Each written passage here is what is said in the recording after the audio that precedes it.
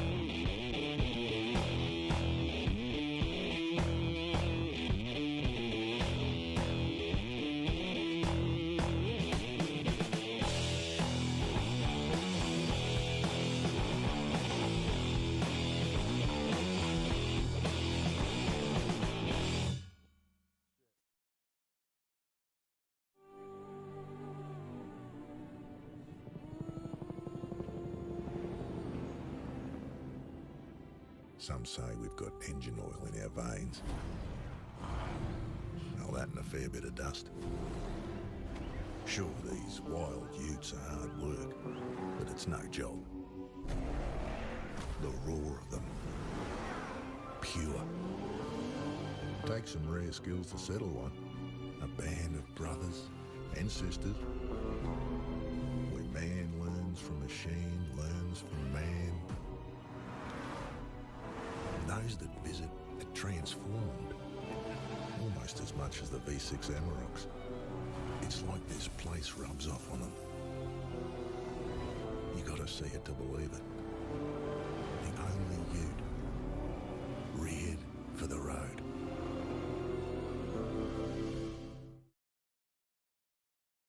Good morning and welcome to day number 5 of the Vissla Central Coast Pro presented by Mad Mex. We have the men's QS 3000 in the water. My name is Britt Nicol, joined in the booth with Cooper Chapman. How are you going, Cooper? Very well. Excited to call some great surfing here today. We've got plenty of action coming at you. Heat number 1 out there in the water right now. Kalani ball, as we see, up and riding. Waves looking nice and clean this morning. Kalani getting a quick start. 2 solid backside turns. He'll be taking on Kihu Butler from over in New Zealand, and as we speak, he's up and riding right behind him. Great first turn, nice and vertical. Hooks it up there for a second, and 3 in a row. That's exactly how Kihu wanted to start off his morning. So both the men kicking off their morning nicely. They certainly are, and well, Kalani Ball has already had a result this year, 3rd at the Gage Roads Port Stephens Pro just the other week. So off to a good start for 2022. Kihu Butler, I'm sure he'd be looking for a good result here. So far he's had a 25th and a 17th on this Vissla New South Wales Pro Surf Series. We are, of course, at Avoca Beach. We're set up just in front of the Pines. Beautiful location, beautiful part of the world, this New South Wales stretch. Absolutely, it's gorgeous up here. If you haven't been to the Central Coast or Avoca before, make sure you come and check it out. Plenty of great waves around, amazing people, great cafes, lots to do. So we will be running through 4 of the men's quarterfinals to kick off the morning. 25-minute heats right now. This first exchange went this way. 5.67 for Kihu Butler's last, and Kalani Ball opened with a 4.67. Kihu also picked up a quick 3.5, so both the men off to a flying start this morning. Sometimes in these first heats it can be a little bit sleepy, takes a bit of time to get going, but here we go. Kalani Ball straight into a nice looking wave for his second one. Strong first turn, hard off the bottom, vertical, drifts the fins and holds on there, so boys are bringing some fireworks to kick off the day. They certainly are, and off to a quick start. We're not even 4 minutes into this heat. The surfer in black sitting out there with first priority. We'll wait for those scores to drop in because Kalani Ball in the red was only chasing a 4.51 to go into the lead. And well, we're into man-on-man heats now, Cooper. How do you readjust from, say, a 4-person heat to a 2-person heat? Just gives you a little bit more time to be more selective, but you're trying to beat just the other surfer, obviously, which kind of changes the game plan a little bit because it really depends how they're going in the heat. You can structure your heat a lot differently based on how they're going, but the way I like to look at it is you're generally going to need some big scores, like every heat, but when you've got one other person to try and beat to get through, and they're obviously in form because they've made it to the deep end of the competition, you know you've got to really be selective and pick good waves, because if the other person gets the 2 best waves when you're out there and you've only got one other competitor you're trying to beat, it makes it very tough if they're on the 2 best waves and you're not. So wave selection is crucial when you come down to these man-on-man heats.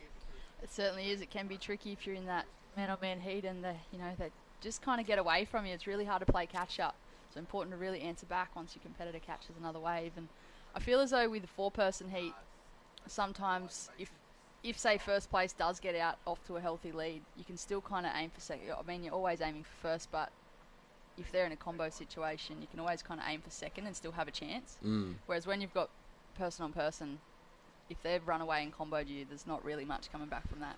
Yeah, it does make it a lot more difficult to come back. So quick starts are really important, as both of the men have started really nicely in this one. As we see Kihu up for one quick float. Unfortunately, he was looking for that second turn before he finished that floater and made him go down. And we saw that last score for Kalani Ball, 5.9. So really nice start for both of these men. Just 6 minutes gone, and both of them getting a wave up in that 5-point range. We have seen the scoring quite difficult to get up north of the 6-point range, but high fives, really nice way to start the morning off, especially in this first 6 minutes of the heat.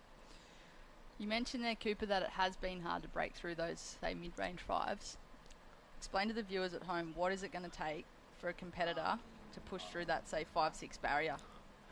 Yeah, what I've noticed over the last few days, especially watching the way the scoring's been going down, the judges want to see total commitment. If you're pulling back at all through any turn on your wave, you're getting that score brought right down. So they want to see people surfing exactly like they free surf. They want to see people throwing no caution to the wind, as we like to say, and really over-committing into everything. As we see Kalani Ball, this second turn's a perfect example. Hard off the bottom, doesn't just tap it, drifts the fin straight through the back and really pushing hard on that turn. So that's what they're looking for. 2 turns like that and we'll see waves up over that 6-point and hopefully up into the excellent range as the day progresses. But yeah, the scoring has been difficult, but I think it's what we need to progress the sport. We have seen a few years where it continues to get a little bit harder, but this year it's been really obvious. A lot of the competitors have been talking about it. It's been a bit of the talk of the town, but I think it's only going to do us all good. So once the surfers really start pushing hard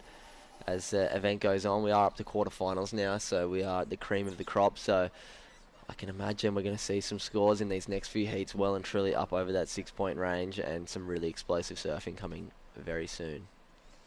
Well, with conditions like we've got, there's no doubt about that. We've got some of the best surfers in our country and also overseas.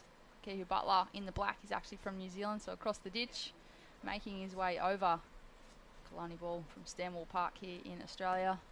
Got a beautiful morning here at Avoca Beach. We've been blessed with conditions. It's a little bit bumpy and a little bit lumpy through the first part of the week. Yesterday and today really turning it on. Competitors making the most of these conditions. Yeah, it looks nice out there this morning. Couple sets still coming through. We were predicted to drop just a little. Might be half a foot smaller than yesterday morning, but still plenty of great waves on offer. We are heading for around a 9:30 high tide, 9 o'clock high tide. which is going to fill in quite quickly, I think, over the next hour. We did see that yesterday. Competitors are going to have to adapt and shift their mindset and shift their game plan pretty quickly, I believe. So I'm excited to see what the men can do this morning, because it's going to get quite tricky, I think, over the next hour. Things will change quite a lot. It will fill in, and then as the afternoon progresses, like we saw yesterday with the Pro Junior event, conditions got really nice. Lower tide, bit shallower, and a few more opportunities. Plenty of opportunity out there. Coming up next, we have the men's quarterfinal heat number 2, Jagger Bartholomew up against Jordan Watson. Heat number 3 is an all Lennox Head battle, Mikey Madonna and Stewie Kennedy. And heat number 4, Billy Stairmand and Jacob Wilcox. Stacked quarters. Like, no name you didn't expect to see there in the quarterfinals. And here we go. Kiwi Butler wrapping it around for that first turn, coming hard off the bottom, squares it up for the second one. Lots of spray. Whips it in the pocket real quickly for the third and gets another vertical one off the end here. So Kiwi Butler feeling it this morning. Nice flow on that wave. Good variety. Wasn't that huge impact turn that the judges would have eaten up, but great flow between connecting 4 nice clean rail turns. And there it is, 4.33. So not quite the requirement he was looking for. A little bit smaller wave, and like I said, didn't really have that huge impact maneuver. Did have great flow, but the judges really want to see surfers attacking the big sections out there. We have the Destination New South Wales wave replay on the screen. As you mentioned, Cooper just didn't quite stand up. That section there was a nice section, and he made the most of it, but then it kind of just flattened out a little bit and tapered off on this inside. He did as much as he could, but unfortunately the wave just not really cooperating to the best that it could have been. And there's that tough judging. He had 4 nice turns and he only got a 4. So judges really showing what they want. They want the surfers on the biggest waves out there, and they want them to be really attacking it up vertically into the lip, throwing aerial maneuvers and pushing as hard as they can, because they're all extremely capable. And here we go. Kihu having a quick little look, leaving Kalani ball out the back right now with first priority and the lead. There is 14.5 minutes remaining. Kalani with a 5.9 for that 2-turner. Really aggressive second turn. And his backup is at 4.67. Kihu, 5.67 for his 3-turner at the start. Backed it up with that last one, 4.33, and here he goes, looking for a 4.91.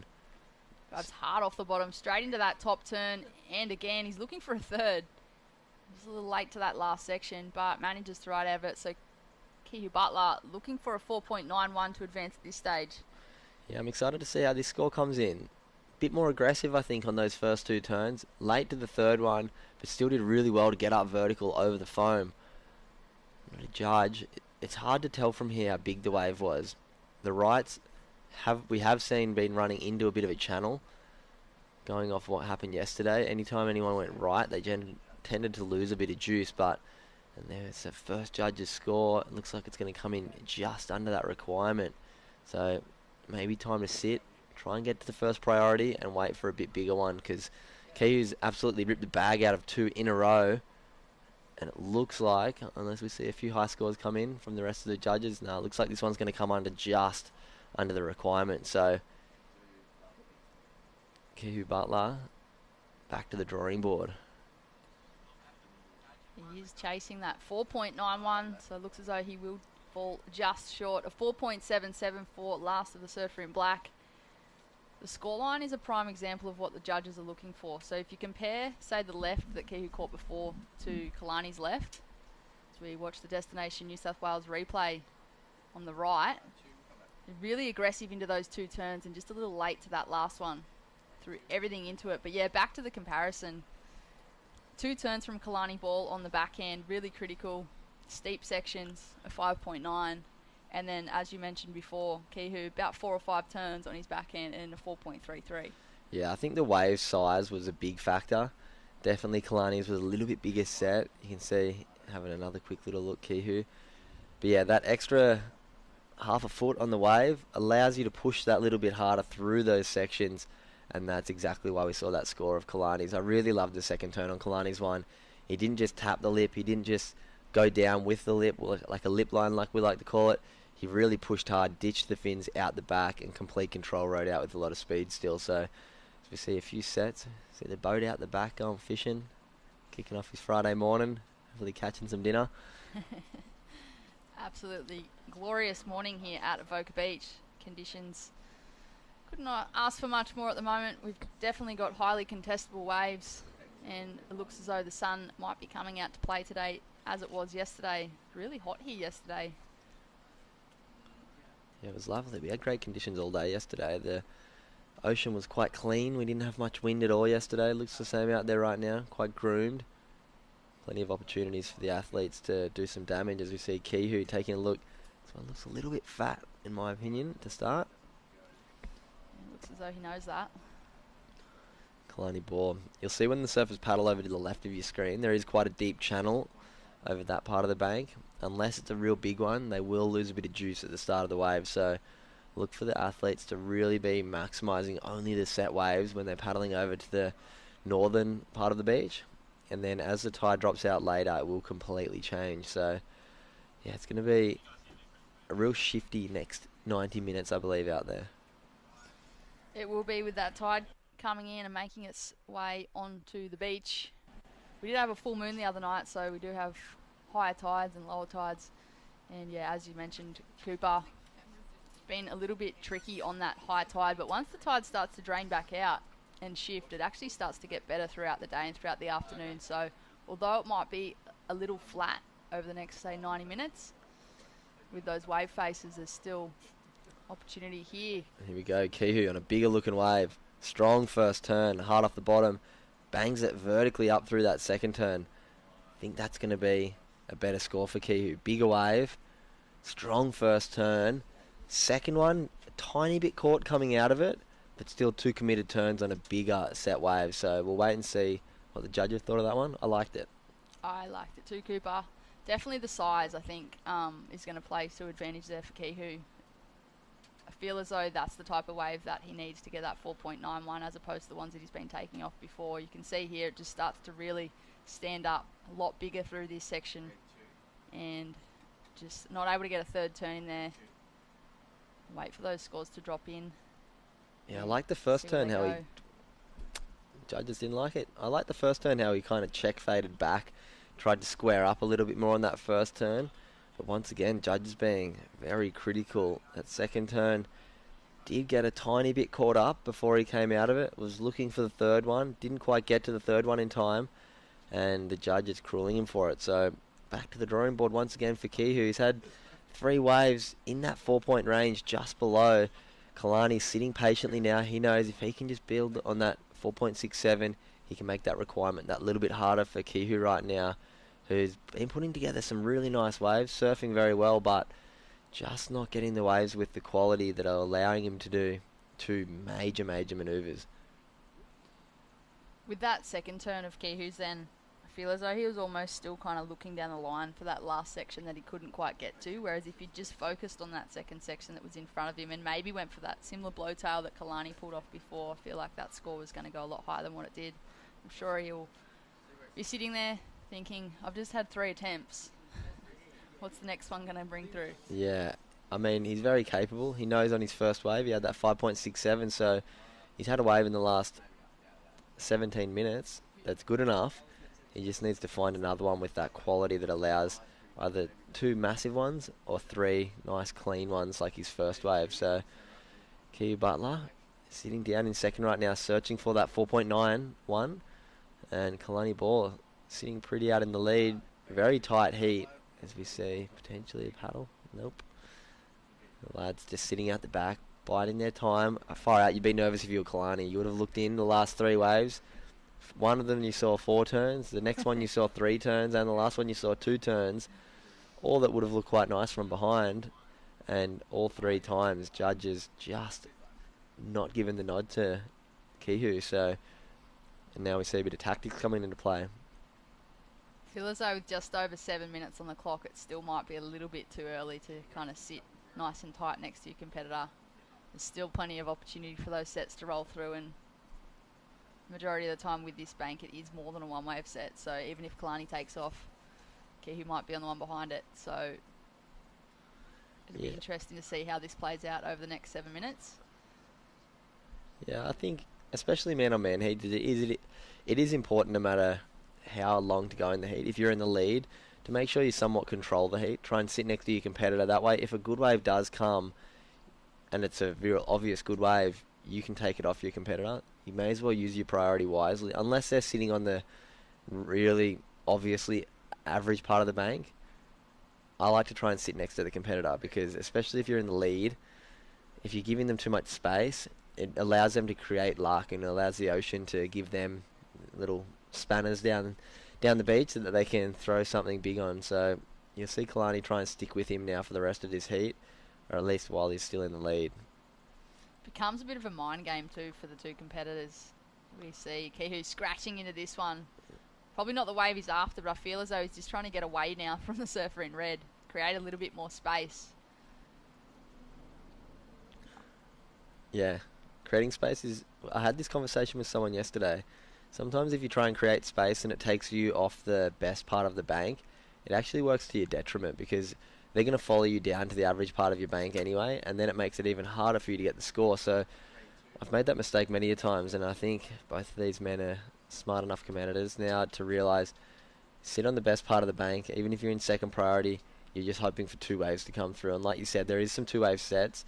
We did see earlier in the heat, Kalani open with a 4.67, and the wave behind it, Kihu picked up a 5.67. So it can happen, and I think that's the plan that Kihu's going to have to go for.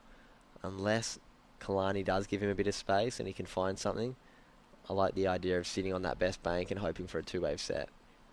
I feel as though it's important maybe for Kihu just to sit and kind of wait patiently. Like 5 minutes is still a decent amount of time for a set to roll through, and if he's kind of on the inside scratching around just trying to take something, I don't think, based on the scoreline and the last, say, 3 waves we've watched Kihu catch, I don't think one of those little insiders is going to get him that 4.91. Yeah, and his goal right now is to try and sell Kalani on a wave, is what we like to call it.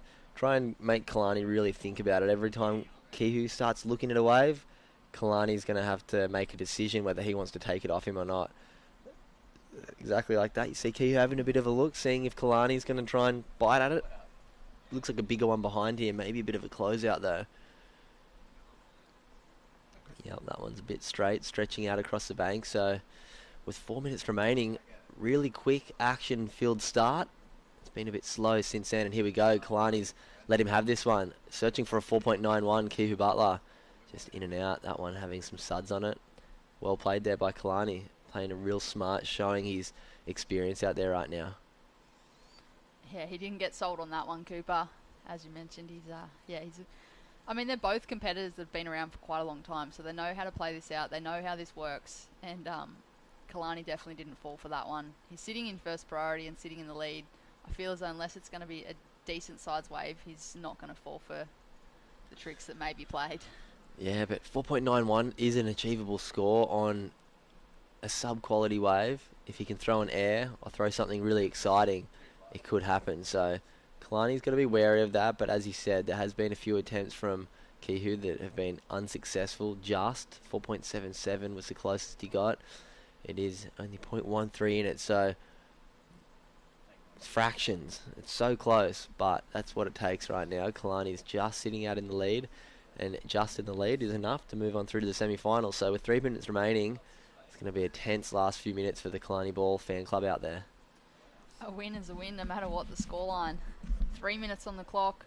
Quarterfinal heat number 1 of the men's Vissla Central Coast Pro presented by Mad Mex. Coming up next, we have quarterfinal heat number 2. Jagger Bartholomew up against Jordan Watson. Another exciting matchup. Heat number 3, we'll see 2 Lennox head surfers, Mikey Madonna, Stewie Kennedy, and heat 4, Billy Stairmand and Jacob Wilcox. But in the water right now, we are still in quarterfinal heat number 1. We are approaching that Mad Mex minute. Things may just get mad. Absolutely. It'd be nice to see both of the men get another shot at the end here to better their 4-point rides and move those heat totals up a little bit higher. But right now, it's looking a bit sleepy out there as we see Jagger Bartholomew working his way into position for this next heat. And we look out the back. Couple lumps, it seems like. Maybe one big one way out the back, going over that little orange buoy. Should get here in the next 2 minutes, so we might see at least an opportunity for Kihu at the end to throw his hat in the ring and see if he can fight back. But Kalani does have first priority. He's been sitting there with first priority for close to 15 minutes, I think, now, being very patient, surfing a really mature heat. He knows he's in the lead. He doesn't need to catch a wave. He just needs to control it and make sure that if a good wave that's going to be worth over a 5 comes through, he's on it, and Kihu isn't. The men in the water have spotted this set that's going to make its way through the lineup in hopefully the next 1.5 minutes. But it was interesting on screen then to watch Kihu paddle left, and then he paddled right, and then he paddled back left. Bit of weaving going on in the lineup.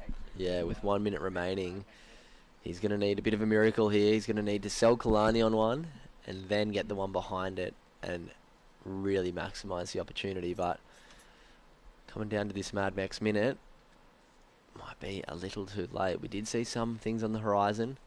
We'll wait and see if they do eventuate onto this inside shallow bank here in front of the pines at Avoca Beach. And with 50 seconds remaining, now we see a bit of cat and mouse happening. Kihu trying to create a bit more space.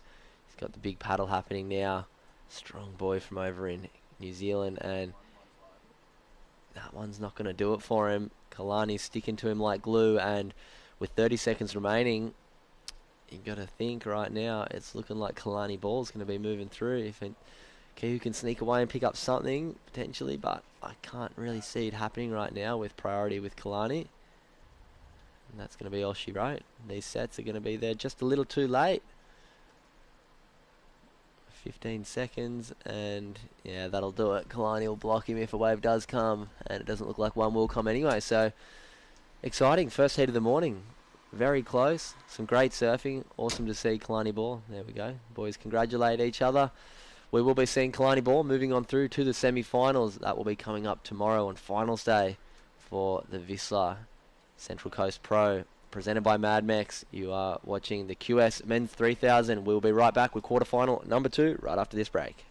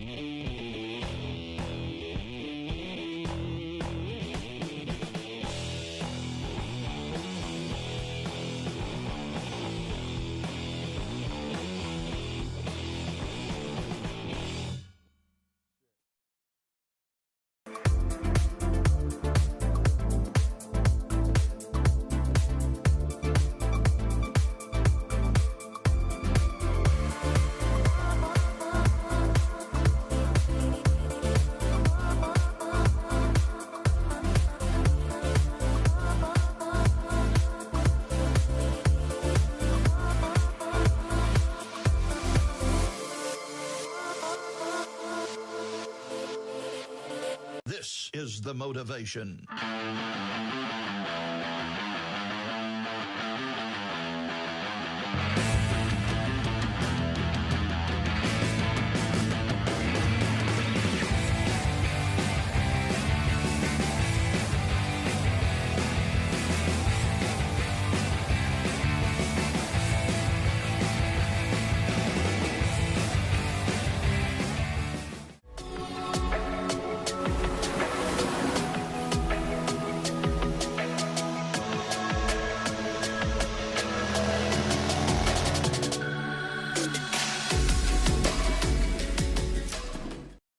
Welcome back to the live action of day number 5 of the Vissla Central Coast Pro presented by Mad Max.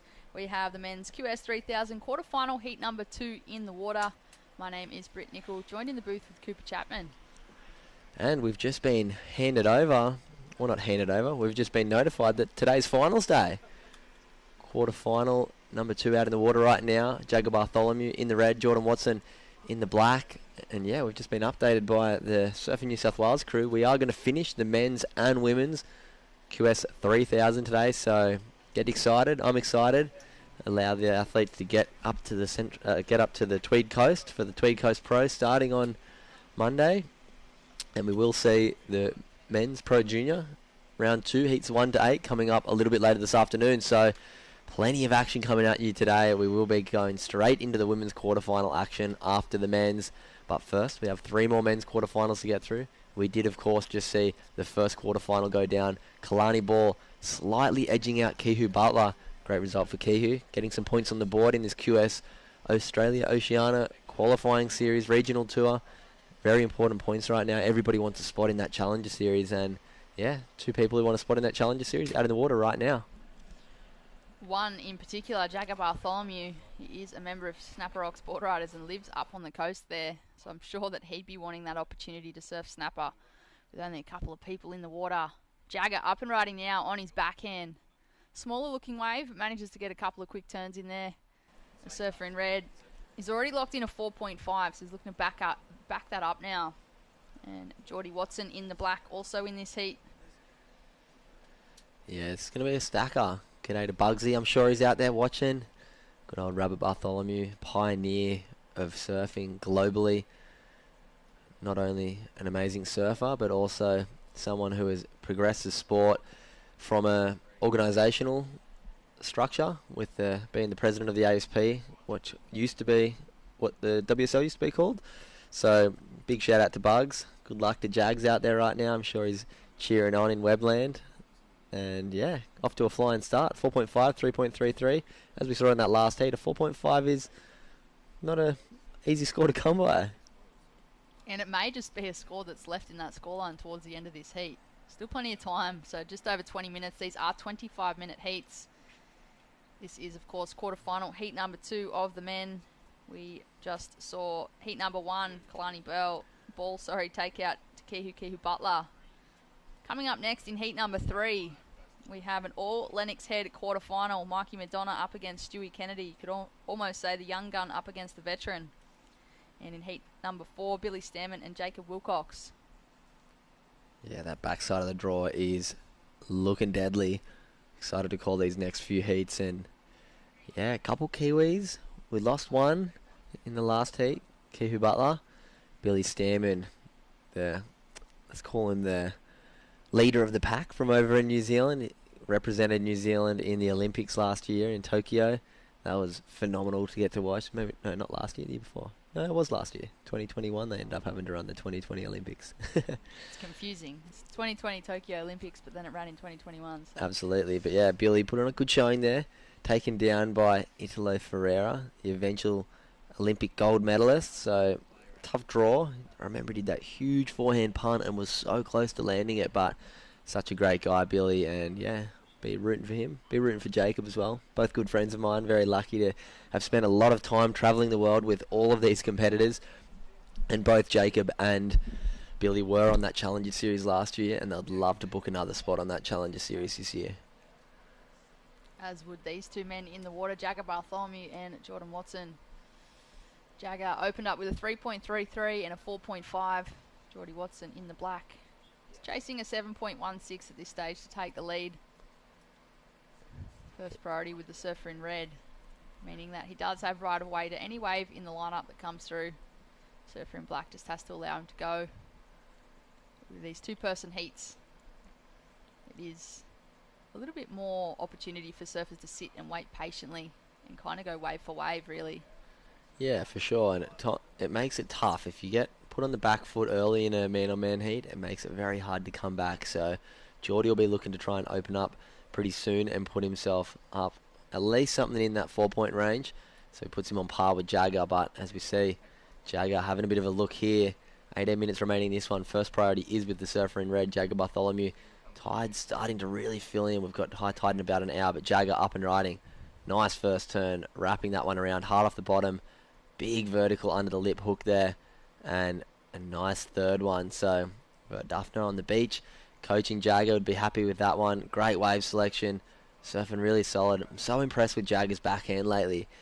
I've been following his surfing a lot over the last few years, and I think he's one of the most improved guys, one of the most dedicated, and one of the probably strongest mindsets I've seen in a young athlete in quite some time. His forehand is lightning fast.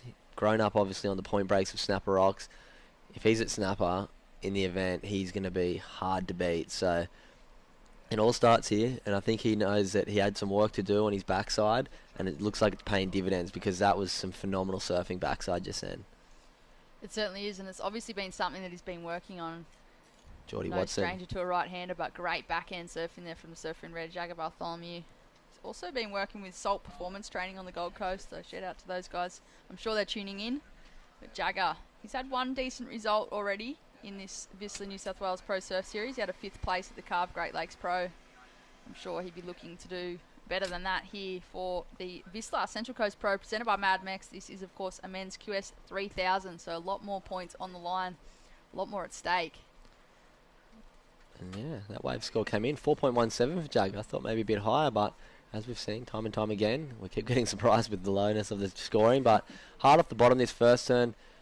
Nice whip in the pocket. I like this one. Nice and vertical, aggressive, and then it did go a little bit flat. I'm sure this is why the judges, you got to think back to the last heat. Kuhu Butler, 4 turns on one wave, quite similar to this. He did get 5 Jagger, but it's not the amount of turns, it's the quality of turns. So 4.17, it does back up his 4.5 and put him in a nice demanding spot to start this heat. But yeah, also a big shout out to the crew at Usher Group supporting Jagger Bartholomew. I know he's doing some great stuff with the Fund My Challenge app as well, trying to make sure that he's not only a professional athlete, but he's also trying to give back to the community and trying to use his image and his talent in the water to help as many people as possible. So yeah, shout out to the crew up at Usher Group. I'm sure Theo and the gang is all watching up there. So here we go, Geordie Watson, one big turn, but that's not the one he was looking for. He wants something with a combination of manoeuvres.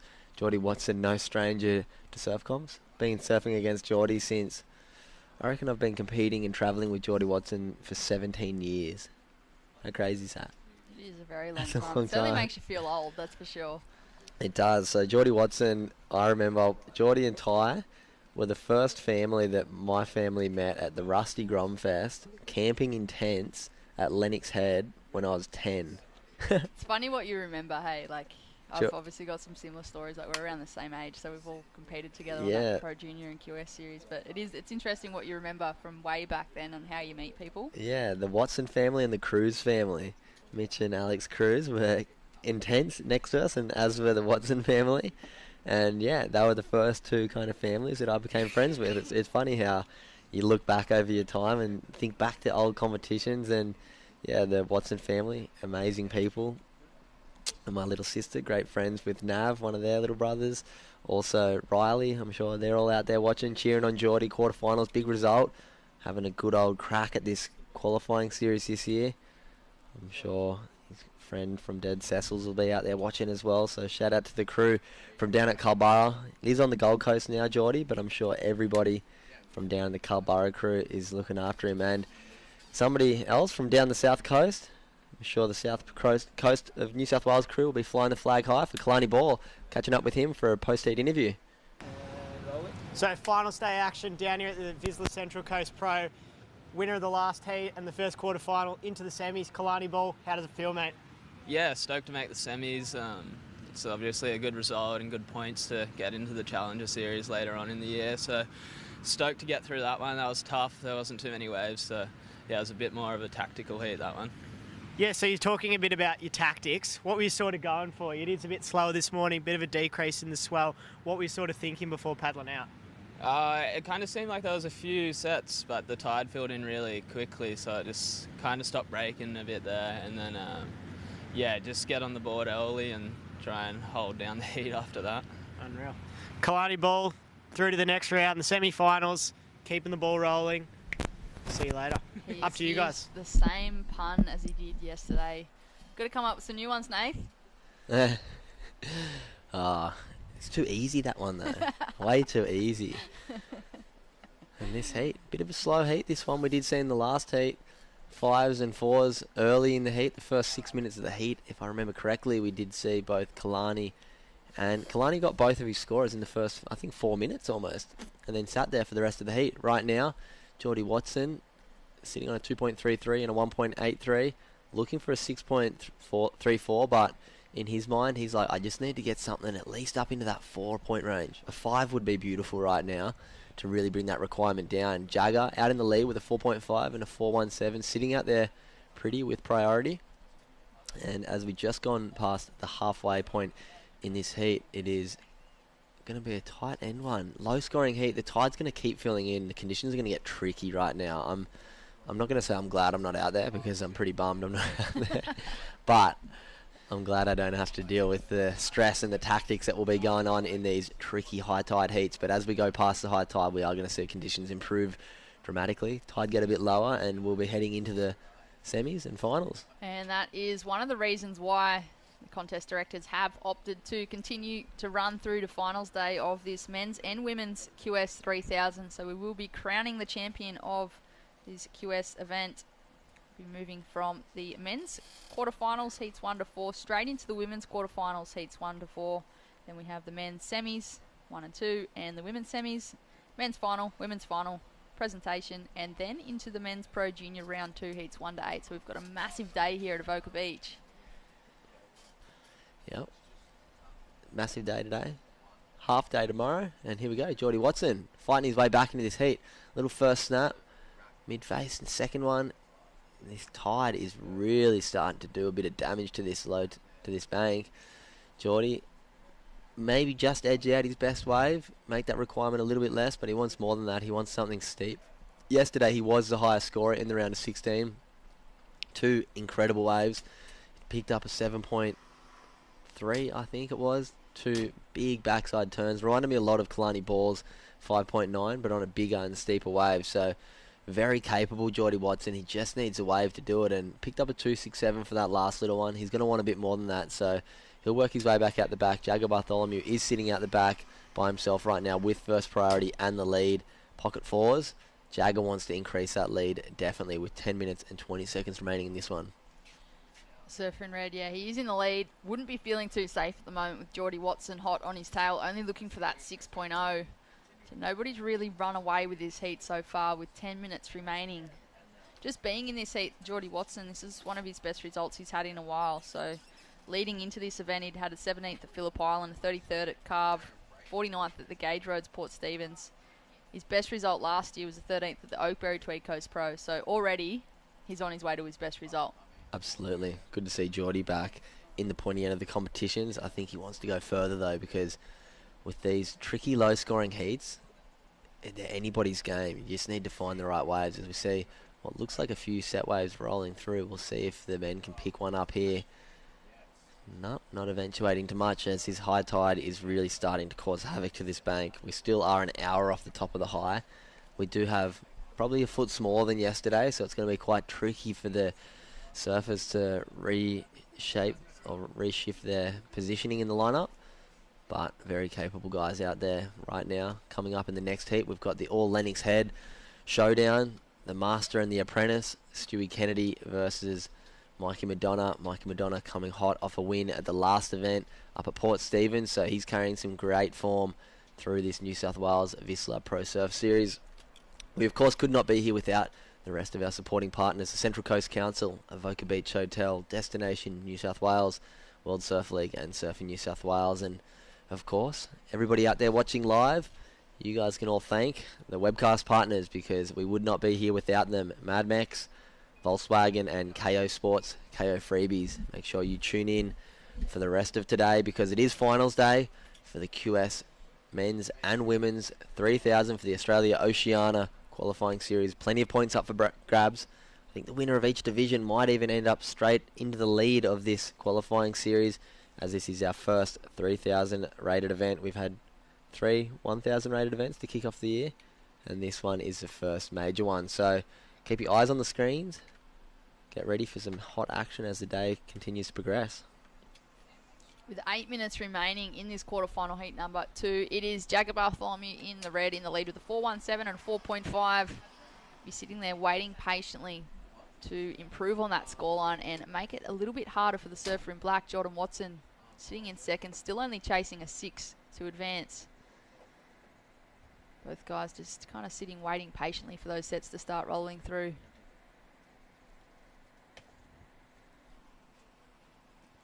Yeah, not much coming through right now. Very sleepy heat out there.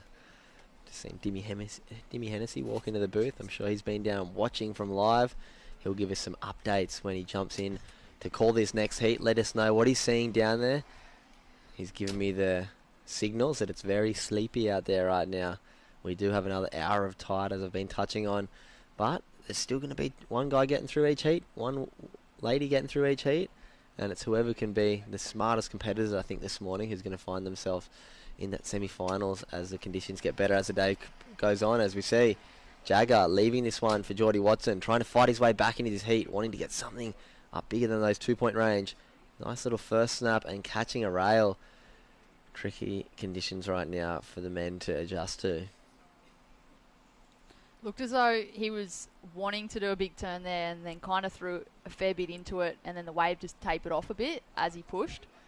So Geordie Watson, he'll be making his way back into the lineup, readjusting, reset, and look for that 6.0.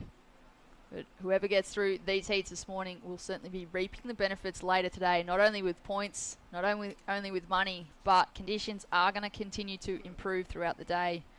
We do have a high tide over the next hour, and then once that tide starts to drain back out, it will steepen up a bit. Here we go, Jagger, great first turn, up and over the second, and throws a third one up into the foam. I think that's going to better his 417. Really strong first turn. Judges always reward when you attack that first section. The second two were, let's call them connecting turns, but I like the third one. He hit the foam and still got a bit of release, so we'll pick up this Destination New South Wales replay.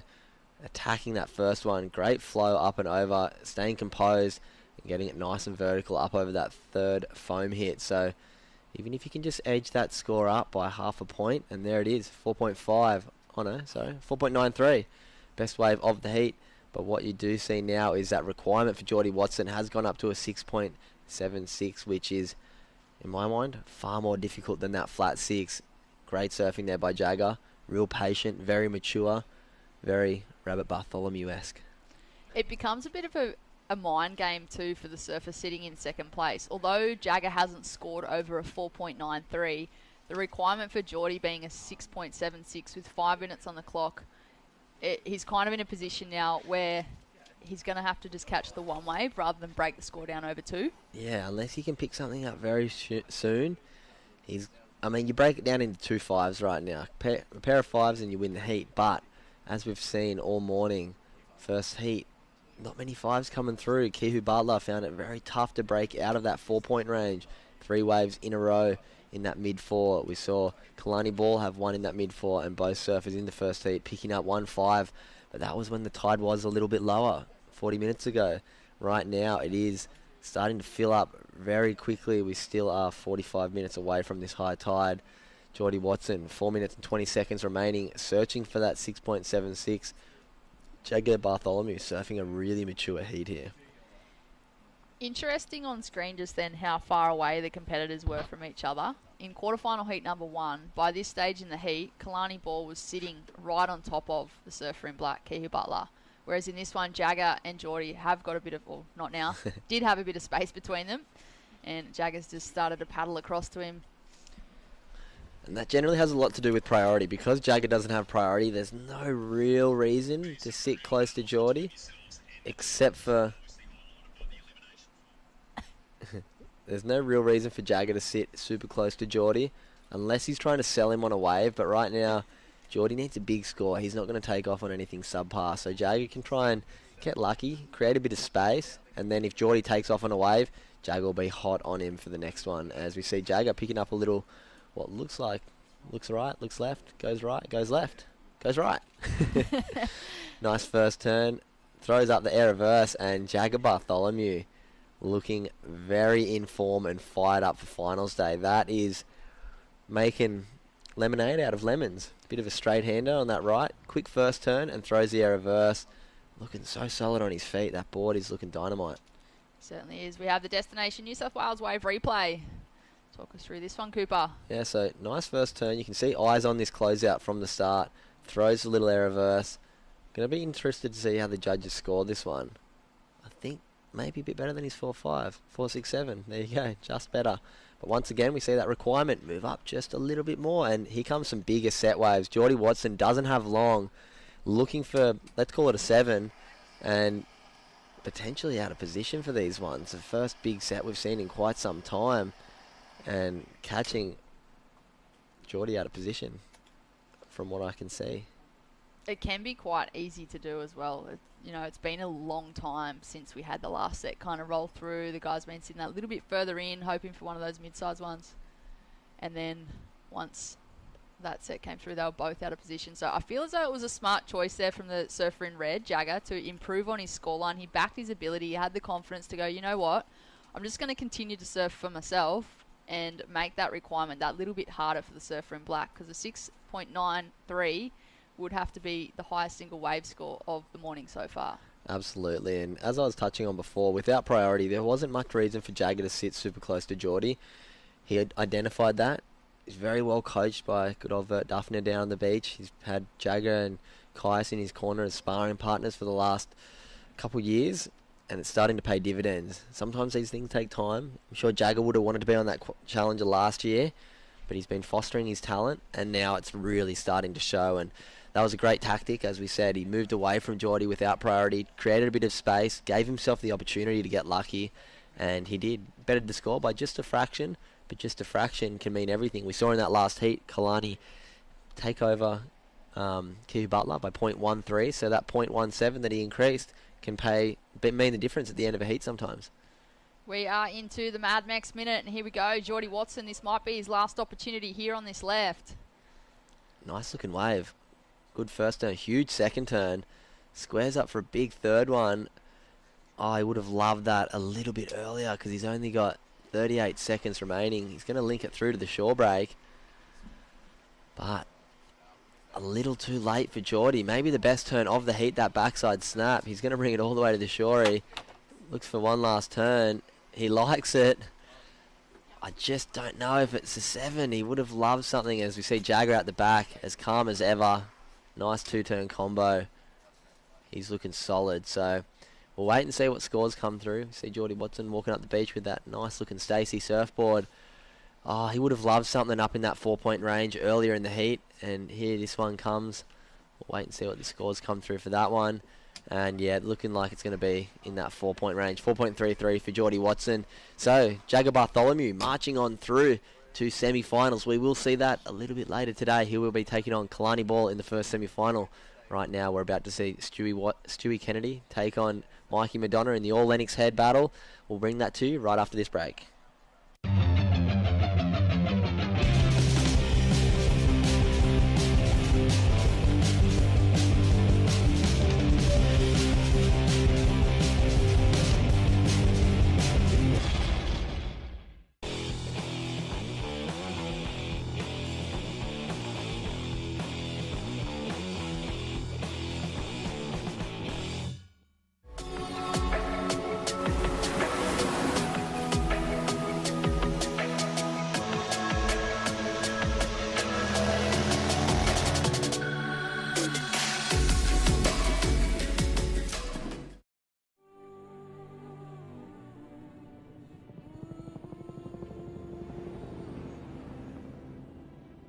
Some say we've got engine oil in our veins. All that and a fair bit of dust. Sure, these wild utes are hard work, but it's no job. The roar of them. Pure. Takes some rare skills to settle one. A band of brothers and sisters. Where man learns from machine, learns from man. Those that visit are transformed, almost as much as the V6 Amaroks. It's like this place rubs off on them. You gotta see it to believe it. The only ute, reared for the road. Morning to everybody out there in Webland. This is the Vissla New South Wales Pro Surf Series for 2022. Right now you are watching the Vissla Central Coast Pro presented by Mad Max. QS Men's 3000. Lots of points on offer. We are down to the pointy end of the competition. It is finals day today. Right now in the water we do have men's quarterfinal number 3. We have Mikey Madonna taking on Lennox Head's very own Stewie Kennedy. Both the boys from Lennox Head, the master and the apprentice. My name's Cooper Chapman. I'm joined in the booth by my good friend Dimmy Hennessy. How's it looking down the beach, Dimmy? Yeah, it's looking good, but a little bit fat at the moment, so that bigger tide has really played into the scoring potential this morning. But yeah, welcome in everyone on the web and at KO Sports. And yeah, this is going to be a super matchup between two club mates. So Stewie Kennedy, the man who's been on tour since basically 2011, he started his Kiwi campaign, and the young gun, Mikey Madonna, as we see, up and riding straight into it, just that power-based surfing that we know this man possesses. And this is going to be an interesting matchup with, like you said, the Master and the Apprentice. Absolutely. As we saw a quick little replay of Geordie Watson's last one, but as you said, aggressive first turn there for Stewie Kennedy, being well rewarded. Not many waves have been up into the 5-point range. We didn't see a single one in that last heat, so Stewie noticing that and going, you know what, I need to really push hard, and he's going to need to, because he does have last event winner from up at Port Stephens, Mikey Madonna, out there in the red. He's well and truly high up in the ratings, as is Stewie. Stewie's had a good start to the year, making a bit of a comeback this year and wanting to find his spot on that Challenger Series. Both of these men would be incredible to watch at Snapper Rocks, both grown up on right-hand point breaks, and be good to see them take out a big win at Snapper later in the year in the Challenger. Yeah, it'd be great to see both these guys sort of unleashing their attack on Snapper. And if you roll back a few years when Stewie first came on tour, his massive breakout event was the Quickie Pro at Snapper, as we see the surfer up and riding in the red. Just the fluency, just love the way the timing of his rides, and just how he really works that board through those rails. And even when it's fat, he seems to have plenty of speed. So people probably don't realise this, but Mikey Madonna has actually had experience on the World Tour. He actually got a wild card in the Bells in 2018. So even though he's a young guy, he's pretty much switched on, because his junior career, he had a couple of big wins as well. So even though Stewie sort of got age and experience, I think Mikey would be pretty much thinking to himself, you know, just heat to heat, back yourself in and go through the processes that have got him this far. Yeah, and you see young surfers from iconic locations such as Lennox Head who have role models like Stewie Kennedy, like Adam Melling, people in their area that have been there and done it. You see them mature a bit quicker. You see them, I feel the same with North Narrabeen surfers. Me in particular? No, not me in particular, but me as an example. Yep. I feel like you don't break onto the scene and feel like you're not worthy there. And you see that with Mikey Madonna. He looks so mature. Riding Darren Hanley's surfboards. I'm sure he spent plenty of time around Mick Fanning, Steph Gilmore, all of those great surfers from the Gold Coast. So, as you see, little babyface Mike down the bottom there. But not babyface surfing, because he has been on fire. And here we go. Having to give way to Stewie Kennedy on this one with priority. Getting that first turn up and over the lip. Nice little squirt on the second for Stewie, and this one's steepening up for him. Getting it a little bit to the back. I think we're going to see quite similar to Mikey's first score. I actually thought Mikey's 3.6 might have gone a little bit higher, but the comparison, judges are really rewarding complete commitment to turns, as we saw on Stewie's first turn on his first wave. Yeah, 100%. I think the judges this morning have sort of identified exactly what they're looking for, and I think as that tide starts to run out today, Coops, and we're going to go right through to the finals of both the men's and the women's, I think you'll find the scoring potential will actually grow as well, and those scores might head up into the good to excellent range. But yeah, right now it seems like everyone in these first three heats has been boxed in.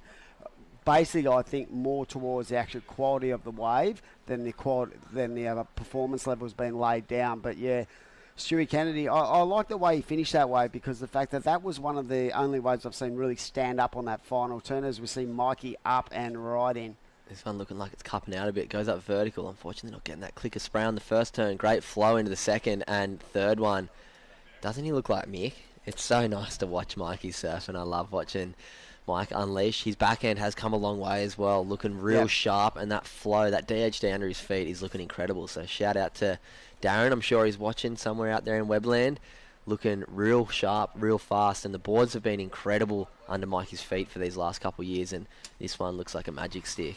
Yeah, I saw him down at Manly prior to this event, and he was testing out some boards and looked very sharp indeed. And yeah, just the fluency of his attack on the back end is really has really developed over the last couple of years. And yeah, it's great that you can feed off those guys. You're saying about yourself with the the production line of world quality surfers from Narrabeen, but I feel that as well, because I think it even from our beach, when you got guys like Dayan and Kai who have actually been there, and I feel like these guys can feed off their energy and find a comfortable spot when they're getting sort of mentored by guys who've done it. Yeah, and it keeps the ego down a little bit, I think, as well. Oh, If you're the top guy in your area and you're the new up-and-coming junior that everyone from your area is putting high hopes on, I think it puts a bit of extra pressure on your shoulders, and you see people crumble sometimes. Whereas if you're killing it in your division, but there's people on the world tour older than you and people who have been there and done it before, it definitely keeps that ego in check a little bit. And if Mikey was from another beach, Curl, maybe. Actually, he did grow. You know Actually, that he I did know. grow up in Curl. His old man's from Curly, and Yeah. and his sister was a very competitive. Callie was a really good Yeah. surfer coming through the junior ranks. So when the Madonna sort of fed into the junior development program, it was actually his sister who sort of led the charge for the family. And then there was this little Mikey who would rondo around with Tony and just cruise. And then Mikey just became a man, but he does look very similar to Mick. He's dead. He's just got that flair about him, and you can see that he's watched a lot of Mick over the years and probably fed off his technique. So talking about that, someone like Jago with Bugs, right, having that, you know, one of the most iconic individuals in our sport, led the way in the 70s and 80s and basically led ASP for a long time. Having him in your corner just gives you so much confidence, wouldn't it? Absolutely, but it can also create a bit of a shadow. And I felt like that with Jagger over the last, through his junior career, wasn't as stellar as you'd have expected. You see some other young guys who do have parents who are the creme of the crop in their division. Yep. You think Callahan and Dino, that are fostered from a young age. I like how Bugs never really pushed Jagger too hard. There wasn't this rocking up at every junior comp and trying to make him succeed from a young age. Jagger just spent his childhood as a kid. I felt like he gave him space. Exactly, which I really like to see, and I think it's going to pay dividends now because Jagger found the love and found the froth and found that desire himself, it looks like. And I think that's what it takes. If it's pushed from a young age from a parent, it makes it quite tough. And speaking of Jagger, we've got him down on the beach with Nath. Take it away, Nath. So, winner of the quarterfinal, number 2, Jagger Bartholomew, the powerhouse from Snapper Rocks. Congrats on the win, mate. How was it out there and how'd you go? Thanks, brother. Yeah, thank you. Yeah, it's pretty funny actually. It's I know it's every single heat I've had. It's kind of been real slow, and you kind of just got to take your opportunities as they kind of come to you, and kind of open up on that first turn, and then after that you just got to put it together, and yeah, get a score and then build from there. Unreal. What's sort of going through your mind? Obviously, it's been a bit slow this morning with the high tide coming in. It will improve. We were just speaking about that. What are you sort of thinking about out in the water, knowing it's slow, you've really got to utilise priority? What sort of goes through your head in that way? Not much goes through my head. I just keep a clear mind and just just keep a clear mind, and then yeah, just stay patient. I don't really have too much head noise going on in my mind. I've done a lot of work at home, and yeah, it feels good that all the hard work at home is paying off. Real. Jagger Bartholomew through to the next round of the men's QS here at the Vissla Central Coast Pro. Back up to you guys. Yeah, how's that mature approach? Just as we were talking about, so calm. Yep. He's not over frothing. He's just in this headspace where he's here for work. He knows this is obviously a great result for him, but he wants to find himself on that Challenger Series and on that World Tour. And if you get too overexcited in these events, it takes away from that experience when you move on through. So he's focused on the win right now, as we see Mikey Madonna overextending on that first turn. Yeah, I love how calm and just that energy, you know, that Jagger had in that interview. It just showed, you know, the maturity level that he's grown into, and he's comfortable within himself, and he basically knows exactly what he is looking for. The outside noises don't even come into play. So I felt like in that interview he was talking more about just being in the moment, going through the processes. He knows he's done the training. He knows he's done the work. And to be honest, a semi in a 3,000 is a huge result when it comes to the point system on the regional ratings. So he's going to be dangerous in this semi, and the way he's just in such a good mind space, I feel like he's going to be very dangerous moving forward as well. Yeah, he will be taking on Kalani Baller, who is, of course, an incredible surfer from down on the south coast. But with that calm mindset, I've seen a lot of Griffin Colapinto. If you saw his post-heat interview after taking out the Mio Rip Curl Pro over in Portugal recently, he had a very similar demeanour. Even after he won the event, he said he was excited, but he was like, you know what, I'm just trying to soak it in, trying to be present with my thoughts and not let too much overtake me with excitement. And I'm sure Jagger would love to be taking out this event, but with the demeanour and the mindset that he's carrying through this event, he's got a massive shot at it because, yeah, the surfing's on point, the mindset's on point, just add waves and game over for the rest of the competitors, as we see. Mikey McDonough finding a bit of space here.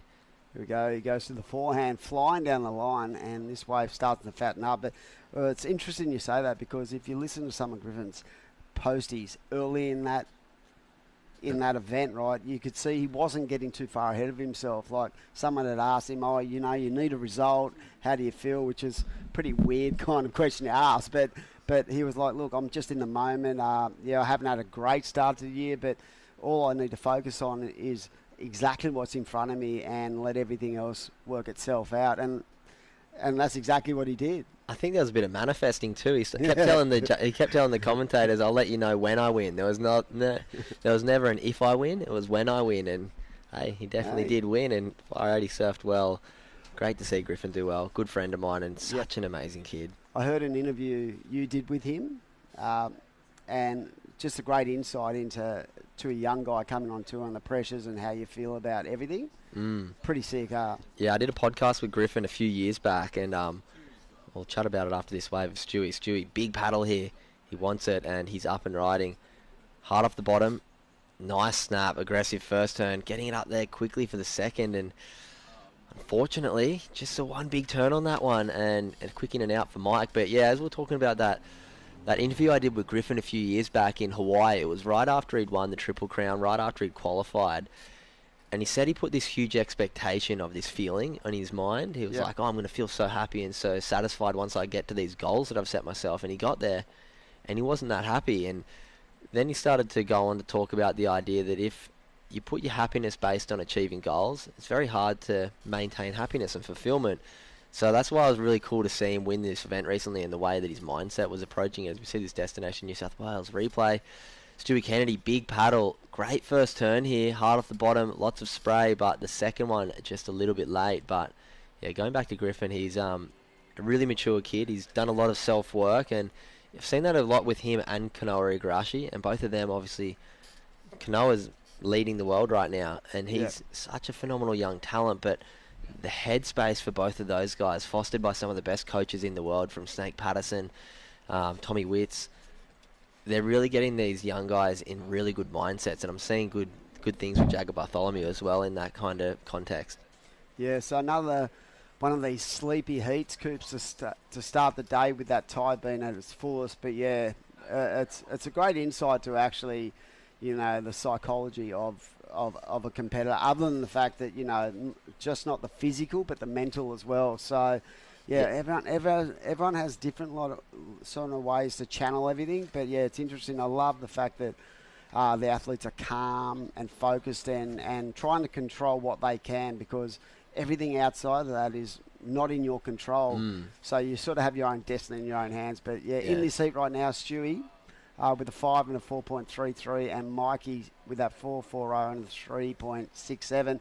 Positive for Mikey is he did pull off that wave out the back, Coops, and held priority. And in man-on-man, how important is that? Priority is everything, especially if you're in the lead and have priority. You can take complete control at the end of a heat. So, yeah, with priority, Mikey at least gives himself a shot. There's still plenty of time, 8.5 minutes remaining, but the veteran, Stewie Kennedy, holding out the lead right now. One other thing to touch on with Griffin podcast, he speaks about the pressure that his parents used to put on him and how detrimental that was. It was really interesting take. So if you're out there watching right now and you're a parent of a young surfer, or you're a young surfer, check out Good Humans podcast with Griffin Colapinto. Good Humans with Cooper Chapman, and Griffin Colapinto is one of my earliest guests. But yeah, so many great insights into the life of a young pro surfer, the mindset that needs to go into it, and some really good learnings for young surfers. So make sure you go check that out. I've had some incredible feedback that it's changed the view of surfing for a lot of parents and also a lot of young kids. So maybe it's an important one for parents to look at. Yeah, as well. I think the parents is probably more important. It blew me away. He actually just threw it in at the end of the interview, talking about the parents thing without me even asking a question. So yeah, make sure you go check that one out. But right now, Mikey McDonough, I'm sure parents, Tones, and it's Mikey's mum's name. Don't know. out there watching right now. Callie might be watching as well, so shout out to the Madonna family on the edge of their seat, wanting to see Mikey get another event win here on this Vissla New South Wales Pro Surf Series 2022. This is, of course, the Vissla Central Coast Pro, presented by Mad Mex QS Men's 3000, part of the Australia Oceania qualifying series. Lots of points on offer here today. This is finals day. We are in quarterfinal heat number 3. Coming up in quarterfinal heat number 4, we will have Billy Stairmand from New Zealand and Jacob Wilcox from over in WA. That is going to be a cracker. It is. So looking forward to that one. But first, we've got to get through the last 7 minutes of this one, and it's a tight one.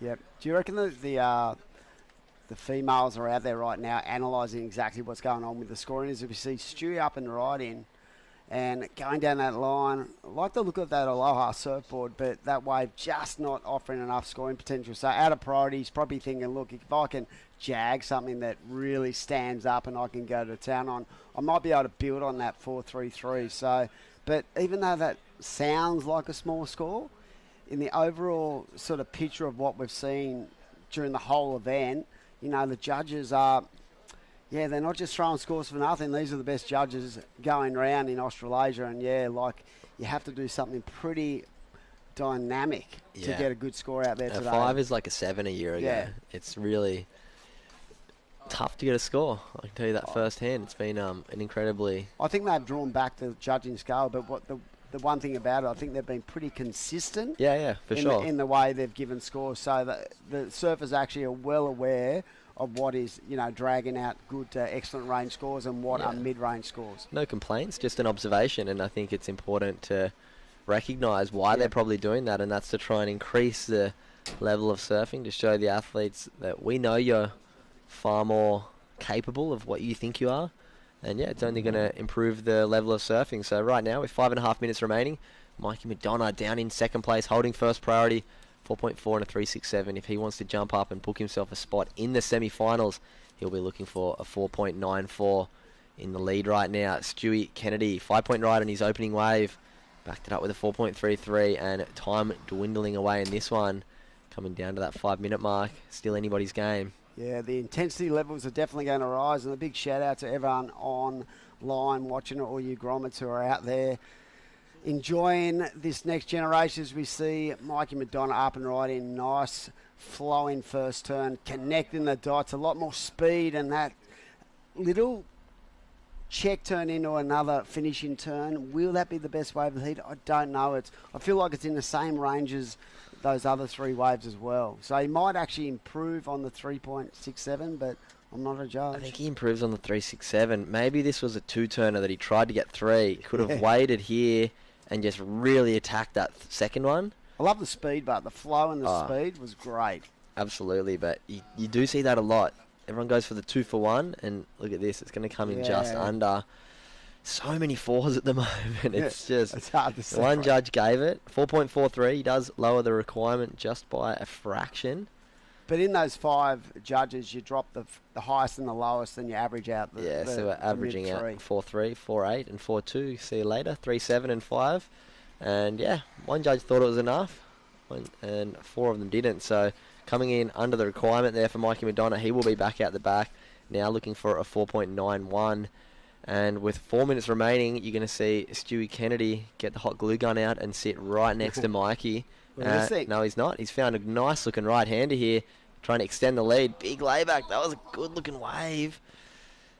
Didn't quite get the layback, I think, how he wanted. It was an aggressive turn. Yeah, I don't think he needed that turn at that point.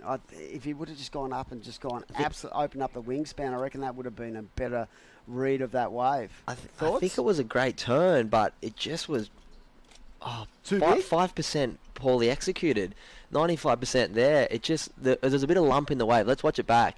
He hits it, and then he gets caught up a little bit. There's a bit of lump in that wave. The rights are doing that with the high tide. Did well to get a second one. Maybe we'll better his score. Sometimes from watching in the booth, it was a big, aggressive turn. But was he late coming out of the turn? Exactly. He didn't come out of the turn with more speed than he went into it, which is what the judges like to see. But it was a fully committed turn. Just the execution was off by just a fraction, and that's what cost you. It can be the point of difference. It definitely can. That is that word. So we will wait and see if the judges picked up on that just like we did in the booth. maybe edge out his 4.33 by a little bit, but I'm not sure. With 2.5 minutes, I think that was the wave to improve. If he got that turn clean and the second one clean, he's going to get something up over that 4.33, but just a fraction. I just felt like he's got such a solid wrap. Had he just opened up the wings on that first kind of like his very first wave. Yeah, I felt like it would have generated so much down the line speed. He would have got into that second turn with plenty of flow. But we'll see what the judges think with 2 minutes to go. And as I said, shout out to everyone online, and just a shout out to a little mate of mine from North Stain who's an absolute addict when it comes to surfing. He's only 8 or 9, but unfortunately he's just copped COVID. He'd be filthy. But the good thing he can sit here and watch he can sit surfing and the watch next it all 2 day. days. So Josh Dewey out there, I hope you get better, mate, and keep on ripping.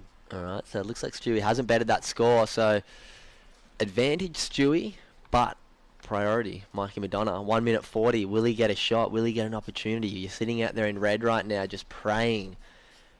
What I'm saying in my head, out to the universe, I just go, just give me something that I can get the score on. If I don't get it, that's on me. But give me an opportunity. Give me a shot. And when you don't get that shot, they're the ones that really hurt.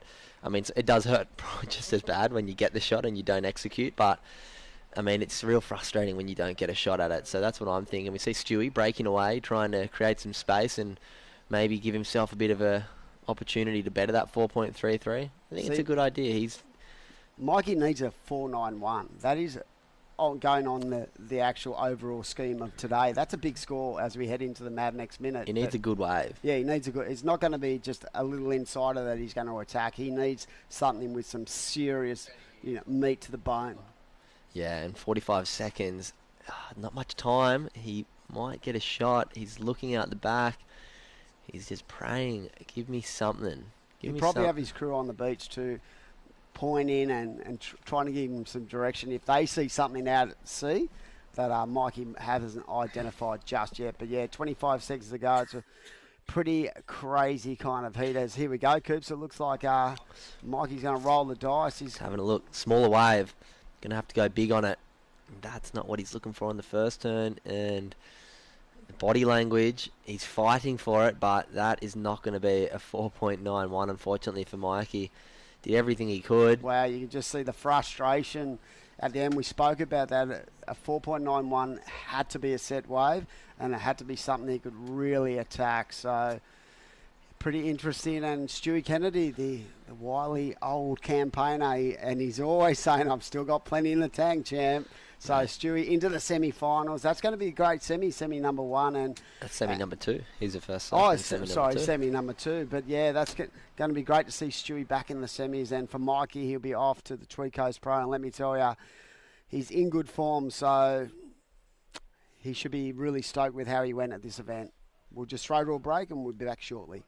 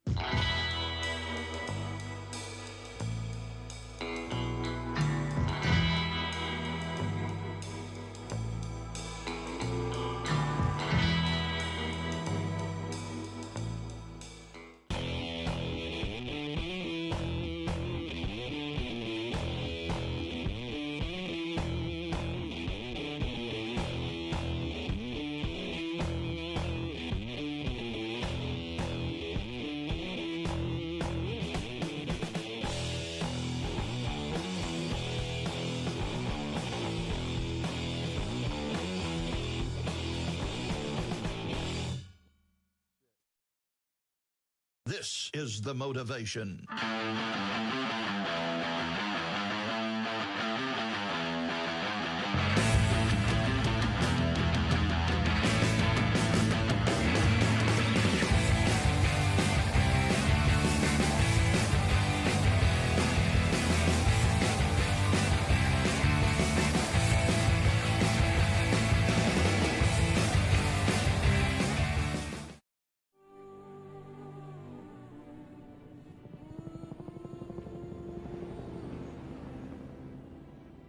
Some say we've got engine oil in our veins. All that and a fair bit of dust. Sure, these wild utes are hard work, but it's no job. The roar of them. Pure. Takes some rare skills to settle one. A band of brothers and sisters. Where man learns from machine, learns from man. Those that visit are transformed. Almost as much as the V6 Amaroks. It's like this place rubs off on them. You gotta see it to believe it. The only ute reared for the road.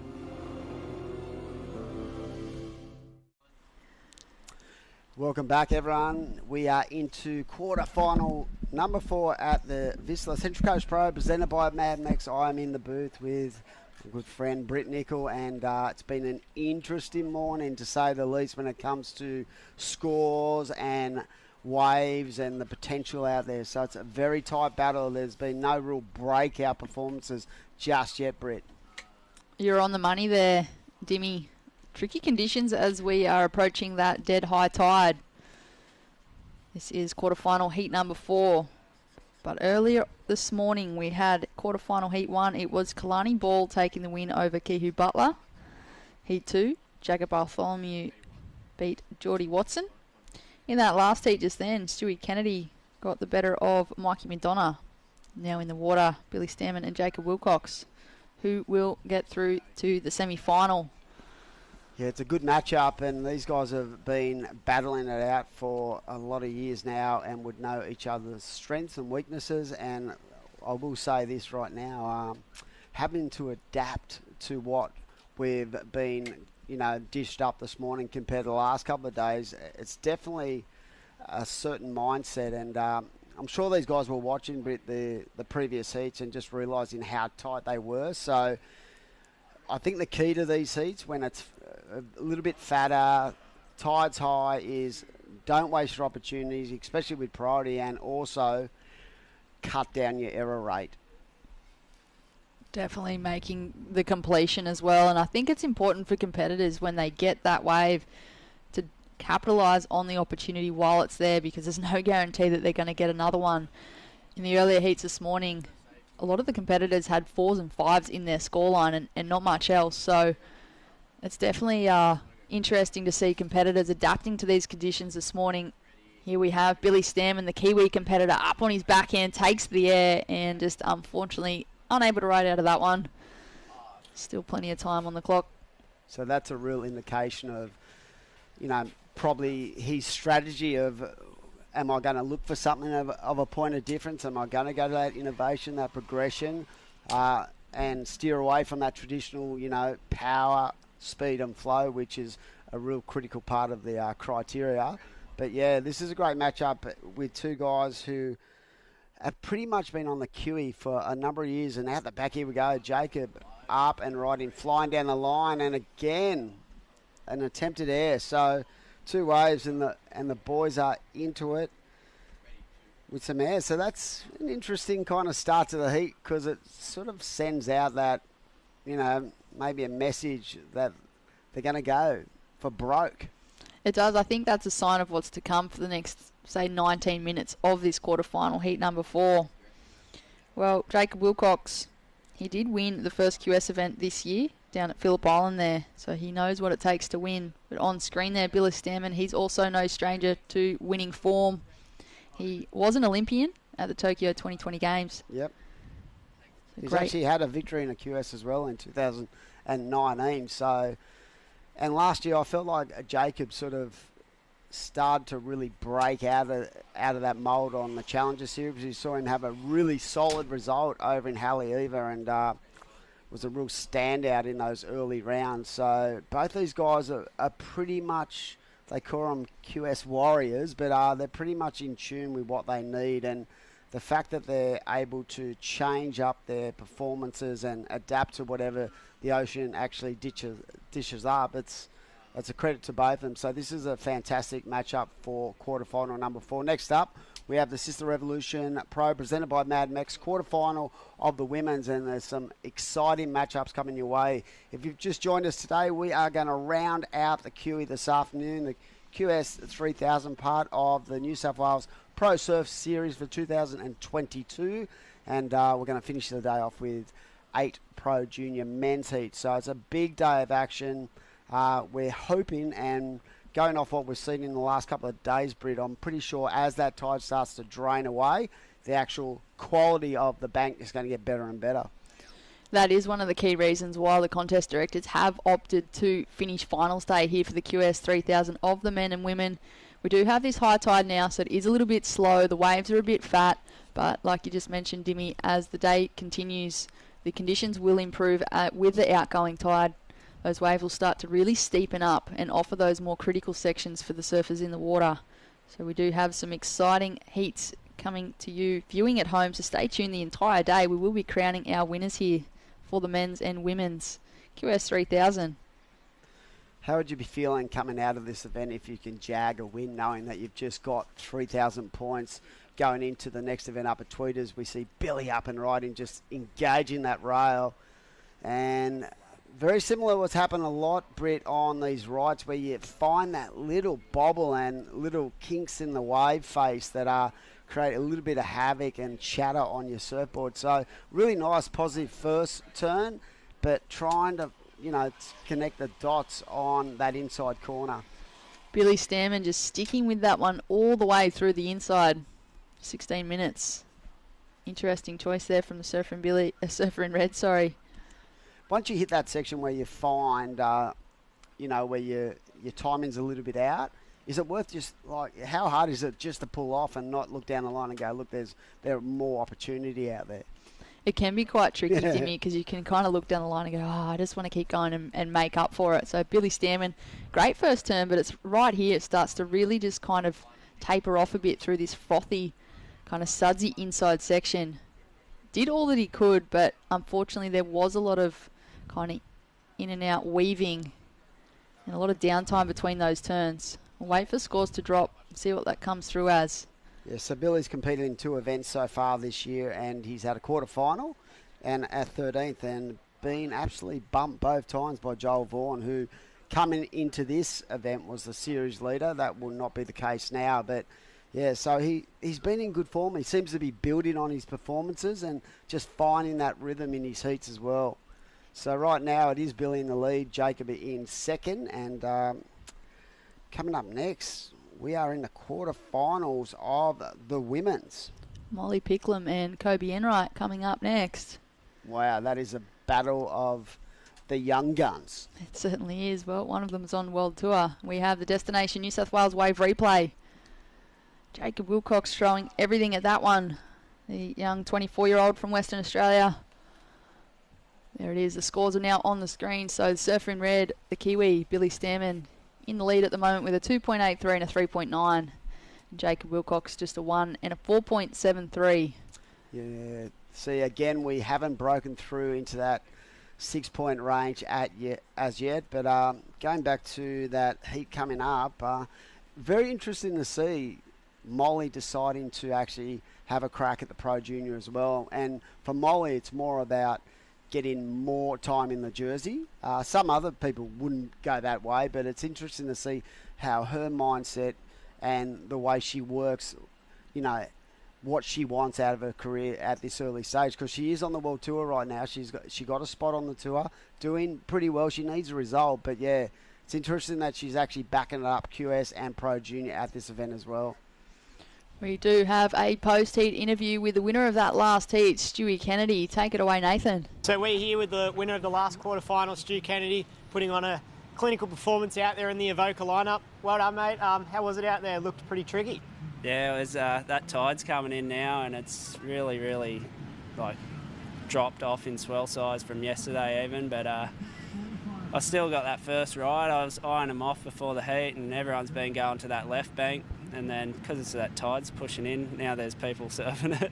Yeah. But I think if Mikey got on a couple of those rights, that when I was in copping him on the head, he probably could have won the heat easily, because we were splitting hairs basically. Yeah.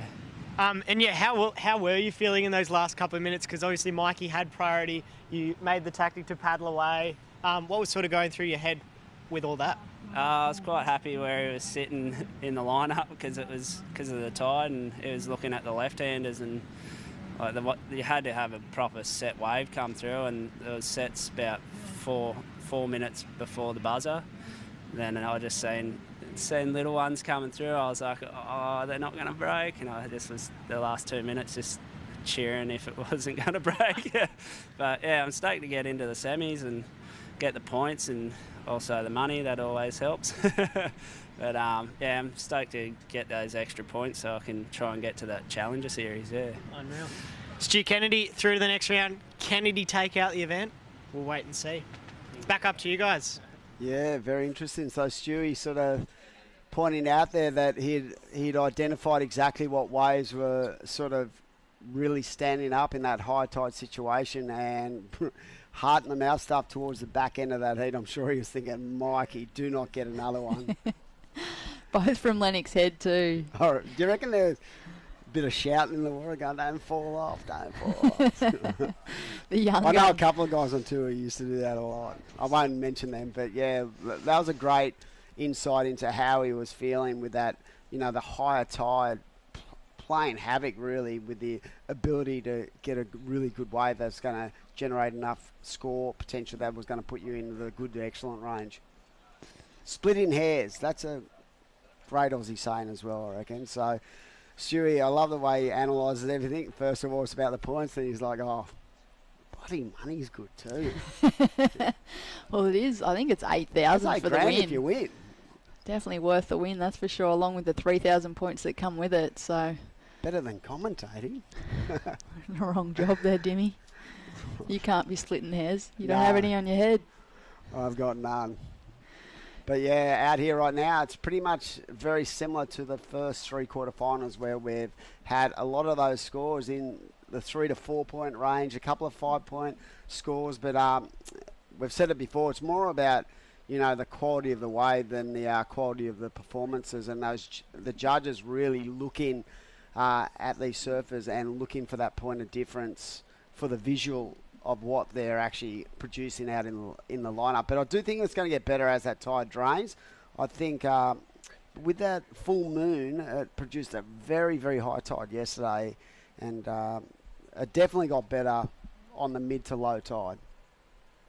It did. We have a surfer having a look. That is Jacob Wilcox scratching into this one up on his backhand. Smaller wave, but he knows he only needs a 2 at this stage to move into first.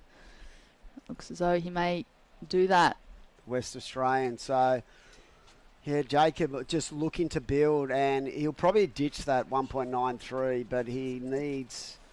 Actually, he does not need a big score. He only needs a 2 to go into first, and he does that right now. So that was pretty smart, actually, a 2.77, and he goes into first, holding on to that 4.73 is the best wave of the heat so far. Billy now has priority, holds all the aces when it comes to any wave he chooses in the lineup, and just another one of these real frustrating tight heats where no one has been able to really explode. But I'm sure as we go towards the semis and the finals this afternoon, there will be some real solid scores being locked into the system.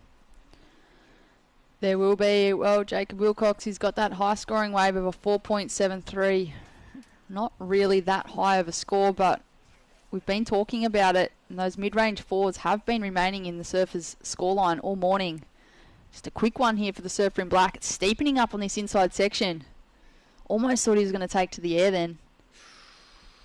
Shame that didn't offer that really punchy inside wall as we see Billy out the back, because outside of priority he was able to sort of get himself in position to attack that wave. So that, as you said, when he took off, it stood up nice and tall, but sort of ran away on that left. And I think that Stewie actually identified that as well earlier, where he said, he was happy about where Mikey was sitting.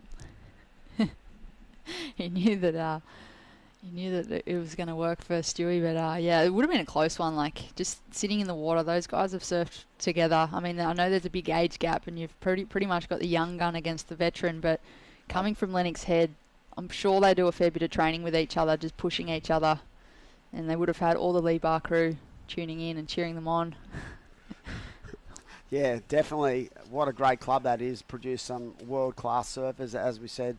The likes of Adam Melling and Stewie, both with a lot of career, years under their belt. And at one stage, they actually had Owen Wright surf. They had a team, I think, for the ABB one year, which had like Owen Wright, Stu Kennedy, Mark Sabuti. I think Mikey was in it, maybe, Woody. and Woody and Stu. Like, seriously. I mean, I know that Connor O'Leary lives up that way with Steph O'Leary now, but I don't think he's going to be tempted into joining the club. Mate, he's a Cronulla boy through and through. Surfs I'm pretty sure for Allura. Very much similar to the Manly situation where you got two clubs on the same beach. Everyone asks the question, why don't you just join forces? You're like, no, thank you. We are rivals. Yeah, here we go. Billy up and riding good. Looking first turn. Comes around and really generates a lot of speed, and you could just see that fan of spray into the air. So that connection with the lip was just perfectly weighted into that corner then, Britt. I feel as though that was one of the better waves that we've seen here so far this morning. This is, of course, the last quarterfinal of the men's division. Coming up next, we'll have quarterfinal heat number 1 of the women. Molly Picklum and Kobe Enright, but Billy Stairmand in the red, just absolutely belting those two sections. And I feel as though that's going to be maybe one of the highest scores we've seen this morning as well. 100%. I just feel like the energy of that wave allowed him to really attack, and you could just see the amount of power he threw out. And there it is, a 6.17, Brit. So we have finally broken the mould this morning, and that was certainly a wave of point of difference. That was a wave that offered up that scoring potential, and the timing was perfect for the Kiwi as we see Jacob up and right in.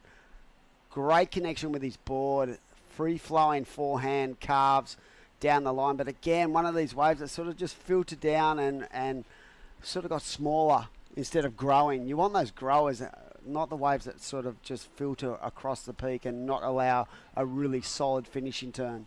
He took off on that wave previously, and that was a grower on the inside. It looked like kind of flat on the takeoff, and then all of a sudden it grew down the line. He was probably hoping that that one was going to do the same thing. But for Jacob Wilcox, he's going to be sitting out there looking for a better wave now. He's looking for a 5.35 to move into first place because Billy Stairmand's locked in that 6.17 for those two turns. If Billy Stairmand in the red can improve on that 3.9, it will make that requirement a little bit harder for the surfer in black, Jacob Wilcox. On screen there you can see Billy, just a little bit of urgency, even though he is holding down first place and first priority. I think he knows that if he drops that 3.9, solidify that lead a little bit more. Yeah, that's definitely going to be the aim of the game right now for Billy Stairmand, who would be looking just, if he could jag another 5, that's a pretty solid combination when it comes to what we've seen this morning down here at beautiful Avoca Beach on the Central Coast. Absolutely beautiful part of the world. We are set up in front of the pines here at Avoca Beach. So if anyone tuning in is in the Central Coast region, come and check it all out because this is now finals day of the men's and women's QS 3000. Have a day off work, mate. It's Friday. It's Friday. Everyone gets Friday-itis. I'm surprised you showed up this morning, Demi. Yeah. Seriously, I drove back from Manly this morning. So much commitment. No, I love it. I love watching surfing. I could do it 24/7. You know that. I sit there and watch board rides all day. So watching a QE is no drama for me. Let me tell you. With 3 minutes 40 on the clock, welcome into everyone. A big shout out to webcast partners Mad Max, Volkswagen, KO Sports, and Co Freebies. So we are on for finals day. We're all excited. We're all pumped up, ready to go. The coffee's been flowing this morning, and good team too. We've got Britt, we've got True, we've got everyone ready to roll. And who will come out on top? $8,000 first prize, and the more important situation for these athletes are more about the 3,000 points on offer, and that is the serious side, the serious nature of this QS 3000. It is, and both of the men in the water know what it takes to win. Jacob Wilcox actually finished second in this event last year, so I feel as though he'd be looking for the win. I mean, all competitors are that you don't go in an event to lose, but the surfer in black. He's placed second here last year, and I feel as though he'd be wanting to just go that little bit extra. Yeah, Cooper spoke about this yesterday. That extra 5 minutes can be such, a bonus, can it? But it also could be the longest 5 minutes of your life. I'm pretty sure right now Billy would be feeling that. But the good thing for Billy is that he holds priority, so he has to really play the mental game and make sure that Jacob doesn't sell him on a way that's not going to better his situation. And that is, the tricks of the trade when it comes to priority situations. It is, and they're both well adapted to competitive surfing. They know the strategy, they know the mental game that comes into it. They've obviously both got the surfing ability. They're both here in the quarterfinals, but it really is going to come down to that point of difference on those scores and also that strategy, because Billy Stairmand in the red, he's not going to want to lose this one. It'll be interesting to see when a set comes through whether or not he just backs his ability and takes off trying to improve on that 3.9, or whether he sits and waits. Yeah, sometimes with priority, I think it can be more about what you don't take than what you do take. Sometimes you can say no to waves that you should have said yes to, and then you start to question it when you come in. Imagine trying that as a grommet. You couldn't do that. You're just a frothing monster. I feel like that'd be like you still now, Dimmy. No way. I only surf wave pools. I thought you were about to say I only surf 1 foot north stay. Way too many sharks in Sydney at the moment. As you see, red up and right in, so utilising priority, up and right in, and into another one. A little bit of progression there from the Kiwi, trying to impress the judges. But yeah, probably pretty smart at this stage, because that did have a little bit of top to bottom to it for sure.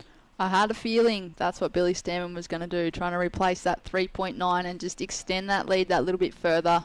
Jacob Wilcox, he does have first priority now. We are into the Mad Mex minute. Will another opportunity come through, and what will be the score that he requires? Yeah, will that better that second score? I do like this first turn. It had quite a bit of pop to it, came over that section and then generated some down the line speed and finished off sweetly indeed. I feel like that first turn was almost a bit of a set-up turn. Here we go, last opportunity for the surfer in black. This is critical. Will this wave offer up anything on the inside? You can see just how much rail he's, really increased that level and trying to get as much power out of this wave as possible. And he's actually got a little inside bonus section as well, and the legs are jelly, the mind's fried, and that'll be interesting to see what the judges think of that last wave. And there it is. That was quick. I was going to say, they are doing a good job. But yeah, interesting finish to that heat. Jacob Wilcox taking on Billy Stairmand, and we are going to throw up to a break, and then we'll be back with the Sisstrevolution Pro, presented by Mad Mex, down here at a beautiful Avoca Beach on the central coast of New South Wales. See you soon.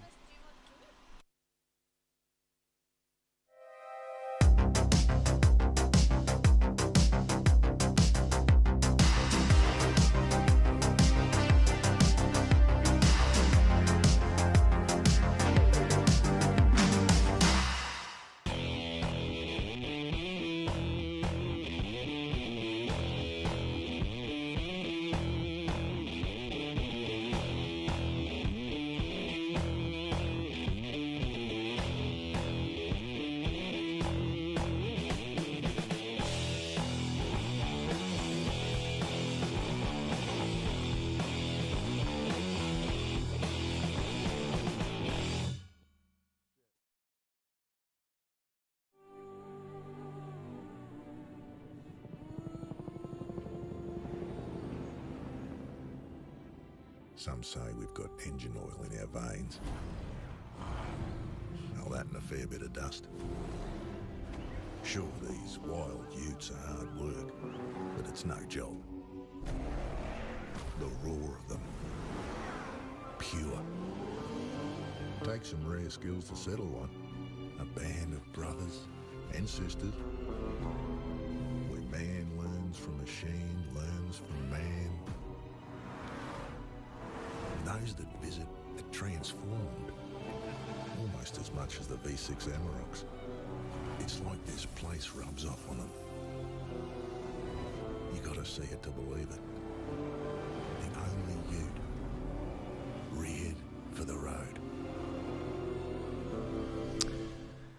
A very good morning to everybody out there in Webland. You are watching the Sisstrevolution Central Coast Pro presented by Mad Max Women's QS 3000, all part of the Vissla New South Wales Pro Surf Series for 2022. Out in the water, quarterfinal number 1 for the women, Molly Picklum versus Kobe Enright. As we see Kobe Enright up and riding first. Quick little wave, quick in and out. My name's Cooper Chapman. I'm joined by Jessie Starling. How you going, Jess? Yeah, I'm really good. How are you? I'm very well, thank you. Few little waves again out there today at the Yeah. beautiful Avoca Beach. It was really fun. I went for the early morning surf and it was really fun actually. So it was great. It's good to have another day of waves and light winds all day, so it should be a good day of action for finals day. Absolutely. I'm looking forward to the next couple heats. The women's have been on fire for the last few days.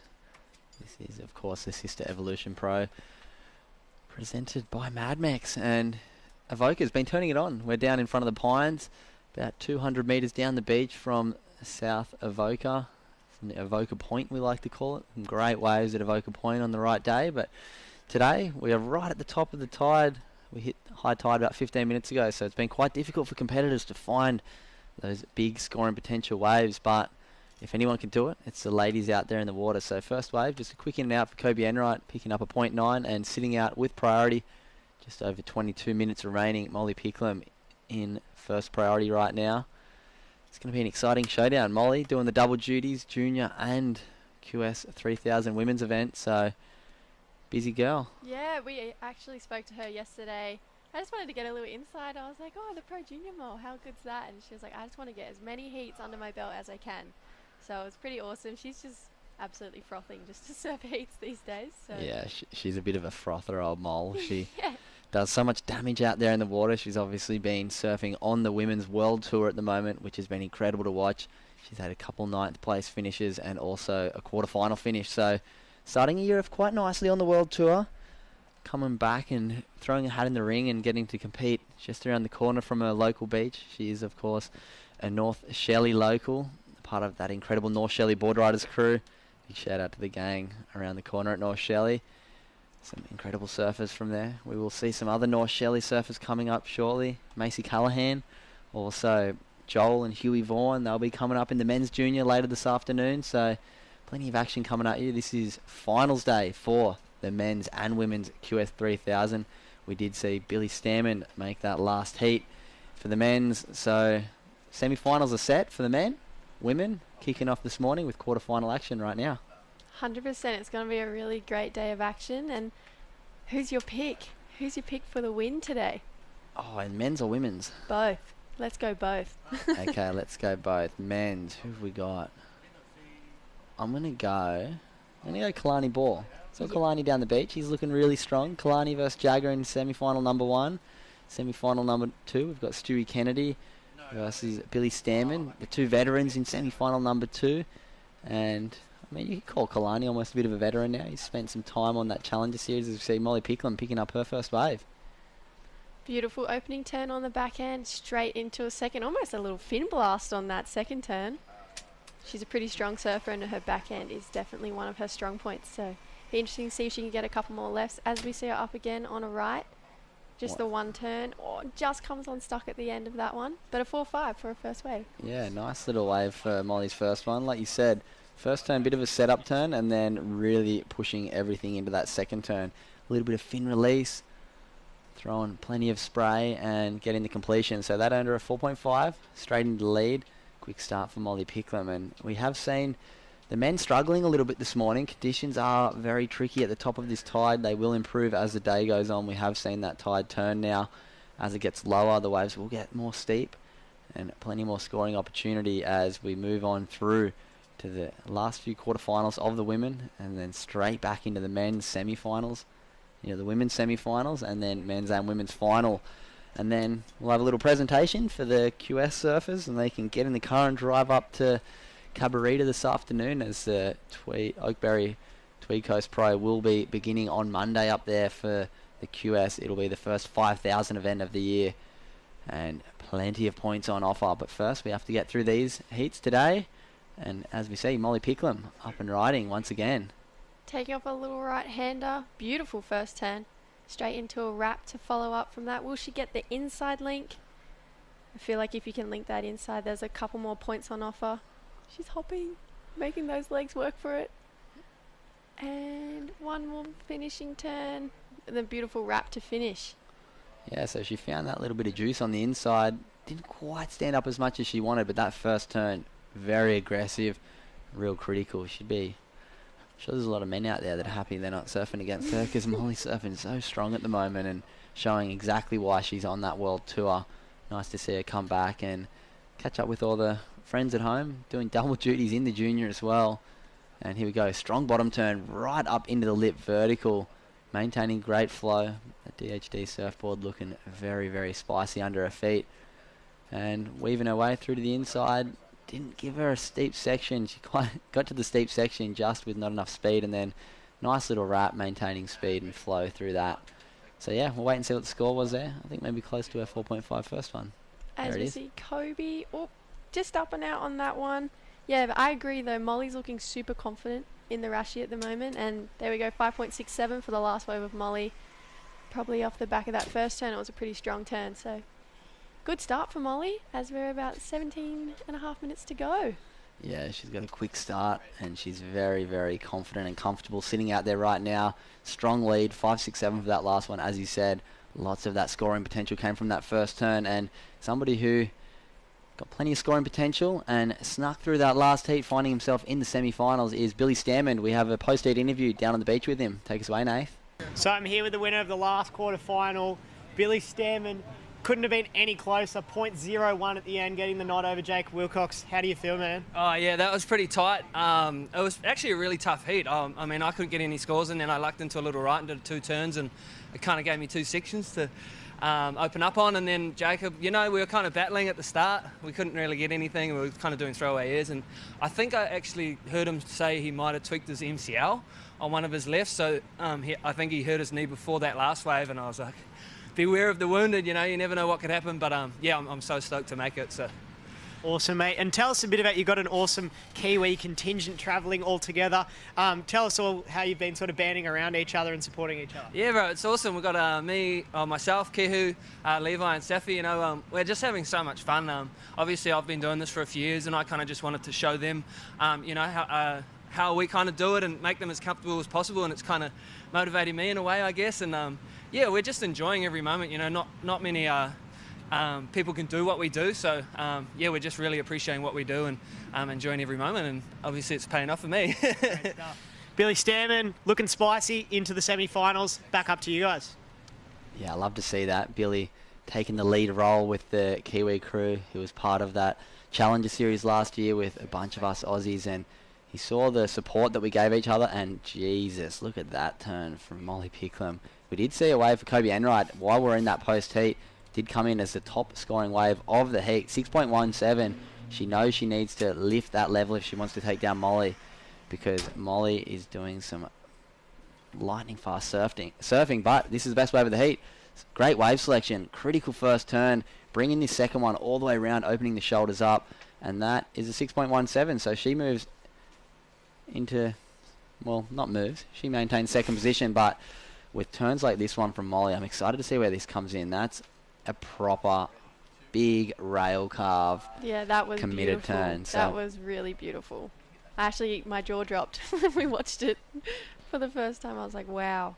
But yeah, 6.17, pretty solid surfing for Kobe. She's been in the game a while herself, actually, and she's a beautiful rail surfer. I love to watch her out snapper. She just lights it up out there, and she knows the lineup really well. So we're going, as we go up to Cabba, she spent a bit of time up there, so it'll be good to see her on a couple of maybe hopefully some steeper rides and lay down a bit more rail surfing.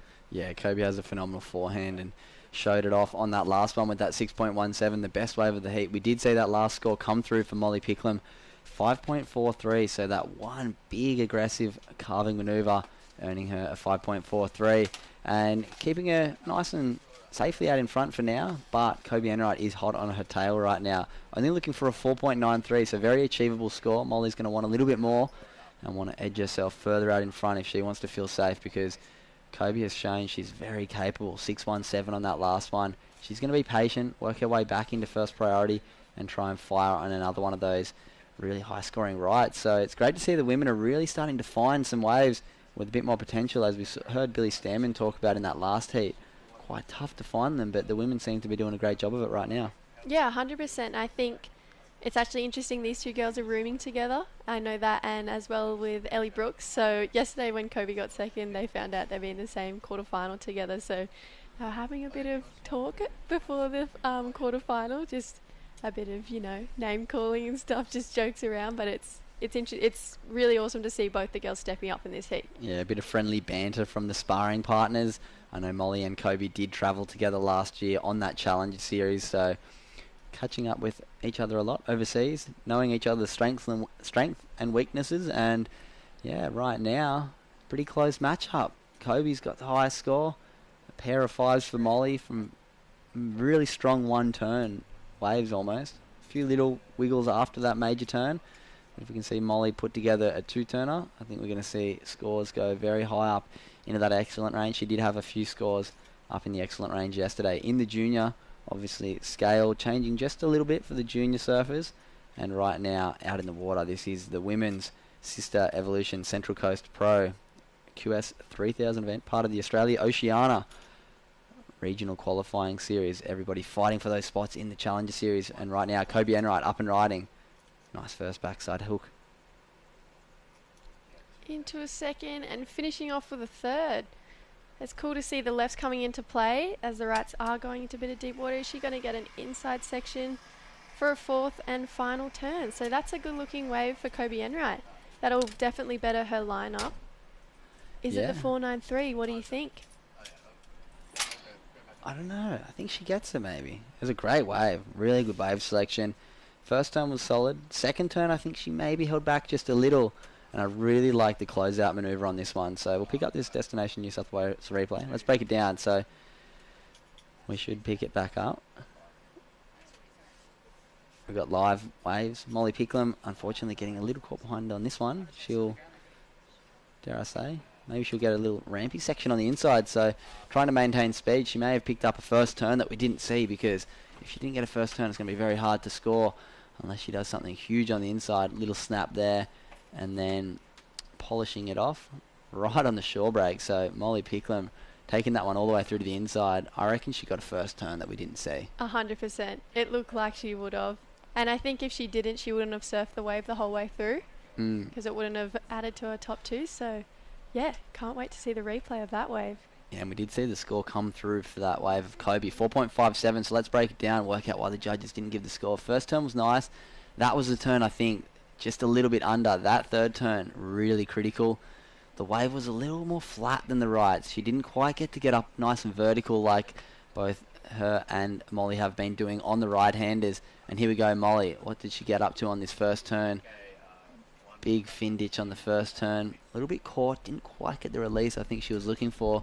And then she polished this one off through to the inside. I don't think this is going to better her five. So right now it's going to be Molly sitting out the back in the lead. When she gets back out the back, probably Kobe Enright priority, looking for a 4.9 as we come down to just under 10 minutes in this heat. So very tight one. The roommates having a bit of fun out there together right now. Yeah, look at that. 10 minutes remaining.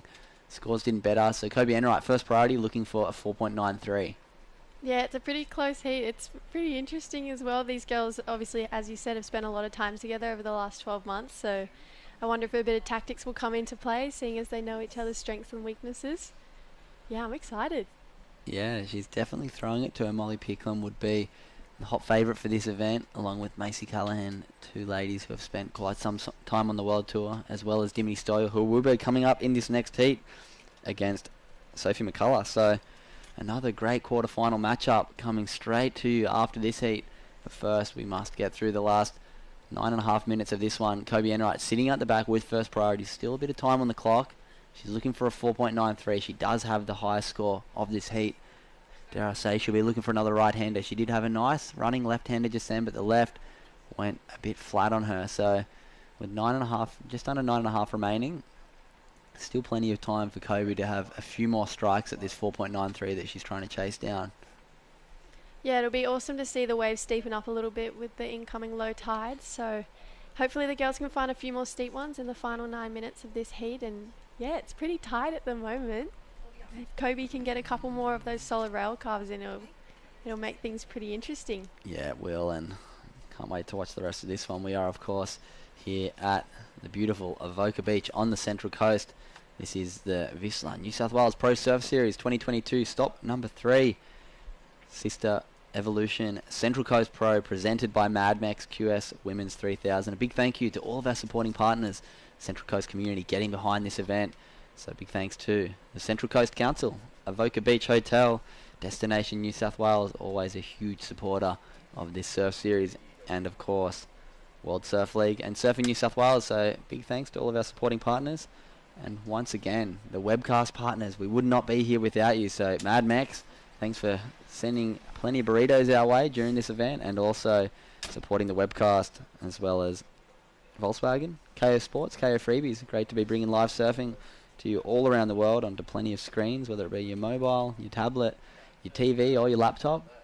It's so nice to know that people can be tuning in and watching the best surfers in this continent and in this region.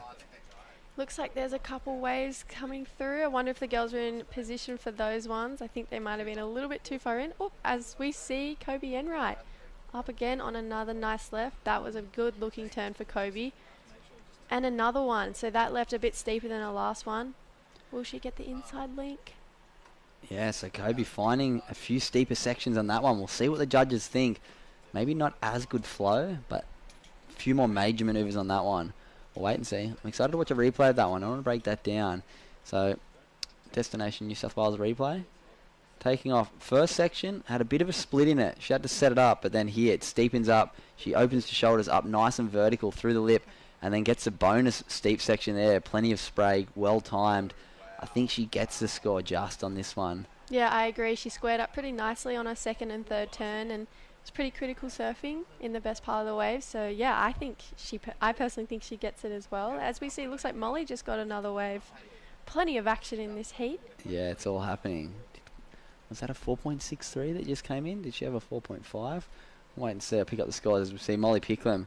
Nice looking left-hander here, just a one section, and that is an aggressive vertical manoeuvre. So we'll work out what the scores come in at right there. I'm going to get up on my screen some scores and see if I can let you know what those last few wave scores were. So Molly Picklum, just a one turn, very, very aggressive up into the lip, and then also Kobe Enright, the three turner, not quite as critical as the one, but we're waiting on scores. So yeah, that was the last score actually for Kobe, a 4.63. She had a 4.57 on the previous one. So judges wanting a little more from Kobe Enright, maybe having to turn the tactics back over to the right where she picked up that last major score, as we wait and see what the judges think of that one very critical manoeuvre from the surfer in pink, Molly Picklum.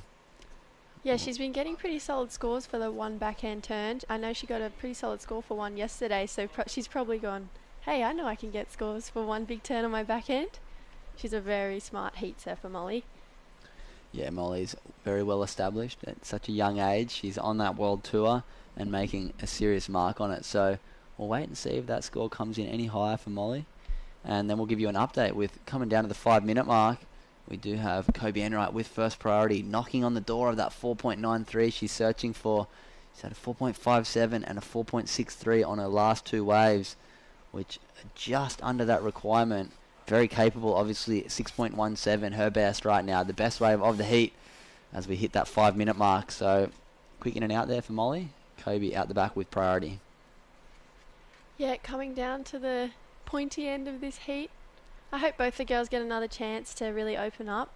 Potentially the rights might come back into play, but it looks like Kobe's sitting a bit further down towards the left, a bit towards Avoca Point, so maybe she's hunting down another left. Yeah, she's become very close a few waves in a row. Last score did come through for Molly Picklum. It was a 5.4, so it does not improve her scoreline, but as we've seen time and time again, one massive manoeuvre for Molly earning her big points. I'm sure Kobe would have loved that 5.4 in her scoreline, as it would have taken her into the lead. But with 4 minutes remaining, first priority to Kobe. She's going to get hopefully one more good shot at it, or at least one more good shot at it. Yeah, plenty of time remaining. There's heaps of waves coming through today. Bit smaller than the last few days, but still plenty of waves on offer. And there's actually even a really good free surf bank just a bit further south. I might have to go and try and sneak a couple cheeky waves, I think, in my next break, because It's so nice to get in the water here in Avoca. Love the Central Coast. It's been great to come back here. Big thanks to all of our sponsors getting us back onto the Central Coast, surfing the amazing wave we call Avoca Beach. Right now we are in front of the Pines, about 200 metres down from Avoca Point, the southern end of Avoca Beach. There's also great waves up at North Avoca too. Been lucky enough to spend a bit of time here with my good friend Wade Carmichael. Grew up in this lovely region. And with just over 3 minutes remaining, Molly Picklum holding on to a slim lead right now. Every heat has been quite close. It's good to see all competitors bringing their A game here to finals day. And it seems like the scores are all starting to bump up a little bit. All the competitors are down there watching. Conditions are beginning to improve. And we're going to see those scores continue to skyrocket as we move into the last women's quarterfinals and also into the men's semi-finals straight after the women's quarters. Yeah, big day of action. And as you mentioned, your pick for the men earlier was Kalani Ball. Do you have a pick for the women yet, or are you still unsure? It's very hard to go past Molly. Very hard to go past Molly, but I reckon maybe a Molly Macy final. Well, that would be and I pretty think it'll be a epic. showdown because both of those, and I think Macy might be like, you know what, Molly's on the world tour now, she's from my beach, and I want to make sure she knows I'm the older one from the beach and mark her stamp. So plenty of great surfers coming up though in the women's division. We do have Dimity Stoyle and Sophie McCulloch coming up in the next heat. Sophie taking out the first event of the year down at Phillip Island for the QS 1000. Also, Dimity Stoyle has spent time on that world tour, such an incredible surfer. Then in quarter 3 we have Macy Callahan versus Ellie Brooks. Both very capable ladies. Both of them were on that Challenger Series last year. And quarterfinal number 3 we've got Philippa Anderson and the standout junior of the event, Ellie Harrison. So that will be a cracker of a heat. Philippa, of course, was on that Challenger Series last year as well. So a lot of experience in the women's quarterfinals, as well as the young gun, Ellie Harrison, sticking it to them. So with 3 heats coming up after this one, there's going to be plenty of action coming straight to you live on KO, live on YouTube, and live from the Fresh Air broadcast. Yeah, I've been lucky enough to spend a bit of time with Ellie. She's one of my good friends. We've been doing the juniors and the QSs and hanging out together pretty much. We're always like one of the first 2 people out in the mornings, and she's just a smiling assassin. She's just getting through smiling and dropping sixes. As we see Kobe looking on a steep little right-hander. First carve, straight into a second. Will she get a third turn? I need something big. Oh, that's a huge closeout. So let's wait and see. The first 2 turns, it was a smaller wave. We're going to leave that one with the judges. But as you said, Ellie Harrison, the younger competitor left in the event. It is important to note, though, people have done it before. People have taken out junior and opens events. We don't need to think, oh, she's a junior, she doesn't have the skill. I remember Matt Banting, and there we go, score for Kobe. Judges throwing that one straight in. Wave size, I believe, is the reason where she just came up short. So she's had 3 waves in a row in that mid-4 range, just not able to crack up into the 5-point range, which she needs. But yeah, as I said, Ellie Harrison coming up in heat number 4. We did see Matt Banting take out the junior and the opens event at the Manly back when it was a QS 6000, I think, or it was we used to call them a 6-star. And yeah, he did double duties, took out the junior and the open. So it's been done before. Juniors have always put in a big mark, especially in these Australia events. So with 10 seconds remaining, looks like the girls are going to say, well done. Molly said, sorry, you can make dinner tonight. I took you out. And that's going to be the end of quarterfinal heat number 1. We will be coming straight back to you with quarterfinal heat number 2 as we see the girls giving each other a little pat on the back. We'll be right back, right after this break.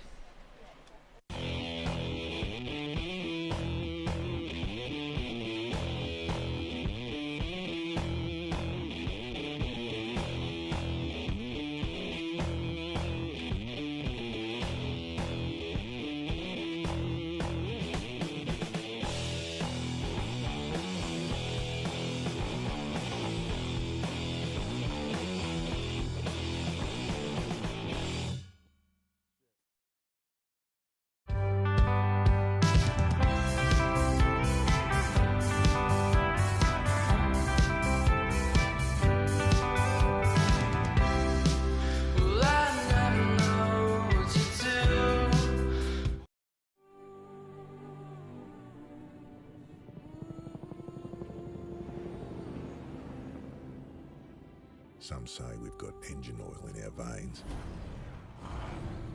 Well, that and a fair bit of dust. Sure, these wild utes are hard work, but it's no job. The roar of them. Pure. Takes some rare skills to settle one. A band of brothers and sisters. Where man learns from machine, learns from man. Those that visit are transformed. Almost as much as the V6 Amaroks. It's like this place rubs off on them. You gotta see it to believe it. The only ute reared for the road. Welcome back to the Sisstrevolution Central Coast Pro presented by Mad Mex. We are into finals day for the QS men's and women's 3000. Right now, out in the water, we do have women's quarterfinal number 2 in the pink, Dimity Stoyle, and in the black, Sophie McCulloch. Exciting times. My name's Cooper Chapman. I'm joined in the booth by the lovely True Starling. You enjoying what you're seeing this morning, True? Yeah, it's been really good to watch the men's and the women's this morning out there in the water. There's so many waves coming through and heaps of good scores. We just saw Molly lock in the first semi-finalist, and here we go, Sophie McCulloch up and riding on her forehand. She's got such an aggressive attack, and here we go, boom, for the second. So Sophie, she needs to attack it like that, because with a ex-CT surfer like Dimity Stoyle, who has so much experience in heats, she really needs to come out with a bang nice and early. Absolutely, that first turn was spicy, so bring in everything to finals day right now, Soph. She's had a taste of that Challenger Series last year. She's had a taste of victory this year already down at the Phillip Island QS 1000 event. As we see this first turn, strong up into the lip. A little late to this second one, but does very well to hang on. So 2 nice turns. First one, very, very strong. The second one gets to completion. And 7-point ride. Highest score of the day. Judges loving it. That aggressive first turn is exactly what the judges want to see. And second one, still very critical, up under the lip, holding on and, yeah, getting the completion. Yeah, well, straight off the bat, that's exactly how she wants to start a heat, with a 7, and then putting that pressure on Dimity Stoyle to get a pretty good score to kick this one off. Luckily for Dimity, there's heaps of really fun waves coming through that will offer that 7 or 6 point plus range for her to kind of capitalize on. So it's going to be a really good quarterfinal, this one. I feel like this is almost like a final, but every single quarterfinal that the women's have out there is pretty much a final. So the draw is super stacked. Yeah, absolutely it is, of course. In the next heat we do have coming up Macy Callahan versus Ellie Brooks. We did just see Molly Picklum just edge out Kobe Enright in the first quarterfinal, so we will see Molly Picklum in the semi-finals. She's currently on that world tour, so looking forward to watching Molly get back out there later. She's doing double duties in the junior as well, as we see Soph picking up another one quickly. Nice first turn, a little bit caught up and just going for a little lobster dive. So no harm, no foul. Trying to get that quick back up. It's not going to be that one, but she is sitting very pretty with that 7-point ride. Scoring has been very harsh this week with the judging, looking for really aggressive surfing, and that's exactly what Soph did on the first one. Yeah, totally. And here she just got a bit of a wobble leading into that and then hung up there. So she's almost going, you know what, I'm not even going to bother with the rest of this wave. Get straight back out there and hopefully I can get something better. Just came in at a 1.07. So the judges are scoring nice and quickly today as well. They're, of course, watching the waves back, having a look at things and then going, okay, yep, this is what we like. And they really enjoyed watching Sophie's first wave. So I'm looking forward to Dimity's answer back, because I think it's going to be a good one. Yeah, we'll wait and see what Dimity can come up with. It looks like the conditions are starting to improve. Tide is starting to draw out, getting a little lower, and yeah, conditions should be good fun for the whole afternoon. We will have finals coming up as the day progresses, and then jumping back into the junior men's competition. I'm excited for that this afternoon. Round 2, heats 1 to 8 of the junior men to round out the day after we finish off the event for the qualifying series, men and women. Should be a fun day. Lots of surfing to be had. Yeah, it's going to be a great day, and I think it's like 24 heats or something around like that today that we're going to be running, and then it's going to be a short day running the rest of the finals tomorrow for all the juniors. And I was actually having a look at round 2 heats for all the pro juniors, and I noticed that Joel Vaughan and Huey Vaughan are actually in a heat together. So Yeah. brothers in a heat is going to be pretty interesting to see. Will Huey take Joel out, or will Joel take Huey out?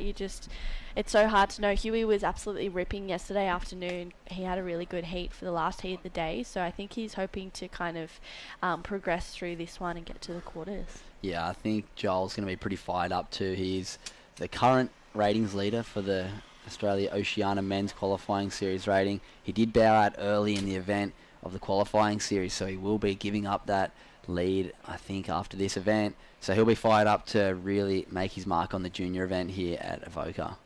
Yeah, for sure. And leading into that QS 5000, he probably needs that little bit of confidence booster coming into that as well. He's just wanting to regain some more heat strength. And here we go, Sophie McCulloch up and riding. Just one big jam for Soph. So she's going to kick out of that one. Looking to better that 1.07, which I dare say she did. Yeah, Dimity, she's just applying that pressure onto Dimity, who's patiently waiting. 25-minute heats, though. So much time for the women out there to get heaps of waves. Yeah, we just see Soph. One aggressive manoeuvre here, trying to build a bit of house, and looks like we've got an old replay of Kihu Butler. But we will come back to Soph's wave. Here she goes. So, bit of a closeout, but she maximises this one big manoeuvre on the end section. She wants to back up that 7 quickly and not be looking for something small at the end of this heat. So, right now, backs it up with a 4.33, one aggressive turn, and 11.3 has been a very commendable heat score this morning. So, great start for Sophie McCulloch, and here goes Dimity Stoyle fighting back. Yeah, Dimity carving that first turn. A little bit of a smaller wave, but she's really making the most of it as she's bringing it around, tagging that section, and kicks out of that one. So it's been really hard to find ones that kind of offer a better inside track. So Dimity was maybe hoping to find that one, but a good way to start her heat and get herself, get her name into the mix in this one. Yeah, Dimity finding a little smaller wave. I like she gave that little bit of push right at the end of that turn. Wraps it around the second one, opening up the shoulders, committing the whole way round, throws up the little vertical foam climb to finish and getting herself on the board. So we'll wait and see what the judges thought of that one. And there we go, 4.17. She starts off her heat. Okay, she's got a bit of work to do. Sophie McCulloch does have that 4.33 on her last for that one aggressive manoeuvre. Judges making it very clear what they are after today. They want to see major manoeuvres on the most critical sections as possible. Yeah, for sure. And Sophie ticked that box straight up. So Dimity's going to have to find one that's really going to offer 1 to 2 critical sections that she can kind of capitalise on out there. With 16 minutes to go, though, we've kind of seen people who have been getting that lead and getting a good backup nice and early in the heat and sitting out there with priority for what seems like forever, like Sophie is doing at the moment, kind of progressing through to the next round. But I feel like this heat's going to be a little bit different because Dimity's super aggressive and she's hungry to get a good finish, and I know that she's pretty keen to get back onto the challenges and hopefully the CT. Tell you what else is making me hungry, those Mad Mex burritos. Yeah. If you scan that code on your screen, you can get 2-for-1 burritos at any Mad Mex store around the country. Amazing franchise and doing great things, supporting young Australian surfers with their program, looking after guys like Huey Vaughan, their mentor Connor O'Leary, and it's great to see them down here bringing burritos for the whole crew and of course sponsoring this event and supporting the webcast. So we wouldn't be here if it wasn't for Mad Mex, so big shout out and thanks to Mad Mex. Yeah, for sure. And every day they bring in our lunch and it's so good. I feel like whenever it comes in though, I'm always commentating and I can just smell it and my mouth starts watering and I go, I really need to eat that before it gets cold because it just smells so good. So 15 minutes to go, no change to the situation. Sophie just holding that line up out there with priority and the lead. So she's sitting in a pretty good position. So Dimity almost needs to kind of find her feet towards the back end of this heat and get a couple of good scores to lower that requirement of a 7.16. Yeah, Dimity will be looking for a big fight back wave very shortly. She can probably break that score down in 2 waves. She can get something up over that 5-point range and lower that requirement to something in the 6s. That would be my goal right now. 7.17 is quite hard to come by this event. We have seen the scoring brought down a little bit with the scale. The judges want more and they want to see big aggressive surfing. As we see Dimity having a bit of a look down to the northern side of the bank, disappearing into that channel just a bit. Yeah, it's really tricky out there today to find ones that kind of stand up where you need it to be. sometimes it teases you a little and you go, this one's going to be a really good one, and you paddle there and then it just goes into nothing. So identifying that bank and sticking on it and just not being tempted by anything either side is really important. So just under 14 minutes to go, and Dimity's really needing a good answer back, with Sophie far out in front already with that, as you said, 11.33 lead, which has been a really good lead for today. Absolutely. A 7 is the best wave of the morning. We've had 4 men's quarterfinals to open up the day. This is the women's second semi-final here at the Sisstrevolution Central Coast Pro, presented by Mad Mex. QS women's 3,000 and men's 3,000 as well. Big points up on offer. Everyone fighting for those spots in the Challenger Series. First event of the year in the Challenger Series. We'll see everybody competing at Snapper Rocks, and geez, it would be fun to get to surf Snapper with a couple guys out, wouldn't it? So fun. I think that there might be a pro junior at Snapper as well. So I'm kind of wishing I was still in that age bracket for the pro juniors, because to surf a heat out there with 3 other people out would be the best thing ever. Yeah, wow. I didn't know that. Lucky juniors. It hasn't happened probably ever, a pro junior at Snapper, so sure they'll be very excited to get a chance to surf with an uncrowded lineup, something that I'm not even going to say rare. It's non-existent at Snapper Rocks. So, yeah, big thanks to the WSL for making that change, bringing the event from the World Tour down to the Challenger Series stage, or not even down, across to the Challenger Series stage, because I think we're going to see some of the most exciting surfing we have ever seen at Snapper Rocks. Bigger playing field, larger event field, more competitors. We're going to have more heats to run, so we're going to see surfers compete at in different conditions, and I think we're going to see some really explosive surfing. We've got such a depth of talent around the globe right now in surfing, and the surfing on the World Tour has shown us just that. The first 3 events of the year were incredible, and it looks like when we lose a few off the World Tour, they're all going to come straight to Snapper and be very fired up. So as much as these qualifying series surfers from all around the planet are going to be fired up for Snapper, the men and women who fall off that World Tour are going to be licking their lips for the chance to surf Snapper Rocks for the first event. Yeah, for sure. And what are your thoughts on this whole new cut as well, Cooper? I haven't really had a chance to speak to you about it. Have you got a pick of people who might potentially fall off, and then you think that they're going to dominate in the Challenger Series and re-qualify? Yeah, it's going to be interesting. Especially the events that are in the front half of the year. If you have a think about them, you've got Sunset Beach, Pipeline, Portugal's a bit of a wild card. Anything can kind of happen in Portugal. Then you've got Bells and Margaret River. They're all kind of heavy water waves, and most of them are right-handers too. So if you're a bit better on your backside, I'm saying that as a regular footer, but if you're suited to heavy water waves, which there obviously is a few guys on the World Tour that are quite suited to those sort of waves, you have that advantage to make that halfway cut, whereas there's some surfers who are phenomenal in waves like right-hand point breaks like J-Bay, but waves like G-Land, El Salvador is going to be great to see on the World Tour. There's a lot of events that I think are suited to some people's surfing that might not even get to surf those events because they haven't made it through the heavy water waves at the start of the year. So I think we're going to see a bit of a shake-up on the tour this year. You look through the ratings right now, and there is a lot of great surfers outside of that cut line. And, yeah, I'm excited to really see what happens. But the Challenger Series is going to be super cutthroat this year. It's great to see that the events... It's been extended. Last year was a bit of a trial run, trying to get through the whole world with COVID. Yeah. This year we've got 8 events. Kicking off the first one, Snapper, heading straight down to Manly for the second event, over to Ballito in South Africa.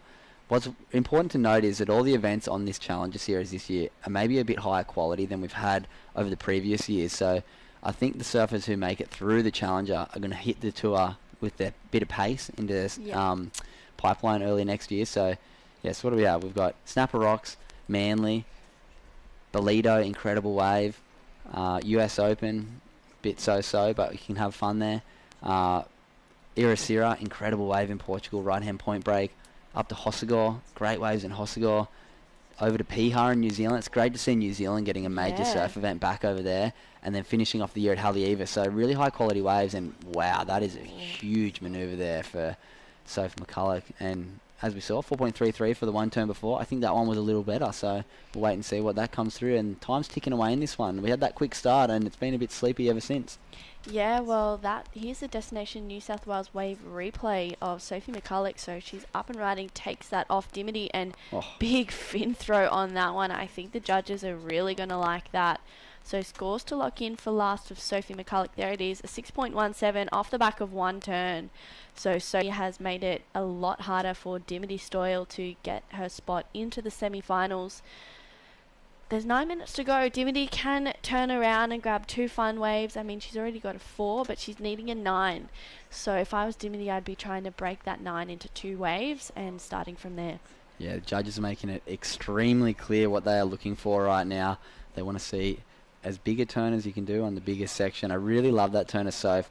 It wasn't just a bounce off the foam. She went up vertical almost just before it, ditched the fins into the foam, and then came out super compressed. I'm sure all of her fans out there, I'm sure the team at Macy Sport Management are on the webcast right now tuning in. Yeah. G'day to you guys. They support a few of my good friends. Corey Tunison, world champion wakeboarder. It's awesome to see these sport management teams getting behind these young athletes in Australia and trying to make sure they get the support they deserve. As we see, up and riding, Dimity Stoyle. Bit of frustration there. Yeah, Dimity, she just hasn't really been in rhythm with those good ones, and that was a bit of a mistake there. I mean, it looked like it was going to be a good wave to start, but unfortunately it just kind of baffled off and turned into nothing. So Dimity is going to be sitting out there with second priority, and Sophie is, I'm going to say, not going to give her too much room to move now, even though she's chasing a 9-point ride. So she's a competitor, and she is not going to take any prisoners out there in the lineup with 7.5 to go. Yeah, Soph has got a stranglehold on this one right now, sitting in the lead, the 2 highest scores of this heat, and 2 of the highest scores of the day right now, a 7 and a 6.17, sitting very pretty with a total of 13.17 out there. Dimity trying to fight her way back into this one, but time is going to be the enemy, and I think the biggest enemy is that scoreline, because Soph McCulloch has shown she means business here on finals day. Dimity Stoyle trying to fight back. Here we go. Yeah, Dimity up and riding, racing her way through this one. What she got, one big turn, and that's all she wrote for Dimity Stoyle. I heard you and Jesse talking about your picks for this event, and I think you said it was Molly and Macy. They were your picks. Sophie's definitely in mine. I think even prior to this event leading in, she won the Phillip Island Pro. And here's the Destination New South Wales Wave replay. Dimity just one big carve and kicks out. I think Sophie is as hungry as ever for a win, and I think she's as hungry as ever to not so much prove herself, but just go, hey, like, don't forget there's other people around too that rip. So I feel like this whole event she's just been ticking the numbers, and I think every heat she's had a 7 or above. Yeah, I think she's really shown as well a lot more maturity this year. She had what she would like to probably call a pretty disappointing performance on the Challenger Series last year. Great turn there for Dimity Stoyle, but once again just a 1. So yeah, watching Soph last year, she was so dedicated on that Challenger Series. She didn't get the result she was looking for. But what I loved watching Soph, she was down there every single event, before the comp started and after the comp started, whether she was still running in the event or not. She was putting in the time, and she was really trying to learn the lineups at the different locations, because she wasn't looking at qualifying at this 1 year thing. Sometimes competitors get there, do their 1 year on the Challenger and get so disheartened because it's so difficult. Whereas it looked like she was taking it as a bit of a process. She was down there watching every heat. She was really supporting the other fellow Australians and her friends down there. And I think this year she's coming in with a bit more of a mature mindset. She started the year off quite well with the victory. She's looking so good right now here at Avoca. And if she can find herself on that Challenger Series, I think she'll be a lot more ready this year. She's had a taste of it. She knows what it takes. She saw some young Australians do well. A lot of the men did so extremely well on that Challenger Series last year. And I think this year the women are going to follow suit. Yeah, I couldn't agree more, and I think especially with the likes of Sophie and even Kobe Enright, who unfortunately got knocked out the last heat by Molly Picklum, but those ladies, they're just ready to make their mark. And I think these events they're using it as a bit of a warm-up for the Challenger Series, which is super exciting for them. And leading into the 5 stars, I think we're going to see them turn it up a gear a little bit. Yeah, definitely a warm-up, but no easy heat. And there's not much room for error at the moment. This regional tour, if you have 2 or 3 bad heats in a row, game over. You wait until next year for that regional tour. So very cutthroat right now, this regional tour. I think we have 6 events. I believe it was meant to be top 5 scores accounted, but we dropped an event. I think it might have gone down to 4. We'll have to wait and see and ask the WSL what they're going to do with that. But, like I said, very cutthroat. 2 5,000 events, 1 3,000. These are the ones that matter. A big result here would put you in a very nice position heading into the last 2 5,000 events, but we're going to see some serious shake-ups. I can't wait. It's going to be very exciting the next couple of weeks of surfing in Australia. Make sure you're always tuning in on the WSL app. There's going to be lots of great surfing coming at you, but first we must get through today, and we're going to crown a few champions in just a few hours. Right now we are in quarterfinal heat number 2 of the women's Sister Evolution, Central Coast Pro. Coming up in quarterfinal number 3, after this we will see Macy Callahan take on Ellie Brooks, and here we go, Sophie McCulloch using priority. Yeah, big turn to start this one off for Sophie. Puts it up there for another one and rides out of that one. So Sophie just not making any mistakes there. She didn't even let Dimity give it a go on that one. She's chasing a 9, but Sophie's like, you know what? I know that Dimity surfs so well. I'm not even going to give her the opportunity to try and get close to that. So here's the wave replay powered by Destination New South Wales Cooper. Yeah, and that's a good move there. If Dimity gets that one and locks in a 5, say she's going to get, I don't think she's going to better a 6. But if Dimity gets out and gets a 5.5, it does lower her requirement. Oh, there you go. 5.3. Quite close. So if Dimity gets that, she's stoked because she lowers that requirement. So it was a great move for Soph. Although she didn't better her scoreline, it was a great tactical move. She surfed it very well. It didn't better her scores, but in the scheme of things, it didn't give Dimity the opportunity to lower that requirement. So great move there by Sophie McCulloch. Yeah, for sure. And I think this heat, 2.5 minutes to go, I mean, Dimity's just patiently waiting. She's probably feeling a bit frustrated, and sometimes I find when people get a bit angry and frustrated, they can actually surf better. So Dimity's got to use those emotions and feelings to work towards her and not against her. So we just see a free surfer paddling on the outside of that one. But the good thing about today is everyone can hear out there as well. So I think the last few days people were struggling to be able to hear what was going on. So it's pretty clear what people are needing. And 2 minutes to go.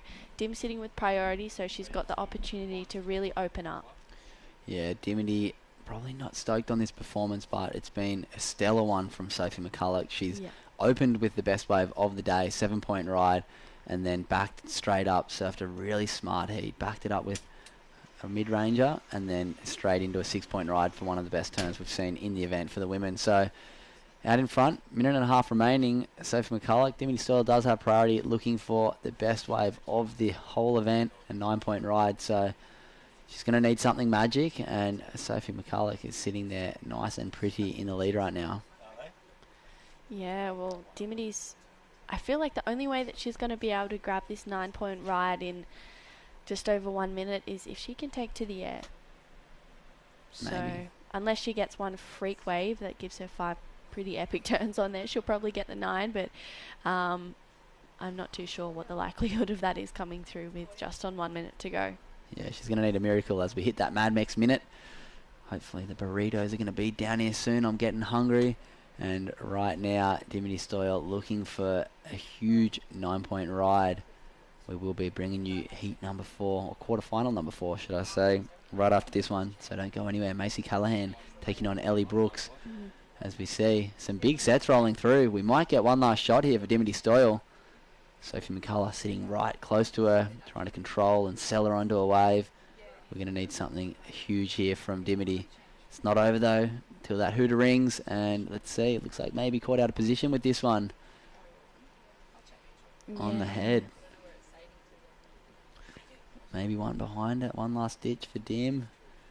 Looks like once again caught out of position, and that's going to be all she wrote for Dimity Stoyle. So unless she can pick this little scrappy one up, I don't think it's going to get there in time, and that's it. So Sophie McCulloch, very, very commanding performance in quarterfinal heat number 2. She will be taking on Molly Picklum in the first semi-final for the women. We will crown the next 2 semi-finalists in these next 2 quarterfinals. So don't go anywhere. We'll be right back after this break.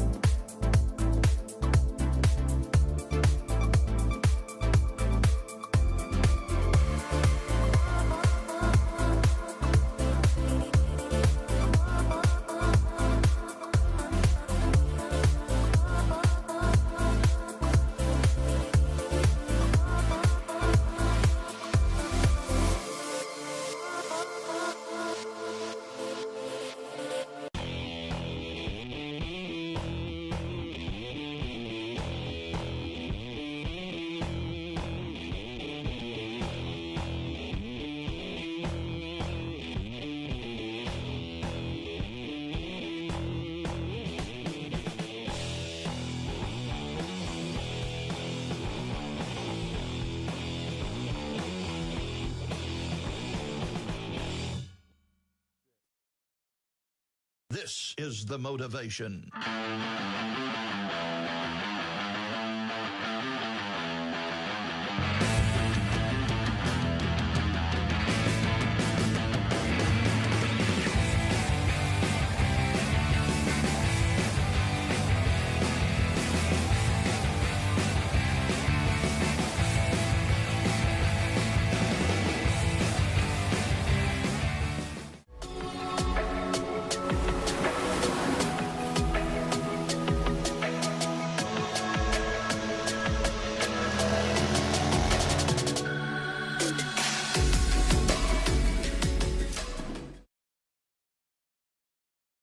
Quarterfinal number 3 of the Sisstrevolution Central Coast Pro, presented by Mad Max. This is the Vissla New South Wales Pro Surf Series for 2022. Right now, out in the water, QS Women's 3000. As I said, quarterfinal heat number 3. Macy Callahan out there in the red, taking on Ellie Brooks in the black. My name's Cooper Chapman. I'm joined in the booth by my good friend Nath Rivlin. How you going, Nath? Good, Coop. Good to be in here, mate. We've got another, awesome heat on our hands here. We saw Sophie McCulloch take the bull by the horns in that last one and take out a good win, and another real established competitor here in Mace Callahan, who's spent quite a long time, I think 4 or 5 years on the championship tour, just recently being knocked off last year and not qualifying, but she'll be eager to get a spot on the Challenger and then re-qualify. Yeah, she'll be looking to book a spot back on that world tour, and she's so capable. Still a very young lady and has a lot of time left on the tour in her. So Mace Callahan opening up with a 3.67. Great to see a good sportsmanship in that last heat as the two ladies came in from Sophie McCulloch and also from Dimity Stoyle. As you said, Sophie McCulloch really going strong in that last heat. Sophie McCulloch. I keep getting in trouble for that. Sorry, Soph. But as we have out there right now, quarterfinal heat number 3. This one is going to be a cracker. Hopefully we can get some nice waves coming through. Conditions are starting to improve here at the beautiful Avoca Beach. Tide is drawing out. We had a high tide at 9 o'clock this morning. So as this tide gets lower, we're going to see a few more opportunities for all of the competitors. We do, of course, have men's semi-final action coming up after these women's quarterfinals, straight in to women's semi-finals. And then we'll be finishing both men's and women's QS 3000s as we see up and riding. Ellie Brooks, strong first turn and huge aggressive second turn. Hangs on there. She's been in really good form throughout this whole event, Ellie. It's good to see her getting the feet in the wax and surfing some really strong heats, because she's been on a bit of a tear. Yeah, I don't know if Ellie did the 1000s earlier, but coming down for the 3000 and really bringing some form, honed in on that Gold Coast backside. Dang. She's surfed plenty of times out Snapper Rocks, and that backhand is looking so strong. So we'll wait and see what the score comes in for that one. But 2 strong turns, 5.33, opening up her account. So advantage Ellie Brooks on the first exchange. Yeah, good start there for Ellie. Really loved the damage of that second turn, just getting nice and vertical. Plenty of the nose up in the lip, nice and critical, 5.33. So good start for Black. See, Macy Callahan's got priority now. We're about 5 minutes into this heat, and like you were saying, Keep, the waves are on the improve. We saw it's past that high point in the tide, and it's coming, going back out, and we've seen some really good waves, especially in that last heat. Sophie was a major beneficiary of that. Yeah, Soph picked a few great waves. Nice 2-turner at the start, taking off and getting a 7-point ride, and then backed it up with a 617 with one very aggressive manoeuvre. So we know the judges are looking for those big manoeuvres. If they can throw down one huge turn, they can get big scores. So I'm sure the ladies in this heat would have been watching very closely and have a good understanding of what the judges are looking for out there right now. Absolutely, and Sophie, looking pretty refreshed in this event. She didn't do the first couple of New South Wales Pro Surf Series events. She took out the QS 1000 at Phillip Island probably about a month and a half ago down in Victoria, and looks very refreshed and like she's one of the informed surfers going into the semis. And we're getting close to crowning our champions. It's absolutely flown by. Yeah, this event has been great fun. We did kick off here on Monday. We are on day 5 of the event. Third day of the webcast. We will be kicking off the junior round number 2 men's heat after we finish the qualifying series event around lunchtime. So don't go anywhere. We will be having quarterfinal heat number 4 come up after this heat. We'll see Philip Anderson taking on Ellie Harrison. They had a quarterfinal against each other in the last event up at Port Stephens. Advantage went to Philippa Anderson. So the young gun, Ellie Harrison, will be looking to get payback, as we see Macy Callahan up and riding. Nice two-turn combo to start off for Macy Callahan. Just trying to work this wave over and get as much out of it as she can, and got nice and aggressive. It's a smaller wave, so we'll wait and see how that score comes in. I reckon it'll be just around about her first number. Won't be too much higher, but I think it could potentially be better. She did get 3 nice turns in on that one. Yeah, great flow. Like you said, though, smaller wave, 4 turns, went a little sudsy at the end. Very well surfed, but I think the wave quality and the wave size is going to hinder the scoring potential just a little. So we'll wait and see. 4.23, so it does better her first one. Gives her, we'll call it a backup score if she might need it at the end of the heat. She did edge up into the highest wave score she has had so far in this heat. But she's going to need a little bit more, because right now we do have Ellie Brooks with a 5.33 on her opening wave. She's sitting in second right now with first priority at the back, looking for a 2.57. So not a huge score. She's going to wait. Women on women heats right now. We are into the quarterfinals, down to the pointy end of the competition, and everybody is so capable of taking out the event. It's going to be exciting the next few hours.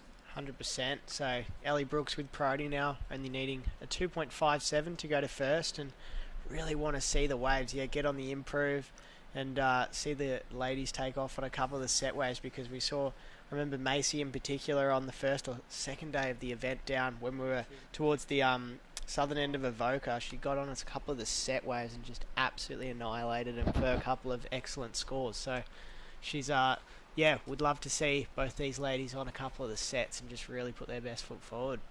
Yeah, right now we are at 17 minutes remaining in this one. Big thank you to all of the amazing event partners here. This is the Sisstrevolution Central Coast Pro, presented by Mad Mex. Mad Mex burritos have been flowing down here. I'm getting hungry this morning. Yeah, I'm feeling ya. Of course, the supporting partners here on the Central Coast. We could not do it without you. So a big thank you to the Central Coast Council, Avoca Beach Hotel, Destination New South Wales, massive supporters of young surfing in Australia, and also the World Surf League and Surfing New South Wales. So shout out to all those great supporting partners, and of course the webcast partners. We would not be here talking to you, showing you these great set waves from Avoca Beach if it wasn't for Mad Mex, Volkswagen, and also KO Sports, KO Freebies. So big thanks to all of those partners. Couldn't be here without you, and I'm sure every single surfer competing would be saying the exact same thing. Very grateful. So thanks, guys.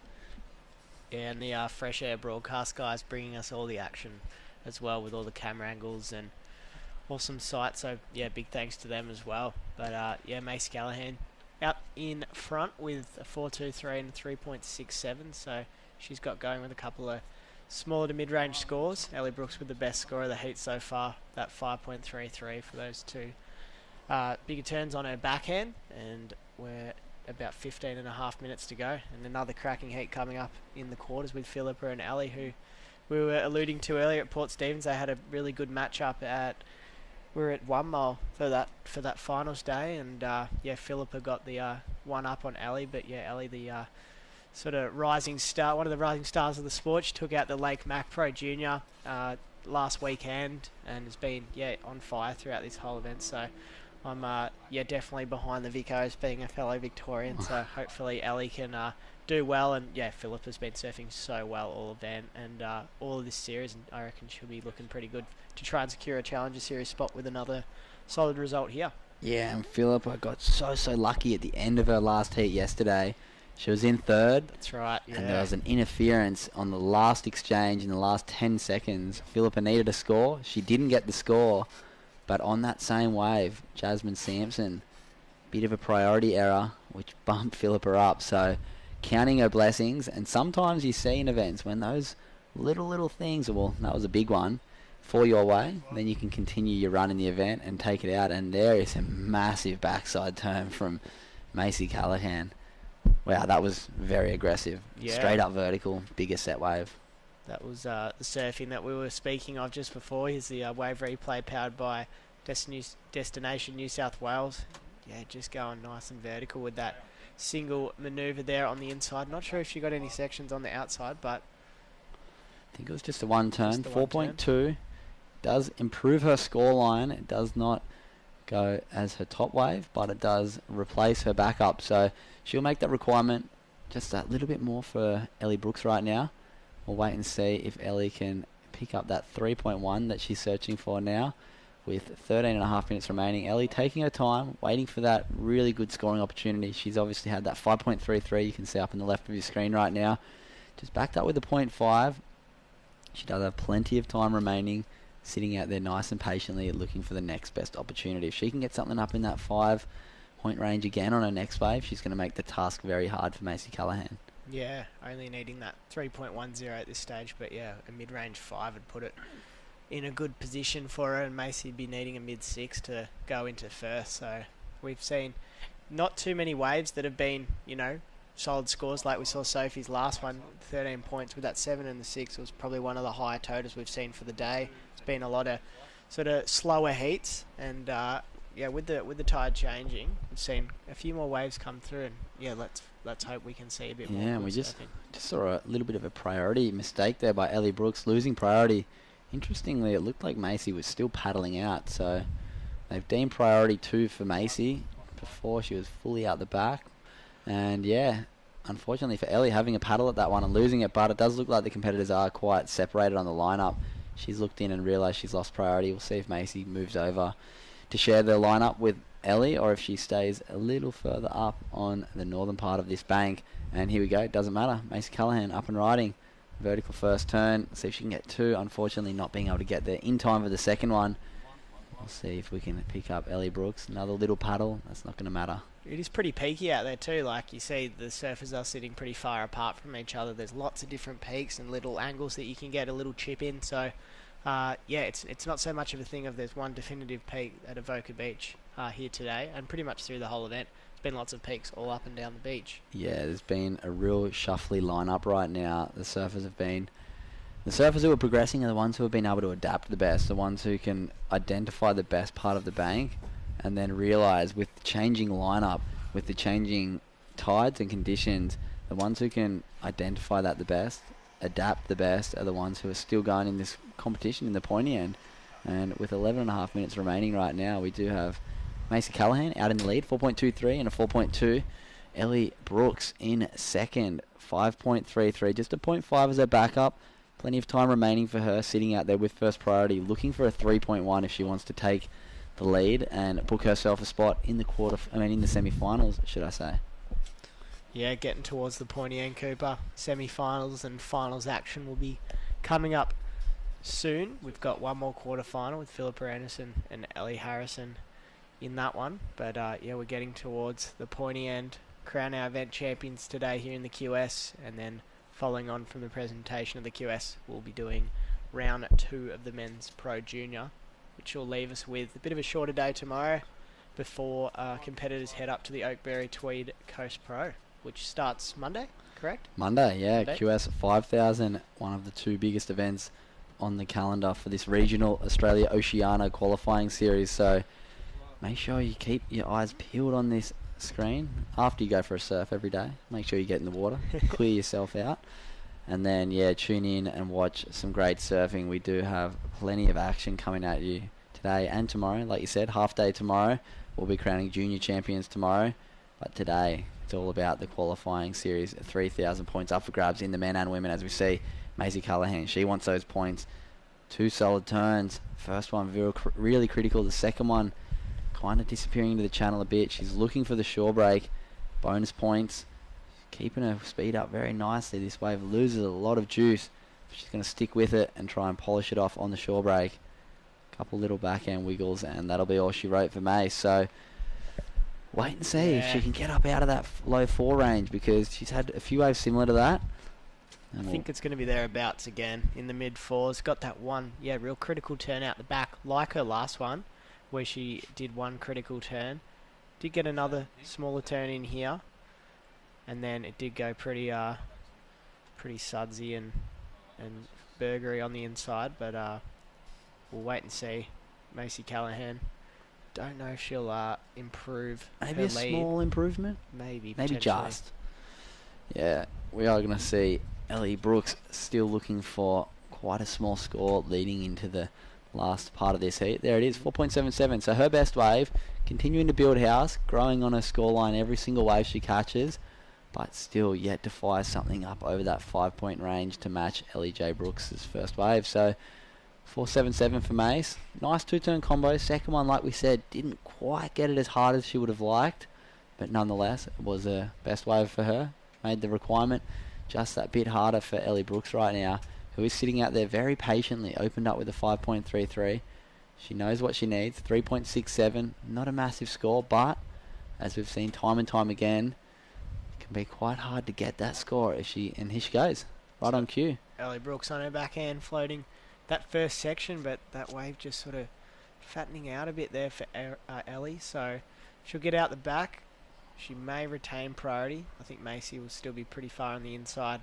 She paddles out. See a set coming through here, so it's what we like to see. A couple more set waves filtering through the lineup, and Macy's stayed super busy in this heat, like you said, improving on every wave.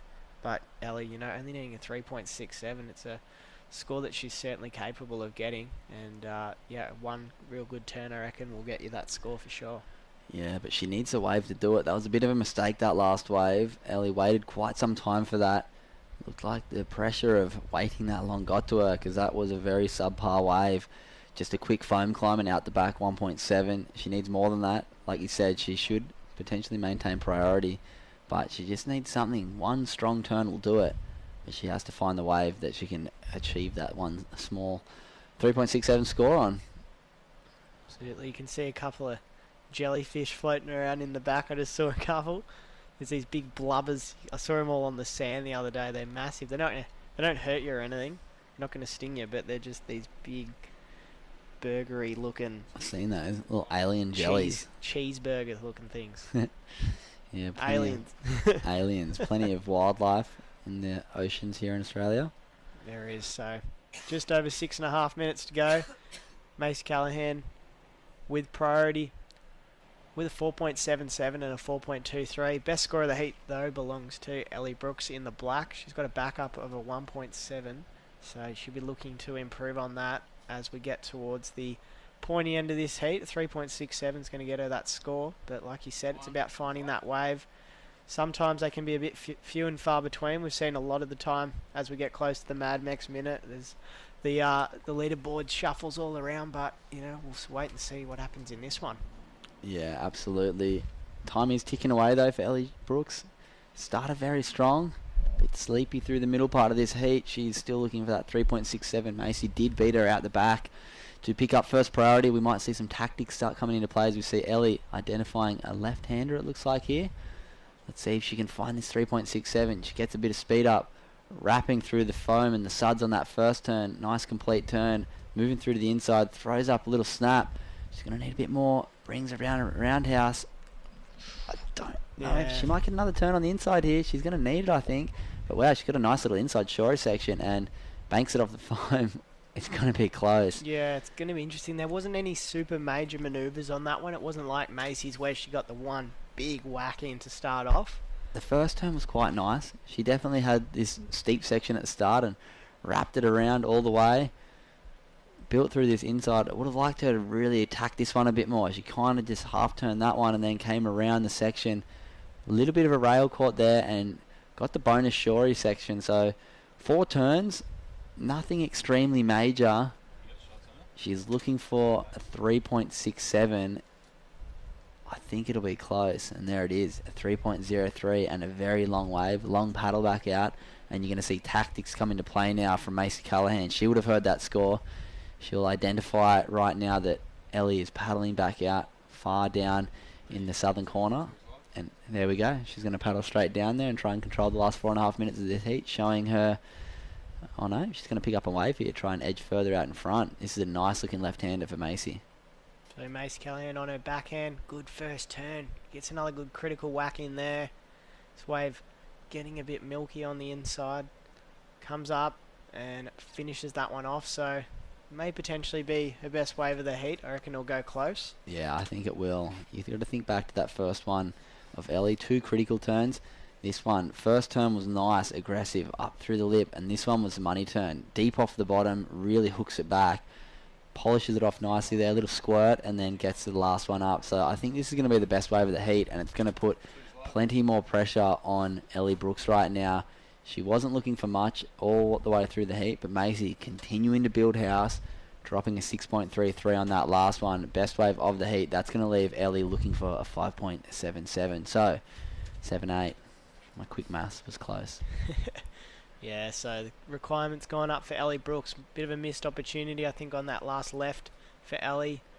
But yeah, she's going to need another score. She's back. Almost looks like she's back out the back. So 3.5 minutes. There's still plenty of time.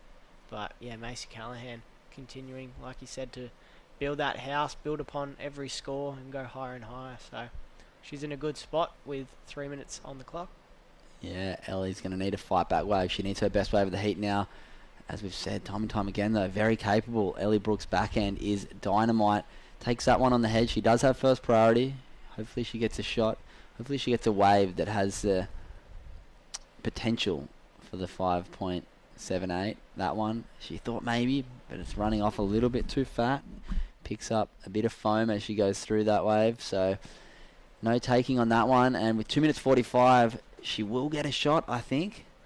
But is the wave quality going to be there for a 6-point ride, let's say she needs?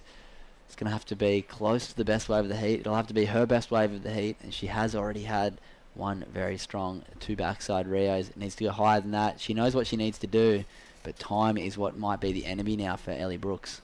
Yeah, getting very close to the end of this one. Ellie needing that 5.78. So yeah, like you said, it's going to have to be close to the best score of the heat.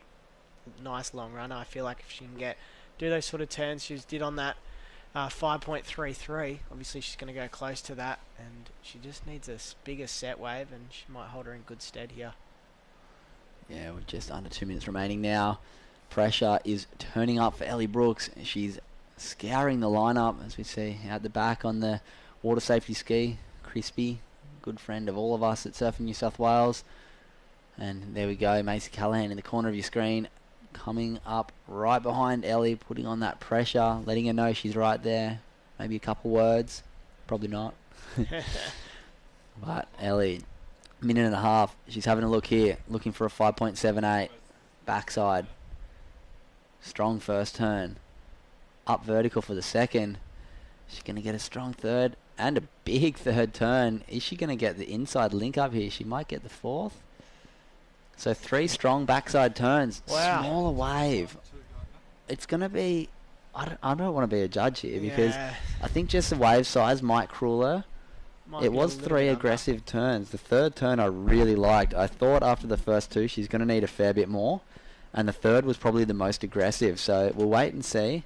There wasn't a full commitment into any of the turns, and that's exactly why that score has just come through.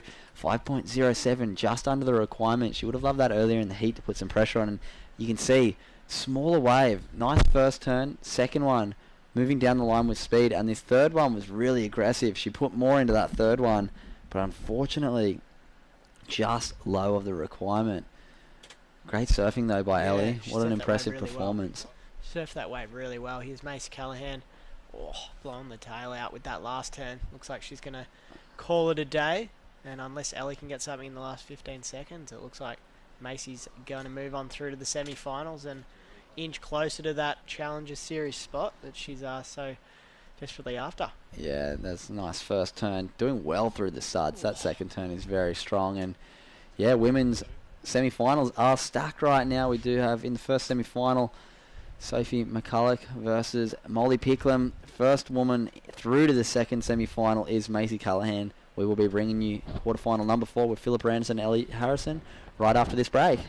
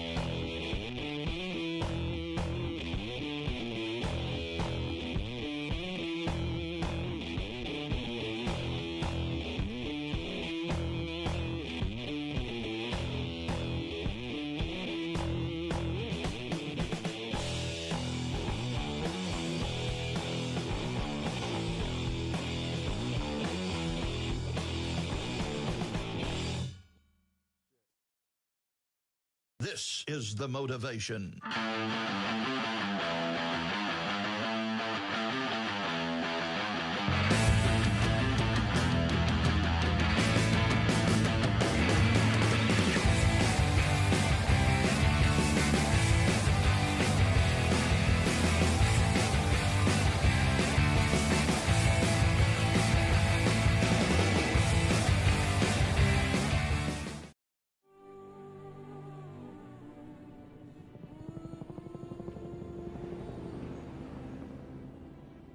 Some say we've got engine oil in our veins.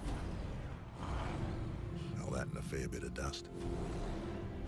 Sure, these wild utes are hard work, but it's no job. The roar of them. Pure. Takes some rare skills to settle one. A band of brothers and sisters. Where man learns from machine, learns from man. Those that visit are transformed, almost as much as the V6 Amaroks. It's like this place rubs off on them.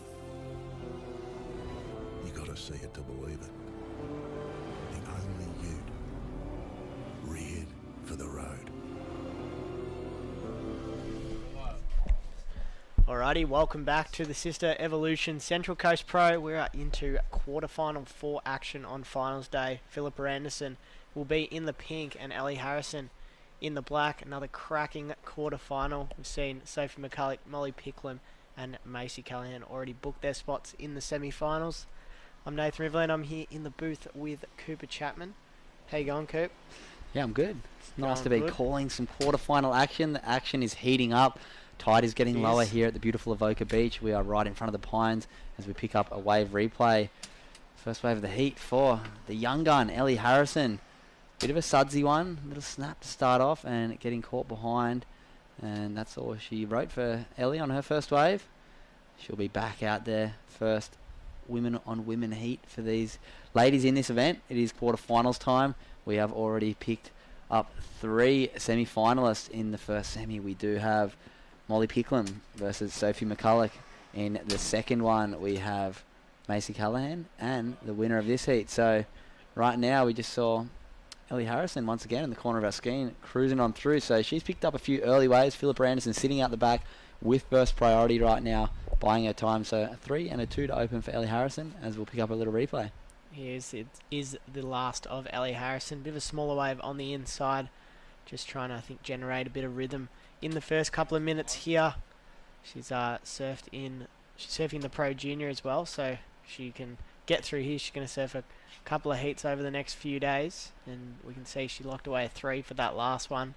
But Philippa Anderson, obviously the very experienced competitor in this heat. She's done a lot of years on the QS, been very close to qualifying on numerous occasions. But Ellie Harrison, a up-and-coming gun of the women's surfing field, and she's been, I think, a 3 or 4 time Australian junior champ. She's pretty much non-stop winning all those events at the Aussie titles. So she's definitely a massive threat in this draw, and she's been surfing great all event. Yeah, it's great to see her making her mark on this qualifying series. It's important to note, women on the world tour right now, very young, new crop coming through, and I'm sure Ellie Harrison has been watching very closely. Good friend of hers, I'm sure, Molly Picklum on that Rip Curl team together, and showing what's capable. Molly, of course, surfing in the women's and in the juniors, and right now, same as Ellie Harrison. So we've got 2 surfers into the quarterfinals of both the junior and of the women's QS 3000 event, and I think they both have a big shot of taking this thing out. So yeah, as the day goes on, we will be finishing up the QS 3000 men's and women's event today here at Avoca Beach, and we'll be moving up to the Oakberry Tweed Coast Pro starting on Monday. So the qualifying series is heating up. First major event, you'd like to call it, with a few 1,000 events to kick off to warm up the year. Now the first big one, 3,000 points up for grabs today in both men's and women's, and then Oakberry and Surfest, we will be seeing 5,000 points up for grabs, and we'll be crowning our regional qualifying series champions and sending 9 men and 7 women to the Challenger Series, kicking off at Snapper Rocks in May. Can't wait. Very, very exciting. So Yeah, like we were alluding to, those the first few events of the New South Wales Pro Surf Series obviously being QS 1000, so smaller points on offer. If someone can get a win here, 3,000 points, and Nixie Ryan, was the APAC leader going into this and had a bit of a pretty healthy lead. However, with 3,000 points on offer, she may get overtaken and not be in first. Yeah, so these big events to finish off this regional tour, we're going to see some massive shake-ups. We're going to see a few shine-through performances. And right now, Ellie Harrison would love it to be her, the new young gun on the scene. Won the first Pro Junior event last week at Lake Mac. Still going in the junior event here. And, of course, still going in this qualifying Series 3000 event. And here she goes, up and riding. Staying very busy here. Ellie Harrison swoops it back to the wash. Staying nice and tight in the pocket. Getting a bit caught up there.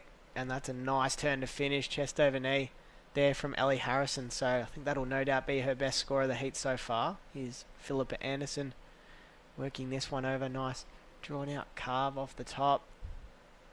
And just getting a bit bogged down on the inside, but good little exchange there between black and pink. Yeah, a few wobbles for both of the ladies on that one. Here we go, Philippa, what she do at the start of this one? So hard off the bottom. Nice first turn. She pushes hard on the second turn. Oh, that was a great wave selection for Philsy. Just that bottom turn on the third one. Pushed a little hard off the tail and found herself in a bit of a wheelie up the top. But nonetheless, 3 nice turns for Philippa. Great wave selection. The first 2 really good pockets. And then Ellie Harrison, like you said, last turn, very impressive. She had a weird little wobble through the middle though. And there's the scores. Ellie Harrison, 4.17. And Philippa Anderson, 4.5. So once again, bunch of waves in the 4-point range. Expecting a little more from the competitors out there right now. We are in the pointy end of the event and the scale is still where it's at. So the surfers are going to start lifting and the scores will continue to rise as we go through these last few heats of the event. Absolutely. I think if Philippa Anderson had really drawn out that third bottom turn, that could have been in, the 5-6 range. Looked just a bit bogged down on that one, but she was able to really dig in. Probably could have put even more scoreboard pressure on Ellie Harrison. So, yeah, Philippa with the best score of the heat so far, but Ellie with priority. And she's been, staying pretty busy so far in this 4th quarterfinal. And we're going to be moving into men's semi-final action next up. Super exciting, 2 epic semi-finals. But we've got 16 minutes to go before we hit the men's semi-finals. Yeah, that first semi-final we are going to see Jagger Bartholomew taking on Kalani Ball. And then the second one we'll see Stewie Kennedy taking on Billy Stairmand. So action-packed semi-finals, should I say, coming up in the men's division. A few extremely experienced competitors, and then also Jagger Bartholomew, breakthrough performance. Excited for Jagsy in this semi. As we see, first turn for Ellie Harrison, nice and clean, big aggressive second turn. This wave hitting the snowboard part of the wave, and she's going to stick with it. She knows those first 2 turns would have felt very nice, and unfortunately no link up, but the damage was done. So Ellie Harrison, what I think is going to be her best wave of the heat. Talk us through this one, Nath. Here's the wave replay powered by the New South Wales government and Volkswagen. Really like that first turn, bit of variation there, and really swooping around and stamping the foot on the tail with that second turn. So yeah, I tend to agree with you, Cooper. I reckon that's going to be the best score for her for the heat. Yeah, I really like the way that between turns there was no breakage, and there it is, 4.03. Judge is not agreeing with us, but that's why we're not a judge. Yeah, a bit lower than what we were both thinking, but bit of a smaller wave. Philippa probably, there was a bit more spray and flare on her backhand turn, which is maybe why it wasn't as high as that. But anyway, that's why we're not a judge. Exactly. But the rights have tended to lose energy moving towards that deeper channel. The lefts tend to give you a bit steeper sections. Maybe that's what the judges are saying. But I really like that last one of Ellie. She drove the whole way through the first turn, and then she didn't have a break in her bottom turn. She went straight onto that toe side rail, up off the top, and pushed hard on the second turn. So, that's why we're not judges, but nonetheless, it was her second best wave and made that requirement just a bit harder for Philippa. Only looking for a 3.7, sitting out the back in first priority right now. There is 14 minutes remaining. Ellie Harrison in the lead, working her way back out the back to try and put on a bit more scoreboard pressure, trying to break out of that 4-point range. And Philippa, with all that competitive experience, she would know that all she needs is the 2 waves, sit out there, bide your time, wait for the best 2 waves to come through, and really try and capitalise on that. Whereas we've seen Ellie, probably that grommet in her, maybe just, trying to get heaps of waves, get a lot of waves under the belt, get the confidence up, which can sometimes also work in your favour. Yeah, it makes it very tough when you're surfing against those experienced competitors, and Philippa is well and truly experienced. Spent many years on that Challenger and back what it used to be called the Prime or the qualifying series, and yeah, she's made her damage, been very close, and she deserves a spot on that tour. It'd be great to see her get up there and get to throw down with the best women on that tour. She did get a chance to surf at the event at Newcastle when we went there for the World Tour. So she's had a taste, and I'm sure she wants to mark her spot on that tour. She's been on that Challenger series last year and didn't probably have the performance she was hoping for.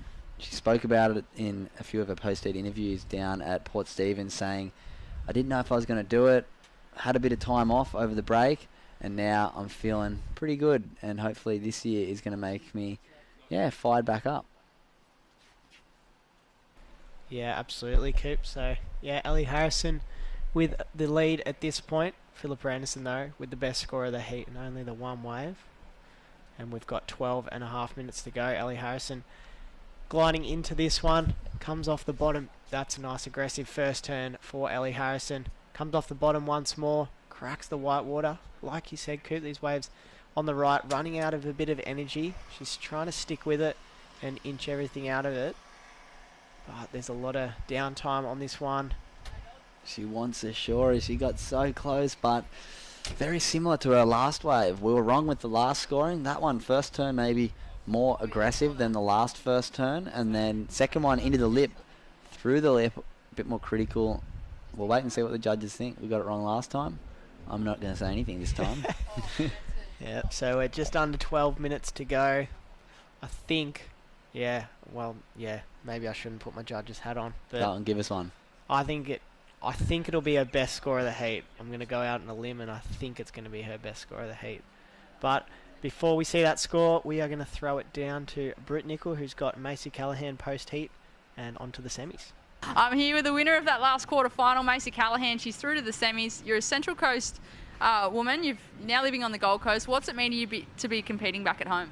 Yeah, it means everything. This is where surfing started for me, and born and raised here, so I'm proud to represent the Central Coast, and I'd love to take the win. So you got second at this event last year to Molly Picklum.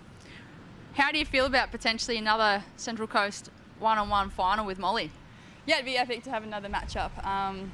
It's really cool. Like last year, we got to have the final together, and it's cool to see two Central Coast girls in the final, and hopefully we can do it again. And be nice to get one up on her. I'm sure you've surfed plenty of heats together. Now, I know that your partner is Sheldon Simkus, and obviously a great competitor and surfer in himself. What's it mean to have someone like Sheldon in your corner? He knows exactly what it takes as well. Yeah, exactly. He knows what he's doing, and it's just nice to have someone with you. And it's a long year, and times do get a little bit lonely, but it's nice to have him there with me and support me and, help me out. Now, we know that you graced the covers of Surfing Life towards the end of the last year. Being a woman and being on the cover of a magazine like that, how does that feel? Yeah, I think that was one of my career highlights for sure. I never really imagined being on the cover, and it was such a surprise, and I think it's a great step forward to having women on more covers, and just the progression of women. It's just awesome. Is there anything you'd like to say back to anybody maybe tuning in, watching live? Yeah, my mum's probably watching. Hi, Mum, or anyone else that's watching. Hello, and thanks for supporting. There we go. Macy Callahan through to the semi-finals. Will she take the win? We'll soon find out. Back to you guys in the booth. All right, thank you very much, Britt. Macy on absolute fire, and we saw no score pop up on the screen for Ellie, so coming in under that 4.03. Philippa, one strong turn out the back, looking to link it all the way through to the inside. Not looking for much, a 3.7, but I'm going to go out on a limb, and after watching Ellie's wave, say she's probably not going to get it with that one. So just under 10 minutes remaining, the ladies in this heat finding it quite tough to get those high scoring waves. So out the back, first priority, Ellie Harrison looking to replace a 4.03, and Philippa looked like a nice wave, bigger one, first turn up into the lip, and then that's kind of all she got. She worked it all the way to the shore break and didn't really get a turn on the shorey. So I think this is going to come under just under that 3.7. Yeah. And she's going to be needing a little more to finish off this heat. We saw, Ellie Harrison's last one came in at a 3.5, and I thought that was significantly better than Philippa's last one. Obviously, she did get a major manoeuvre out the back on that bigger section, but 3.23, there you go, so just under that requirement. She's going to still need that 3.70 to go into first. And yeah, we're over halfway through this point. We're almost at the end, 8 minutes and 30 seconds to go. Yeah, such a tight heat. Sometimes these tight heats are just as fun to watch, just as fun to commentate, because both competitors will have a shot going into the end of this one, as we see an in and out from Ellie Harrison while we just follow Philippa on the camera. We'll wait and see if we can pick up a replay of what Ellie got up to. She looks like she's kicking and scratching to get back out nice and fast, so we'll wait and see if we can pick up a replay. We're just watching Philippa have a nice little paddle back out in this rip. This is down to the northern end of the competition bank right now. You can see so much water dragging across into that rip.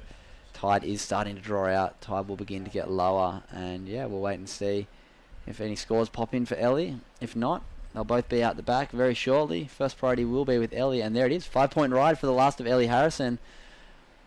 Wow. Unfortunately, we didn't pick that one up live. There may be a replay if we get lucky, but if not, requirement did just go up for Philippa Anderson. She's now looking for a 4.68, much harder than that 3.7, so advantage is flipped well and truly over to Ellie Harrison.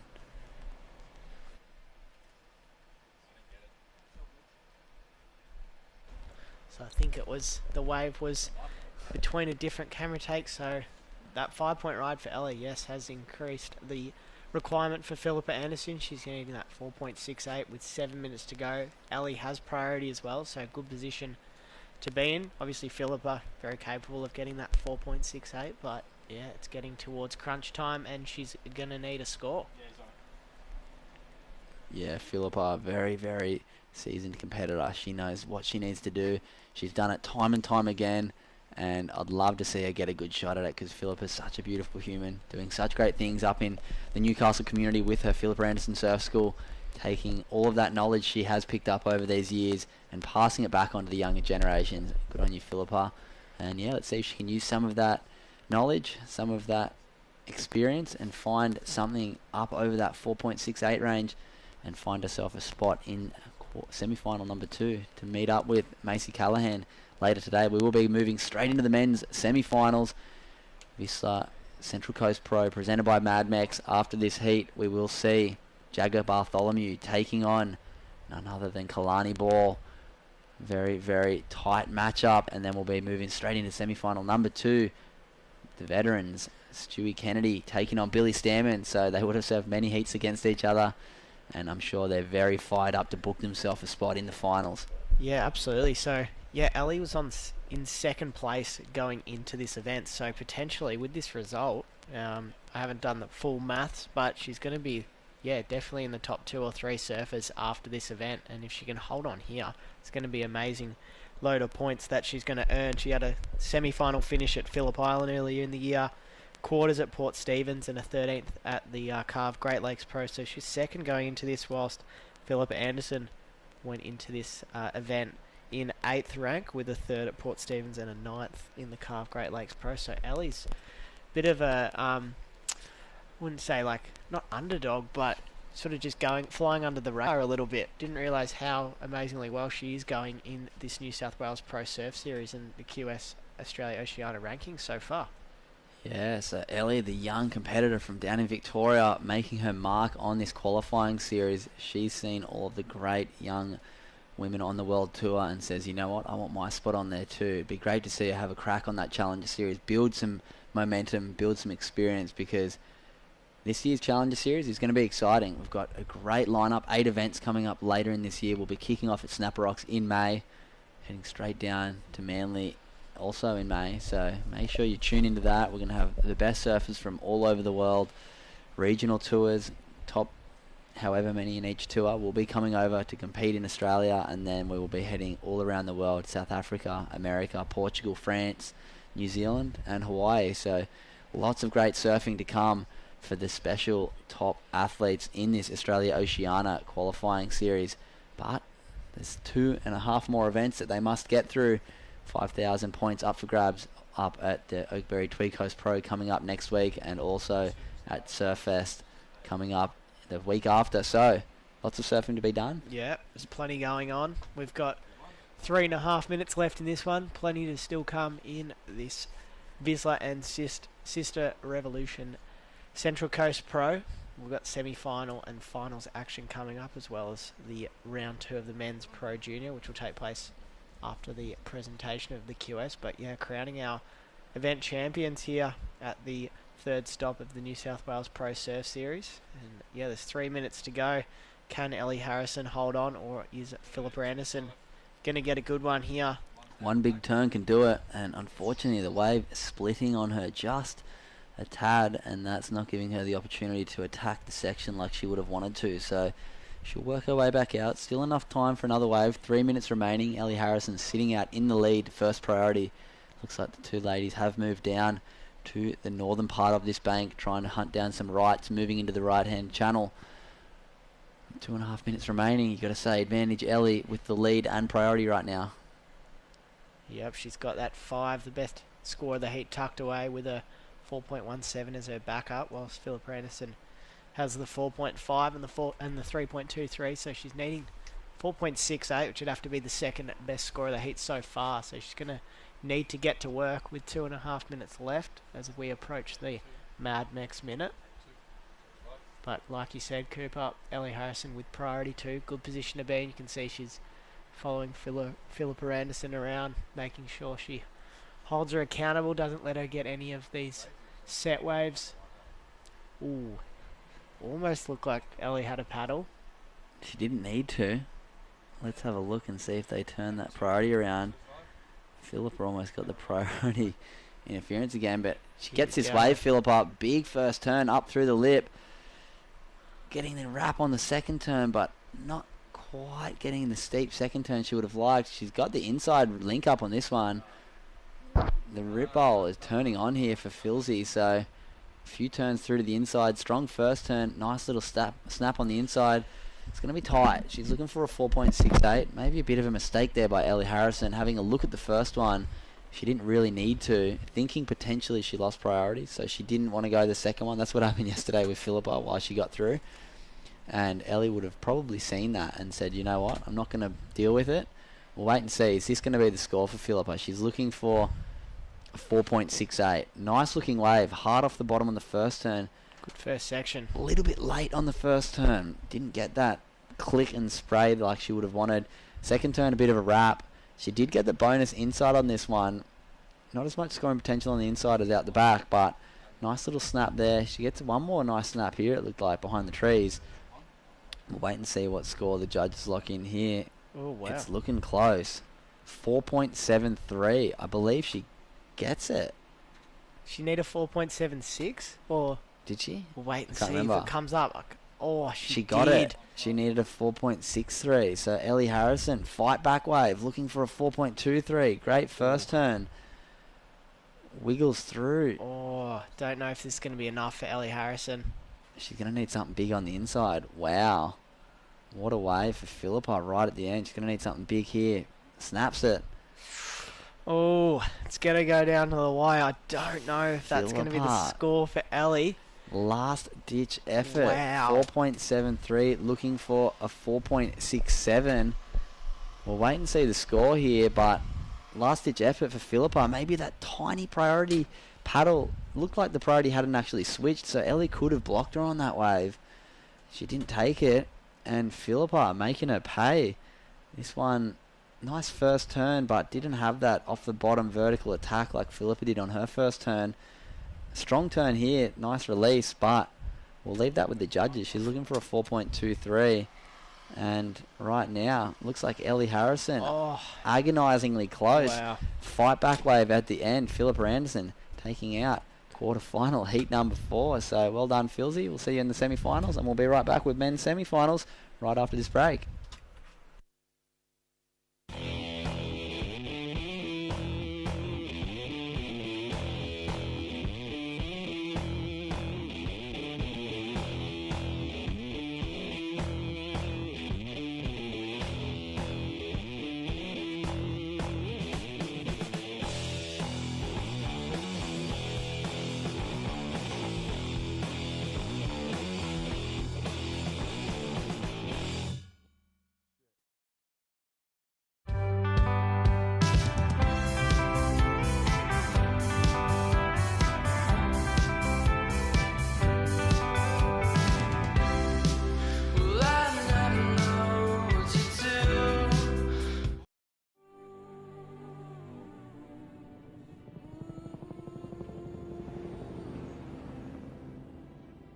Some say we've got engine oil in our veins.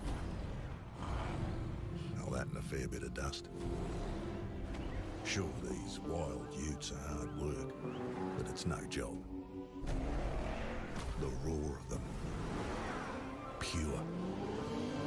Takes some rare skills to settle one. A band of brothers and sisters. Where man learns from machine, learns from man. Those that visit are transformed.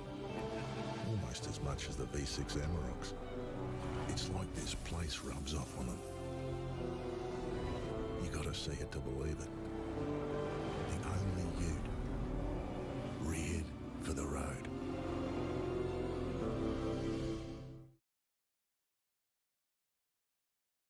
The semi-finals of the men's at the Vissla Central Coast Pro, presented by Mad Max, in the box with Drew Starling, and some great action this morning, and we are into the spicy end of the competition. Semi-final number 1, Kalani Ball, Jager Bartholomew, is going to be an absolute sensation. It definitely is, Dimmy, and Kalani and Jager both put on an absolute clinic this morning, both really just dominating their heats and not really letting Kalani, it was Kihu, and for Jager it was Jordan Watson, not really letting their opponents kind of any room to move throughout their whole heats this morning. So it'll be interesting to see where this matchup goes. They've both been on an absolute tear, and I know that they're both really looking for a final placing. Yeah, I saw Kalani a little bit earlier chatting to Stu Kennedy after he said he looked like he'd been for a sleep. So such is the relaxed nature of the man in red there, and I did like Jager's really calm demeanour when he was, getting interviewed after that quarterfinals. Yeah, this is going to be a great matchup. So tactically, both will be looking to get off to a start. As we see the gentleman in black, young Queenslander, up and riding, just trying to find his groove out there nice and early. He's sending plenty of spraying out the back. Look at this, him, Kalani Ball just getting loose on the forehand and in and out. So probably just, trying to settle down and get himself back in the lineup for priority. Yeah, definitely. I think maybe he may have mistimed one of those turns because he kind of came into it a little bit late with that last one, or maybe he's trying to get the upper hand and get priority over Jager at the start of this. So here's the wave replay powered by Destination New South Wales. So Jager up and riding, just carves that first turn, and then he just patiently waits here for this second one and unleashes for that second turn, and then manages to get a finish. And Kalani, here's the replay of his first wave. So yeah, just that one carve, kind of a bit of a bubble to start, and he knows that that's not going to be a score that's going to come into play. Yeah, definitely bit of movement on the face and created that bubble for Kalani. And I will say, now that the tide's starting to turn, there's signs of positivity when it comes to the waves being a little bit more top to bottom. So we saw in that last heat, Philippa Anderson needs to go buy a lottery ticket because she has had an absolute blast in the last couple of days. She had an interference call get her through yesterday and a buzzer beater today. So Spilsy due for some luck and definitely in line there. So into the semi-finals, congratulations to her. But yeah, like we were speaking about, Drew, I think it's just a case of that tide turning before we see some really punchy little inside wedges. Yeah, and it's gonna be a really exciting day. Of course, we're gonna finish the QS 3000 here today, and then roll into the Pro Junior Men's round 2, heats 1 to 8. So it's gonna be cool to see the Pro Junior Men's kind of get fired up after watching the finals here and seeing where they can go on their waves and what the scores are gonna come through as well. And what about yourself? You're a competitor, so are you hanging around to watch Jess tomorrow and then leaving? Yeah, I'll hang around to watch Jessie tomorrow, and then we'll head back up to Cabarita, hometown, and then get ready for the 5,000 on Monday. Short turnaround, but... How does that feel as a competitor? Do you have to mentally switch off, give yourself some time? Of course, your partner Micah is also competing, and is it about just taking some time away, not thinking about it too much? Because it is rapid fire between these events, isn't it? Yeah, it's really close. Mark is actually just making his way home now. He's Yep. like, I just need to go home and reset and get everything sorted for the event. So you kind of, you've just got to switch off. You have to brush your wins and your losses off and kind of just restart for the next one and start with a clean slate. But it's really cool to be watching here and kind of taking in everything and, you know, figuring out mistakes that people have maybe been making and what they've been doing to get through heats, and especially keeping a close eye on the women's as well in the draw. It's really cool to be able to observe and take it all in. Maybe that's a positive to have that lack of downtime, because you basically got to reset straight away. You can, you know, because as a sportsman you can actually overthink it and think too much about what has gone before, but in these situations you need to just be straight into the next event, mentally recharging yourself, getting yourself nice and physically ready to go, as we see the surfer in black just tag in some solid manoeuvres on that way. But yeah, maybe that reset is a lot mentally easier because the fact that you just got to go straight back into another event. Yeah, so here's the wave replay powered by Destination New South Wales. Jagger up and riding, so tagging that first section and bringing it around for a second, just trying to make it a little harder for Kalani to get into the lead. We saw Kalani watching that first turn as well, just in the corner of his eye, trying not to watch but also trying to keep a little bit of an eye on what Jagger's doing for his scores. I'm sure Bugs is out there, and what I did like about that was the patience. Yeah. He didn't overthink it. He just engaged the rail and really went to work. So yeah, I really love the way he's surfing. His development in the last 12 to 18 months has been incredible, and that last wave at 4.83. So again, we see those scores just sort of boxed up into that low to mid range, and but I did see in the women's that there were some sevens, so we're starting to see that separation. But yeah, I did love the pace of that wave for the surfer in black, and yeah, you saw Kalani just looking over going, ugh. Oh, okay, I really need to get a wriggle on here. And here he goes, having a little look at this one. So Kalani Ball up and riding on his second wave. Highlines that first section and brings it around for a second one. So Kalani getting to work on this left and finishing that one off. So a little bit more critical and maybe fast-paced surfing compared to Jaggers. Maybe that was the wave allowing him to do that. So a score to lock in for last of Kalani. 100%. That wave felt like it had a lot more potential on it, and looking at it from the beach, it looks totally different from what you're seeing on the screen. It's really hard to define exactly where you want to sit, whether you want to go the rights or the lefts, but I love the way he just sort of floated that last section and had a little bit of drift, so a little bit of variety in his repertoire there. And look at that, a 6.5, so that is a real indication of what the judges really want to see out there in the semi-finals. Yeah, for sure. The judges looking for that committed, critical surfing, and that's exactly what Kalani did. Ticked all of those boxes, but Jagger's not one to count out just yet. I mean, 25-minute heats are a really long time, 15 minutes to go, and Jagger only needs a 3.68, and I feel like whenever he's been needing a score, he always, almost always doubles it. Yeah, I think it's that calm demeanour about just holding on to that moment and focusing on what is in front of him instead of, you know, the noises in the head, which he actually said in an interview earlier that, you know, he just doesn't even think about that stuff. He just surfs right in the spot. So yeah, it's definitely an easy thing to get when you're actually in that moment, and I'm sure that the scores, he'll get some good scores in this heat and really put it to Kalani. As we see the 2-for-1 burrito, great to have the Mad Mex crew on for this event and the New South Wales connection. So we've been sampling a lot of the burrito bowls, and yeah, I've probably been indulging just that little too much. Never too much. Never too much. So the waves, let's chat about the waves, how good you guys have had it, the girls and the guys have had it over the last, say, 3 or 4 weeks with that low pressure systems, unfortunately, really creating havoc with, you know, with the floods. But what it has done is generated plenty of good waves, as we see Jay up and riding. And wow, I would have loved to have seen him just connect on that second turn, because that was 12 o'clock and there was some serious power in that move. But just, I think he just buried that rail on the way down. There it is, just a little bit caught. Probably the weight ratio was a little bit front. Yeah, he almost just caught his nose as well coming down. Yep. That was definitely a big mistake from Jagger. I feel like if he could have capitalised on that, he probably would have got a score, I would think, better than his 4.83. It was a big wave. It was better surfing. Yeah, so he's probably just needing to wash that one off nice and quickly, get back out there and get another good one.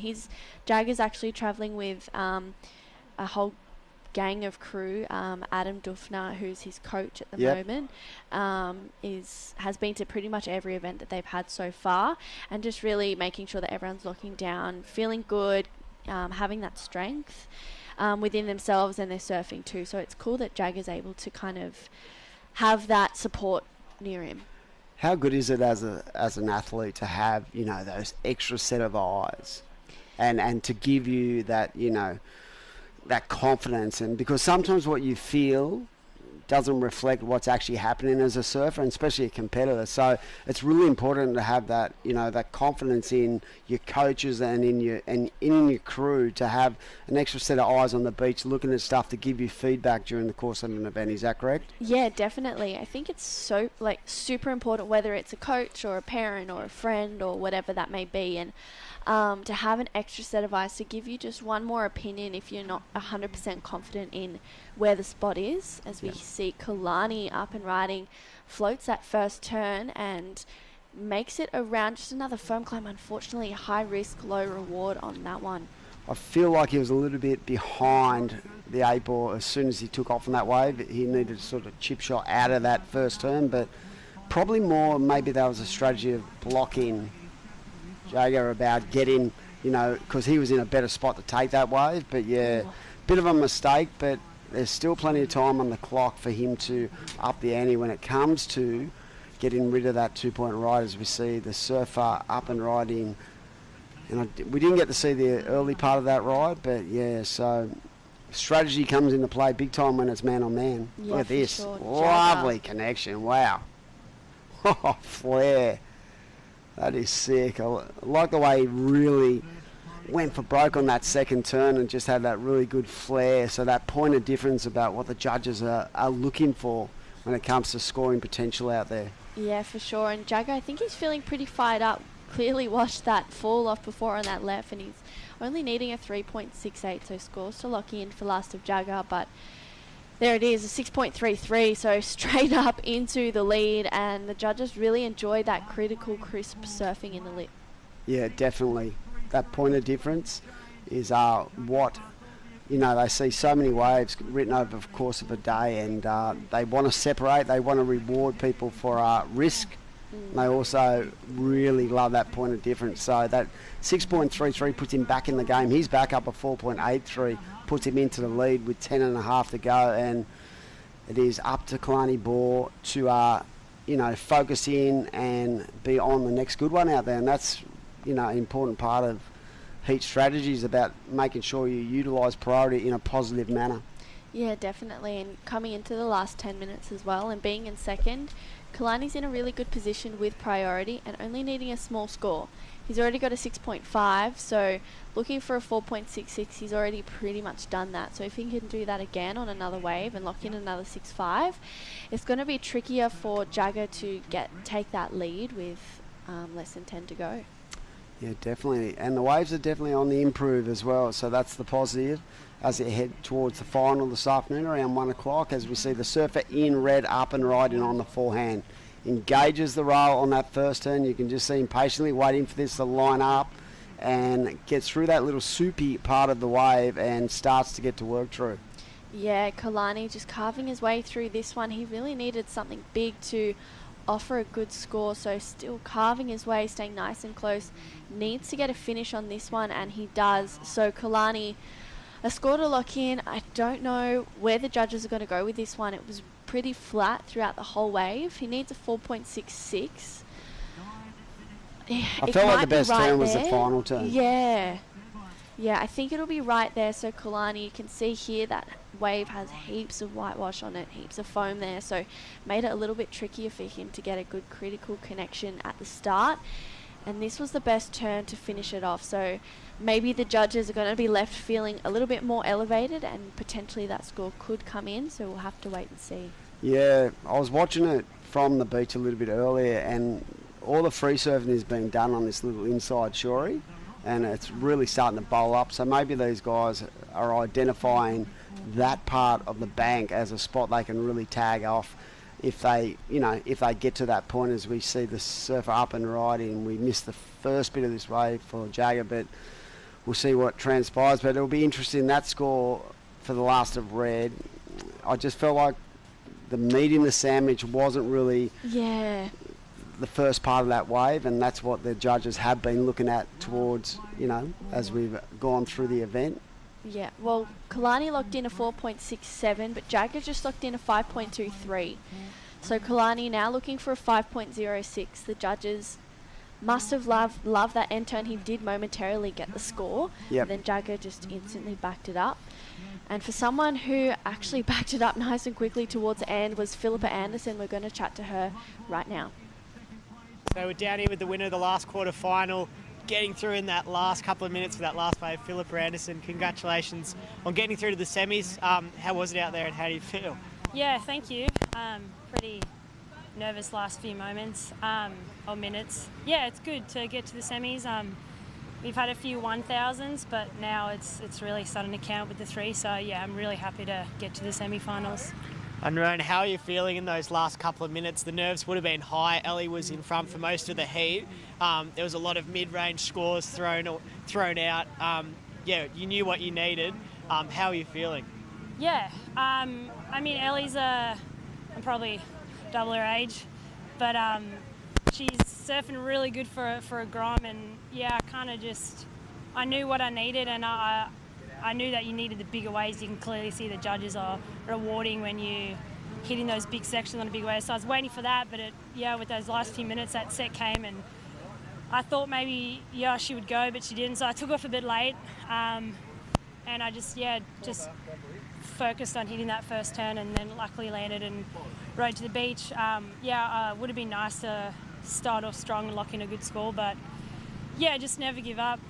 Been doing this for a while, and yeah, I'm pretty competitive. I want to win, so I'm very happy to get through. Not fall. And semi-final matchup coming up against a great competitor in Macy Callahan. What's sort of your tactic or your thinking around that? Macy's been on tour. She surfs really well. I'm just going to focus on what I can do. And yeah, like I said, I'm really happy to make the semis today. The goal was to make finals day, so yeah, I was really happy to get through yesterday. But obviously I want to beat her. She's been on tour, so if you can get that confidence that you can beat an ex-CT surfer, that's always good. It's going to be a tough match. Like, we've got really fun waves, so it's hopefully let the surfing do the talking. But I'm just stoked to be here. Got a week off work, and it's nice. This is my other job, so yeah, just a massive thanks to Surfing New South Wales and everyone involved putting on these events. It's so good to have a 3000. And yeah, like I said, I'm so happy now in the semis, and just thanks to everyone for the support. My sponsors who just keep backing me, who believe in me, and then I believe in myself. So yeah, it's awesome. Thanks, guys. Amazing. So Philippa Anderson and Macy Callahan coming up in the semi-finals a bit later. Don't miss it. Up to you guys. Yeah, thanks. What a champion she is, and she's been riding her luck in the last 2 days, and that can be a positive too for Spilsy, because you don't want to peak too early, and you can the competitive spirit of the young lady from Merriweather is just incredible, and she's been so close to qualifying on a number of occasions. She's basically been 1 or 2 spots outside of qualification 3 or 4 times in her career, and she is just still fighting the fight, and I reckon it'd be so good to see her on tour. She speaks about the fact that she's double the age of some of these competitors, but really she's still in the prime of her career, and great to see her in the semi-finals. And the good thing about Philippa is she tends to step up when she needs to, and that's an indication of how close she's come to qualifications on so many occasions. Yeah, definitely. And, she's such a mature competitor. She's been around for a really long time. So I think maybe even potentially kind of showing that maturity in that previous heat. Ellie must have had, I didn't watch it, but I'm assuming she had priority over Yep. Philippa, and letting that wave go just shows a little bit of immaturity in Ellie's surfing, or in her competitive surfing, not in her surfing in general, but her competitive heat strategy. So I guarantee that that's probably a mistake that might haunt Ellie for a little bit, but she's still in the Pro Junior, so she's got to wash that one off, regroup, and get ready for the Pro Junior finals tomorrow, and then leading on through to the QS 5000 at Cabba.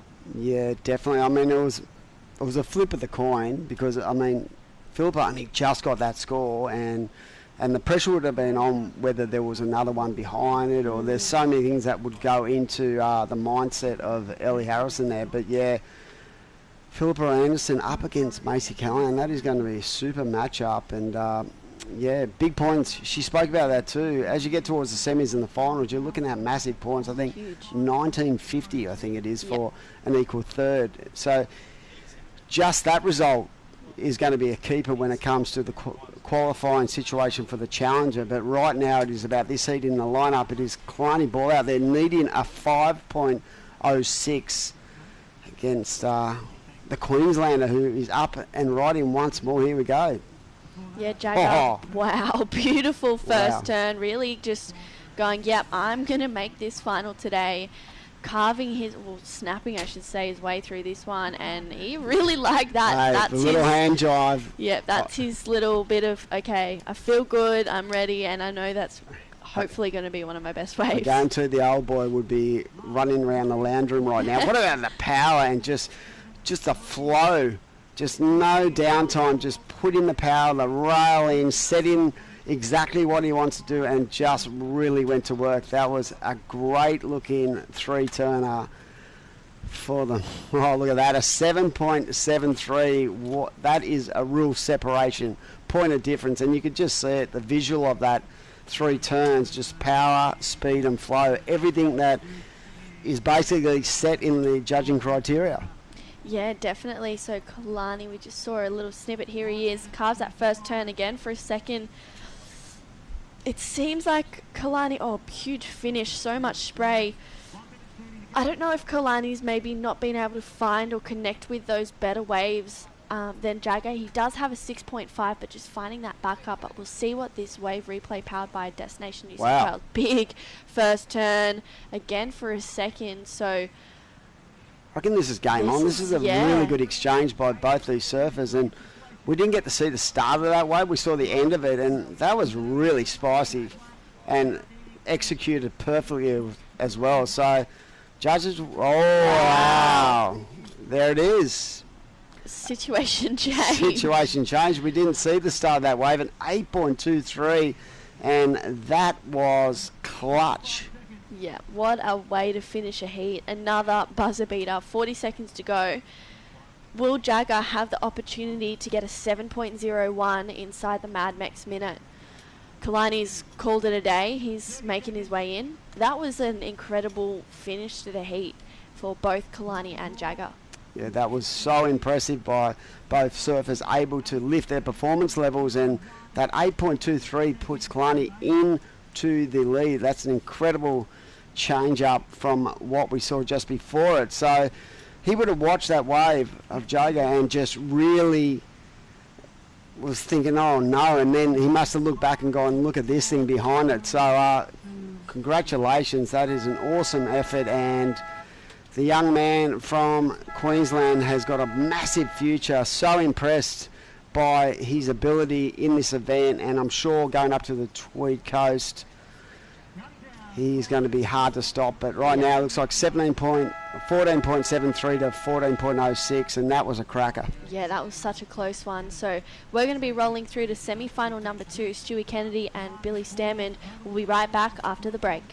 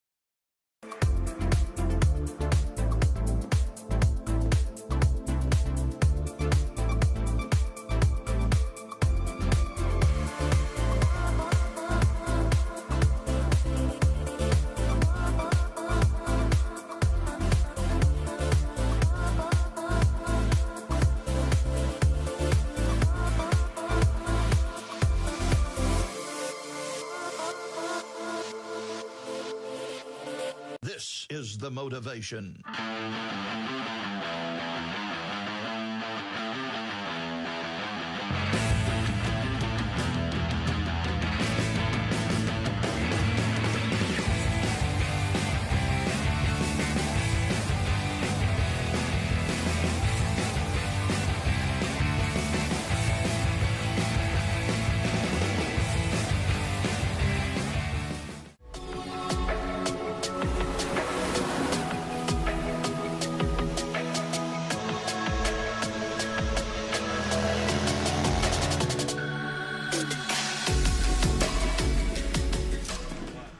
Welcome back to the Vissla Central Coast Pro semi-final number 2 underway. In the water right now we have Stuart Kennedy from Australia taking on Billy Stairmand. So Stewie and Billy would have been up against each other a lot over the course of their career, and I'll welcome in Britt Nicol. And wow, the level of performance has just gone through the roof. That last heat, that semi-final number 1, as you'd expect, these guys really putting it all on the line out there.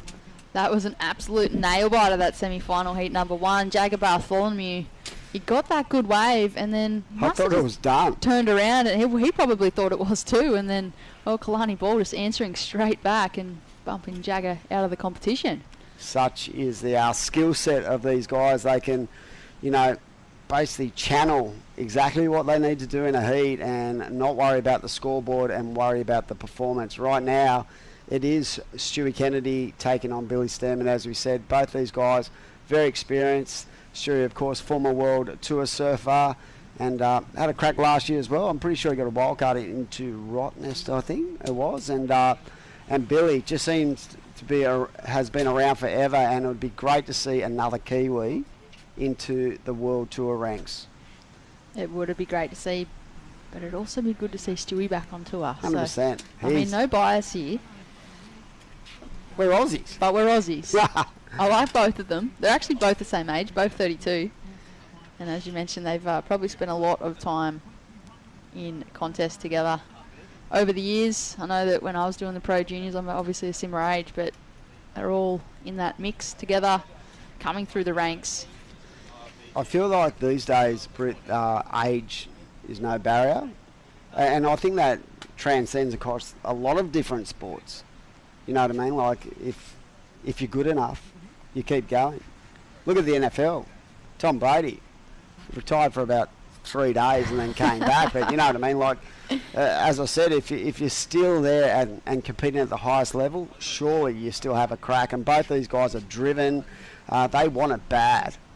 As we see, it looks like Billy having a crack at this one. He certainly looks like he wants it bad. Scratching into that one. Bit of a flat face here. He's just answering back to that 4.5. So Stewie Kennedy locked in that 4.5. Billy Stairmand will wait for those scores to lock in. Bit of a smaller wave, but he's found his feet in the wax. Yep. 3,000, a QS 3,000 big points. If you win the event, you get 3,000 points. And when you consider we've basically gone through a series of 1,000s, we are building towards, the peak of where we're going to be at with these 5,000s as well. So a win here would be a massive chunk of points towards your Challenger Series qualifying position, as we see Billy up and riding. Love his fluency and his aggression as well. So he's got it all in that little bag of tricks. So you go to the car and pull out different bags every time you have a heat. You go, what? I only got one bag. It's full of nothing. I mean, I guess it's like picking a wetsuit or picking a surfboard, How talking about boards on the serious side of this, how important is surfboards and having the ability to change the surfboards during an event? Oh, it's absolutely crucial. I mean, it's one thing to get good waves and be a good surfer, but if you don't have the right equipment under your feet, you're not really going to be able to perform. And at this kind of level, it's crucial to have that point of difference and have those perfect boards under your feet and really work closely with those shapers. Talking about someone who had a perfect board under their feet, we're going to throw down to Nathan, who's got a probably very, very happy Kalani Ball getting through to the next round, which is the final. Take it away. We're in the Vissla Central Coast Pro Finals day. Our first finalist, Kalani Ball, just nailing that 8.23 in the dying moments, mate. You must be so stoked to be in the final. Yeah, that felt amazing. Kind of went a few crappy ones and blew priority. So, yeah, just so stoked the wave came through and I got an opportunity.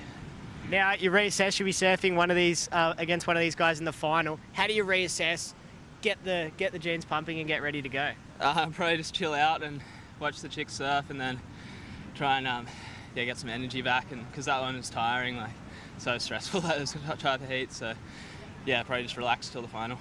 Unreal. Kalani Ball through to the final. We'll let him go and rest up. See you guys back there. Thank you, Nathan. So conditions a little exhausting. I think that's a bit of adrenaline coming into that, and great to see. I mean, I know they're competitors and they're used to it, but Kalani Ball getting that 8.23 in the Mad Mex minute, he didn't buckle under pressure. Could have easily fell on one of those turns, but he just managed to compose himself and get the score that he needed. Definitely, we saw on the replay him having a good look as his competitor was going to town on that wave. But yeah, massive shout out. Just the ability to focus on what he needed to do is just incredible, and basically locked in one of the best scores we've seen in the last, say, 2 days. But yeah, you got to bring it to make the finals, and right now it is Stewie and Billy going toe to toe out there. And yeah, I reckon waves have definitely got better. Opportunities are starting to, arrive a lot more with that lower tide as the tide drains out. I felt like they've moved up towards the point a little bit today, but with that tide sort of draining out now, I reckon they'll move a little bit further down to where we were yesterday. But overall, the quality of waves in the last 3 to 4 weeks has been incredible. A massive shout out to the crew from WSL in this region for bringing so many good events to the table to give the next generation an opportunity to actually, develop their skill set. Not only the top guys, but those guys who are just coming into the QS without the struggles of having to pay for overseas travel, dramas about having to travel overseas and everything that goes with it. Yeah, it's a great time in your life, but it also creates a lot of anxiety at times with money and things that go around it as well. It does. It really helps these Australian competitors really just find their feet and gain that momentum. And like you said, Dimmy, the financial aspects of it, back in the day with the QS, you used to have to compete overseas to qualify for the World Tour. You had no choice. You had to do it anyway. So if you wanted to get to that World Tour, you were spending a lot of money travelling overseas. So for competitors to have this opportunity and surf in their own state potentially, their own region, their own country, and really gain that momentum and have the ability and the opportunity to then progress onto that Challenger Series and the first 2 events, conveniently, also in Australia for those competitors. Yeah, definitely. And when you consider the financial or the global financial situation, that comes into play as well, because companies just don't have the money they used to invest into surfers. And a lot of these guys are on the tools, working hard. You heard Philippa Anderson before say she had a week off work, as we see Stewie going, oh no, he had that. He was so close. He was so close, but as we see Billy further down the peak, yeah. So, a lot of these guys have a full-time role to play, like yourself. You do uni. A lot of people are actually studying, people work, and it's a real sort of, a juggling act for surfers these days if you're going to succeed. But the rewards are there. You get on the Elite Tour and you get to surf some of the most pristine locations in the world. Not a bad job. It certainly is an incentive to get there, that's for sure. We have on screen the Destination New South Wales wave replay. Billy Stairmand generating a heap of spray, trying to get around that section. It's an open face carve there, and again, so the 2 turns for Billy. Smaller wave, out on the face, bit flatter turns. Not his fault, but the wave unfortunately not providing the goods. So Stewie Kennedy in the red, in the lead with a 2.4 and a 4.5. Billy Stairmand in second with a 3.5 and a 2.67. At the end of the day, neither of them are going to want those scores in their scoreline. Still 14 minutes remaining. This semi-final heat number 2 is still anybody's. Yeah, definitely. If you bow out in this round, you get 1,950 points towards your overall qualification for the Challenger Series. But both these guys want that win. They also want that $8,000. Stewie talked about it before, how much incentive it is to go into these bigger events knowing that the prize pool is so much larger, and that would help, you know, the overall tally of if you do get on the Challenger, then you're going to have to start travelling, and that is a cost. But for these guys at the highest level, they're more focused on actually not only just making the Challenger, but getting into the elite ranks. I think too, Dimmy, like at the end of the day, everybody's in it for those points because it's the points that are going to get them there to the Challenger Series. But if you get those good results, the money just comes with it as well. Yeah, definitely. And we're speaking about the series overall at the moment, and in the next couple of weeks we've got the Tweed Coast Pro, a 5,000 QS, and then another QS 5,000 down at Newey, one of the most, you know, iconic events on the world calendar. And Surfest, I looked at the honours roll of that not that long ago and was just blown away. And my old mate, the man I coached back in the day, Dayan Eve, it's probably the finest thing he did in his career, and that trophy still sits front and centre in his lounge room. He, you know, very proud to win Surfest. It's you know, the MR, mate, what an icon he is. It is such a prestigious event, that one. Yep. As all of these events. I actually saw the seed list for it, and a couple of the international crew are actually going to be competing. I saw Leo, yeah, he's definitely going in, and Leo's going in as well. So a couple of the international crew coming down under early to get in some game time and support that event. So it's going to be an absolute cracker finish to the series of events in Australia before we head up to Snapper Rocks for the first Challenger Series event. Now, I'm really frothing on that because it's going to give, you know, the opportunity for the Challenger surfers to compete at one of the best locations on tour, pumping snapper with 4 dudes at it. Have you ever had that? No, never. There's normally 400 people out. It would be an amazing opportunity. Snapper Rocks, obviously one of the most world-class waves, and if they can get pumping waves, have you seen the banks up there? It's going to be amazing to see that surfing. Yeah, it's been good actually. I actually reckon banks all the way up that stretch.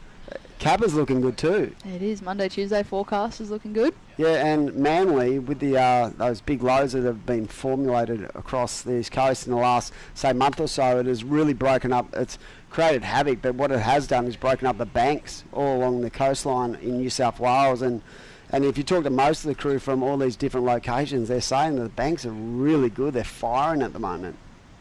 Here we go. Stewie Kennedy up and right in from La Barre, just attacking with plenty of vertical. Unfortunately, great first turn, but that wave just ran out. So he's just trying to build on that 2.4. So a little bit sleepy so far, Britt, in this heat compared to what we saw in the last heat. It has been, and we have seen a few heats like this morning, Dimmy. We had the high tide this morning, and now the tide is outgoing, and it's actually going to create better conditions for these competitors. It's been a little bit lully, as you mentioned, a little bit slow. I feel as though with that previous heat, they had a flurry of waves at the very end of it, which can sometimes impact the next heat that's paddling out. You find that a lot at events where you have one heat on, one heat off when it comes to quality of waves. But I do truly believe after what we've seen in the last couple of days, the banks get bigger and better as that tide starts to drift. It becomes a little bit more below sea level, and the opportunities to go a little bit more vertical come into play.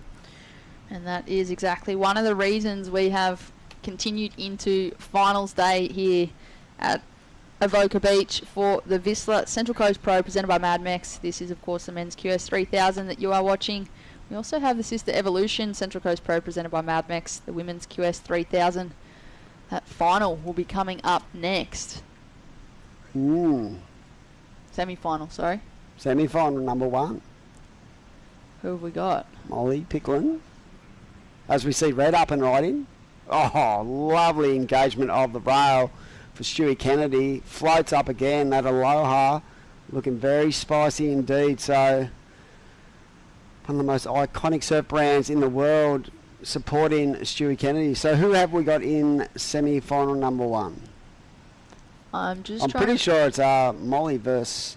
Is it Sophie McCulloch? Sophie, I'm pretty sure. Yeah, so Sophie was a real standout in that quarter, as we see a replay from Destination New South Wales. I love the way he opened up and really extended the body through that first manoeuvre and got to work on the inside as well. So just trying to build house out there, Stu Kennedy and the New South Wales government really supporting these events. Great to have them on board. And also Mad Mex, of course, the Mad Mex Minute.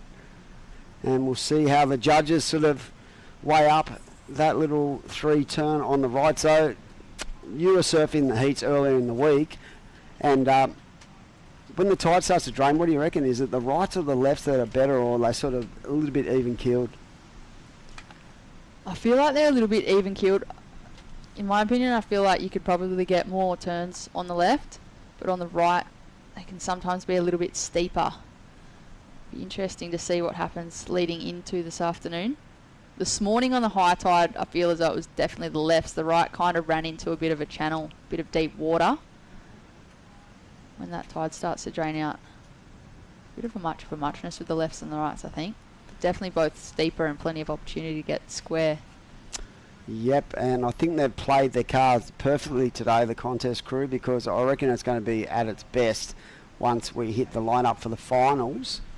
We've already got one finalist locked and loaded in the men's, and that is Kalani Ball. And right now it is Stewie just trying to keep nice and busy, as he doesn't have first priority in this heat. So the positive nature of not having priority is your ability to move around the lineup and really just sort of focus your energy on anything that comes through. Because the guy with priority traditionally will sit out the back and really wait for the bigger waves. Sometimes those waves don't actually offer a lot of scoring potential. So it's an interesting scenario right now with 6.5 minutes to go. And we'd like to really thank our supporting partners, the webcast partners, Mad Mex, Volkswagen, KO Sports, and everyone involved in this event. Of course, the Central Coast Council, Avoca Beach Hotel, Destination New South Wales, the World Surf League, and Surfing New South Wales, and of course the fantastic staff who are passionate about the sport we all love so much.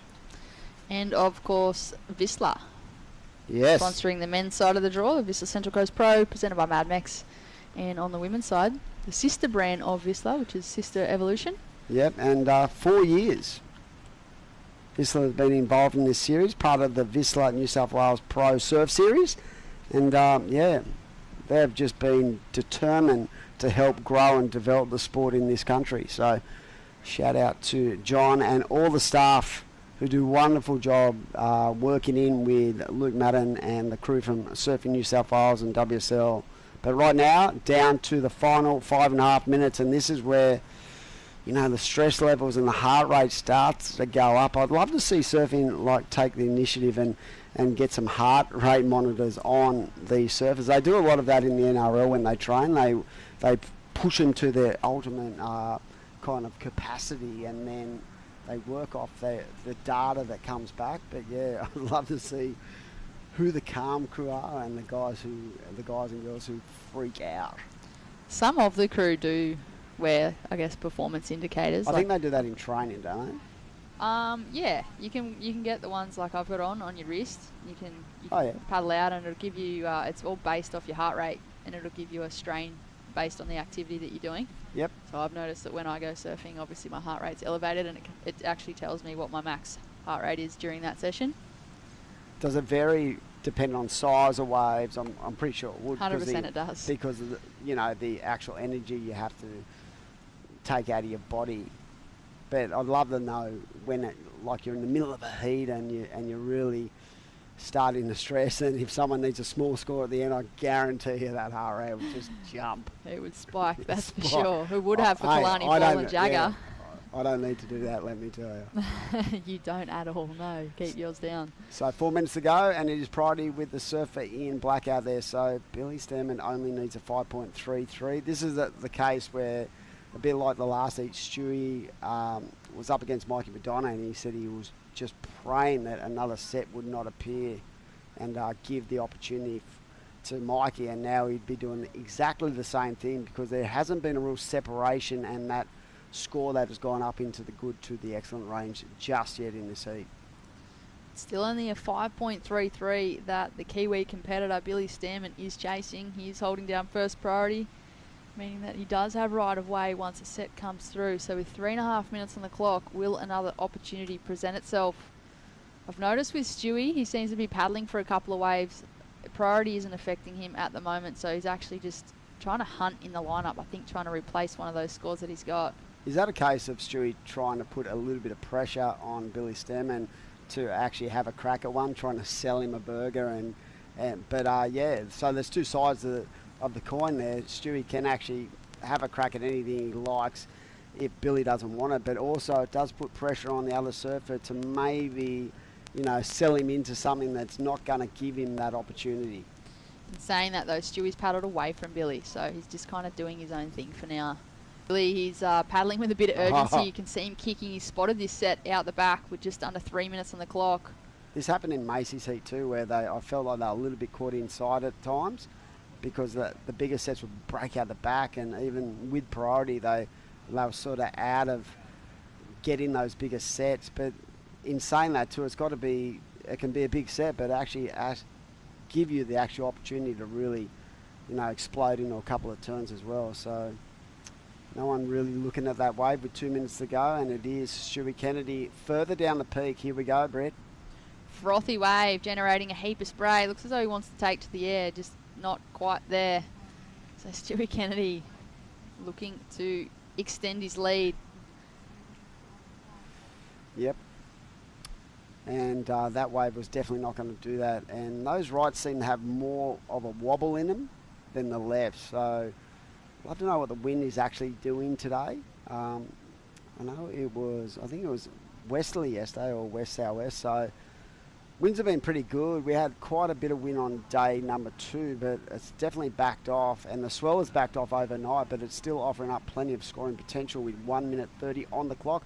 We are in the semi-final number 2 here at the beautiful Avoca Beach on the Central Coast, one of the most delightful coastlines in Australia. If you ever want to go on a great holiday, get on down here, because it's relaxing and the waves are always on. The boys probably don't want me saying that, but Yeah. It's a great spot to bring the family. I mean, at the end of the day, it is being broadcast live to the world. They all know about it now. Yep. Sure, they knew about it before. I saw Ace Buchan before coming down to support the next gen. It's great to see. He's telling me that he's starting to get a little bit more in tune after a pretty bad injury. So he's not going to be available if he actually was granted a spot, I don't think, in the Australian leg, but he's, out starting to get better. And these injuries, they play a part in someone's career, don't they, Britt? They do. It can be a make or break kind of situation. I think that's why you see a lot of competitors, say, opting to study or stay in school or things like that, or have a different career path in the background, because, like you just said, injuries play a major factor and it can rule you out. Here we go. This thing's got a nice little edge to it. So Billy up and right in. Nice first turn. Cracks it off for a second manoeuvre, and now it starts to get a little bit flat, but that was a pretty sick turn where he dispersed a lot of water.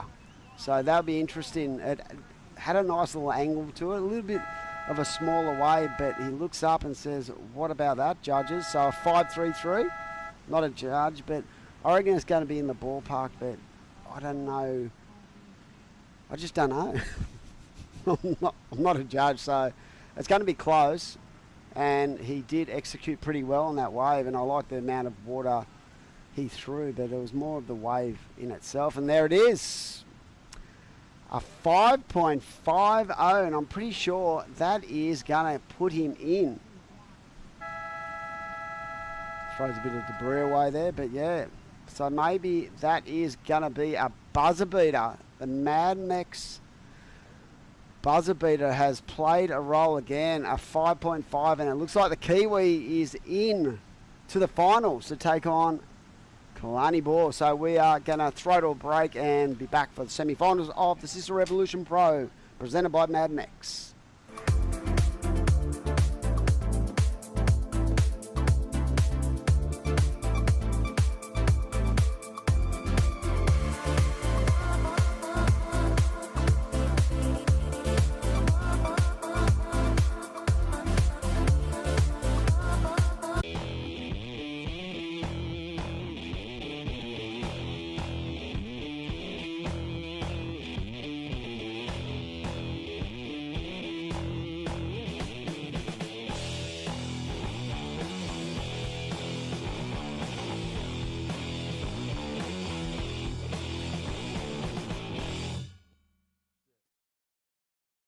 This is the motivation.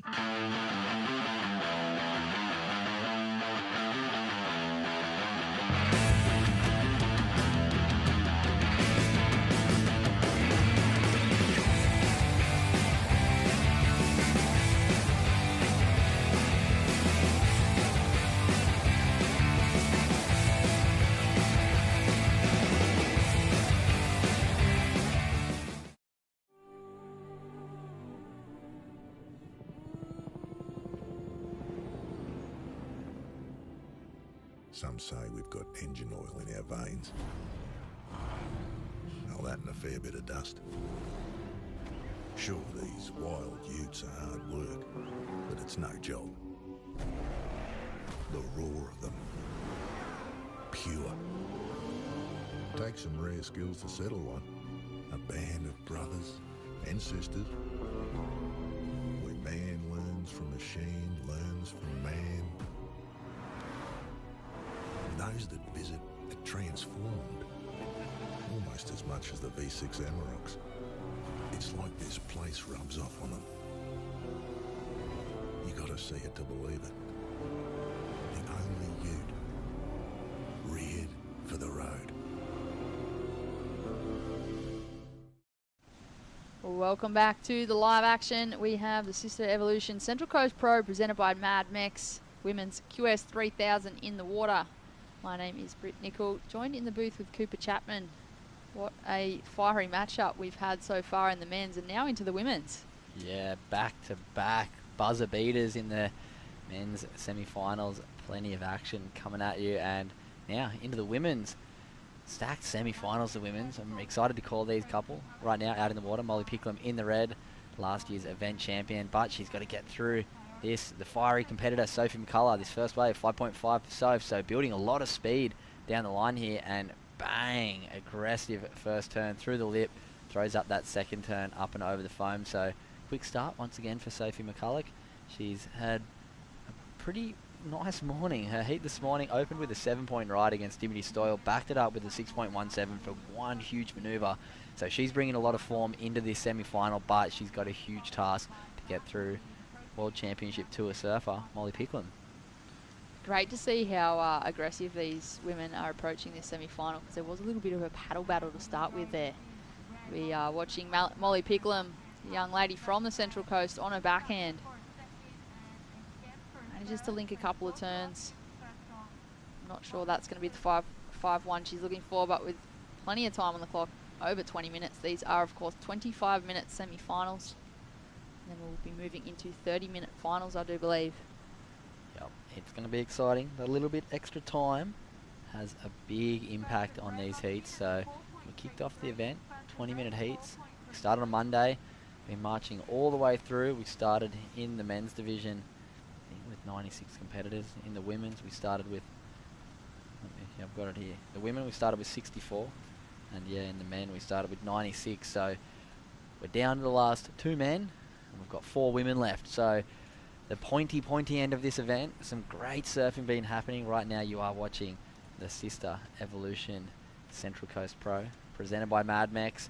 The women are all fighting for the ever-important 3,000 points to go towards the Australia Oceania qualifying series ratings.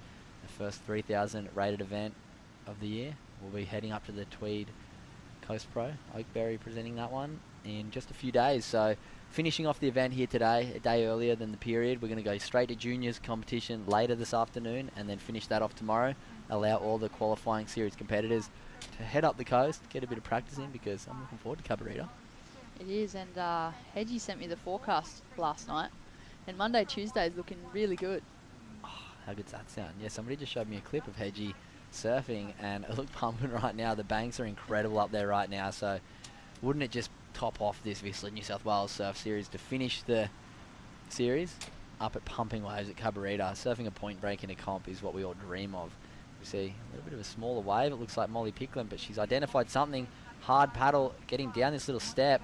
Might see some airtime. No airtime. So Molly pulling through the back of that one. She opened up with a 4.33. Backed it up just then with that quick 0.5. She'll be back out the back right now in the commanding position. Sophie McCulloch, 5.5, opened her account, sitting out the back with priority. Great way to start women's semi-final heat number 1. She's having a look at this one, trying to scratch into it. Just the one turn there, so wave selection. Sophie McCulloch proving crucial. Just that one turn. She'll make her way back into the lineup. It'll be interesting to see where Molly is, who will get priority. Yeah, so 3-1-7 for that one turn of Soph.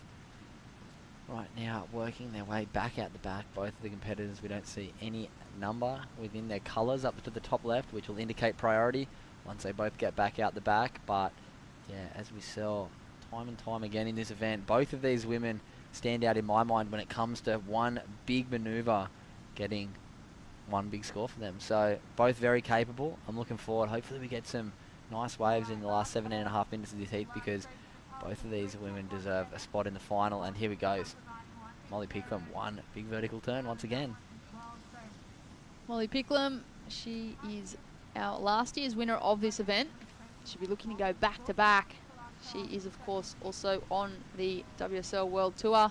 Thanks to Katie Simmers, who qualified and declined the spot. Molly was next in line, got the call up, and, well, she's been making the most of that opportunity. She did the Hawaii leg, Portugal. Now she's here back home on the Central Coast.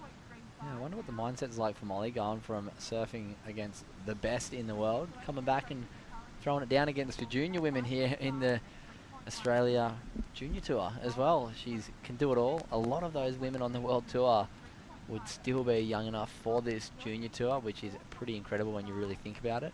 And yeah, I'll tell you what's incredible. The buzzer beater in the last heat, Billy Stairmand. We're going to throw down to a post-heat interview with Nath on the beach.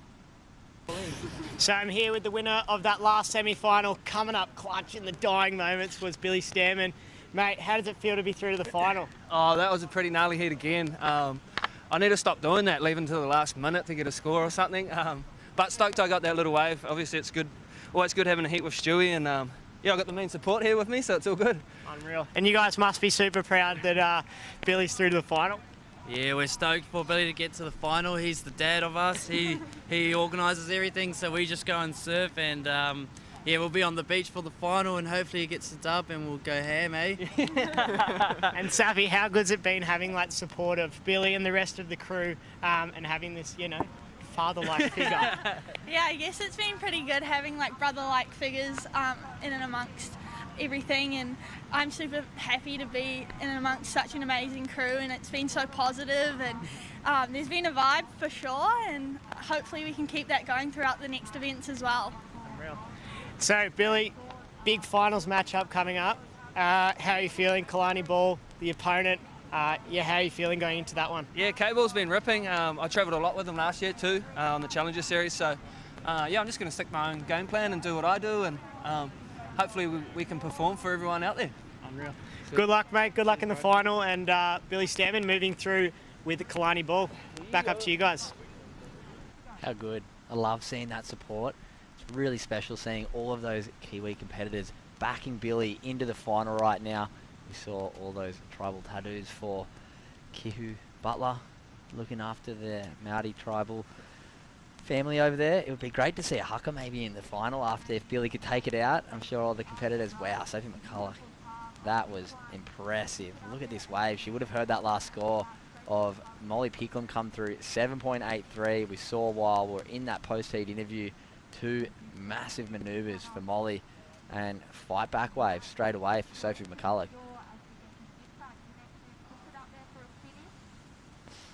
Unfortunately, just gets bounced off on that last one. You could see Soph on that one. She kind of was just stalling for a little bit, nice and patient, waiting for that steeper section. Wait for those scores to be locked in as we watch the Destination New South Wales wave replay. Drives hard off the bottom, cracks a lip, and she goes straight into another one. That turn there was the one for me, and straight into a third. Great surfing here from the Sunshine Coast surfer. Starts to get a little bit questionable through this section, but she makes the most of it.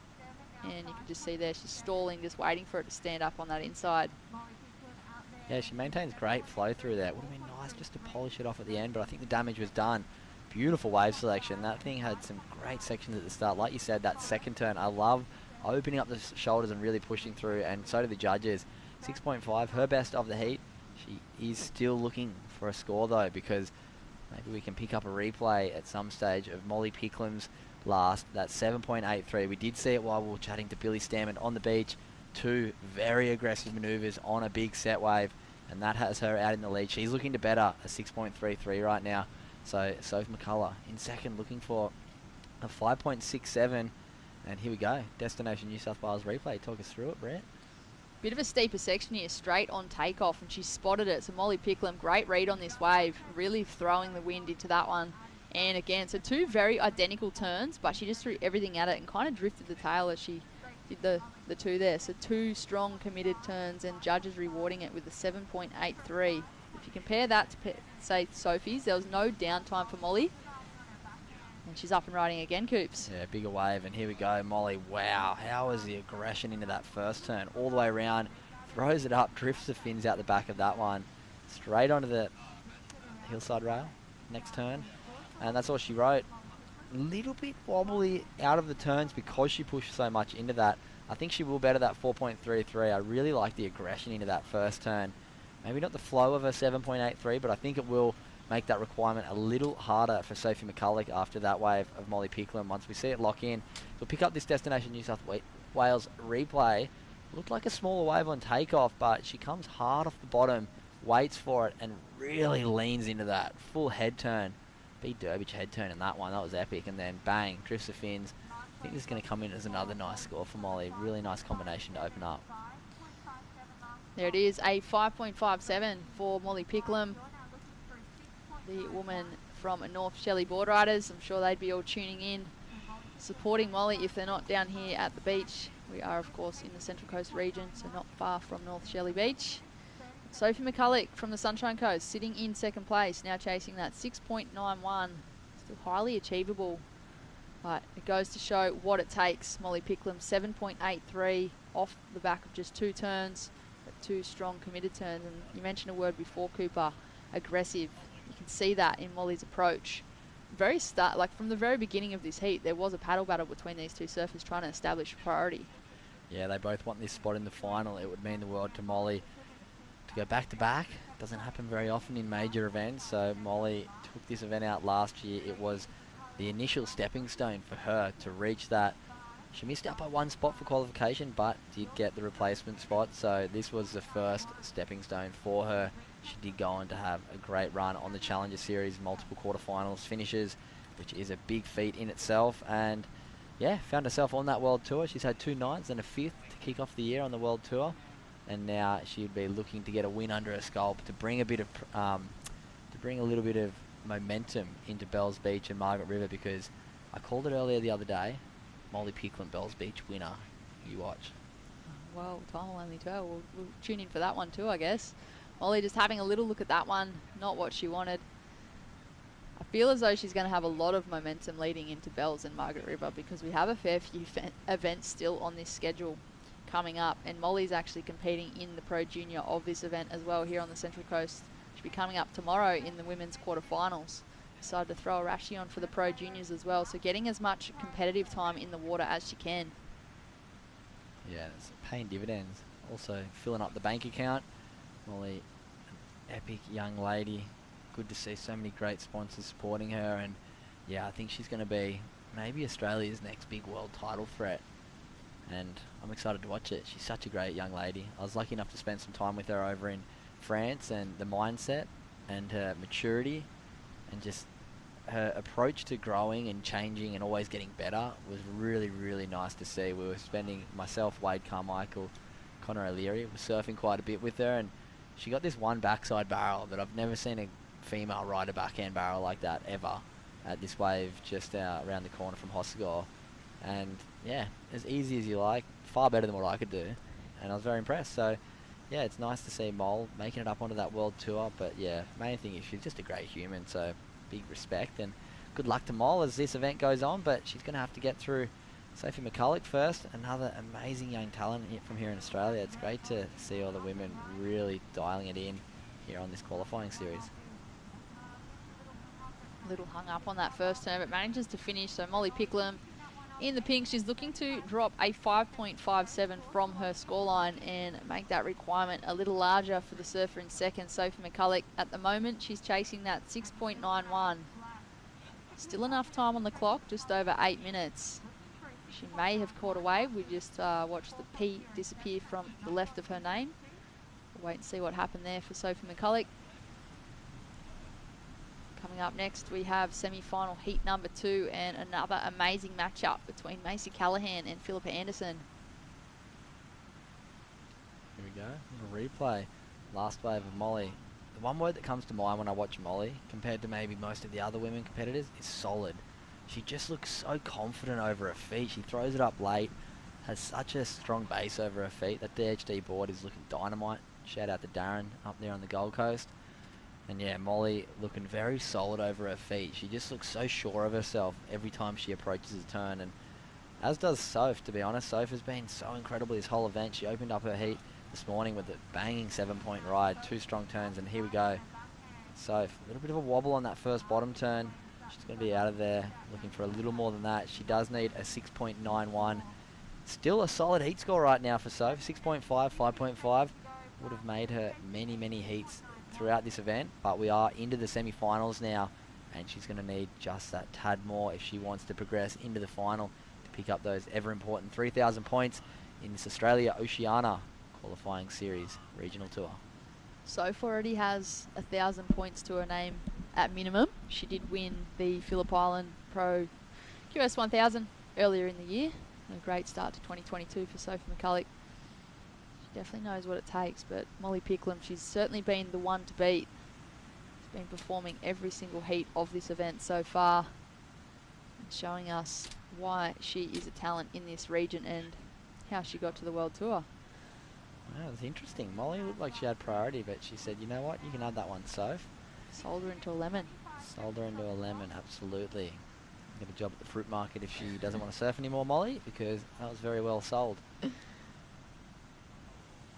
Yeah, maybe create a bit of space for herself, Sophie McCulloch, right now. Find a little wider part on the bank. She did have that 6.5 for a few very solid manoeuvres.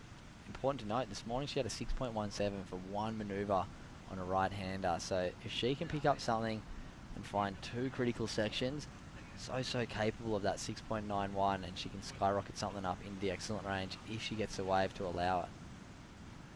Here we go, Sophie McCulloch, she's having a look at the left. She's got a steeper section to start with, comes off the bottom hard. Great first turn, and just buries a rail on that second one. And unfortunately comes unstuck on the last. I don't think that's going to be the 6.91 that she's chasing. There's still 5.5 minutes on the clock. She's fighting for it. She's trying to squeeze every bit of juice out of every wave, but wave quality not quite there on those last few for Soph. If she wants to get something up into that 7-point range, which is what she's looking for, she's going to need to wait for something a little higher quality than this one. You can see a tad smaller. We've got to look back to Molly's 7.83. Big set wave, 2 massive turns. So if you want to benchmark off that, Soph really needs to make sure she has 2 critical turns on a wave if she wants to get up over that 7-point range. She's highly capable. Very much 6.17 in previous heats for that one turn. So if she can just manage to get 2 of those on the one wave, she'll be moving through to the final. But at this stage, Molly Picklum in the lead, looking for a back-to-back win here at the Sisstrevolution Central Coast Pro presented by Mad Mex. She did win this event last year. This is a women's WSL QS 3000, so a lot of points on the line for competitors, all looking to qualify for that WSL Challenger Series kicking off at Snapper Rocks in a couple of months' time. Yep. Everybody wants a spot at Snapper because it's the first time we've had on the qualifying series, or the Challenger Series, should I say, an opportunity to surf the amazing point break that is Snapper Rocks. So everyone fighting for those positions right now. And that is Macy Callahan, another woman from North Shelley Board Riders, so they're doing pretty well. They did win the ABB at the start of the year. Couldn't ask for 2 better women to be in their club. So Macy Callahan will be in the pink in the next heat up against Philippa Anderson. Another great matchup for semi-final heat number 2. This could potentially be another rematch of last year. It was a Molly Picklum, Macy Callahan final. Molly getting the win over Macy. Could go back-to-back, same final. We'll wait and see. Macy's going to have to get past the ever-talented Philippa Anderson first if she wants to find a spot. And right now, it is Molly Picklum in the lead. We did see a priority change just then. Soph McCulloch picked up first priority. It's an interesting one. Molly didn't really paddle for that, but Soph had a look and couldn't go because Molly was in front of her. Very interesting priority change, but Molly still sitting quite pretty out in front. Soph looking for that 6.91, which has been a very difficult score to pick up in this event. So we'll wait and see. With 3 minutes to go, she's given herself every opportunity. She does have priority now. And yeah, 2 minutes 45 seconds remaining. We might get a little exciting finish here, but right now, Molly Picklum got a bit of a stranglehold on the lead here. Two great scoring ways, 7.83 and 5.57. One right and one left. We have seen in the dying stages of that Mad Max minute in the men's, we had semi-final heat number 1, Kalani Ball taking out Jagger Bartholomew in literally the last 10 seconds. And then also Billy Stairmand up against Stewie Kennedy in the dying stages. So will it be another Mad Max minute between these two women, Molly Picklum, Sophie McCulloch? Sophie McCulloch in second place, but holding down first priority. She does have right of way should that wave approach the lineup. 6.91 is what is required. 2 minutes remaining. Molly creating a bit of space for herself. She says, right now going through her mind is if I can better that 5.5, and this looks like a nice wave, taking it on the head. If she can pick up something better than a 5.57, she will extend that requirement for Sophie McCulloch out there in the black. Sitting there with priority. A minute and 30 left in this one. Might be a minute and 30 left in this event for one of these athletes, but the winner of this heat will be the first finalist in the women's division of this Sisstrevolution Central Coast Pro presented by Mad Max. Sophie McCulloch dreaming of that one wave to come through to give her the opportunity. This opportunity, of course, would not be possible without our supporting partners for this event, Central Coast Council, Avoca Beach Hotel, Destination New South Wales, World Surf League, Surfing New South Wales, and of course our webcast partners, Mad Max, Volkswagen, KO Sport and KO Freebies. We would not be bringing you all the live action if it weren't for the amazing support. Well, last opportunity here. It's going to be a huge turn, which it is. A 7-point turn, I don't know. First turn got a tiny bit caught off the bottom turn. It was a bigger set wave. I love the aggression into that second turn as we see that Mad Max timer start spinning. I'm not a judge, but I think that's just not quite going to be the score that Soph was looking for. 5.53, there it is. So unfortunately, not quite enough. Maybe not the wave that she was looking for. It looked like a good one on takeoff. It just didn't give her a steep section at the start. She needed to go a tiny bit higher, which would have put her a little too late for the last turn. So great surfing, but the wave just not quite what she was looking for if she wanted to get something up into that 7-point range. So looks like our first women's finalist is defending champion Molly Picklum. Commiserations to Sophie McCulloch. Great performance, incredible surfing, and she will be taking some very valuable points up to the Tweed Coast Pro. Starting on Monday, this is semi-final number 2 coming up right after this break.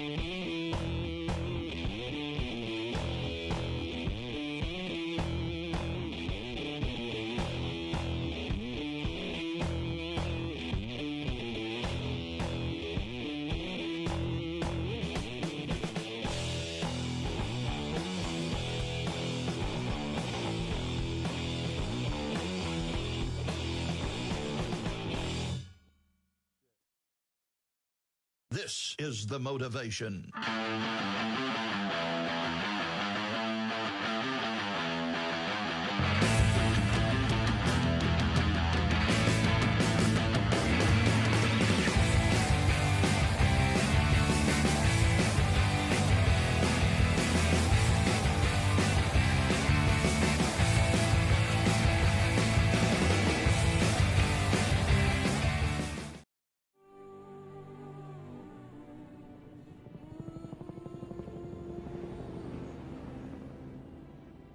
Some say we've got engine oil in our veins. All that and a fair bit of dust. Sure, these wild utes are hard work, but it's no job. The roar of them. Pure. Takes some rare skills to settle one. A band of brothers and sisters. Where man learns from machine, learns from man. Those that visit are transformed. Almost as much as the V6 Amaroks. It's like this place rubs off on them. You gotta see it to believe it. The only ute reared for the road.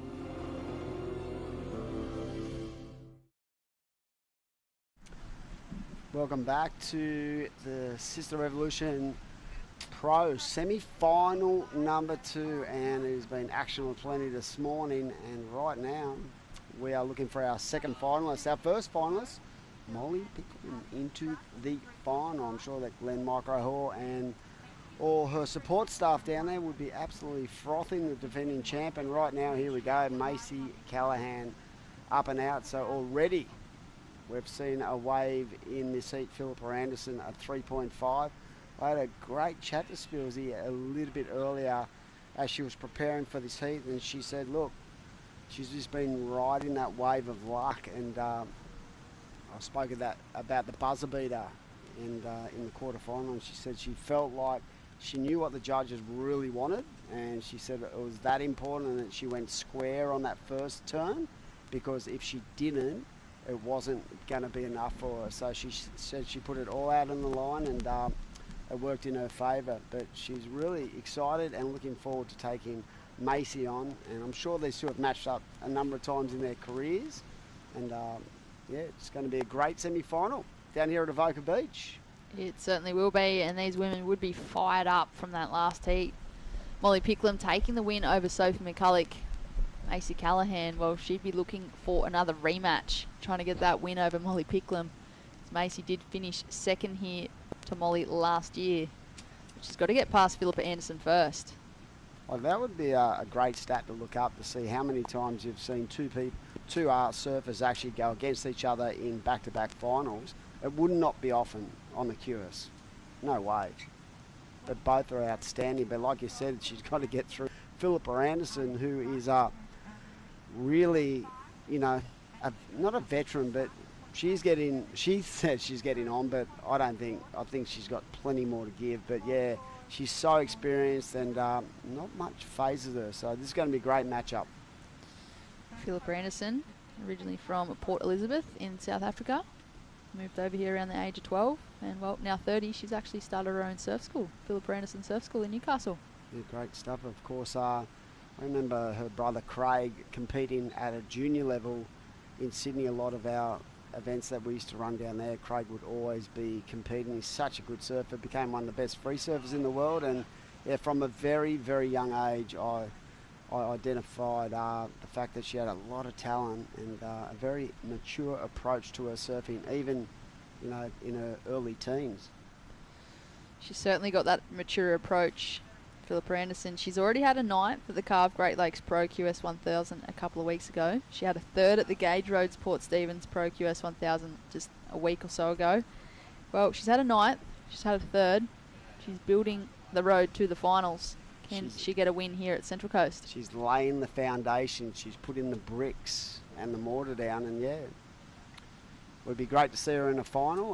But she's going to have like you said, this is a really good matchup, because both of these surfers have the ability to let it all hang out and basically put themselves in a position to get really massive scores. So it's more about the waves than the actual ability of the athletes, because these are the best of the best.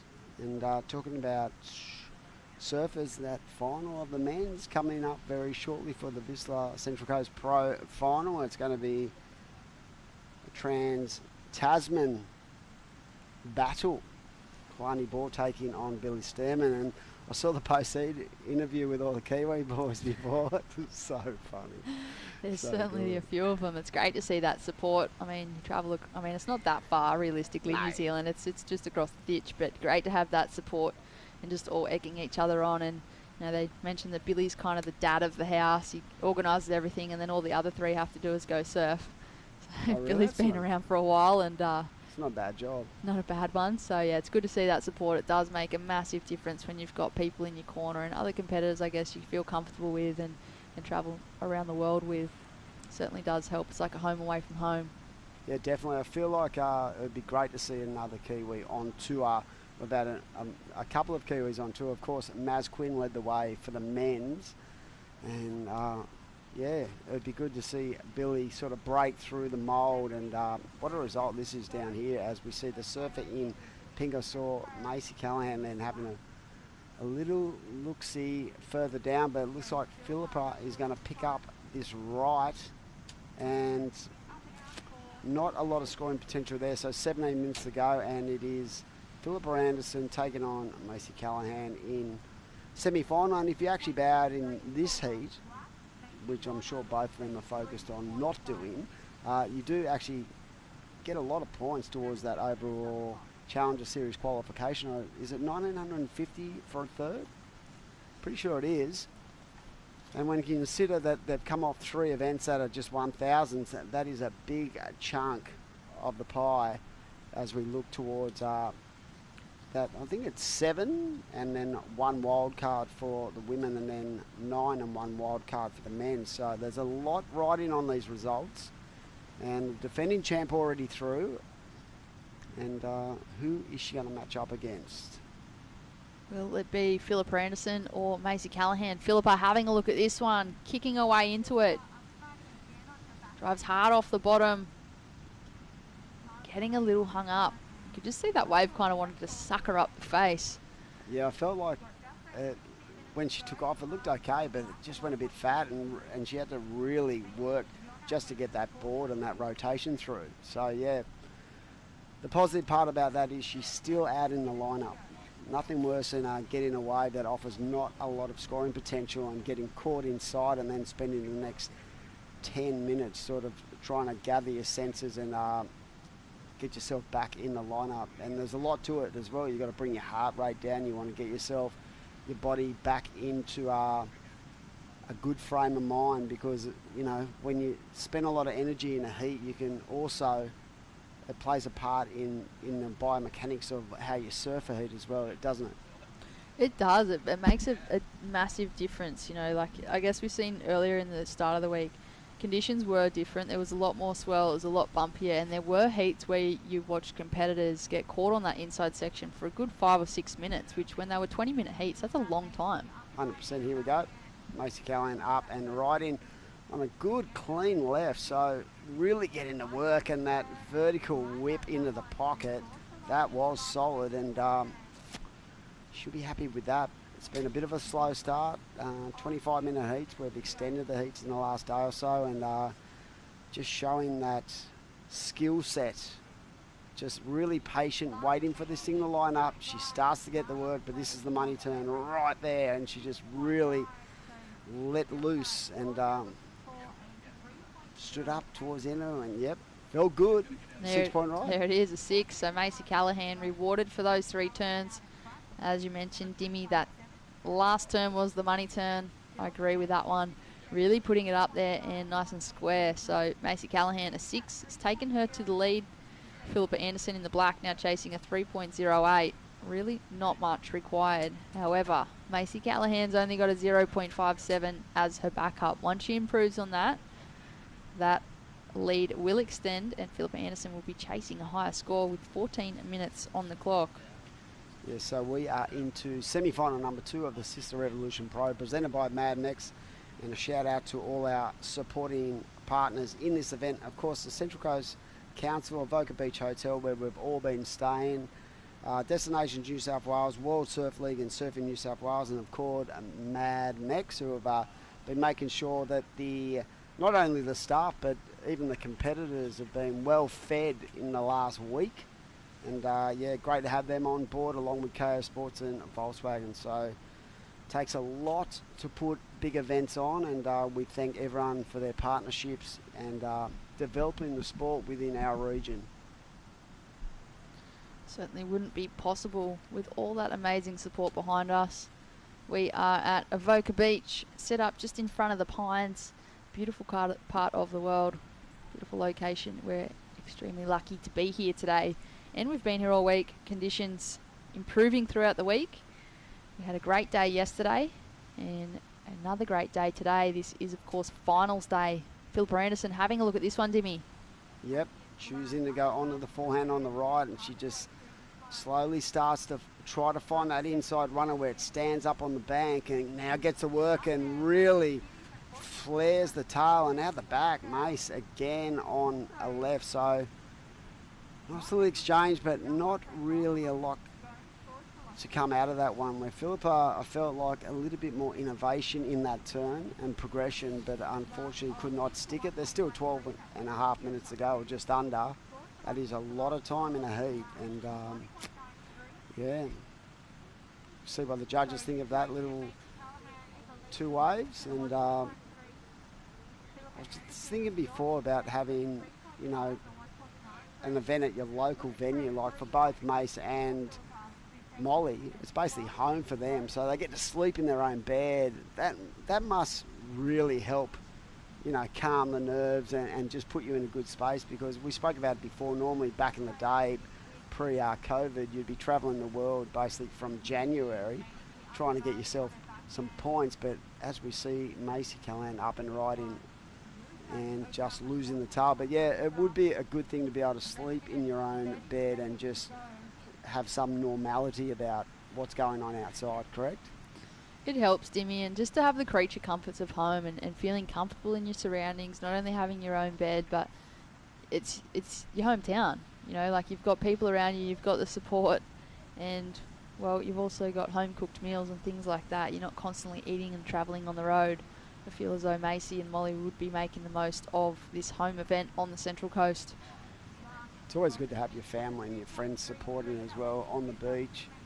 Yeah, it's great to have an event here. We've had multiple events at Avoca, and I feel like every time we come here, the waves have been good. The local community has really got behind the event, and there's a certain energy about it. But yeah, to have regional events of this magnitude in New South Wales has been a real positive. And did a podcast earlier in the week with 2 rising stars, Xavier Huxtable and George Pira, and they spoke about that, having just that normality of being able to compete at a pretty high level, at a QS level, and really engage in the different regions and get to surf different waves without the costings that would come about travelling the world, as we see the surfer in pink up and riding. Macy Callahan just unfortunately bearing a rail again, so both surfers have gone down on those sections, and they'd be looking to recompose and reset, because at the moment Macy has a 6, Philippa 3.5 as a high score. There's still 10 minutes on the clock, so they just need to go out there, reset, take a few deep breaths, and just, I feel as though both of them are pushing pretty hard on those last sections when they don't necessarily need to. Like for Philippa Anderson, she only needed a mid-range 3 or something at the time. And I know she wanted to get innovative and progressive, but I feel as though she could have done one big massive turn on that section, got the score she needed, and gone into first, and then you're kind of playing a little bit of a battle mentally as well. Yeah.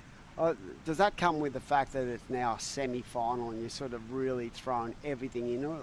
Like, I felt like in the quarters there was a lot, both in the men's and the women's, there was a lot less error rate, and you know, the servers were more connecting with the waves and stuff like that. But as we get towards the final and the adrenaline rush in, maybe it's just trying to push the point for that point of difference that the judges are looking for. For sure, Dimmy. I think it's important, though, to just set that foundation first and make sure you've got that completion. Not surf safe, definitely put it up there and get critical and get square. Just getting tongue-tied here. It's been a long day already. But I feel as though it's really important to just lock in those couple of mid-range scores first if they can. Or, you know, obviously something higher, but as a bare minimum before throwing caution to the wind and potentially risking not landing those turns. Exactly, and it does put pressure towards the back end of the heat, as we see Macy Callahan up and riding on the backhand, just really engaging the rail on those turns, and very sweetly timed. But yeah, I I feel like the wind maybe has just sort of started to swing a little bit in the last 20 minutes as well. But yeah, there's definitely been a couple of errors in this heat, and I think it's due to the fact they're trying to push. And maybe they don't have to, but if you push and you go big and you land one, you know you're going to be rewarded with a good score, and we'll see that last wave lock in. So that was Philippa Anderson getting a right, but that wave not really lining up for her. So that last score, is that a 4.67 for the last of Macy Callahan? So that's consolidated first position in this heat. Of course, we already have Molly Picklum into the final. Clubmates. Be like a North Shelley Board Riders club round. They are the champs. They are the Australian champions for the Australian Board Riders Battle. Congratulations to the crew. And yeah, they had a massive run up at Newey in pretty horrendous conditions. But yeah, here we go. A bit of a Destination New South Wales replay as we see Macy scratching into that one, and really nice tight turn into the power source. Gets that rail engaged and really works this wave and basically connects with everything available for that left hand. Philippa Anderson up on screen, answering straight back. She's chasing a 7.17 now for the lead. Just unfortunately unable to get in front of that section. Just under 7 minutes remaining. Well, Philippa, not so happy with that one, slapping the water. So you can see the passion there. Philippa Anderson, she wants this one bad. Yeah, she just wants an opportunity. She actually did say that when we had a chat as well. Just give me an opportunity to really tee off. I'm pretty sure she's still riding Hayden shapes, isn't she? So she's been with Hayden for a long time, and she's got plenty of support from up in Merriweather. So she's still in the game here. She needs a 7.17 with 6 minutes to go. That is a long time when you consider, surfing heats. I've seen guys and girls get like 2 8s in 3 minutes in heats, so it's not over just yet. Of course, Macy Callahan has that best wave, a 6-point ride, backed it up with a 4.67, so she's building on her performance. But we spoke about this earlier a bit, how even though it looks pretty clean and fun out there, that rip and the amount of time it takes to get out from a ride can actually be up to 5 or 6 minutes, even in these conditions. Macy caught that wave a little while ago. She's still paddling on that inside section. So conditions shifting this afternoon. We did have the high tide this morning, a lot more water on the bank. Still had really nice waves, but they were a lot flatter and fatter sections. Now moving with this outgoing tide, we've got steeper sections. A few competitors getting a little caught on that inside section as they're making their way back out after a wave. So fitness coming into play, and it has come into play all week, Dimmy. We've watched it. And there's been competitors that have paddled back out when it was a little bit bigger. Admittedly, it was bigger and there was a lot more bump to it, but they were taking like 5 or 6 minutes to get back out. And in a 20-minute heat, that's pretty detrimental. 100%. And talking about fitness, it's been, a month of really solid competitive events. So these guys, both the females and the males, haven't had really an opportunity to reset and go away and do some, physical training. They've done a lot of mental training, a lot of heats and a lot of water work. But yeah, it's going to come into play, especially I reckon in the next couple of events where the physicality will, those guys who have really done the work in the off season are really going to have an advantage, because surely mentally as a competitor you'll start to get a little drained. For sure. Not only like the competitive side of it can be mentally and physically exhausting, it's the fact that although we're still in the same country, we were talking before with the QS, you used to have to travel around the world just to qualify for the World Tour, but now that we've got this new regional series, they've got that opportunity to travel within their own state, their own region, their own country, so they are saving financially and saving, I think, their body and on the taxing side of things with, like, say, things like jet lag and constant travel. So that's definitely a positive in that regard, but still in saying that, we've had events back to back to back to back, and there's really been no downtime. No, and they all knew that coming into this, and that condensed kind of grouping of events leads into then, if you make it, you're on the Challenger Series, and then it's go for broke again, so the level will continue to rise. But I mean, the venues they surf on the Challenger, other than my hometown of Manly, mind you, the waves always pump there. Just don't go right, just go left. But yeah, so the opportunity to surf snapper is just such an advantage. Cooper was talking about some of the other venues on the Challenger, including like Hossiger, Hawaii. It's such a great kind of chip shot into trying to get onto the Elite Tour. So, yeah, they're going to have to work hard, but the reward at the end of it is so beneficial to their careers. It's all about that point of difference as well, because a lot of these competitors, they're all surfing at a very, very high level. There's really not much that separates them. So to get that little point of difference, whether you're mixing something up with your training or with your boards, or, you know, say for example in a heat, you can have the best surfers in the water, but at the end of the day, it's going to come down to who's actually got the waves of quality, those two good waves. At the moment, it is Macy Callahan with a 6 and a 4.67. Philippa Anderson does have priority, and she's going to roll and chip into this wave in a nice turn, but that wave just run away. So probably an error from Philippa on that one, but you can just see the frustration building with 2 minutes to go. She knows she's got to get something up into that 7-point range, and it's going to come down to really one opportunity if she gets it now. This is the kind of situation where it can be very easily to fall in this trap of defeating yourself. So we obviously noticed earlier with Philippa, she was a bit unhappy with her wave previous to that one, and then that one there didn't really stand up for her the way she wanted to. So with just under 2 minutes on the clock, it's really important for Philippa to now paddle back out, reset, take a few deep breaths, and just realise that there's still the opportunity to get that 7.17. It's just one wave. We saw it earlier. There's been heats like this all. Kalani. And then with Billy. Exactly. So both of them guys got through based on, you know, a buzzer beater, the Mad Max buzzer beater coming into play. But yeah, I can feel the frustration because she was saying in our little chat that she hadn't really had the opportunity to really unload in her heats, and she wanted that opportunity, and she wanted her surfing to do the talking.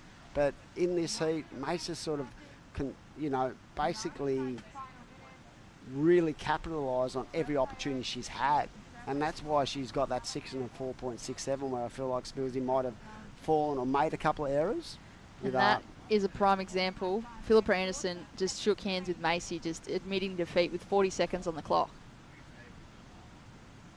Is that because she's such a legend of a person, or she's just going, never over until it's over? But I mean, done. I guess there's no sets coming now, but you never know. Yeah, it's been a great run for Philippa, and I'm sure she's going to go up to Tweed with a lot of confidence. She's had a great result here, big points, semi-final. That's nothing to steer away from. It's a great result, but it is going to be a back-to-back matchup. Molly Picklum taking on clubmate Macy Callahan in the final of the women's, and we're going to throw off to a break very shortly, and we'll be back for the men's final.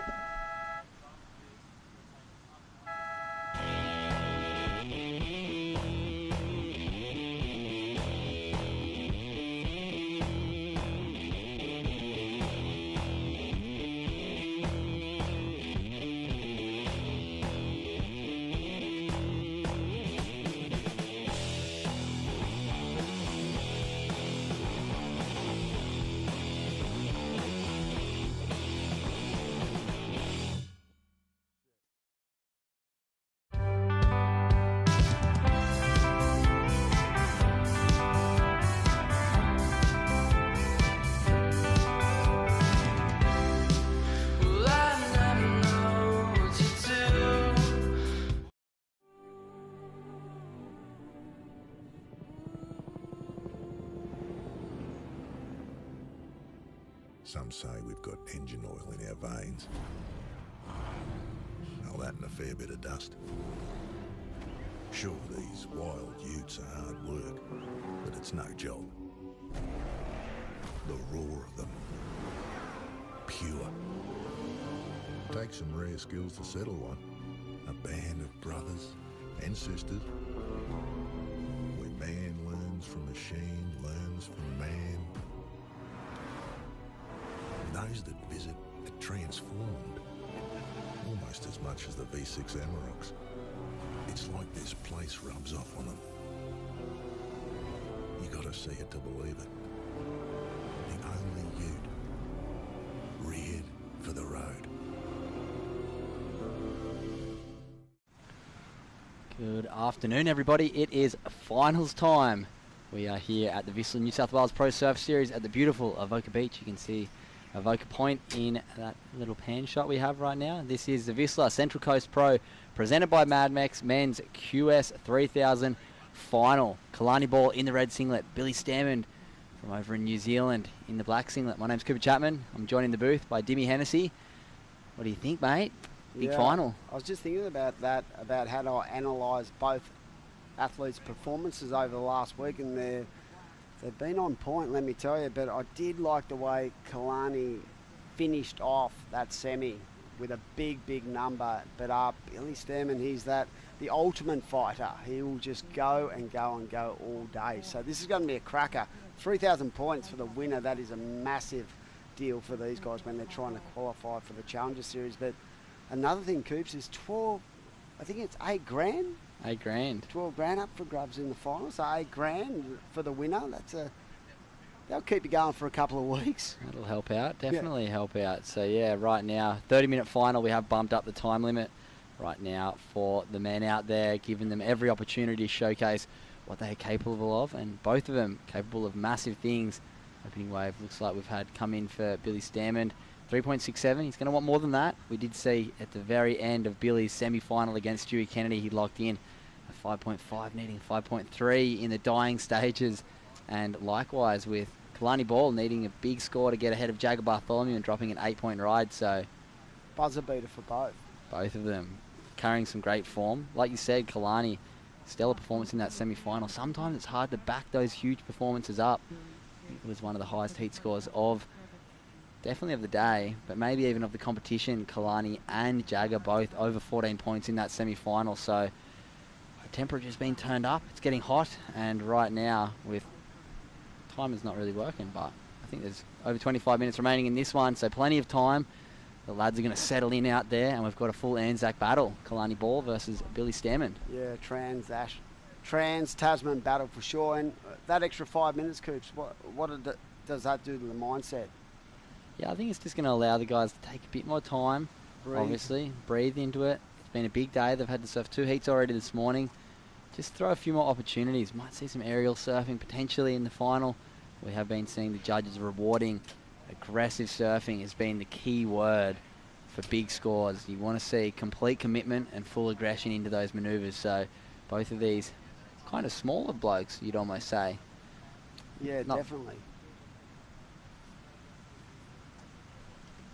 So yeah, the clock has arrived. There's 25 minutes on the final remaining, and yeah, I feel like both these guys are primed for a big heat here. It's just the opportunities, what's going to happen, and utilising priority and all the little nuances that go with competing at this level. But yeah, they're going to leave nothing in the tank for sure.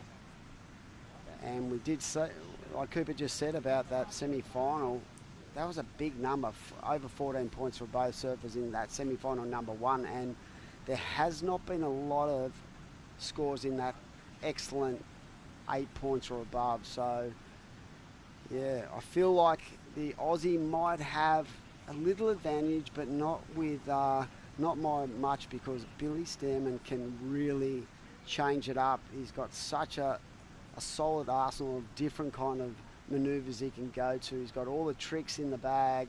He can work, and he can also play a pretty strong priority game as well. So it's going to be a great final, and I hope everyone online has enjoyed this last Central Coast Pro presented by Mad Mex. It's been a wonderful 5 days. It's just flown by, and such enjoyment watching this next generation have a real crack at the QS level as we see Kalani up and riding on a bit of a soapy one, just a bit froth and bubble on that first corner, but now he gets to work. You can see that foundation of his rail work, and he's really attacking this wave with some real spice. So a nice little start for Kalani Ball. Billy Stairmand locked in a 3.67, and a big shout out to the crew online watching. Of course, the Aloha Surf Shop at Manly. I'm sure the boys down there, Eddie and Timmy and the boys, are watching, and Tim Hanrahan, of course, a Kiwi, and he'd be loving Billy being in this final. And Nice little start for Kalani. Take it away there, Coops. Yeah, so Kalani, a bit of a sudsy start to this wave, but cutting through really nicely. That now Merrick board looking great under his feet. Wraps it on the second one, finding a steep section here up through the lip. And this one reeling off down the line, so a few nice turns. I love that first turn of Billy Stairmand. Unfortunately unable to finish off on that second turn, but a bit of a slow start for both of them. Finding their feet, like we said, they do have a little extra time.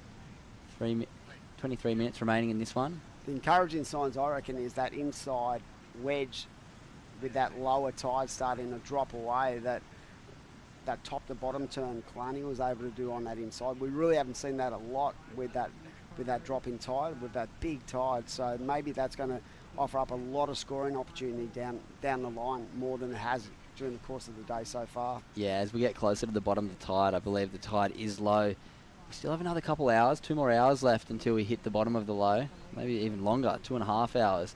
So we're going to see it get shallower. Yeah, the full moon has been affecting this lineup quite a lot over the last few days. But right now we do have Billy Stairmand out in front, 367. Kalani ball open with that 467. He's going to want to replace that by the end of this heat, I think. I'd like to think so. You'd nearly bank on it. Yeah, you bet bank your house on it. Oh. Talk about the banks and stuff, and the amount of corrosion on the beaches at the moment in New South Wales after those huge storms and big floods and stuff. Manly's basically hasn't got a beach anymore. Crazy. It's crazy. I don't know where they're going to set up the scaff, because literally the beach has disappeared. What, they were just washing straight up against the wall? Might have to put them in my lounge room. Yeah, seriously. And chuck them at Salty Rooster in the corner there. Yeah. But yeah, so good waves, and like Cooper said, as the tide has run out, it's definitely starting to look a little more opportunity out there. And yeah, so these two are going to come away with a huge result no matter what way it goes, and that's going to put them in a really good headspace leading into the final 2 big events on our series of events in New South Wales. Yeah, you got to think, with the points on offer, a win here, you're almost going to not guarantee, but you're going to be looking very, very good for a spot on that Challenger Series. A few more events, obviously 5,000 points up for grabs in the next few events. Plenty of points up for grabs still for anybody who hasn't had that strong start to the year. Plenty of opportunity still, but 3,000 points would be a huge leg up right now. So how do you go into it? You're one of our leading surfers. You're about to engage in 2 5,000 points up for offer, the QS 5000s. Are you going to go home and sort of rest up tomorrow? Or because you only got basically a day or two to get ready for the next event. So what do you do? How do you prepare? And how do you switch off and then turn the tap straight back on? Well, I feel like I've got a lot different preparation to everyone else. But here we go. Kalani ball up and riding. Bit of a flat start to this wave, but it's going to stand up on the bank as he comes through. Backside is blistering right now for Kalani. Dropped an 8 at the end of his semi-final. Another nice snap there. Bringing it all the way through, and Billy behind him. Big, strong backside turn. The Raglan surfer knows how to square up on his back end just like that, and yeah, pulling off the back. But, I mean, obviously my preparation's a bit different, commentating this event.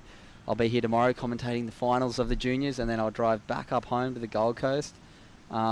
I'm predicting I won't surf on Monday, hopefully with the seeding, because here we go. Replay of Billy. This first turn was super aggressive. Straight into a second one. And I love the setup of that first turn. Came hard off the bottom, squared up for that second one. And then Kalani, a little flat to start out on this one, but it did steepen up for him. You can see the boys pushing a lot harder now in the finals, drifting the tail a lot on that turn, but didn't steepen up quite like you'd want. The lads are both going to want a bit more, I think, as we go through the rest of this heat. But yeah, my preparation's a lot different. I do run a business now, so I've been away for the last 3 weeks for these first events, and yeah, I've got a lot on Monday. I've got about 5 meetings looked in on Monday, and then I'll come down and surf on Tuesday. Wow, here we go. Billy up and riding. Now going to the front side. Lovely whipping turn. And again, it's more about the quality of the wave on offer than the nature of the surfing, but really connecting nicely. So both these guys feel like the rhythm is there. They just need an opportunity to really tee off and have a crack to put the scoreline into the excellent range. Yeah, that first 12 minutes of this heat, we haven't really seen a quality set wave. But as you said, some really solid surfing from both of the men out there. Just not quite anything real substantial just yet, but great signs from both of them, looking really sparky on their feet. They just need some of those bigger set waves to come through so they can really maximise opportunities. But Billy Stairmand milking this one all the way through. Love watching Bill surf. Can't wait to watch him square up on another left, because his backside is something that they're going to write about for a long time in the New Zealand surfing history books. 100%. And I was just thinking back to an event that I commentated at Burleigh a few years ago, where Billy had a really good result there, and just really small waves, but just the amount of flair and the speed he was getting out of, the forehand was just incredible to watch. Yeah, he's got a lot of spring. Yeah. He seems to just compression, extension, and build a lot of speed and a lot of energy out of those bottom turns. So, yeah, start of this heat, nothing too substantial yet. 4.67 and a 3.9 for Kalani Ball. He is sitting out the back with priority. Billy Stairmand, 4.33 and a 3.67. He is sitting in second place right now. Still waiting on that score for the last of Billy to come through. Once again, quite flat. Some nice roundhouse cutbacks, some good bouncing off the foam, but nothing super critical. So with 17.5 minutes remaining, both of the lads would be wanting two bigger scores in their scoreline, as we see Kalani paddling over this one, seeing something. But yeah, as we're saying, my week's different. My office is in Burleigh, so I'm going to be in the office in between heats all week next week and trying to catch back up on a lot of work. And yeah, hopefully zip down the coast and surf a few heats as well. Yeah, exactly. And you'll be looking for a big result down in Cabba. And the banks are pretty good, I've been hearing from a few of the local crews. So we're looking forward to continuing this roadshow of events on the New South Wales, beautiful coastline of New South Wales. We are here at Avoca Beach. Wow, what a venue this is. It has produced really world-class waves in the last 3 or 4 days. It's been pumping and the surfing's been on point, and we are into the final. So these two guys have fought the fight and they are ready to roll, and one of these gentlemen is going to raise that trophy up and take that 3,000 points home. And that would be a good chip shot into the next two events as well. That would give you a lot of confidence coming off a big win. What does that do for your confidence levels?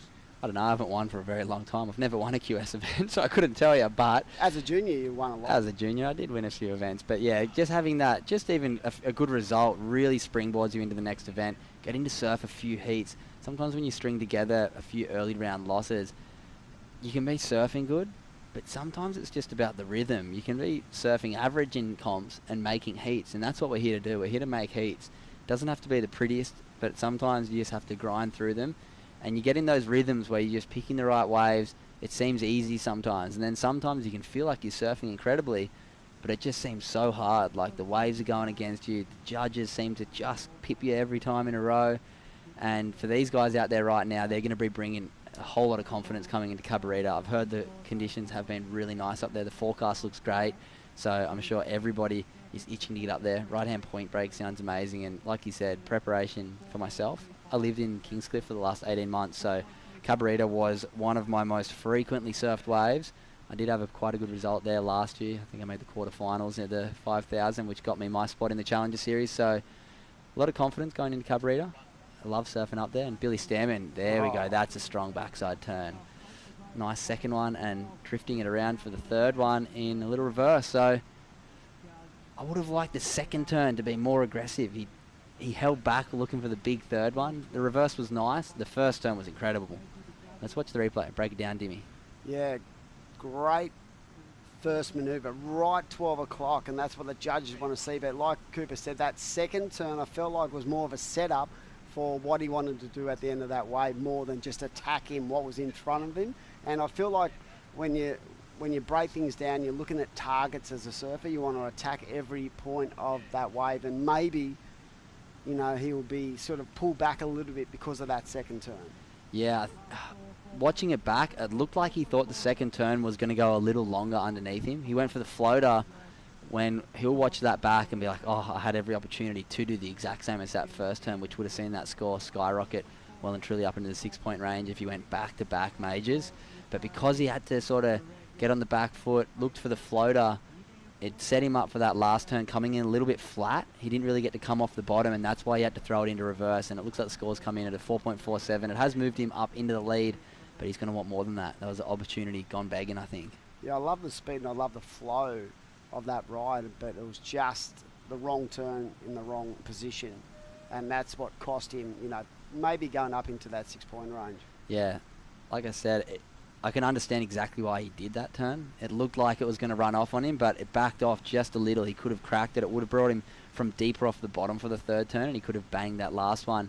But because he did that float, it did put him halfway up the wave face, which going into the third turn, he had to come from quite a shallow, or like mid-face bottom turn, which made him have to, great last turn, the reverse, but from a scoring potential, It was a lot flatter. it was a bit flatter than if he got to come square off the bottom. So still his best wave of the heat. It's going to leave him as potentially his backup now, as his time is ticking away. We do have 12 minutes and 45 seconds remaining. No big score just yet. Somebody's going to fire something, and it's going to really throw them way out in front, I think, soon. Yeah, I think it's going to be a really exciting 12 and a half minutes remaining as we see Kalani looking at that wave but opting not to go. Right now you see in the corner of your screen that P sign, that's priority, is with the surfer in red, but like Cooper just said, no one has really sort of broken the mould in this heat so far, but I'm sure as we get towards the back end there will be some kind of drama. There's been multiple buzzer beaters today, some big ones too, like incredible heats, and that's what you expect when you're at the back end of such a, you know, a bed of talent. You can't put that many good surfers in an event and not expect fireworks, and sometimes, you know, guys get into rhythms really early in heats, and sometimes it takes a long time to get that one opportunity, and like I said in that semi-final, Kalani Ball just, talking about the Iceman, they used to call Duma the Iceman. That was ice, that was clutch. Yeah, he needed a big score right at the end, dropped an 8-point ride, and that shot him into this final. And like I touched on before, it can be quite difficult to replicate those big scoring heats back to back, and he's proving that right now. Quite a low scoring final, 8 points for each of the surfers, pardon me. And yeah, nobody's really shot themselves right out in front with 11 minutes and 20 seconds remaining. Still plenty of time for at least a couple waves each.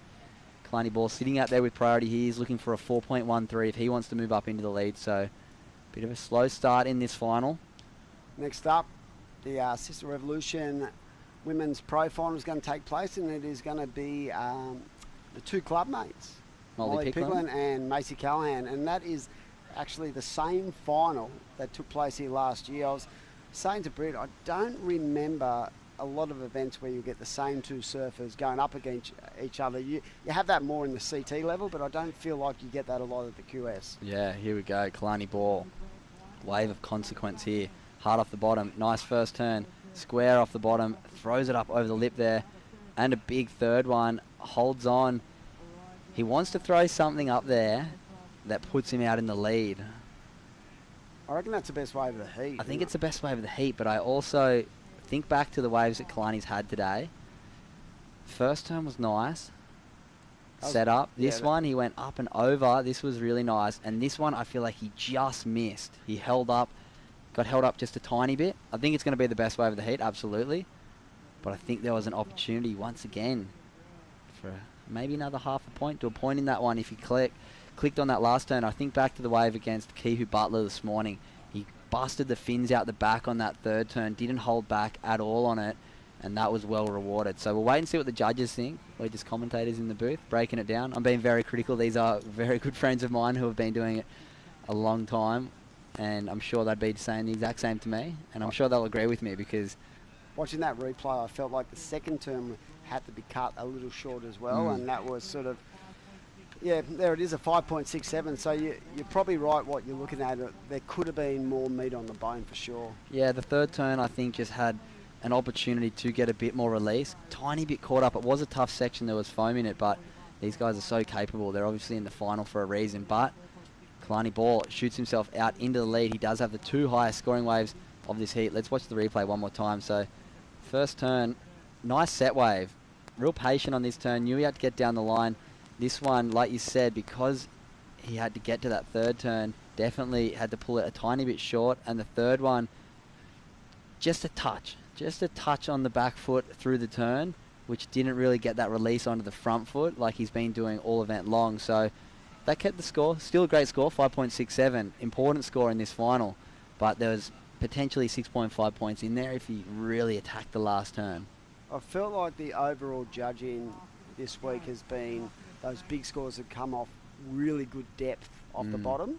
And like I said, at that second turn, he had to cut it short. But when I look back and think back to all these heats we've commentated over the last 4 or 5 days, I felt like the judges have rewarded those surfers who have come really hard, deep off the bottom and got nice and vertical, where there's been other times where you see guys do multiple turns, you think that's pretty good, but the scores haven't really indicated that. So they're really, they're rewarding that depth.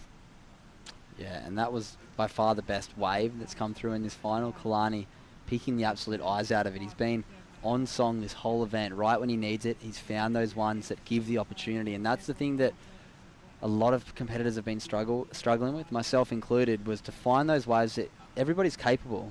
But it's so important to be able to identify where those waves are. And the lineup has been shifting so much. These two legends out there right now have been the best at adapting, the best at identifying the part of the lineup that has the scoring potential, and that's why they're in this final. And with 7 minutes and 20 seconds remaining, I still think we're going to see something special happen. And here we go, Kalani ball. Up and riding on the forehand, flying down the line, goes to the air and rotates and rides out of that one. Yeah, I feel like there's an 8 out there, definitely. Like we've seen a couple already today in both the men's and women's, and it's just finding that opportunity and really nailing it. And that's what you want to do in a final. You want to nail it and put it out of reach of your fellow surfer. But it doesn't matter if you win by 0.1 or 10 points, you're still going to get a winner. We actually had the first event of the year, Joel Vaughan versus Jacob Wilcox in the final. They tied, and Jacob Wilcox had the higher one score and won on a countback. So I'm interested to see where they go with this score for Kalani. I don't think it's going to better his 4.67. They might like it. Aerial manoeuvres obviously do score well, but that one was quite forced. Smaller wave. There wasn't a lot there we of go, pop to it. 5.03. I think back to some of the waves surfed earlier, and I think they were better, but the judge is really showing if you're going to throw caution to it and throw an air, you're going to get rewarded. So Billy Stairmand, task just got a little harder, 6.23. And judges showing exactly what they want. Yeah, that's part of the judging criteria these days for aggression and innovation. And yeah, it sort of extended the lead by the barest of margins. But yeah, an indication of just that point of difference. The judges did like that. And right now it's going to be up to the Kiwi to get that 6.23 if he's going to claim a victory here in the Central Coast of New South Wales. But yeah, 5.5 minutes, Coop. So the mindset now, as a surfer, and you put yourself in Kalani's shoes, without priority, would you be looking at something on the inside just to maybe build on that 5.03? Because you see a lot of times in heats where guys without priority actually jag the best wave of the heat. If I'm Kalani, I go straight back to where I was sitting on that right, find one that's a little bit better than the wave that he just caught. He didn't get much time to build speed on that last one, and he kind of just forced that air. Still got a 5.03. If he can get one, build just a tad more speed and throw an air, which he's so capable of, a bit better than that, I think that's going to, like, you can see him staying down there on that peak now. I think that gave him some ideas. That's exactly what I'd be thinking right now if I was Kalani. Give me something with a little better air section.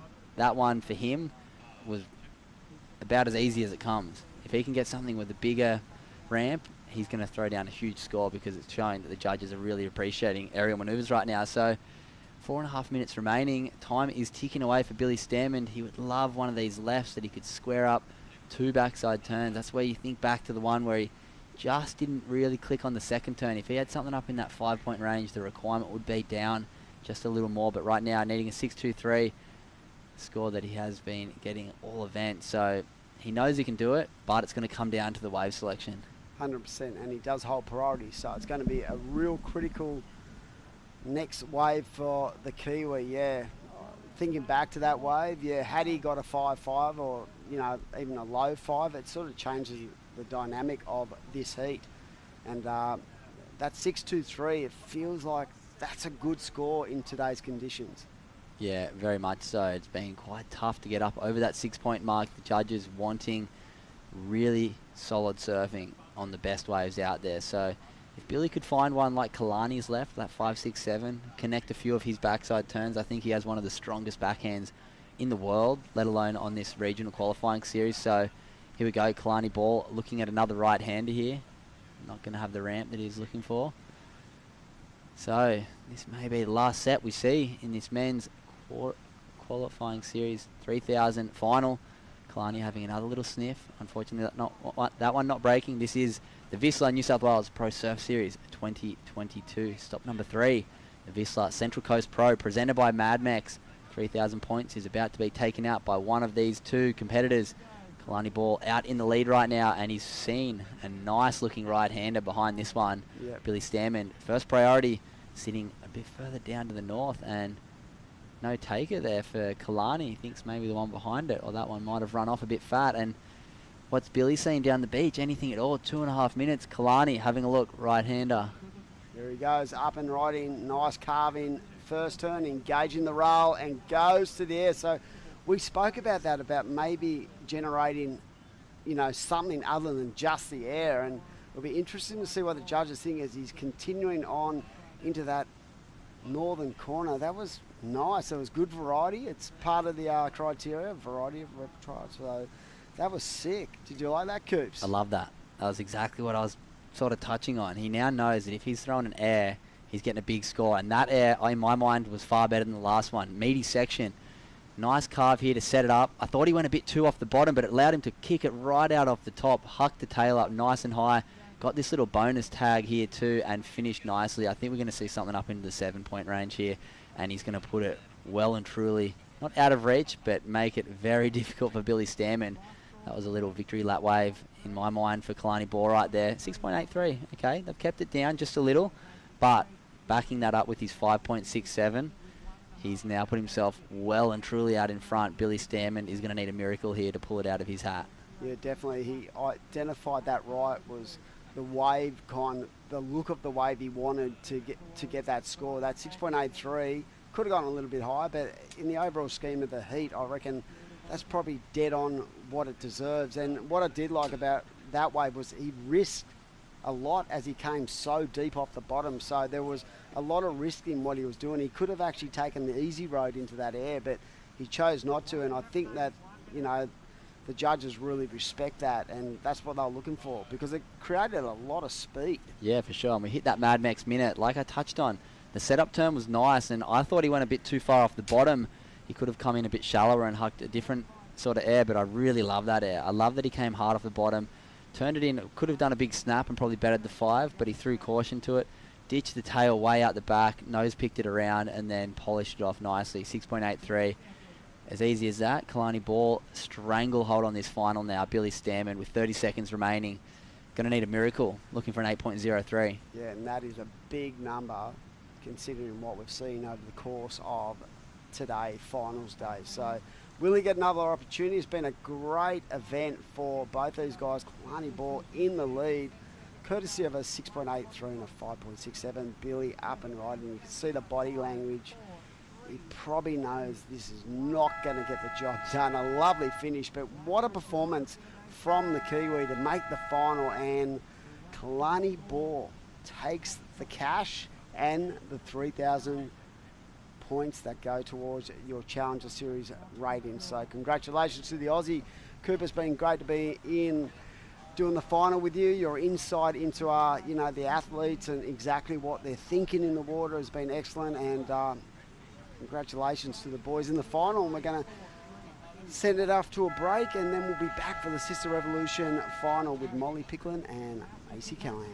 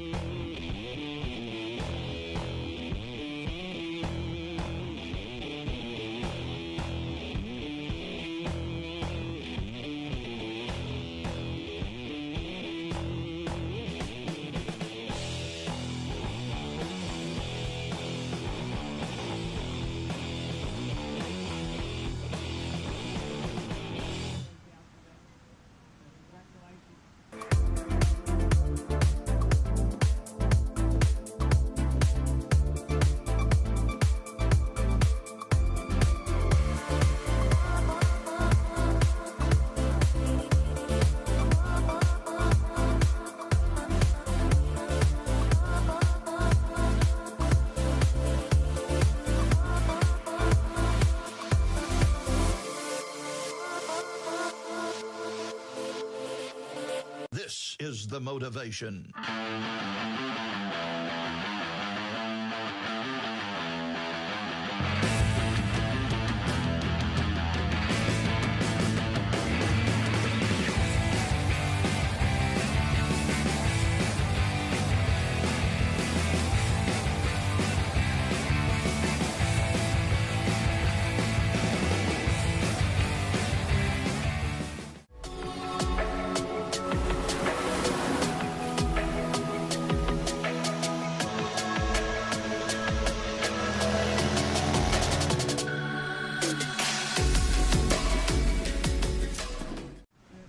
Good afternoon and welcome back to the Sisstrevolution Central Coast Pro presented by Mad Mex.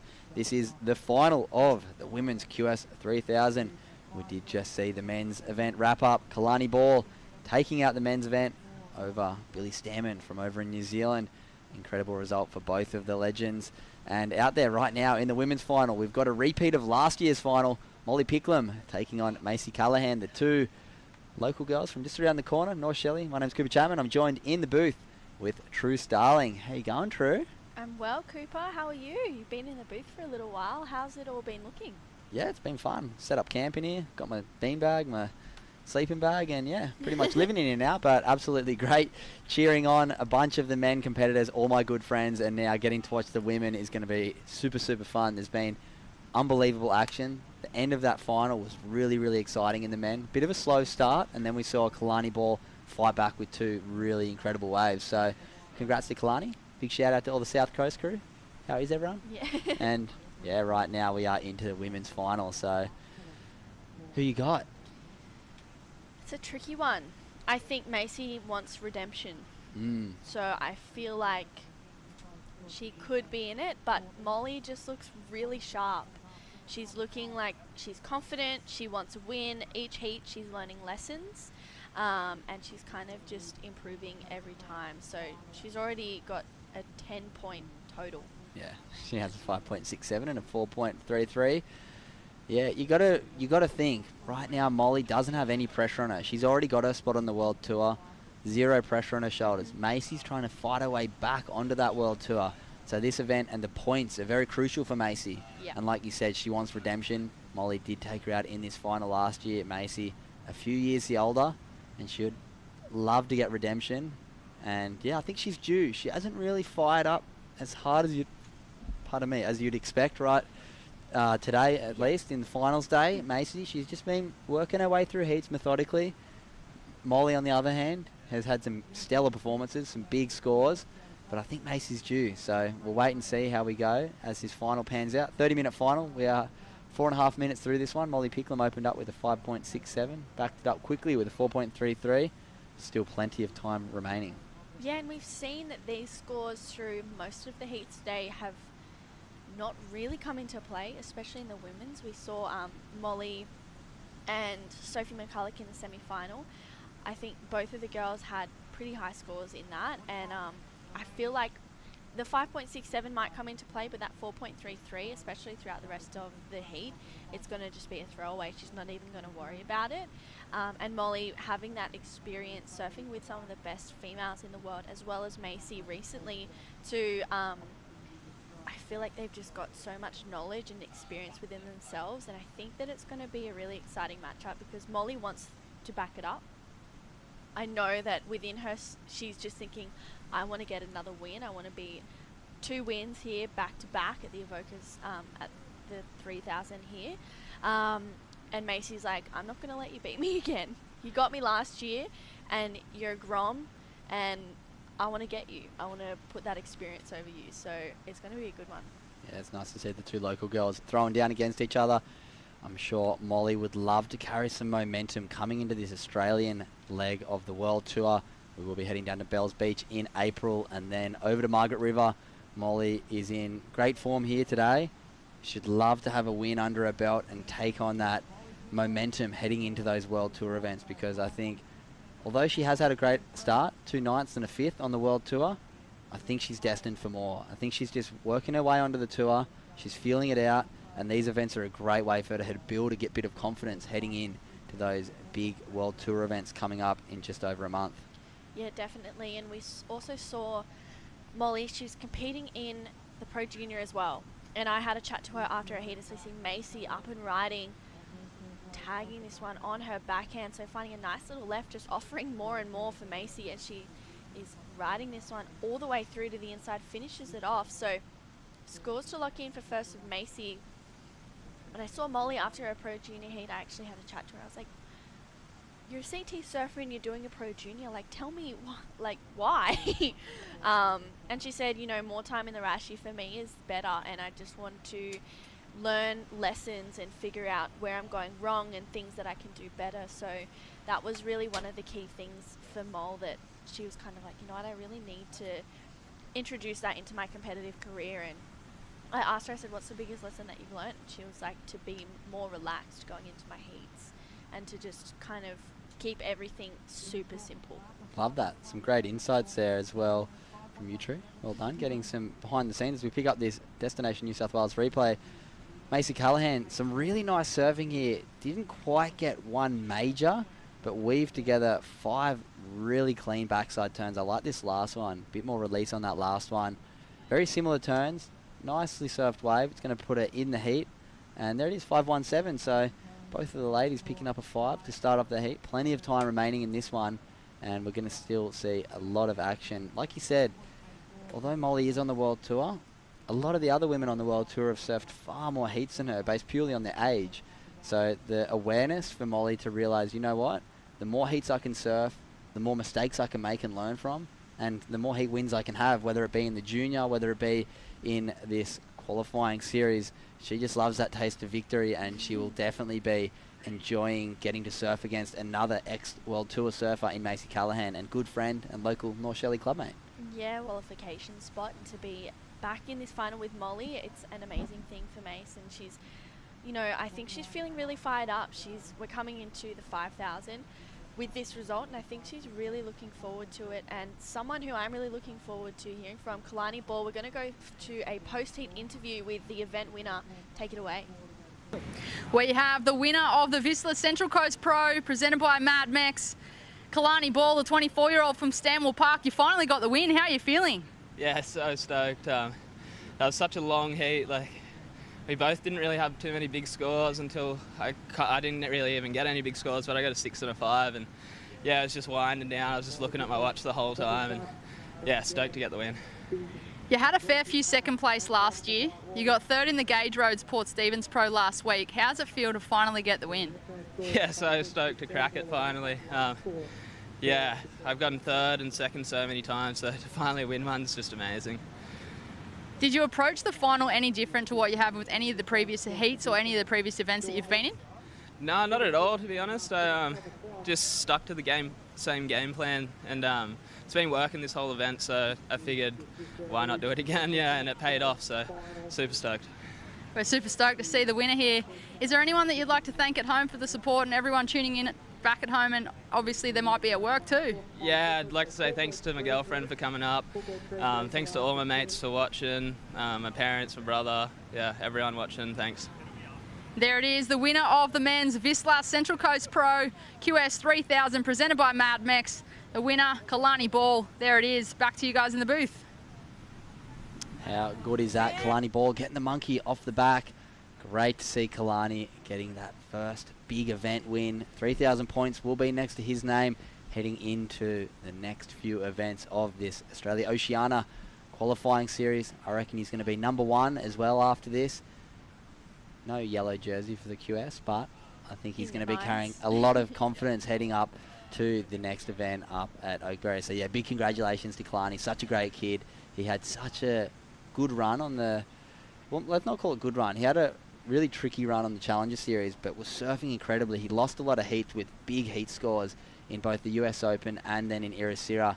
He had an unlucky one in France, and he just snuck into the event because they had a weird little cutoff before Haleiwa. He got in last minute, and he really made the most of it. Made a semi-finals at Haleiwa on the Challenger Series, so he knows he belongs on there, and he's been carrying that form into this year. So it's great to see him take out his first big event win here on the QS. Yeah, definitely, and I feel like leading to the rest of the year and then eventually onto the challenges, it's going to be a real big confidence boost. you kind of just see him roll through and you go, Kalani, he's making semis and quarters, and it's kind of like a stock standard thing that you see for him, but you don't really see him grasp that win too often.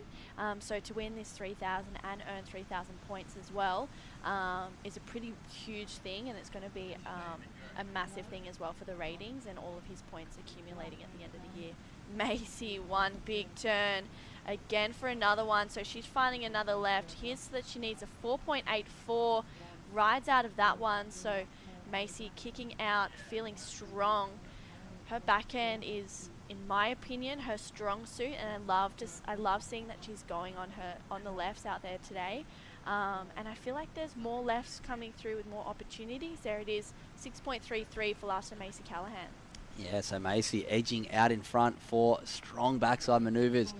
A bit more variety on that one. I like how she got to mix it up. The last wave, the 517, we did see a bit of repetition, some great surfing, but the 6.33, a little more aggression, some more variety, and the judges loving it. So she moves out into the lead with 17.5 minutes remaining. Molly Picklum sitting with first priority. Plenty of time remaining. She's looking for a 5.84, and here she goes. A nice looking left-hander. Hard off the bottom, and bangs it out the top, but unfortunately pushes just that little bit too hard. She knows it's finals time. She wants to go big or go home, and she'll be back out the back. And here we go, off the end, Macy Callahan. Yeah, Macy, just a quick up and out on that one, maybe a little bit too deep. Potentially trying to upgrade that 5.17 to make it a little bit harder for Molly to catch her in this win. There's only 1.5 in between them. 17 minutes to go. Molly will, I'd assume, be out there with first priority. Who knows what's going to happen towards the rest of this heat. I feel like both the women out there are so capable of getting massive scores, so I can't wait to see who the first one, who is going to be able to drop the first big score. Yeah, obviously there's been a couple 5s and a 6 already ridden, but like you said, I think the back half of this heat, we're not even halfway through this one, and there's already some big scores put down, but like you touched on, we want to see those scores up into that excellent range, and both of these ladies are so capable. They've been putting on a stellar performance this whole event. This is, of course, day 5 of the Sisstrevolution Central Coast Pro, presented by Mad Mex. It's great to be here at the beautiful Avoca Beach. We're about 200 metres down from the southern point, right in front of the pine trees, and yeah, it's been an incredible week here at Avoca. Big thank you to all of our supporting sponsors. We could not be here without these partners: the Central Coast Council, Avoca Beach Hotel, Destination New South Wales, the World Surf League, and Surfing New South Wales. And for everybody out there tuning in, watching this live on your screens, big thanks to these webcast partners, Mad Mex, Volkswagen, and KO Sports, KO Freebies. So big shout out to all of our sponsors. Also, the Fresh Air Broadcast have been bringing you such incredible live vision for the last few weeks of competition. We will be back again next week for the Oakberry Tweed Coast Pro QS 5000.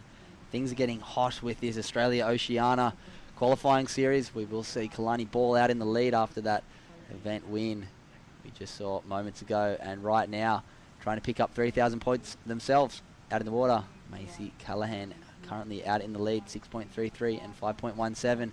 Molly Picklum in second place right now, looking for a 5.84. 15 minutes remaining. We're halfway through this heat. Molly Picklum with first priority. Yeah, well, Molly's sitting in a pretty decent spot, needs a 5.84. Macy, having a little look at this one, I'm not too sure why she was wanting to have a little look at that one, so kicks out of that. Maybe she's just trying to get her feet in the wax. She didn't catch too many waves in her heat with Philippa Anderson, and here we go, 2-for-1 burritos. You can scan that QR code and you can get 2-for-1 burritos with Mad Mex across the country, I believe, Cooper. So they're so good. I just had my one for lunch and I'm in a bit of a food coma right now. So just on 14 minutes to go. Macy in the lead, a 6.33 and a 5.17. Molly sitting in second with a 5.67 and a 4.33. She's looking for a 5.84 to go to first. So Molly sitting out there with first priority, looking really comfortable out there. She's not even fazed by the fact that she needs almost a 6-point ride. She's ready to unleash on her backhand or forehand, depending on what comes through for her. So good looking scores today. And of course, Kalani Ball taking out the Vissla Central Coast Pro just previously. And we're about to lock in 13.5 minutes, the winner of the Sisstrevolution Central Coast Pro. Here we go, Macy, hard off the bottom. That's an aggressive turn and bangs it up for a second. Is she going to get a third? This is a beautiful looking wave here for Macy Callahan. Wow, that's that score we were talking about. This one, I'm not going to, actually I'm going to say it. I think that one's well and truly over that 6.33. Yeah. Maybe in the excellent range. The first turn I loved, very critical. Second, really aggressive, and then got the third big turn. So we'll wait and see. But that's going to be the best wave of the final, and Macy Callahan is going to put the pressure back into Molly Picklum's hands, because there it is, 8.83, wave of the event for the women. Macy Callahan saves her best for last. Yeah, here's the wave replay powered by Destination New South Wales. One big turn to start that one off again for a second. Patiently waits, puts it in for a third. That's all she wrote, and Macy's gone, yep, I like the feeling of that one, and I know that you guys will too. So 8.83 for last to Macy Callahan. Now she's well and truly out in front. Molly chasing a 9.49 to go to first. What did I say at the start, Drew? I felt like Macy hadn't found her stride yet. Macy had been kind of just cruising on through the event, hadn't really fired up too much, but she was well and truly due. She's so capable, and there we just saw it. She's put down the biggest heat score of the women's event and saved it till the final, 8.83, combination of 15.16. We're going to need something very special for Molly. But that gets me excited, because Molly has probably got the most progressive surfing out of any woman on the planet. So we might see some airs. We might see a bit more freedom in Molly's surfing, knowing that she's trying to chase down this huge heat score that Macy Callahan has just put down, 8.83 last wave. What would you do, Cooper, if you were in the position that Molly's in, needing a 9.49? Would you just focus on that single score, or would you try and kind of chip away at it, start getting a 6 or a 7 and then work towards that? I think it's a hard one. Molly's in a little bit different position. Molly, the points don't really matter. If I was Molly, I'd probably be like, you know what, I'm just going to try and do a big punt, do something really cool. Yeah. Get the highlight clip. The result matters, but doesn't really matter to Molly. But yeah, if she goes for something and lands it and gets shy of the score, it's still going to be a big score. She could go for a 2.75s right now, but with the scoring that's going on out there, with 11 minutes remaining, it's quite tough to find two waves like that. So I'd love to see Molly just go for a few airs, find some, maybe like Kalani, a couple of the rights to finish off, throw a couple forehand punts, and yeah, I'd love to see how the judges would react to some aerial women's surfing, because that's where the sport's heading, and Molly is at the forefront of it. Yeah, she most certainly is. She's been doing heaps of stuff with Josh and Sierra Kerr, especially at the Waco wave pool. I know that there was a pretty exciting clip that she dropped a little while ago from Waco, and it was the biggest air that I'd ever seen Molly do come out on a video, and I was like, wow, okay. So that's the benchmark, and then it just keeps getting better and better every time I see whether her surf in person or on videos.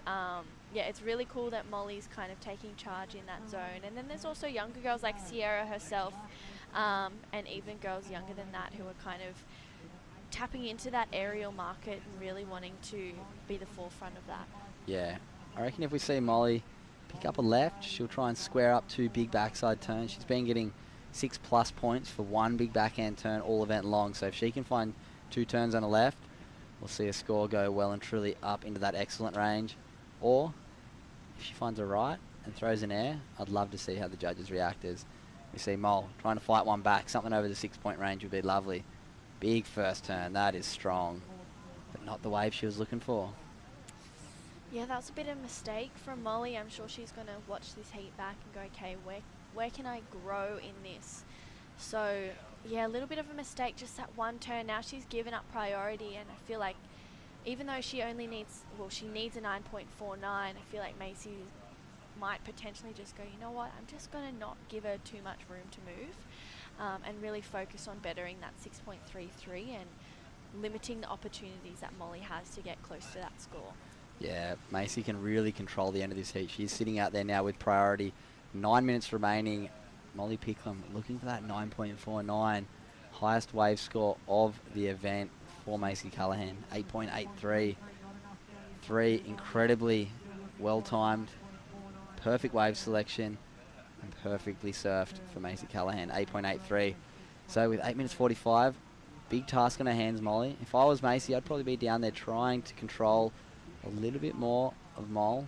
But if she just sits there, finds another one of these lefts and can put something up in that 6.8 range, then Molly will be comboed. So we'll wait and see how Macy reacts to this situation too, because there's two ways she can play this. She can sit there and be like, you know what, I'm going to back myself on this left to get something over that 7-point range and put it well and truly out of reach for Molly. Or I can try and control Molly and stop her from getting as many opportunities as she wants in this last 8 minutes. So it looks like Molly has moved down potentially to the right where Kalani picked up his last 2 aerial manoeuvres.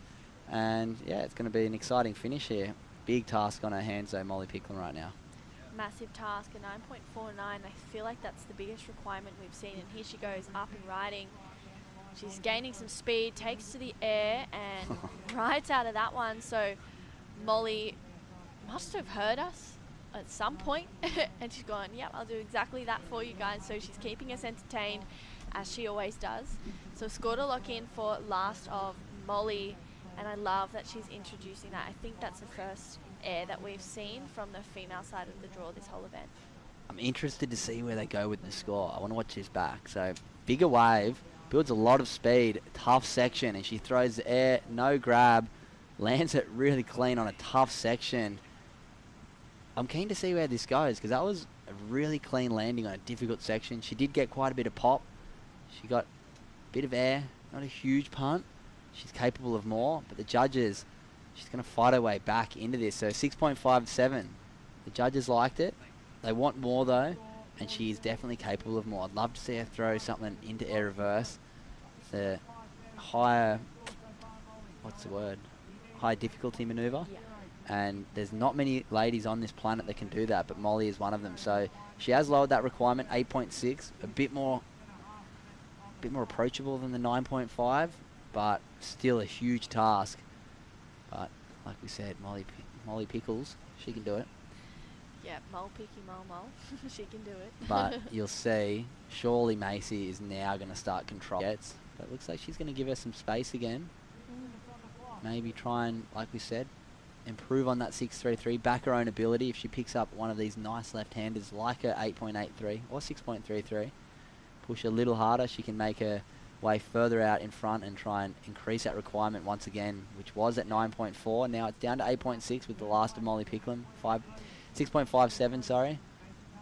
And yeah, just over 5 minutes remaining in this one. It'd be great to see Molly have another attempt on her right.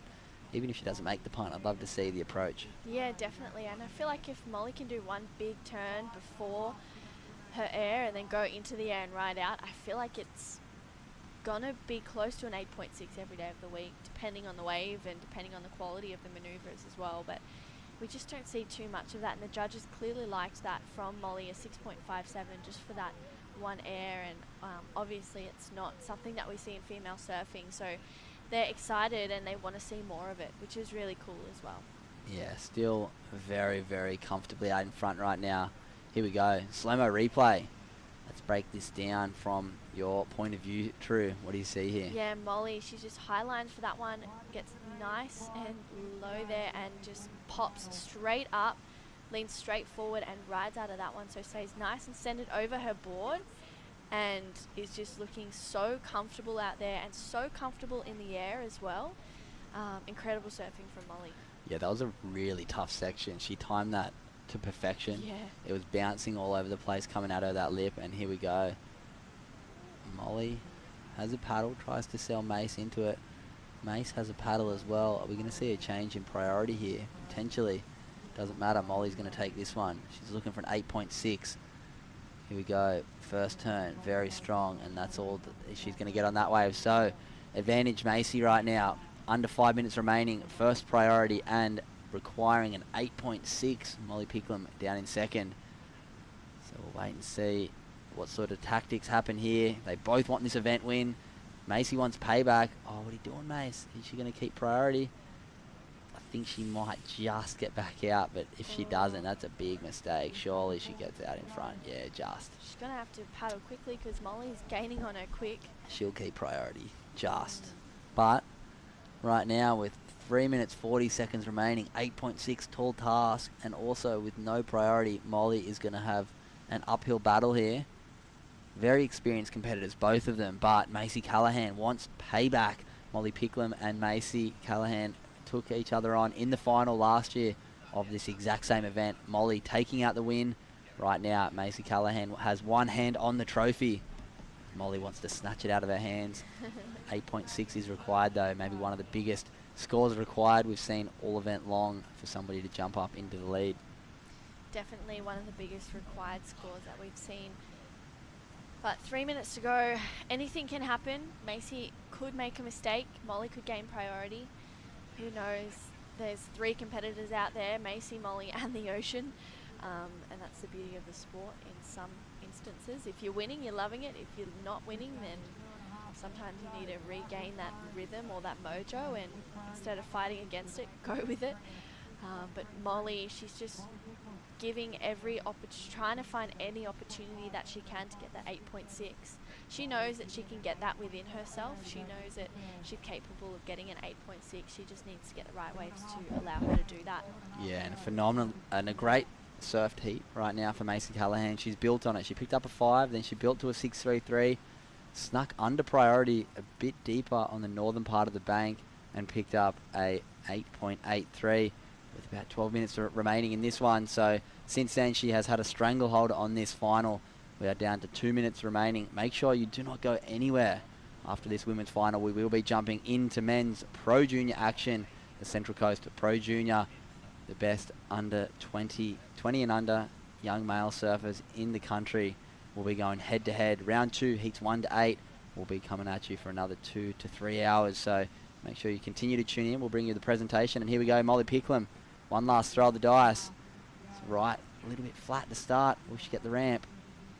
Yeah, Molly aims to go the air, goes for a reverse. Oh, unfortunately, just can't ride out of that one. But she's looking really confident to go into the air and just unfortunately unable to stick that one. So Molly, 1 minute 20 seconds. I don't think that was a mistake from her. I think falling, unfortunately, that happens, but I think she had to go for it. And here we go, victory lap, Macy Callahan. Good looking wave. Oh no, that was an opportunity to better that score. It looked like a bomb. Look at that wave roll on through, but don't think it's going to matter. Molly still having to work her way back out after that. Yeah, I hope she's okay. That was a bit of an awkward landing. She had the explosion come back up into her ankle as we hit that Mad Max minute. Macy maintains priority. She'll be sitting on Molly now, not letting her take off on anything with any opportunity to pick up that 8.6. Wow, what a well-surfed heat. Macy Callahan saved her absolute best for last. And it looks like she's going to be taking out this event. Give us another 30 seconds and we'll be able to crown our champion. As we see. I think this is Molly. Had a little look at this one. Yep, she's up and riding. What she got for us? Oh, one big turn. Unfortunately, just clips the nose on that one. So 20 seconds and looks like Macy is going to be the champion for the Sister Evolution Central Coast Pro, proudly presented by Mad Mex. So an amazing final by Macy and Molly. 5 seconds to go and we'll count it down in 3, 2 and 1. So huge win for Macy Callahan, taking out the Sister Evolution Central Coast Pro, presented by Mad Mex. She's got that win over Molly Picklum, that redemption. She got that redemption from her from last year. What an amazing final for both Macy and Molly. And we'll be right back for round 2, heat 1 of the Pro Junior Men's, right back after the break.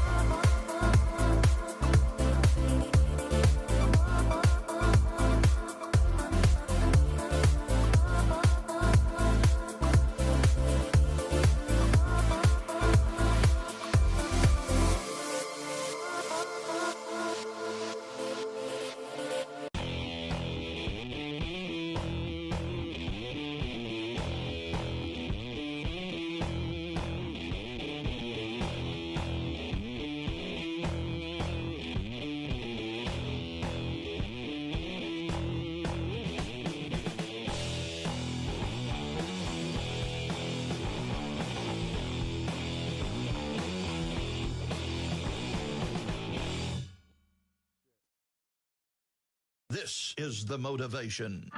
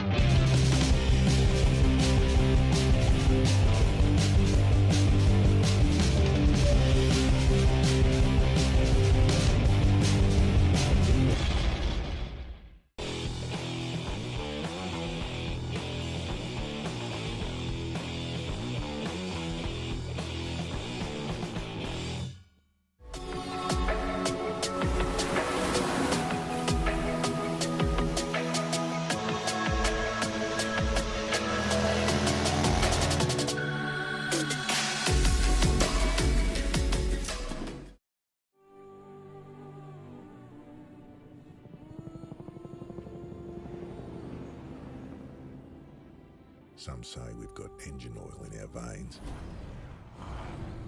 All that and a fair bit of dust. Sure, these wild utes are hard work, but it's no job. The roar of them. Pure.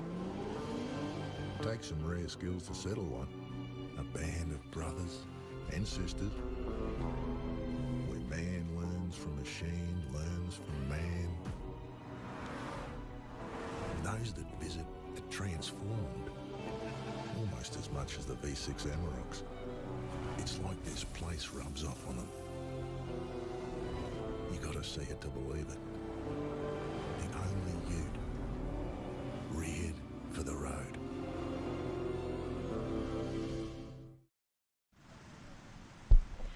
Alright, welcome back, and we've got some really exciting stuff we're going to throw to the highlights throughout the week.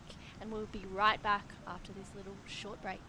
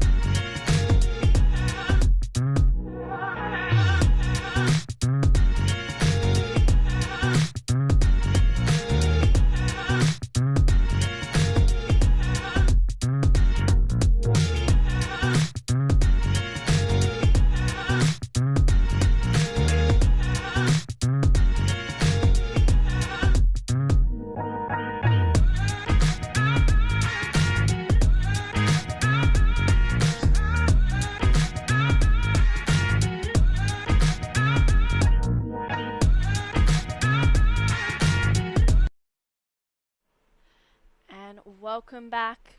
We're going to throw to a super short ad break, and then we're going to be back with the presentation for the finalists of the Vissla and Sisstrevolution Central Coast Pro.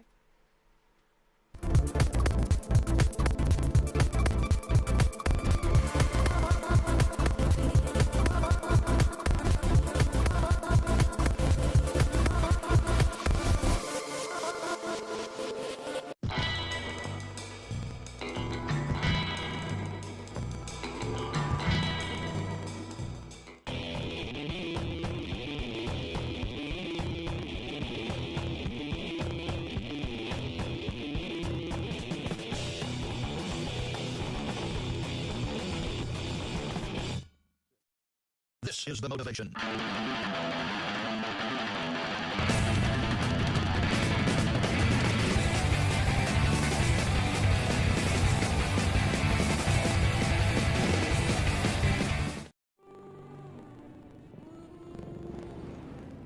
Some say we've got engine oil in our veins. Well, that and a fair bit of dust. Sure, these wild utes are hard work, but it's no job. The roar of them, pure. Takes some rare skills to settle on. A band of brothers and sisters. Where man learns from machine, learns from man. Knows that isn't transformed, almost as much as the Vissla Sisstrevolution. It's like this place rubs off on them. You got to see it to believe it. And only you, reared for the road.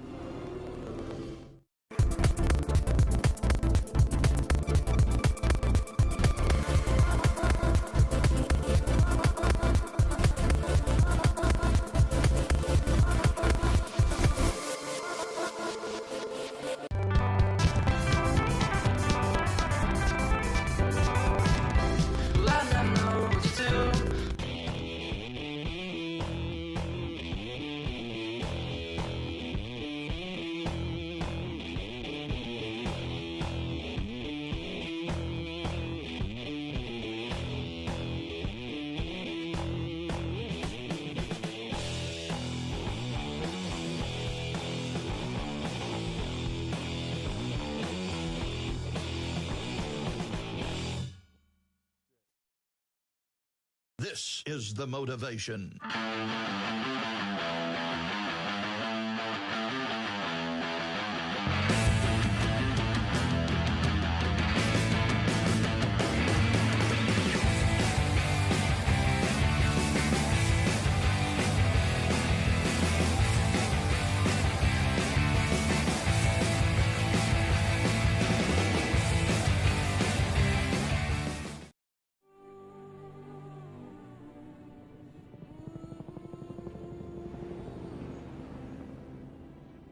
Some say we've got engine oil in our veins. All that and a fair bit of dust. Sure, these wild utes are hard work, but it's no job. The roar of them, pure. Takes some rare skills to settle on. A band of brothers and sisters. Where man learns from machine, learns from man. Those that visit are transformed, almost as much as the V6 Amaroks. It's like this place rubs off on them. You gotta see it to believe it. The only ute, reared for the road.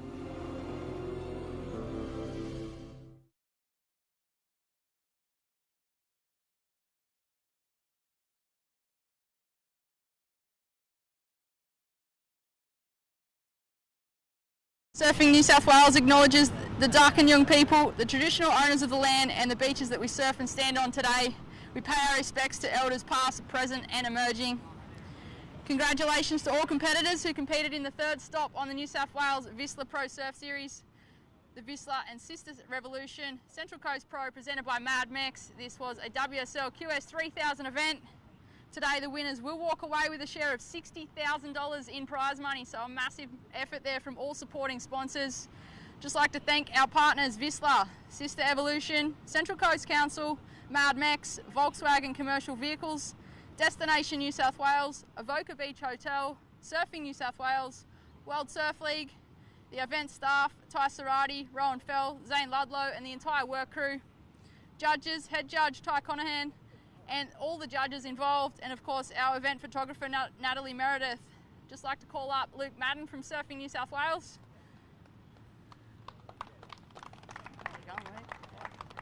Yeah, do you want to say a few words? Thanks everyone for all your support. Destination New South Wales, Adam Crouch, Vissla, Mad Max. It's been a tricky few years, but we're glad we're back. We do this for you guys and girls as surfers. We've got an amazing pathway. Let's get as many Aussies on the tour as possible, and that's what this tour is about. Getting the pathway there through Surfing New South Wales, and we're really proud to put this on. It's been a huge effort, and we're really proud to be here. So looking forward to next year coming back to Central Coast. Thanks Adam for having us. Would you like to stay here, Luke? Thank you. So I'd just like to call up Wes Berg on behalf of Vissla and Sisstrevolution. And Luke is going to hand Wes a thank you trophy. Oh, thank you. Cheers, man. Thanks very much. Thank you, Wes. Do you want any photos? All good? Do you want to say anything? Sure. There you go. I'd just like to thank Surfing New South Wales for the amazing organisation, how they run. The local community for sure. Without them behind us, it wouldn't be possible. We're very, very fortunate, and you know the catastrophic events that we've had throughout New South Wales with all the rain. We just want to put our thoughts out to those people, of course, and how lucky we are to be able to come here and watch this amazing talent. You know, the surfing quality we've had over the last couple of days is incredible. The finals were amazing. Congratulations to everyone that smashed it today. But also, I think what Luke just touched on, the pathways, and that's what surfing's about. It's creating these opportunities for, one, the community to come together, to create pathways for young, aspiring talents to come together, but to also, I guess, have a goal and a bit of structure to succeed in life. So thanks so much to Surfing New South Wales. Thanks to all the athletes that come, and also the local community for having us. Thank you, Wes. Thank you, Wes. I'd like to call up now Adam Crouch, the member for Terrigal and representing the Minister for Tourism, the Honorary Stuart Ayres, just to say a few words. Thank you very much. Thanks a lot. There you go. Thank you. No worries. Look, thanks everyone for being here at Avoca Beach again this year. It's fantastic to see so many surfers taking place. Great to see two Central Coast females taking out first and second here. It doesn't get any better than this. It's also wonderful to see the waters cleared up for the finals. And look, we are absolutely delighted to have all these wonderful surfers descend on the Central Coast for this week. Look forward to it being even bigger and better next year. And of course, looking forward to the junior competition tomorrow. So thank you very much. And the New South Wales Government is very proud to support this event. Thank you for coming on board. Also like to call up now the head of MadMex Partnerships, Ton Moore, to present the overall female and male winners with free burritos at any MadMex for the rest of the year. Do you grab the checks? Yeah, if you can, is that all right? And we will now start calling up the winners of the event. First we have second place for the women's Sisstrevolution Central Coast Pro, that is Molly Picklum.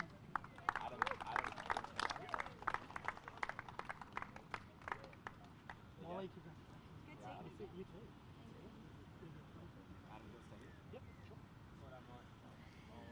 And what a matchup that final was between both Central Coast women, but it was Macy Callahan getting the better of this one today.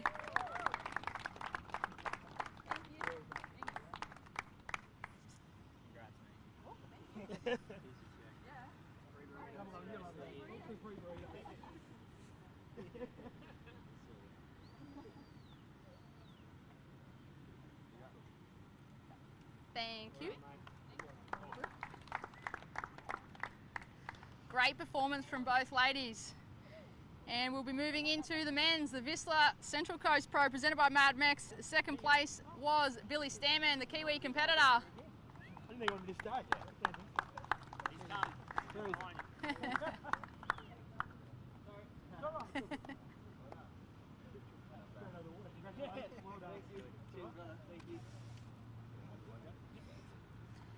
And of course, the winner of this Vissla Central Coast Pro QS 3000 presented by MadMex, Kalani Ball, the 24-year-old from Stanwell Park, his first QS win. Yeah, doggy. Yeah.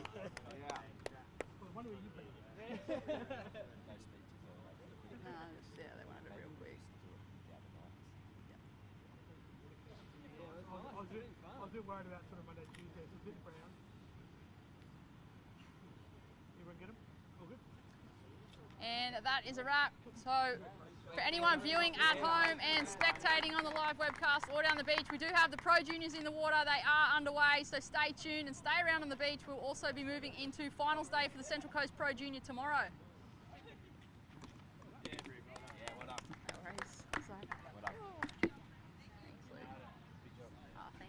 All right, there you have it. That was the presentation for the finalists. Once again, congratulations to Macy Callahan and Kalani Ball for taking the event out. We're going to go to a quick ad break and then we'll be right back with the first heat, round 2 of the Central Coast Pro Junior for the men's. We'll be right back very soon.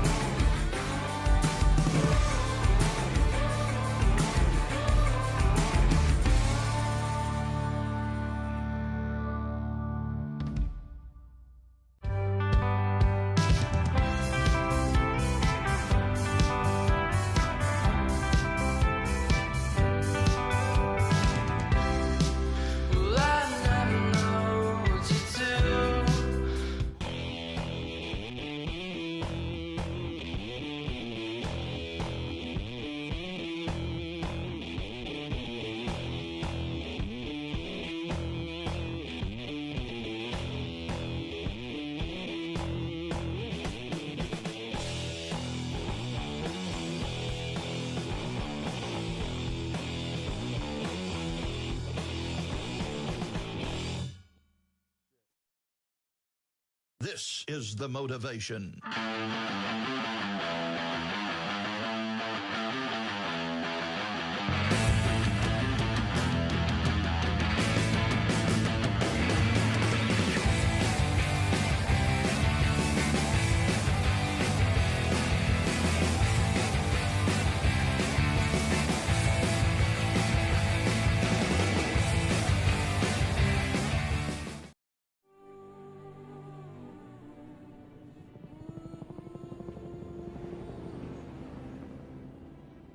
Some say we've got engine oil in our veins. All that and a fair bit of dust. Sure, these wild utes are hard work, but it's no job. The roar of them. Pure.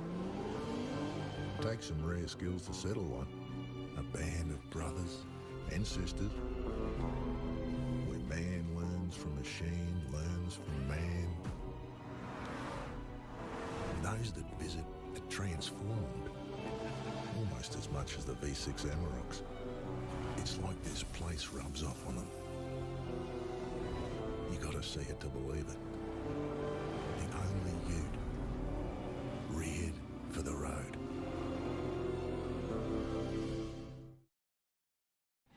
Okay, welcome back. This is the Central Coast Pro. We did just crown our event champions, both men's and women's. Big congratulations to Kalani Ball in the men's division and Maisie Callahan.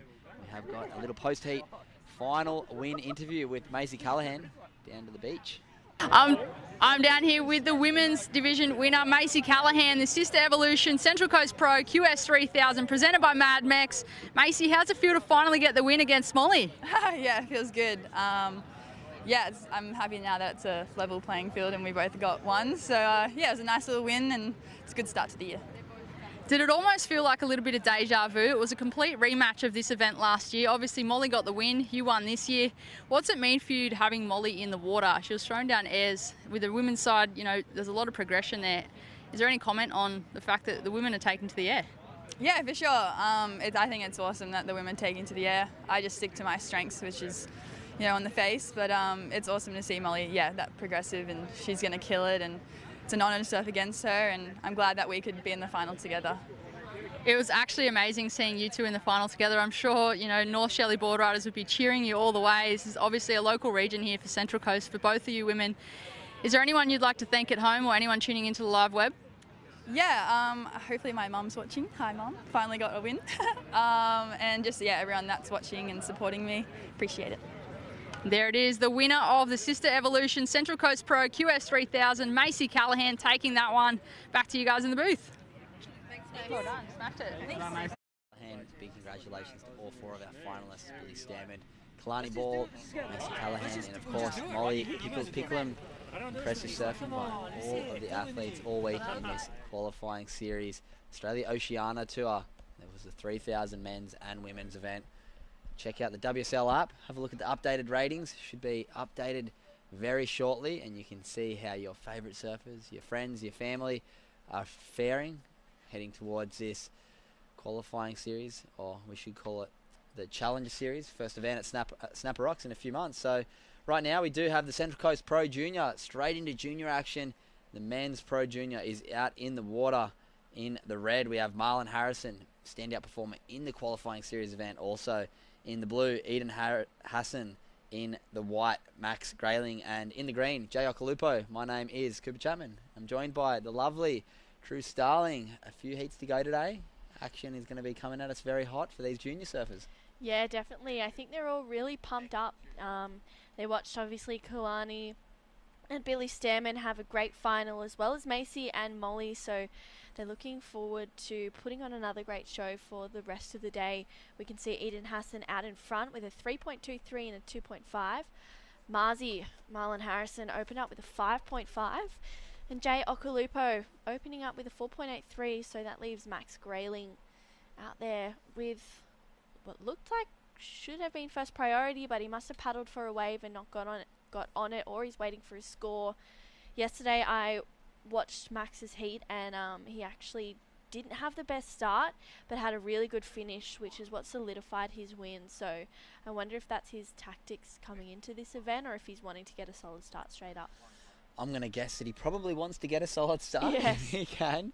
But yeah, it's great to see him fight back in that heat yesterday. Solid performance. The surfers in red and black in this round.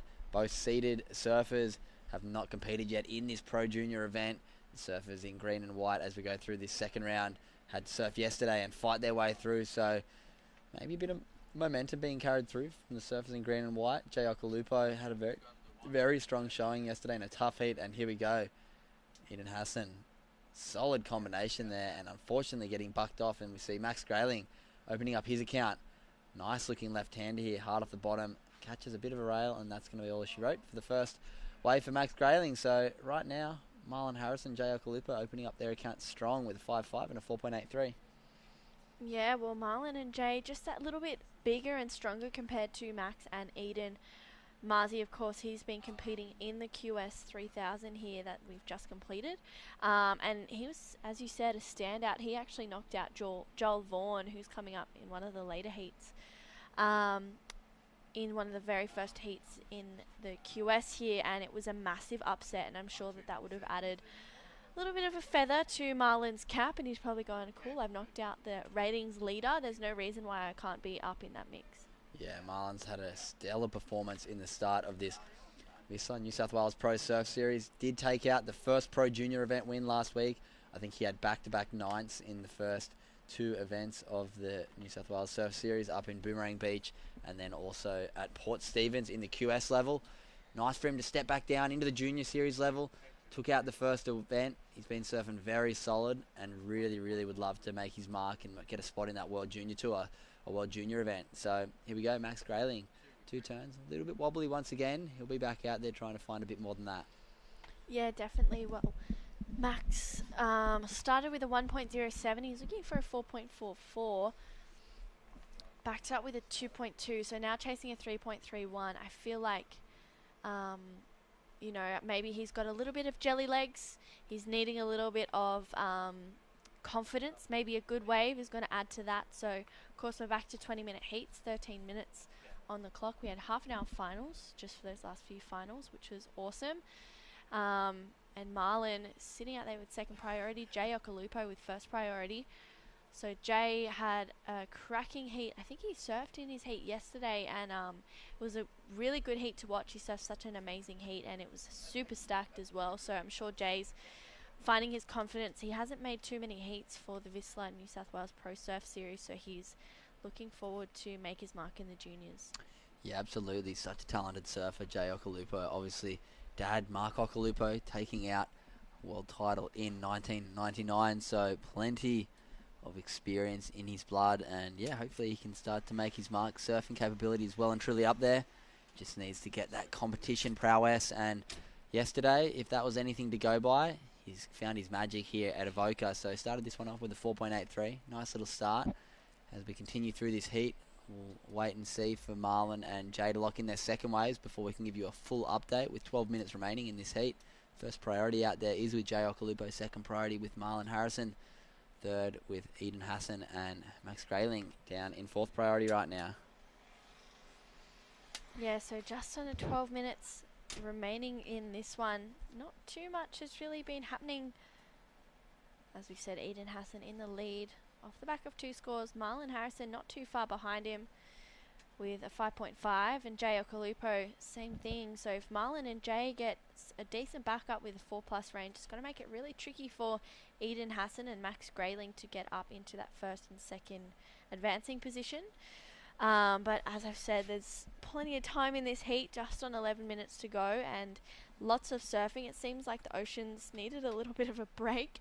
It's been going non-stop for the last 4 or 5 days now. We're in day 5 of the contest, so I feel like I'm in day 100. It's been going on forever. Yeah, these events have felt like they've just gone back to back to back, and we will be continuing on straight up to the Oakberry Tweed Coast Pro starting on Monday, and then back down finishing off this tour, the qualifying series tour down at Surfest at Merriweather.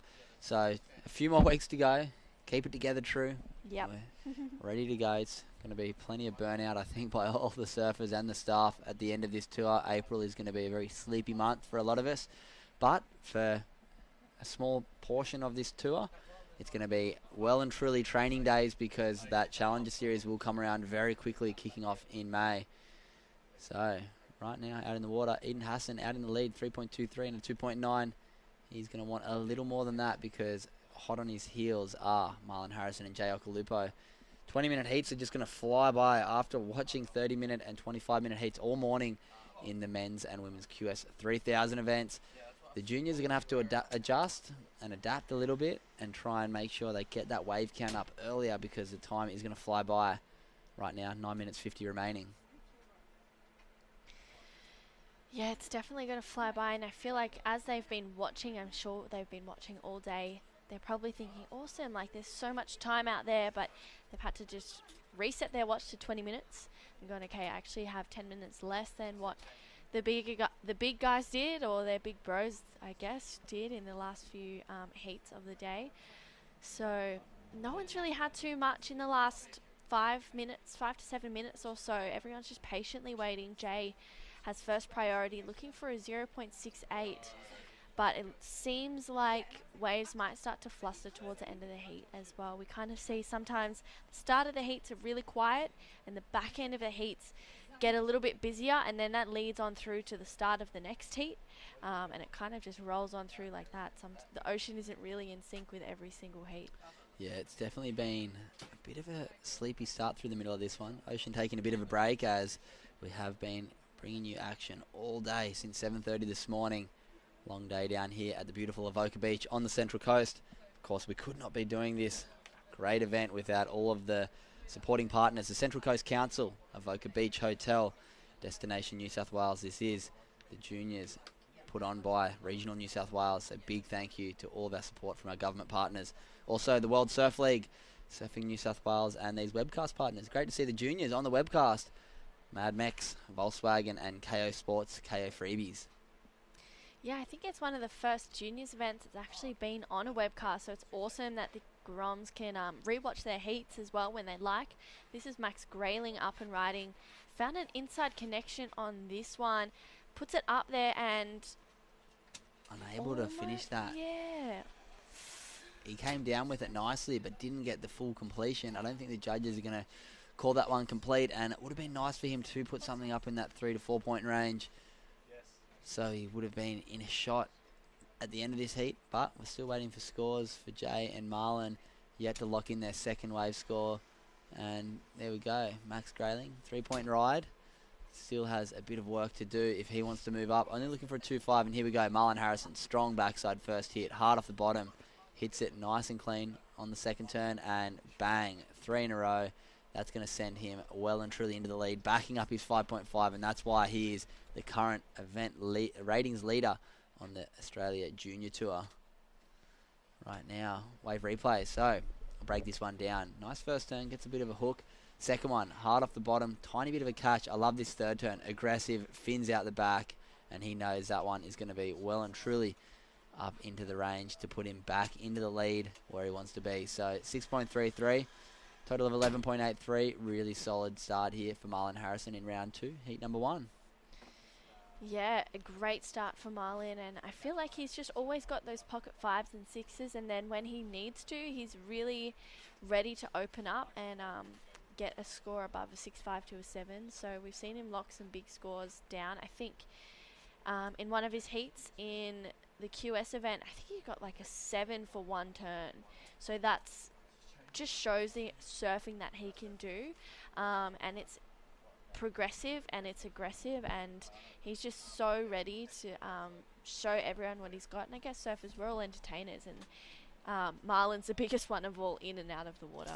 Yeah, Marlon's such a great character. I've been spending a bit of time on the trampolines up at Surfing Australia last year with Marlon in a special air camp we were doing with the lovely Chloe from Project Air X. Shout out to Chloe if she's watching. Yeah. Marlon really progressing with his aerial game, and that's exactly the reason, like you said, those big one maneuvers can score big points, and bringing that expertise into this junior tour is going to be a big point of difference, I think, for Marlon. He's surfing very mature. He's really strong, been working hard at Surfing Australia up there with the team at the High Performance Centre. So good to see Marlon putting his best foot forward, leading this heat right now.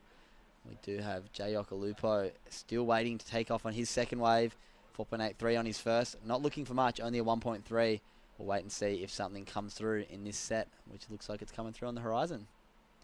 Yeah, so Marlon and Jay both hunting around. Jay only chasing a small score. I think just a 1.3 to progress through this one. So a wave coming through, maybe everyone a little bit caught out of position, potentially a clean-up set that's just rolled through. Just on 5 minutes to go, Marlon out in front, Eden Hassan in second, Max Grayling in third, looking for a 3.14, and Jay Okalupo in fourth, chasing a 1.3 off the back of that 4.83. So a great start can lead to a little bit of an easier finish if you can't seem to quite back it up. So Jay patiently waiting. I'd probably think about turning on a wave at some point soon if I was Jay, because 4.5 minutes can go down very quickly. Yeah, he's still only looking for a 1.3, which is a positive. He does have first priority. He will get the first shot when a wave comes through. It does look like the waves have gone a little bit sleepy out there right now, but Jay, very confident in his own ability. He knows if he can just get something, 1 or 2 nice turns, he will be moving up into advancing positions. Surfers in second and third will be very wary of that as well. So let's see what can come through. 4 minutes remaining. Still enough time for a wave or two for each competitor. And here we go. Bit of a look for Jay Okalupo, it looks like. Yeah, Jay having a sneaky little look at this one. And he's going to take it over the rest of his competitors. So what is he going to do? Carving that first turn really spicy for Jay Okalupo and puts it up there for a big finish. So scores to lock in for last of Jay. I dare say he'll get up in, well, he's definitely going to get up into second. He was only needing a 1.3.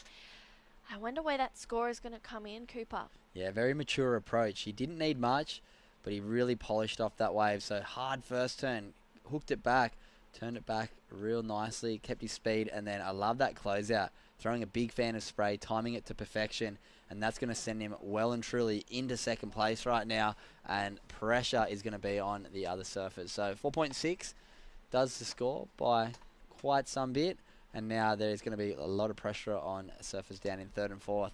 The two experienced competitors of Marlon Harrison and Jay Okalupo.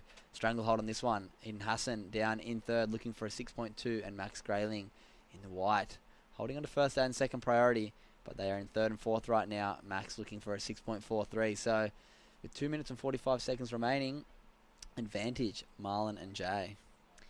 Massive advantage for sure. I think having that good start has kind of really allowed them to just be a little bit freer throughout the rest of this heat. And Eden and Max only just really locking in 2s and 3s. So that just shows how important a good start is, especially in these pro juniors as well, and coming up against people like Jay and Marlon. Jay unfortunately just coming unstuck there. I thought he was going to pull that one through. I've seen him do it so many times at Snapper, so it was kind of almost second nature to him. Yeah, that big air reverse out to flats, and here we go.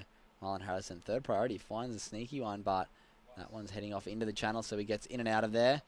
And Max Grayling in the white. Nice snap, little held up, and we see out the back, peak paddle from Eden Hassan, the young fella from up at Port Stephens. Building speed around this section. Almost had to throw the pun on that first section, unfortunately. That wave running off on him. So right now, sitting out the back, first priority in the lead. Marlon Harrison, as we see. Great first turn by Max there. If he would have clicked that one nicely, he would have been in a great spot coming into the end of this heat and had something to chase down. And unfortunately, Eden, there was that ramp at the start. He could have maybe thrown something, saw something down the line, and it ran off on him. And Marlon just quick in and out. Yeah, well, scores to lock in for last of Max Grayling. He was chasing a 6.43, and that locked in a 4.3. So now he's looking for a 5.13. Here's Eden. Oh. Beautiful finish on that one for Eden Hassan, chasing a 6.2. So now is when the waves seem to be rolling on through with the final minute. Yeah, both Max and Eden would have loved those two waves earlier in the heat. Give them a bit more of an opportunity coming to the end. I like this roundhouse. Banks off the foam, picks up a lot of speed. Up vertical, throws spray. Just a little fella, but that is some serious polished surfing. So showing what he's capable of, but it looks like it might be a little too late. 4.17 there for the last of Eden Hassan. as we see current heat leader Marlon out the back, looking for the air. Throws the backhand air reverse. Can almost hold on. Not but quite. Bit of a victory lap. Doesn't really matter for Marlon. And right now we'll see Jay probably sitting on Max out the back. Max looking for that 5.13 with 20 seconds remaining. Going to be all about the time left in this one. And we're going to count this one down very shortly. Looks like we're going to see Marlon Harrison and Jay Okalupo moving on through to the quarterfinals. This is the Central Coast Pro Junior Men's Division. We've counted that one in. So we'll be right back with round 2, heat number 2, very shortly after this ad break.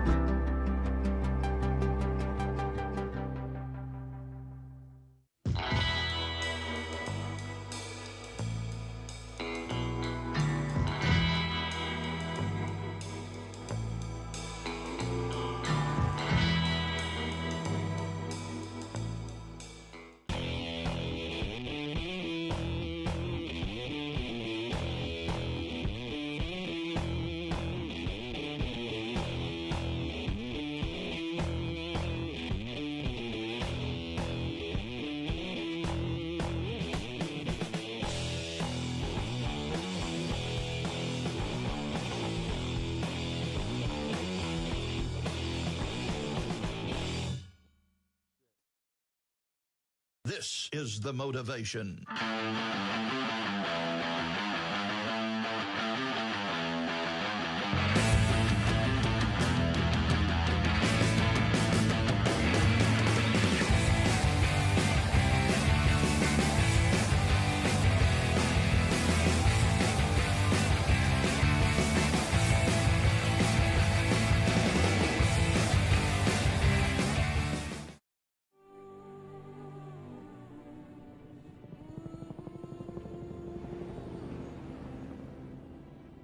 Some say we've got engine oil in our veins. Well, that and a fair bit of dust. Sure, these wild utes are hard work, but it's no job. The roar of them. Pure. Takes some rare skills to settle one.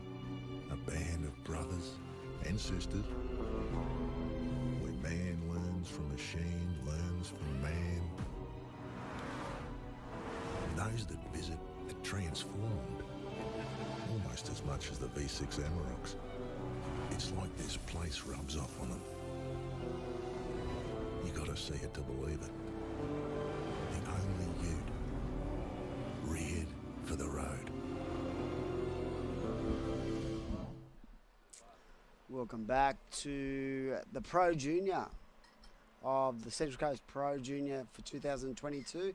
Some sick heats this afternoon. I was about to say 2004 or something. I'm so cooked. It's been such a good day, but great to see the standard of surfing. And right now, here's Oscar Berry. Big shout out to his dad, Tone, and the crew at home. The boy has been ripping, and this is going to be a sick heat with Oscar, Arch Whiteman, Taj Stokes, and who was the other surfer? Oh, Will Clark. So these heats just keep rolling on. I was just sitting down the beach, True, and it looks so much fun. If someone said, oh, let's have a comp in this, you'd just be like high-fiving yourself. Yeah, dead set. It looks so fun out there, and I think everyone's just really making the most of the waves that are coming through. We saw the last heat. It was a little bit slower towards that.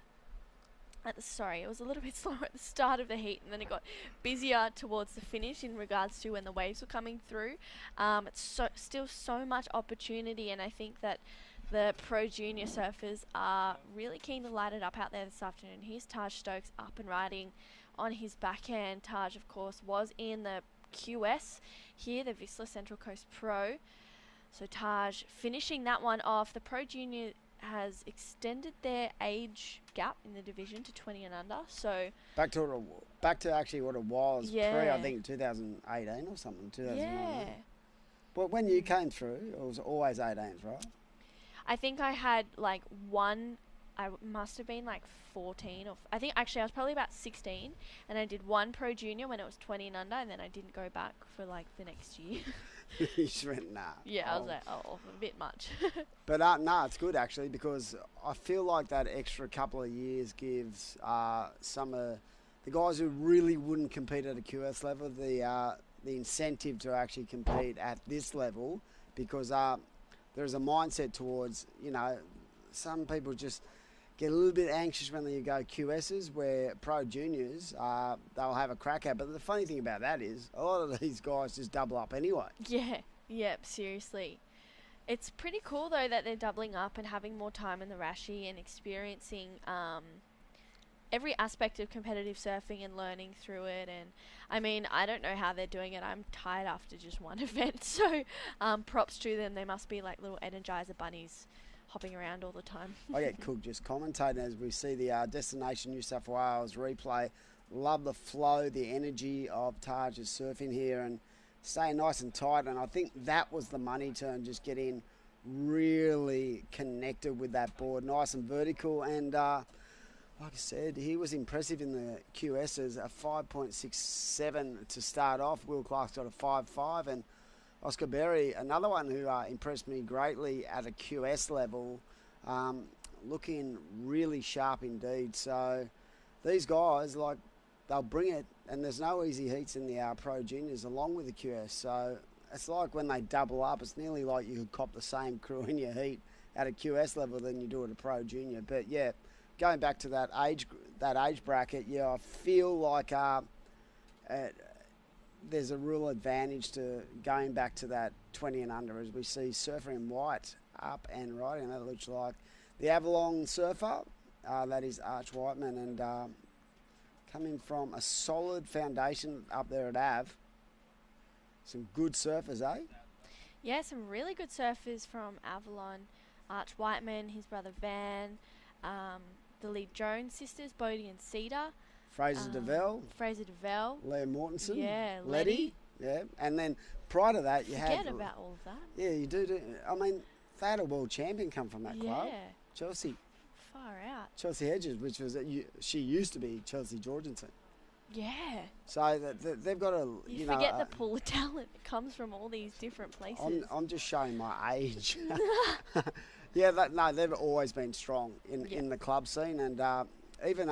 Critter Salisbury, like when he came through as a kid, he was incredible. He was matching it with Geordie Smith and a lot of the international guys. So Arch is just part of that, you know, production line that you know most clubs have, where if you sort of formulate. I think the stronger your club, the stronger your surfers end up being the next generation, because they got to fight so hard. Yeah, definitely. I think it's a good thing too, because it just continues to produce talent, and for your club and then also for the country too. And we want more Aussies on tour, so seeing the fact 100%. that there's heaps more juniors coming through and they're able to compete in so many different events, so many different levels, is awesome.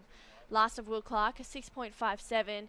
Here's the Avalon local, Arch Whiteman, just carving his way through this one again for a second. So Arch just trying to find a good connection, unfortunately unable to find a decent wave that's going to allow a score of 5 points and above just yet. 11.5 minutes to go, plenty of time left and plenty of waves available. You know what about Avalon? I was just thinking, probably their most famous surfer who's ever surfed for them, Kelly Slater. No way. 100%. Really? Yeah, I think you'll find if you look back in the history books, Kelly Slater, I'm pretty sure, surfed Quicksilver Surf League event for Av. Wow. Yeah, he does own property up there, I'm pretty sure. Yeah. I didn't know he owned property, but I didn't know he surfed for them. Wow. Apparently it didn't go that good. The goat. The goat. The goat. How can the goat not go that good? As we see Surfer in red just attacking that wave. I love that. And Arch on this Destination New South Wales replay. So, yeah. All the board riding clubs do a wonderful job. Of course, I'm biased. I'm the president of a club. And I just think that the junior development program within Australia over the course of, say, the last 40 to 50 years, a lot of our world tour kind of talent has had to really come through that bed, and that grassroots level is so key to our development program. Because if you talk to crew around the world, they go, you guys are so blessed. Like, most countries just don't have that.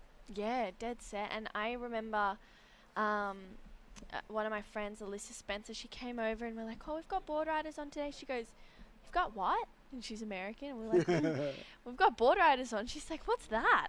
So we had to actually explain to her what it was and what we were there for. And I think now there's a few board riding clubs in America that are starting to trickle in, which is really cool. So everyone's just adopting that mentality of introducing that and trying to grow their junior talent, I guess, to be the best. I actually thought, you know, going back like 20 or 25 years when I first got involved in surfing, I felt like it would work in the States. Yeah. After travelling there a number of times, I thought, especially Cali, like, you got Oceanside, Huntington, you've got Trestles, you've got so many good little, you know, even T Street, and there's so many good little breaks there that, and they're very localised. Like, you don't get a lot of the crew just jump in and going everywhere. So I actually thought, you know, that kind of board riding structure would have actually really worked well over there. Even, I didn't really think about Hawaii that much because it's so condensed, but I definitely felt like, you know, in the States definitely it would work. Yeah, for sure. She was like so surprised as to what it was, and my sister and I had to explain it to her, and she's like, oh. But now I've heard little rumours that there's board riders clubs starting and everyone's adopting that, which is awesome. And here we go. Will Clark, current heat leader, almost has a little mishap on that one, so Will just kicks out, knows it's not going to better at 5.5. And here Oscar Berry up and riding. Sharp off the bottom, into the pocket again. Lovely release. And what about just how clean a wrap that wave was? That last turn just really engaging the rail, Oscar Berry there. And yeah, another solid one. So Will Clark has been a sneaky one out there. He's just going about his business, keeping nice and busy, keeping the momentum rolling. He's already got a 6.57 and a 5.50, so in a pretty strong position compared to like watching that last heat live out on the beach. I just felt like everyone was really struggling to find those good waves. Here goes Oscar. Love how he just patiently waited for that second turn to sort of line up so he could jam that in the pocket. But yeah, good heat. Yeah. No easy heats. No easy heats. Well, last of Oscar, a 4.7. So that will extend his position in second spot, but I don't know if it will take him up to first. It won't. He needs a 7.37. So this is, on paper, this is a really hard heat, and it's turning out to be that. I mean, Taj Stokes only needs a 2.86, so he's well within reach. Arch Whiteman, a 5.7. We saw him have a blitzer of a heat yesterday, got a 7 and a 6. From memory, I think he was one of the last heats of the day, and he just had an absolute cracker. So here we go, Will Clark. This is the regional New South Wales wave replay. Just so a little one. Talk us through the processes now with the Pro Juniors. The regional Pro Juniors take place, and then is it back to the World Pro Junior later in the year again? Because it sort of changed up a little bit during the COVID situation. Everything sort of stopped. Yeah, I do believe that it goes from Pro Juniors to World Pro Juniors. Okay. I haven't heard otherwise. He's Oscar. Wow, riding out of that one. He's a big boy, and that is pretty, you know, it's flawless the way he just attacks the air. And he's always been renowned, right, as this kid who had a lot of talent. He's got a lot of spark. He's got, you know, different kind of things in his arsenal. But it's so good to see him now starting to really define his, you know, his ability to ride waves in heats as well. So I'm pretty stoked to see Oscar on to doing both the QS and the Pro Juniors. And, yeah, locked in a 4.70, I do believe. I think it was 4.70, for that last one. So the judges rewarding that. Maybe because it was a smaller wave, they weren't going to go much higher with it. but he's still increasing that lead. So Arch looking for a 6.17 now, and Taj Stokes chasing a 3.33, just under, I should say, 6 minutes to go. And here we go, Oscar. This is the Regional New South Wales Wave replay. Takes to the sky, got so tail high on that one and rides out. So you'd be feeling pretty good after completing that. Plenty of pop in that wave, and out the back here we go. Taj Stokes up and riding, driving off the bottom. Ooh. And great drift in that second manoeuvre. Comes around and starts to line up this inside wedge. And this is his thing with the low tide now. It's producing a lot more top to bottom opportunities for these surfers, and a bit of an error there, True, at the end of that wave. But I do love how he just really attacked those first couple of turns. Yeah, definitely. And you'd say that he's going to get that 3.33. You'd be thinking, like, he's sat for so long, so having that pressure, so carving that first turn.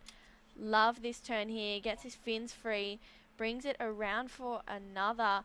But here's where it gets a little bit tricky, because he doesn't really complete it. He doesn't complete that one, and the judges have been stinging that. We've seen it all day. So, but we are in the Pro Junior event, so they might change that scale, and they have. There it is, a 5.4. Oscar Berry now looking for a 6.37. Arch Whiteman chasing an 8.24. 4 minutes, 20 seconds to go. Yeah, I felt like the damage was done already, but it was that second turn that really elevated that wave score for sure.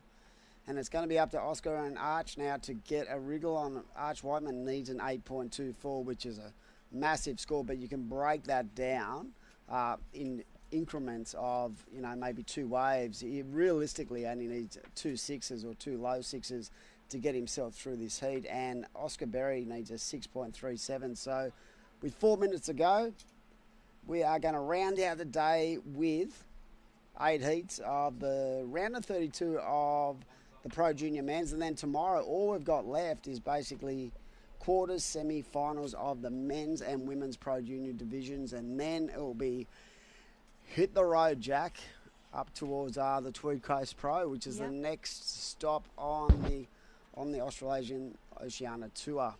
Looking forward to that.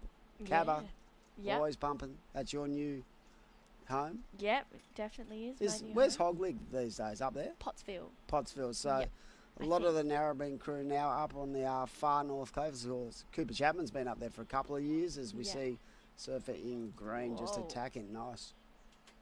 Big end turn. Here we go. Arch Whiteman up and riding on his backhand. He's looking for a big score. Trying to find his way through. Gets a nice little inside connection. Can he finish? Unfortunately, just hits it too late. So Arch unable to just find the good ones out there. Oscar Berry's last wave of 5.9. Still now chasing a 5.17. So he's low with that requirement. I did say he could break it down in 2 ways, but yeah, so Oscar, that 5.9 puts him right back in the game. You can see him now just waving his hands to the commentators on the beach, trying to get a bit of information, because it has been tough this week with the wind. A lot of the surfers have come in and said, look, it's really difficult to hear out there because you've got to wait till the waves, the sets kind of stop, and a little bit of a clear air out there before you get that information. But he now knows he will need a 5.17 to get through, and the only thing with that is it's tough with 4-man priority and you're sitting in 3rd priority. Yeah, definitely. And I think Taj Stokes is not going to let him out of his sight as well. He's such a vicious competitor. He just wants to make heats and win and continue to keep going through. And Oscar Berry is exactly like that as well. So he's trying to break free, but Taj is just sticking to him like glue. 1 minute, 35 seconds to go, and Oscar's chasing a 5.17. Arch Whiteman an 8.2. He hasn't really been able to connect in this heat for the Avalon surfer Arch Whiteman, but he had a great heat yesterday, and there's lots of lessons to be learnt. 100%. You can always take a positive out of a negative, I say. And right now, look at this set starting to roll through, so it'd be interesting. You can see that Oscar Berry was trying to get a little bit of separation as Arch just goes nice and 12 o'clock on that first manoeuvre. He's got such a sweet read on waves, and unfortunately today hasn't been his day, but this could get him back in the game with 55 seconds. But that paddle out has been so tricky in the last day or so. People have been telling me the whole time, sometimes you just get caught in a rut in there and you could actually be paddling backwards for about 5 minutes. Yeah, you feel like you're making ground and then you get a wave on the head and it just sucks you straight back, even behind where you were. So it's really tricky to manage that. Here's a regional New South Wales wave replay. Arch finishing that one. Not much longer left. We'll have to wait and see what the judges think. 4.7. Now needs a 6.37. Got himself back into the game, but unfortunately unable to get the score. There's just on 15 seconds and a score to lock in for Taj Stokes as well. Hopefully he was blocking Oscar Berry off on that one. Not allowing him an I'd opportunity. love to see the start of that wave because there was a really nice turn towards the back end, and look, just the speed, and he just starts to really go hard at the lip. He's got such a fluent, forceful way he surfs each and every wave and just really attacking. That was a turn I saw on the monitor earlier. So this might actually better his situation as we round out what has been another epic heat. So that is another heat done. We're going to throw to a commercial break, and yeah, I'm loving watching the Pro Juniors down here at Avoca Beach on basically the day before the finals of the Pro Junior. I was going to say the finals, but it's not.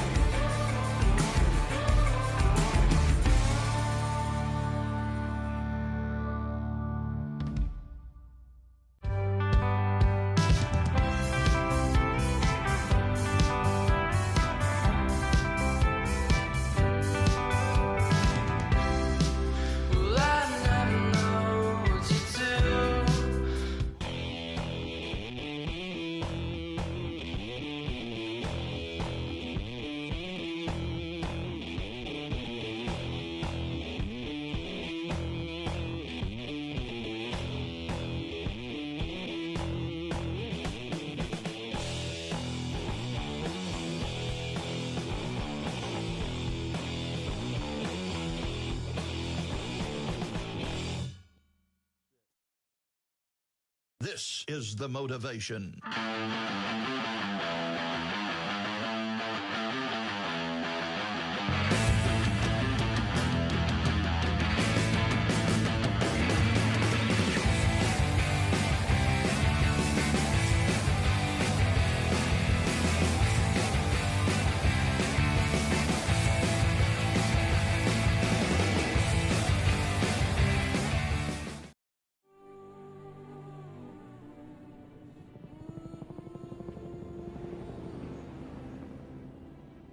Some say we've got engine oil in our veins.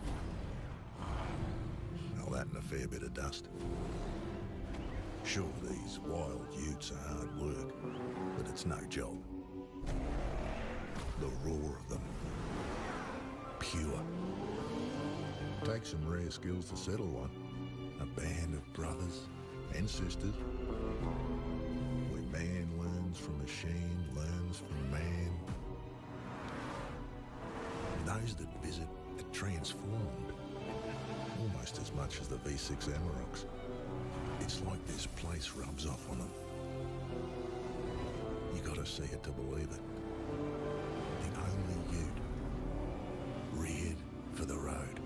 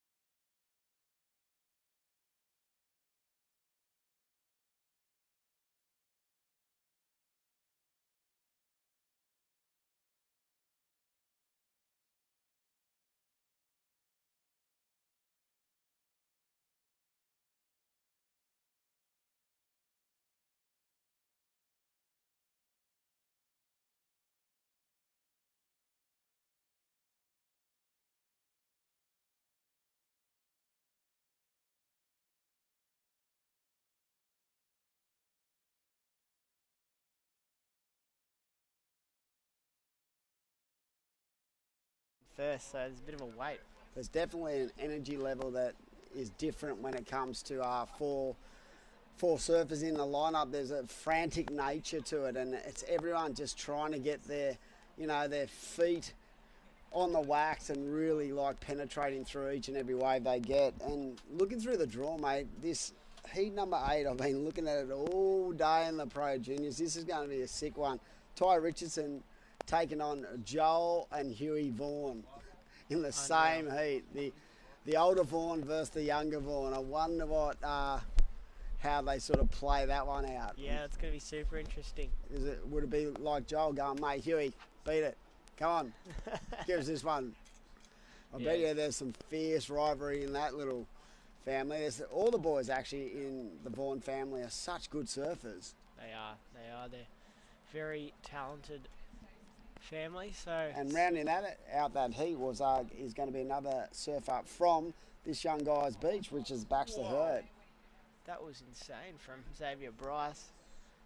They're just letting loose out there at Avoca. Like I heard you saying in the last heat, I think he was pretty pumped with it too. You were saying in the last heat, if you turned up to go for a surf out here and you knew you were surfing a comp, you're like, oh my gosh, like how lucky are we? Yeah, Pro Juniors sometimes don't get it that good, as we see Jarvis up and riding, but literally this bank has been firing all day, and I actually said at the lowest point of the tide, I felt like it was going to be at its best, and it's dead set producing that because there's so many waves getting ridden. Just the energy from not only the surface but the ocean is starting to play into everyone's hands, and that's given everyone the opportunity as we see the wave replay. Watch this thing. Save. Just how effortless is that? He looked like his back foot almost got disconnected too, and he still managed to land. So that was super impressive from Xavier Bryce. Hey, we talk about body language. You can see at the end of that wave, he was pretty pumped on what happened there. As we see Jarvis, look at the speed he creates down the line and gets into that pocket as well. So this is a belter. Everyone's still in the game. Jarvis is just teeing off on this wave. This is probably one of my favourite heats of the day, I reckon. This has been unreal to watch. Just so much entertainment. That's an 8. An 8, wow. That's so cool. So, big score getting dropped in for Jarvis Earl. He's got an 8 and a 6.17. Means Axel Rose-Corrado, who's in second in the black, is needing a 7.71 to go to first. You can see Xavier Bryce and Tom Whitpain still in third and fourth. So I'm pretty sure, was that a 5.30 for the last of green? I'm pretty sure it might have been. You're right. And interesting. I like that. I did too. I thought it was great. Maybe because it was so effortless, hindered the scoring potential. But I reckon that was a sick ride. And Tom Whitpain has been in good form as well, so he's going to still be in the mix. When you consider both green and white only require mid to high 5s, they're in the game. But definitely the standout so far from the outset, just the pace. Jarvis Earl went into this heat just with a strategy of just going really hard on every wave. He basically had 3 or 4 waves in the first 5 minutes. Yeah, he's been on fire throughout this encounter. So this is round 2 of the men's Pro Junior, heat 3. Got 4 or 5 more heats to go. 8 heats in duration in the round 2, is that correct? 8 heats? Yeah, there is, and let me just add to that, that was a priority error from the surfer in black. See, Axel had priority there and decided to roll the dice on that bomb and just got caught in the lip, and that could really come back to bite a bit later in this heat. So priority does switch over to the surfer in white, and he decides to hook up with a left. So Tom, love the way this guy surfs, but unfortunately in this heat it's been a bit of a struggle just to find those same quality that the other 3 have been able to get. But such is his skill set, mate. He's still in the game, only needs a 5.71. Absolutely, yeah. I reckon that'll might go into his top 2. He's looking to replace a Lover 3.73. May go into his top 2. I still feel like the rights are the bangers out there right now. Yeah. There wasn't anything super critical on that one. It was some good surfing, but we'll wait and see what the judges think. 3.23, so yeah, it's a smaller score for Tom Whitpain. He's still going to be looking for that mid-range 5 to move up into second. Yeah, definitely. I felt like the scale has lifted as that tide has drifted. So this morning I felt like we're a little bit boxed in on the QS level because it was so fat out there with that high tide because of the full moon. It didn't really allow the surfers to really unload, because I was saying to Cooper earlier that in those 4 men's quarterfinals, there was basically not an error made by anyone. Yeah. So it was all about exactly what was coming from the ocean's point of view as well. So there was a lot of tight heats, but I feel like as the day's gone on and the performance levels have raised, especially at the QS level, I feel like the scores have indicated there's been a shift, and definitely with the lower tide, the waves are a lot better. Yeah, it's definitely been on the improve. Here's Tom Wipane. We didn't catch the start of that one, but he, so not sure what he did on the outside, but he's needing a 5.71. You can see Xavier Bryce still in the game. Second priority, needing a 5.38. I reckon Axel would be out there right now kicking himself, going, why did I try to go that bomb? He was so... I think once he'd had a go at it... You've sort of committed, yeah. Sort of committed, because we've spoken a number of times about the fact that with priority, if you have a look at a wave and have a crack at it, you're going to lose priority no matter what. So he was probably thinking that if he could just get into it, he might get something down the line, but we'll see if that comes back to bite him. As we see Jarvis Earl, who's already locked in an 8, he's looking so good. What about how deep he's coming off the bottom, just really jamming away. Already has an 8 and a 6.17 and looking so comfortable in the surroundings down here at Avoca Beach. Yeah, he's absolutely belted that wave, so excuse me. We'll see if that can go into his top 2. 50 seconds on the clock, so we're inside that Mad Mex minute. It's crunch time here. What do you think about when you look at that little thing come on the screen? Burrito clock. The burrito spinning around inside the burrito. Makes me hungry, Dimmy. Yeah, even though I've already had a couple of burritos today. I love the chicken burrito. Yeah, that was a winner. They're the winners. Mind you, I had a veggie one yesterday, and it was pretty tasty as well. But this was a 6.5. We saw the score come in just before for Jarvis Earl. With some really spicy surfing on that last wave. Just working this one over. There was so much criticalness to that first turn as well. So the judge is rewarding him. He's going to take out this this third heat of round 2 for the men's pro junior.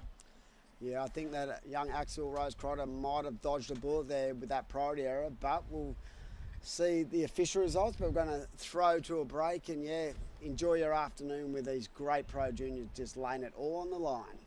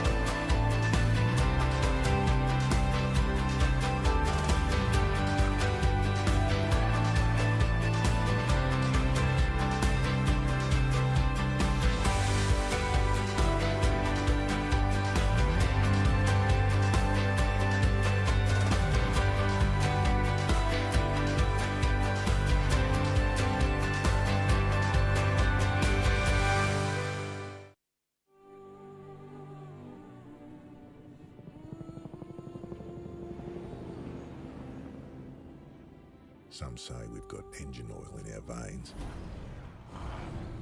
All that and a fair bit of dust. Sure, these wild utes are hard work, but it's no job. The roar of them. Pure. Takes some rare skills to settle one. A band of brothers and sisters. Where man learns from machine, learns from man. Those that visit are transformed, almost as much as the V6 Amaroks. It's like this place rubs off on them. You gotta see it to believe it. The only ute reared for the road. Welcome back. We are at the Central Coast Pro Junior, supported by Regional New South Wales. We are into Heat 4 of the round of 32 of the Men's Pro Junior, and right now it is Aussie champ Lennox Smith out there in the red. In the black, it's Zeb Stokes. Jamie Thompson from North Narrabeen in the white, and in the green, Joshua Levy. So all these guys have had plenty of experience fighting it out against each other, and already we have a surfer up and into it, and that is the man in black, Zeb Stokes. And out the back, it looks like Lennox was having a little look. So they've probably been watching the last couple of heats, Nathan, and trying to formulate exactly their strategy in these heats. Yeah, absolutely, Dimmy. It's if they watched that last heat, you would have seen Jarvis Earl putting on a bit of a clinic and getting an 8 and a 6.5. So you're trying to take a leaf out of his book and going, all right, that's how I need to be going about things. But here is the replay of Lennox Smith's first one in the red. So he was, a couple of nice turns on this one on his backhand, really getting a nice long link up. He's got such a great rhythm and a great read on the ocean. I found even when he was a little bit younger, he just had that ability. I love people who don't look forced, don't look rushed in a heat, and the way they surf each and every wave. So they tend to attack each section as it comes instead of sort of trying to manipulate it. And Lennox is definitely one of those kids who just has an amazing read on the ocean. Definitely. So thanks to Regional New South Wales for powering that last replay. So Lennox Smith locking in that 6.17 for his first score. Zeb Stokes with a 6. Jamie Thompson with that 3-point ride. And Joshua Levy with a 2.5. So all the guys in this heat getting their heat underway already. Yeah, Jamie Thompson. I've been looking at a lot of his socials in the last 6 months, and some of the clips he lays down, seriously, from Narrabeen, like, honestly, oh my God. Yeah, he has been good. ripping. He surfs so well. He's Zeb Stokes in the black. Getting another one here, but yeah, back to Jamie's. Even yesterday in his Pro Junior heat, the first wave he stood up on, I think it was like a 6.5 or a 7, but the way he absolutely blasted the first section, I was like, oh my gosh, like, certainly stood out. So he'll be looking to go pretty deep into this Pro Junior draw, I'm sure. So Zeb Stokes' last score was a 4.5. So 4.5 for black. 15 minutes on the clock. So there's been plenty of action and plenty of waves going on in this Pro Junior draw. We saw Kalani Ball and Macy Callahan take out the QS 3000 in the Vissla and Sisstrevolution Central Coast Pro earlier this afternoon. So big congrats to Kalani and Macy, and Molly Picklum and Billy Stairmand, who were finalists in that in those events as well. So that was great to watch, and the waves have just been thriving in all afternoon. It's been on the cook. There's been some sick waves coming through. Like we were talking about, the tide sort of dropped out a bit, and it's absolutely pumping. So there's 14.5 to go, and Zeb Stokes currently in the lead with that 6 and a 4.5. You can see Cameron White, Jamie Thompson there. Surfed a really smart heat yesterday, just biding his time, waiting for those biggest set waves to come through to really just unleash that powerful forehand attack. And so he'll be hoping to get through this heat. Joshua Levy with priority in the green. He's had a 2.5 to start off with, so he'll be looking for something of consequence in the last 14 minutes of this heat. And we've got four more heats to go in the day, and then we'll be crowning our Pro Junior champions tomorrow, and hopefully some really fun waves. Here we go, JT up and right in, looking nice and sharp on that first turn, getting really tight towards the power source, but that wave just sort of not offering a lot of scoring potential after that first manoeuvre. But like you said, he has looked ultra sharp, and he's been doing a lot of training with Matty Cattle, and he trains a lot of these young guys and does a great job. And coming from a place like Narrabeen, to get waves at Narrabeen, you've got to be on fire, as we see Lennox Smith up and riding a little bit wobbly on that first turn, but now he gets to work. This inside wedge allows him to really tee off. But will the judges sort of penalise him for that first little bit of wobble? Yeah, we'll wait and see. there was a bit of wobble at the start of that one. He locked in a 6.17 for his first score. Don't think it's going to be quite there in terms of the scoring potential. Here's the regional New South Wales replay of Jamie Thompson's last one. The strong man from North Narrabeen really liked those first 2 turns, just really throwing it around on his backhand. But that wave wasn't doing him too many wonders as it approached the shore. Lennox Smith's last one, a bit of variation in on that second turn. So that surfing replay powered by Volkswagen and Regional New South Wales. See the last score of Lennox Smith dropped in a 5.67, so like we said, just under that 6.17. And he's got a good little hold on first place at this stage in the heat. Jamie Thompson's last one, 3.83, so I thought it may have been a bit higher, but obviously the judges know what they want to see. It was a bit of a smaller wave, but, you know. Yeah, I felt like the scoring potential sort of died out with the wave.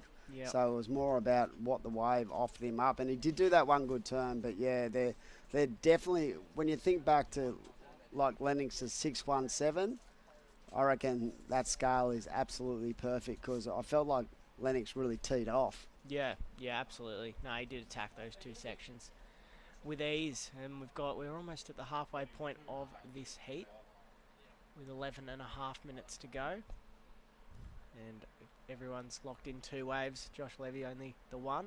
He needs an 8 to go to second, so be hoping to either get that score or chip away with another mid-range score to make the requirement a bit smaller. Jamie Thompson needing a 6.67 to go into second.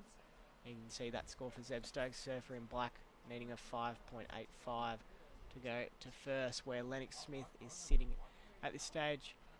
Australian Junior Champ, great surfer in his own right. And the heats in the Pro Junior absolutely stacked. So many of these competitors doing the doubles and doing did the QS and also the Pro Junior. So I'm sure, I think most of the Pro Junior competitors weren't in today in the QS. I don't think there was too many. No. So I was going to say, if they're doing double duty, you'd be pretty knackered doing so many heats out there. Lucky the swell has dropped off a little bit. It's probably a bit more manageable than the last few days where just so much duck diving, so much paddling out in the lineup. But we've seen some great surfing in this Pro Junior draw. A couple more heats to go to round us out for the day, and then we'll be into our quarterfinal action in the men's and women's Pro Junior tomorrow to crown our event champs. This is Zeb Stokes. Take us through it, Dimmy. Yeah, nice first wrap, and then he gets to work. You can see he was really looking for that second turn as the money turn of this wave, and now it starts to sort of fizzle out. So Zeb Stokes looking pretty fired up, ready to go. Already has a 6 and a 4.5, but yeah, I think it was more about just setting this second turn up. You can see him cutting that first turn short to get himself right into the power source, and he's just trying to build on that, that low score. You don't want to have a 6 in your wave score and not have something close to it to back it up. Like when you talk about heats and what you're looking for in heats, normally with a 2-wave combo of like 12, you're normally nearly close to the mark, as we see Lennox. Whooshka on that last section, but Whitewater playing a bit of havoc there. And here is the surfer in green, Josh Levy on his second wave. Little ditch of the tail there on a bit of a smaller wave on the inside, so he's got to do something pretty special here to get a good score. For yourself, right, when you're thinking about that, when I look at that wave and after that first turn, I'd be tempted just to pull off. But how hard is it when you're looking down the line and you're going, oh, there's another section there and there, to like pull back and go, you know what? I've probably lost the ability to score high on this wave anyway. I need to get out. Because if you watch this Destinations New South Wales replay, check out what happens on this first turn. He sort of has to cut it back, cut it short, and this turn, see what happens? You'd almost kick off there. I think it's something that maybe comes with a bit of experience. Experience and maturity. You'd go. We even saw it in the QS. Some of the waves, if they didn't really hit that first section and they knew it was a critical one, you didn't hit it right, probably flick off if there's not too much down the line, because okay, I've already sort of wasted the best part of the opportunity of the wave. 100%. And I spoke to a couple of the judges earlier in the event, and they said exactly that. Like, they want to see big turns, and some, I saw a couple of guys in the QE go an extra like 250 metres to basically not advance what they'd already had on the wave. So it's one of those things where when you're surfing a wave, you're basically in tune with the ocean, and you're probably not really trying to analyse exactly what the judges are going to give you, so it would be hard to pull off. It would be, but yeah, it is a fine line. Obviously, yeah, it is hard if you do go 250 metres down the beach and you just finish it on the shore, and you've just been pumping the whole time, and you go, yeah, might, like the last couple of days, it might take you 10 minutes to get back out the back. Take me 20. Probably take. I wouldn't even probably get out again. I need a jet ski assist. But yeah, it has been very, very tough. Like it looks like playful out there, but it's not. It's a lot of water moving, and especially when it was bigger. Yeah. Those first couple of days when we were down at the Shark Tower, felt like that was really tough down there. Yeah, there was so much water moving around in that lineup. So, yeah, the waves, and it was such a short period too, and the swell, so just so much duck diving for the competitors, and yeah, we saw quite a number of times, people getting 1 or 2 waves in a heat and then just struggling so hard to get back out the back or stay in position. Even I had a couple of free surfs earlier in the week out where the comp bank was, and I was paddling around basically the whole hour of my surf and maybe got like 2 waves because I was just getting sucked out the back, sucked over to the left, sucked to the right. It's just absolutely ridiculously tricky. So it's not as easy as it looks. But these guys in the water making it look super easy. Zeb Stokes absolutely jamming this thing. Wow, this is a solid ride on the backhand for Zeb. And I'm not a judge, but I'm calling that might be one of the better waves of the heat. I love how much spice he produced. More than an Indian restaurant out there on that second turn. I was trying to find a little analogy there, but you beat me to it. That was great. So seriously, I'd normally go to Terry McKenna's book of. He's got this black book where it's I've seen it. Have you seen? It's pretty cool. As we see Lennox up and riding as well. I used to think he was a freak rider, and he'd come up with 100 one-liners, and I was like, "How do you do that?" And then one day he sort of went, "Hey, see this book? I've wrote it all down in the last 30 years." Yeah, it was funny at we were calling the action together at Port Stephens, and I said to him, I was gonna say to him, not like, do you mind sending it to me, but do you mind if I just have a couple to just have a look at? And I was like too scared. He'd be like, nah, spend 30 years of experience, mate. Get stuffed. Yeah, that's exactly right. As we see the replay of that wave, but yeah. No, he's a great guy. Tazo's been a great custodian of the surfing arena for a long time. He was at replay of Green. He's been in radio for 30 years. I think he celebrated, 25 or 30 years this year. And look at this. Lennox leaning into these backhand whips. Up into the lip. I love that. Just what I love is the ability to get that board so vert and not lose any speed through those turns. And look at him just getting to work on the inside as well. A mere mortal would only be able to fit one turn there. He fit about 5. I'd have my hands up if I got a wave like that. I'd be like, yep, okay, thanks for that. We were speaking about that last wave, so maybe we should be judges. That last wave of Zeb Stokes was a 7.50. Yeah, good score for Black. And Lennox, I think he locked in a 7.27, so that has really put some distance between first and second and third and fourth. So it's basically nearly a near perfect ride needed by Jamie Thompson and Josh Levy, and with only 4 minutes on the clock, both are capable, but this looks like a good looking. Oh, JT just teeing off. Wow, that was sick, that first turn. Yeah, unfortunately wave didn't provide him any more on the inside. Here's Black, Zeb Stokes, current heat leader, painting a nice canvas on this one. Love that turn, comes up around it, jams it again. But the white water getting the better of him on that occasion. Is it just me, or does it feel like that wind is starting to back off again? Because I felt like in the QS finals, that wind sort of came up. But look at this first turn from Jamie Thompson. Bang! Super critical. Wow. How square did he come back through that turn?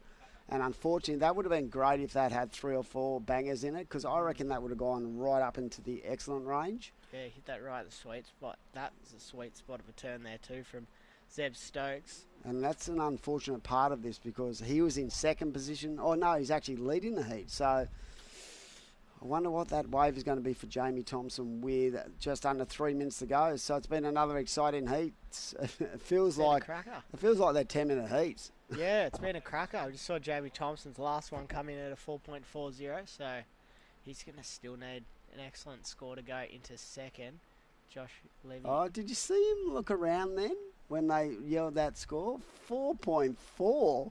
That's what he was thinking. Oh, really? Did you see him? I missed. I was looking at the leaderboard. Did he sort of go? Hey, 100%. Bit of disbelief. He 4.4 for that two-turner. Like, I guarantee if I speak to him later, he'll be going 4.4. I'm rattled by that. But yeah, I mean, when you look at the 7.5 and the 7.27, it's a fair call because those guys really teed off, and as we see the surfer in black just getting a little bit caught on that rail. But yeah, when you analyse it seriously and you break it down, you look at the two highest waves in the heat, I reckon that's a fair kind of equation. It wasn't really about how he surfed the wave, it was what on offer at the start, because the judges do talk about the start and the finish of rides. Yeah, it's got to be a complete package of a ride. This is under a 2-minute mark of this heat, so we're getting close towards the end. There's a bit of distance between black and red and the others in this heat. The surfer in white and green needing pretty massive scores to move into second. You can see lifeguard in the back, Crispy and Jonah. They've been doing a great job on this New South Wales Pro Surf Series, keeping us all safe.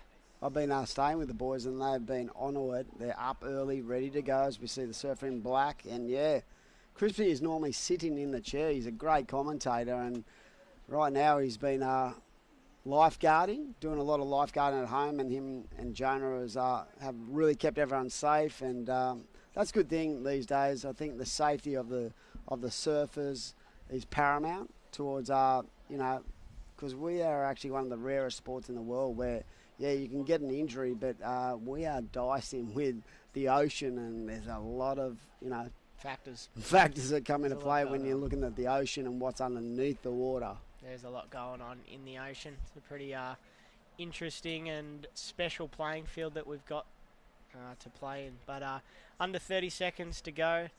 Zeb Stokes in control here. Lennox Smith's in second. Looking like those two guys are going to progress unless Jamie Thompson or Joshua Levy can get something in the last couple of minutes. A couple of seconds, my bad. This is white. Jamie Thompson driving hard off the bottom. Big turn out of the top to start things off. Beautiful float there. Bit of rock and roll floating on that one. But I don't think that's going to be the 9.04. Unless, it gets a turn there, but don't think it's going to be the 9.04. No, not a judge, but that's definitely not the body language of a 9.04. I felt like that wave prior, had it opened up, it could have put him back in the game. But another good heat, and we're going to throw to a break. I hope you're enjoying the action down here at Avoca Beach on day number 5 of the Central Coast Pro.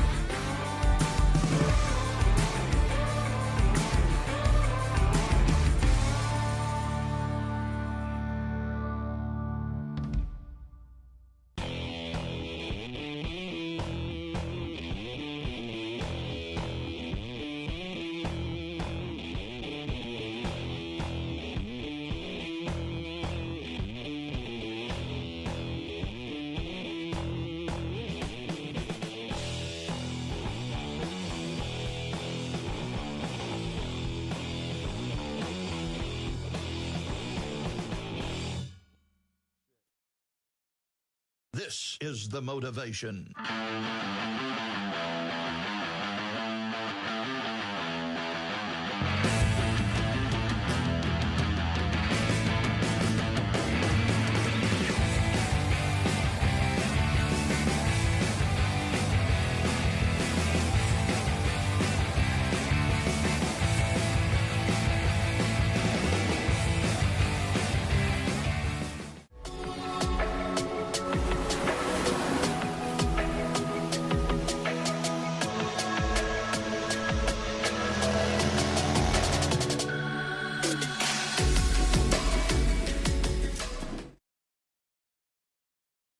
of the 2022 Central Coast Pro Junior, supported by Regional New South Wales.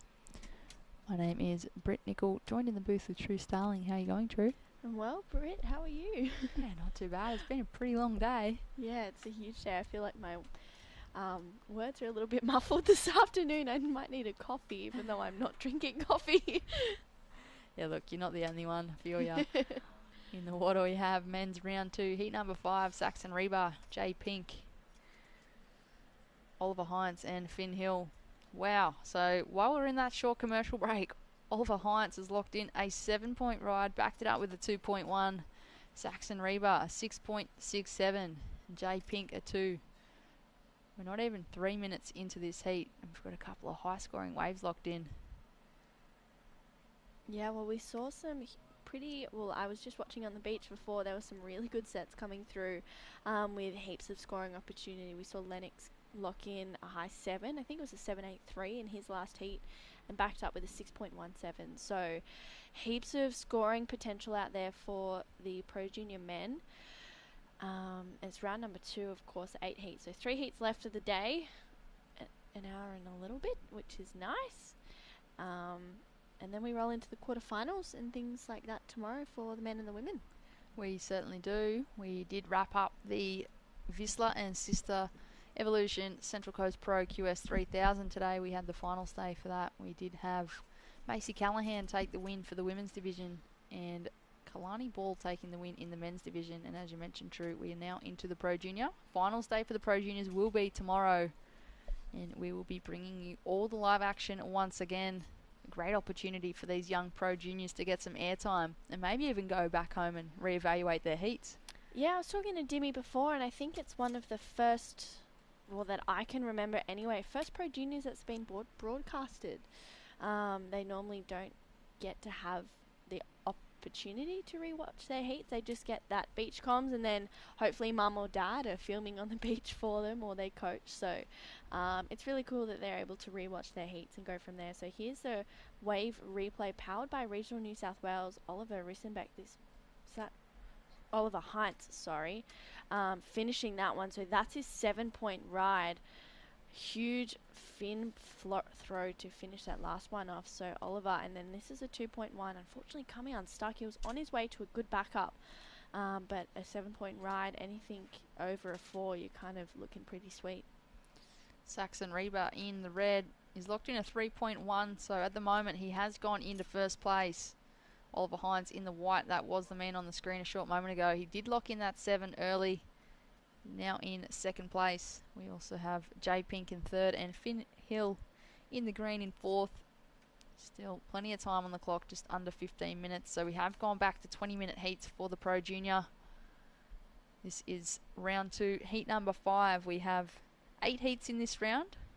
Coming up next, Lennox Shell, Kobe Clements, Oliver Eisenbeek and Dom Thomas. The standard of junior surfing is just phenomenal. It's so great to see so many competitors, women as well, men's and women's. I think Australian surfing is in good hands at the moment. It definitely is, Britt. I couldn't agree more. And I think tomorrow we're going to see the whole lot of it come through with the quarterfinals, semis and finals being run. And everyone wants a win, no matter whether you're kind of just starting here or this is one of your last years in the Pro Juniors. Everyone wants to win one and get that spot into the World Juniors and potentially even win that as well. So I feel like there's going to be so many standouts throughout this whole event, and also the events coming up. There's a Pro Junior at the Tweed Coast Pro as well, which goes from the 25th to the 27th of March. So here we go, Saxon up and riding nice and vert for his first turn. Big finish, rides out. So Saxon is just looking so solid on his feet at the moment. Really capable to just hit any section, and you can kind of just count that he's going to ride out. Here's a wave replay powered by Regional New South Wales, Britt. He had a quick look right there and he opted to go left, so drove straight out off the bottom. It was kind of a windscreen wiper turn, and everything was put into that last one. He was looking to replace a 3.5 from his scoreline. There it is, a 4. So he ever so slightly has improved on his lead. Oliver Hines in the second there, with the highest single wave score of the heat so far, a 7-point ride. Jay Pink and Finn Hill also in this heat, but looking for scores at this stage. Yeah, well, local boy Finn Hill patiently waiting. He must be feeling as if there's something coming that hasn't yet come, so he needs a 9.1 single wave score, but he can break that up into 2, maybe a 5.1 and a 4 or anything like that. So it's pretty easy if you can kind of just break everything down, but the only tricky thing is time is ticking away and he has to get the ball rolling kind of soon to not be left behind in this heat. You're not wrong there, True. Sometimes you can get midway through the heat and you may not think you need too much, but then the longer you leave it, the more opportunity you leave for the competitors in front of you to kind of etch away at higher requirements that you'll end up needing. And if you leave it too long, you actually won't have enough time on the clock to score those 2 waves, and then you're leaving yourself needing probably an excellent score just on a 1 wave. Yeah. Whereas obviously it's a lot easier if you can just break it into 2 scores and not put yourself in that position. And we have Finn Hill up and riding. Great last turn, bit of a hair flick to finish. Right on cue too. We were talking about not letting time slip away, and he's probably gone, you know what, I need to just turn on something and manufacture a score. So scores to lock in for last of Finn Hill, the local boy. Here's the regional New South Wales wave replay, carving that first turn, and a great turn to finish that one. Kind of gets a little bit of a slide as well. So Finn locking in his first wave of the heat so far, a 4.4. So now he only really needs a 4.7 to move up into second spot, if my maths is correct. Probably not, but What I liked about Finn's wave then, the first turn was a little bit flat, but he allowed himself to set up for that next turn. And what I liked about it was the fact that he didn't force the second turn, he didn't rush it. He had a really patient bottom turn and just held his line and then put everything into it. yeah, I couldn't agree more. And I feel like surfing this wave all the time, he's probably figured out the pace, figured out how it works and how it ticks, and it's almost like second nature. Here we go, Saxon Reba tagging that first turn, gets a drift, brings it around for a second and gets the finish. So Saxon, so far in this heat, cannot do any wrong and just really enjoying it out there, spending so much time. Saxon, he surfs all the time. He's always surfing. And here's the regional New South Wales wave replay.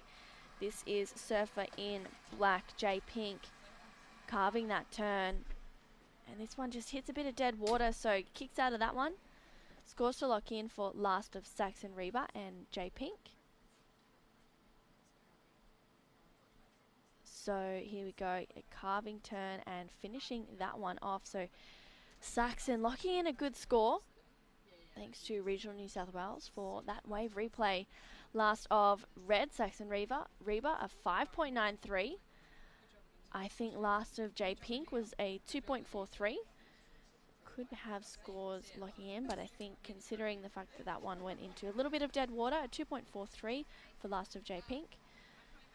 So Finn Hill chasing a number, as well as Jay Pink looking for a decent score to get himself up into second spot. 9 minutes and 20 seconds to go, Britt. We have a heat on our hands here. Round 2, heat number 5, Saxon Reba solidifying that first place position with a 5.93. He'd already locked in a 6.67.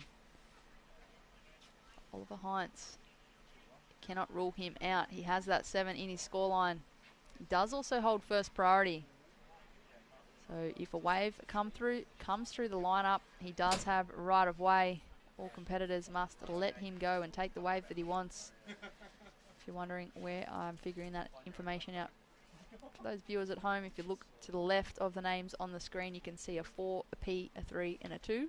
That is the priority situation for the surfers in the water. Yeah, and priority, I feel like, is starting to play such a big role, especially in the juniors, and it's a good thing that they've introduced it earlier, because by the time they get to the QS level, they'll have it dialed. So here we go, Finn Hill looking for a score, tagging that first turn, puts it up there for a second, and that's all she wrote for Finn Hill. So he's chasing a 4.7 around that to qualify up into the next spot. And here we go, Saxon on his back end and out the back. Oliver Heinz, big turn to finish that one off. So first and second locking in some good scores. just on 8 minutes to go. Guys in the water just going wave for wave, blow for blow. Wait for those scores to drop for the surfer in green and also those other scores to come through. Remaining very patient in this heat is the surfer in black, Jay Pink. He's only locked in a 2 and a 2.43 with just under 8 minutes on the clock. Time is on his side at the moment. But should those surfers in first and second score higher scores, there we go. A 4.6 went into Oliver's scoreline, so the surfer in black, the requirement will be a little larger. Finn Hill, we're just waiting for that second score to drop as well. May go into third place, and there we go, 4.17. Yeah, well, I'm just going to hop on over to the WSL app on my phone and go all the way down to the Central Coast Pro Junior, because kind of interested to see what Jay Pink and Finn Hill need. So Saxon locked in that 5.93 on his last, and it looks like there's a wave coming, so Jay Pink up and riding on this one. 6 minutes 40 seconds to go. Oh, huge turn. Unfortunately can't ride out. Saxon Reba, he scored a 7.03 on that last wave, so there it is. That one. The single highest wave score of the heat so far, so just ever so slightly etched out that single highest wave score from Oliver. Those guys in first and second looking very comfortable in the lineup right now.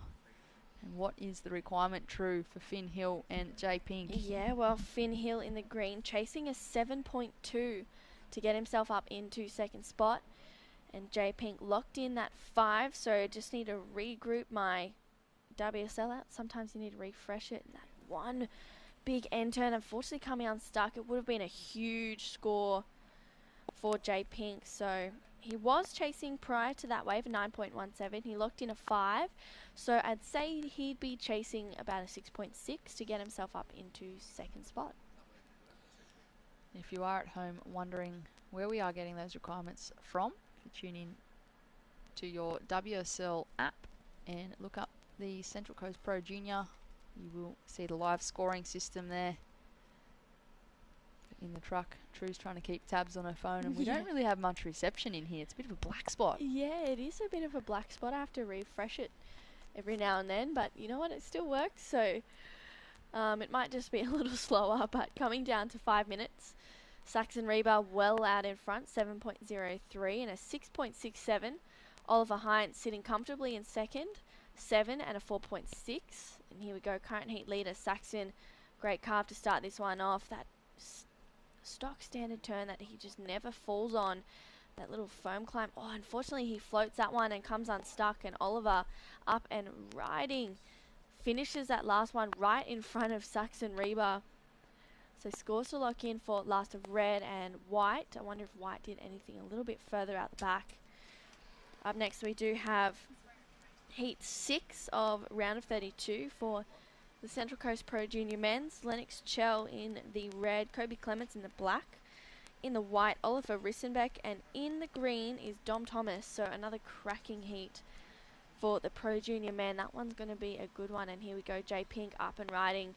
Unfortunately, just hasn't really been able to connect out there. He's either caught a couple of edges or has been struggling to really connect with a good wave that he can get 2 to 3 turns on. So, but I mean, he's got a 5-point ride pretty much off the back of that one turn on that previous set that he fell on. So imagine if he had made that last turn, it would have been up in the 7-point range. Certainly not out of the game yet with just under 4 minutes on the clock. Jay Pink, he had a beautiful bottom turn on that wave then, but unfortunately with the top turn he just buried the rail and almost started to lay on his tummy and make his way in. Yeah. Over Still the got handlebars. 3.5 minutes.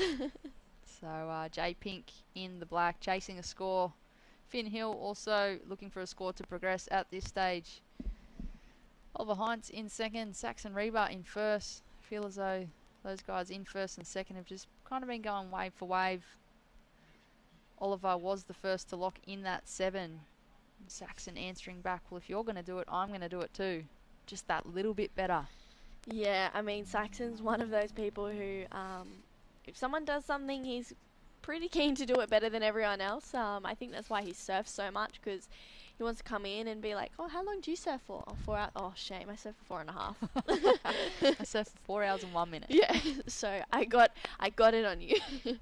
He is one of the nicest people, but he's so competitive, and he kind of just hides it behind his smile, and you go, oh yeah, and then you see it every now and then, you go, oh, that's right, the smiling assassin, there he is. Took the words right out of my mouth with that one, a smiling assassin, that's for sure. And he's up and riding, generating a heap of spray, taken to the air. Oh. Just unfortunately unable to ride out of that one. Finn Hill, so he might have just had a quick up and out. Just over 2 minutes on the clock. Oliver Heinz in first priority. Jay Pink holding down second priority, but it is a surfer in black chasing that score. This is, of course, the 2022 Central Coast Pro Junior, supported by Regional New South Wales. Very lucky to be here at Avoca Beach and bringing you the live action. We talked about it earlier. The Pro Juniors don't often get much airtime. This is day number 5 of our event window in total. We did have the men's and women's QS 3000 wrap up a couple of hours ago. And we are now into day number 2 of the Pro Junior. They did hit the water for the first time yesterday, but a lot of those competitors have been doubling up. We have finals day for the Pro Juniors tomorrow. Well, Jessie's still in the event, isn't she? Yep, JJ's still in the Pro Junior. She's in the quarters, so she was getting herself ready for a day of action today, but not so much. So she's going to have to put herself on hold, have a surf this afternoon, and regroup tomorrow and smash it. So yeah, I think she's really looking forward to a final finish. So we've just got to give her a big hug and wish her luck and support her through it all. Band together and get her through. It's definitely a team effort. I know it's an individual sport, but there is so much that goes into supporting a competitor and a competitor themselves. They may think that they do it all alone, but they certainly don't. Yeah. There's family, there's friends, there's coaches, there's strength and conditioning coaches, there's nutritionists, psychologists, shapers. There's so much that goes into it. So I feel as though when one loses, the whole team loses, and if one wins, the whole team wins. Yeah, definitely. Here's Jay Pink chasing a 6.61. Oh, unfortunately gets a bit bobbled up on that one, and he knows within himself that's not the score. And Finn Hill looking for a 7.2.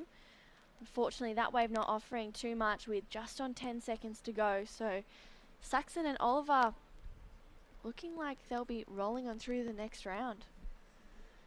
And it looks as though that is the result. Saxon Reba taking the win over Oliver Heinz, unfortunately bowing out Finn Hill and Jane Pink.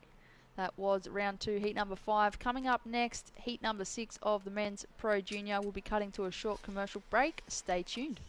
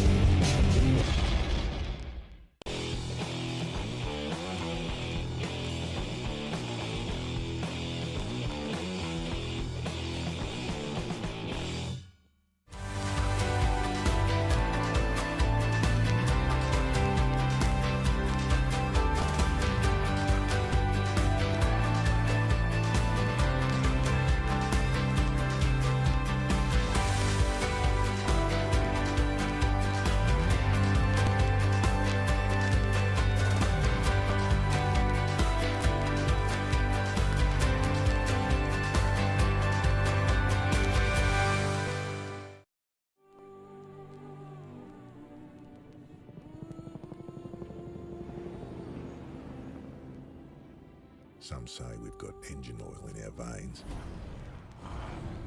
All that and a fair bit of dust. Sure, these wild utes are hard work, but it's no job. The roar of them. Pure.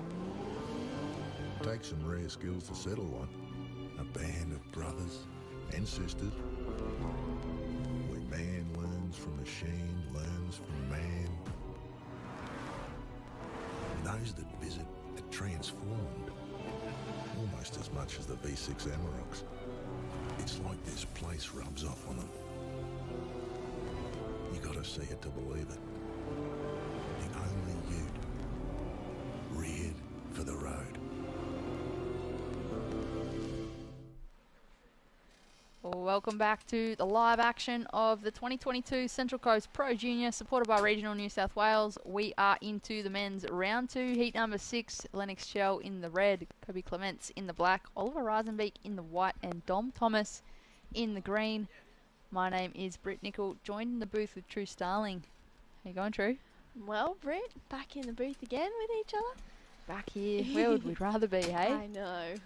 We've just been giggling in the commercial break. Yeah, good old giggle every time. Media crew are pretty talented with these green screens, I tell you that. Oh dear.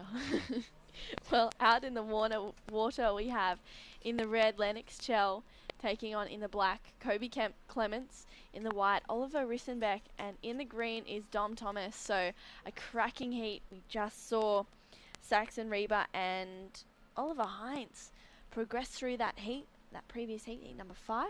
This is heat number 6. Leno Chell already locked in a 4-point ride. The local boy, Kobe Clements from Longreef. I think Oliver Rissenbeck is from up the coast. Here we go, local surfer Lennox Chell tagging that first turn, and unfortunately goes down on the second. It's not something we're too used to seeing Lennox do, is fall. So he's going to have to regather his thoughts and put another score on the board. So last of red, just a 2.17. Slightly extends his lead. No one else has had too many waves just yet. We've seen people who are staying busy are kind of the ones making the heats today. We saw Finn Hill sit and wait for a while, and unfortunately he got knocked out. Jamie Thompson as well.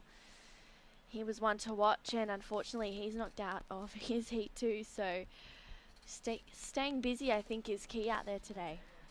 It really is. It can be so easy to just let a heat slip away from you, particularly with the 20-minute heats. We had 25-minute and 30-minute heats earlier with the QS as we moved into the finals. But yeah, back to the Pro Junior, back to the 20-minute heats.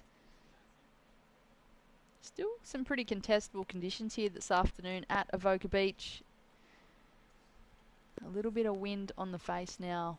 The tide has dropped a fair bit. So this morning we did have the high tide. We had a full moon, I think it was a night ago, so there has been a fair bit of water and fairly big tides this afternoon. These waves have dropped a little bit in size, but they are steepening up a bit and allowing these surfers that opportunity to get nice and square. Yeah, definitely. And as we roll into the last 2 heats of the day, or 3 heats of the day, I feel like the waves just keep getting more and more fun. I know that anyone in the quarterfinals tomorrow are looking pretty keen to get out there for a surf. Oh, unfortunately, that was Dom Thomas coming unstuck on that one, just grabbing his nose. And here we go, Oliver Rissenbeck up and riding. Tags that first section. And can he get a finish on this one? Looks like he gets a connection, rides out of that one. And he's going to work his way all the way through to the inside. So Oliver carving his way, goes to a layback, rides out. So scores to lock in for first of white. We're just over, or just under, I should say, 15 minutes to go. Surfing white from that Newcastle region, so not too far from where we are located at the moment on the Central Coast. Mentioned just before, we are at Avoca Beach. We're set up just in front of the pines. To our right we have a surf club and a point, and to the left we have a long stretch of beach. We started earlier this week further north, and we've slowly progressed our way down further south on the bank. This has been the predominant peak the last couple of days, and has been the best option for all competitors. Lennox Chell in the red, a 2.17 and a 4. Oliver Reisenbeek in the white, a 4.27 for that first one. Dom Thomas just a 1, and Kobe sitting out there. You can see him standing up on his board, just trying to see if there's a set coming. Yeah, well, Kobe, I feel like he's been, throughout all of the QSs, he has just been absolutely going crazy, leaving no fuel in the tank, and I think that's something that he's excited to be doing here at the Pro Junior as well. We went pretty far in the QS here, I think, in the Central Coast Pro, and here we go, Speak of the Devil. He's up and riding. This is Kobe Clements carving away on his backhand. And again for a second, so this one opening up as he's connecting this one all the way through. There you go, that's the money. Straight up and straight at him. And trying to connect this right out, so Kobe has been working closely with Maddie Cattle from Narrabeen. And I know that Maddie is really strong on making sure you get 80% plus in your completion rates. So Kobe locks in a 5.33, even though he didn't quite complete it. I know that Maddie would be happy with that score. You used to do a fair bit of stuff with Maddie Cattle? Yeah. You still do? Not as much? Not as much. Living up in Cabba now, so it's a little bit tricky. A little bit tricky from a distance? Yeah. But no, he's a legend. He's always up at our house. So yeah, he's coming up to the Cabba contest, which is awesome. He's going to support some of the local surfers from Narrabeen there, and he's so committed and really willing to help. And here we go, Dom Thomas up and riding on his forehand. Beautiful tag to start this one off, and again for a second, unfortunately just overcooked it just a little bit, and Lennox tagging that first section again for a second, gets a third. Wow, so Lennox locking in another score. He's probably heard that 5.33 come through for Kobe and gone, hang on, I've got another one coming. He has already locked in a 4, so it'll be interesting to see where that one goes and where it sits in the scoreline. We'll wait for those judges to lock that one in. It could go better than that 4 for Lennox in the red. Kobe Clements a 5.33, so excellent combo of moves there.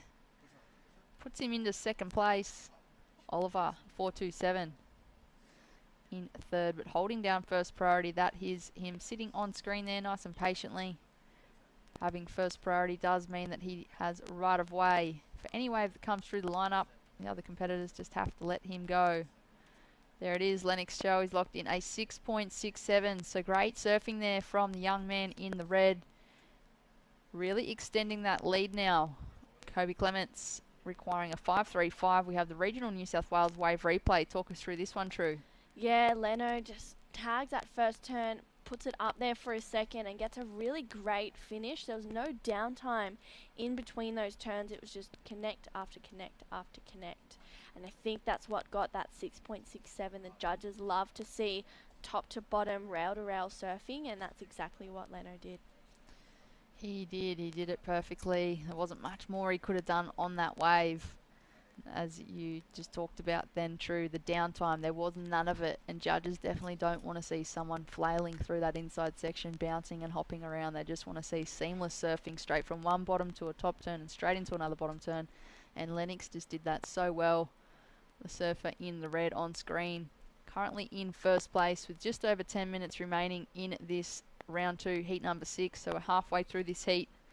Coming up next, we have heat number 7, Coda Killorn, Bodie Williams, Byron Stapleton and Sydney Masters.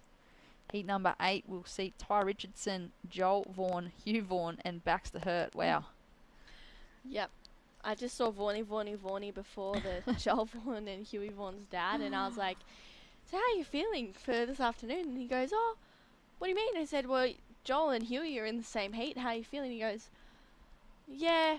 Oh, they'll get it done. Whatever happens, happens. So, but I know deep down he's probably going, I'm actually a little bit stressed about it because I want them both to get through.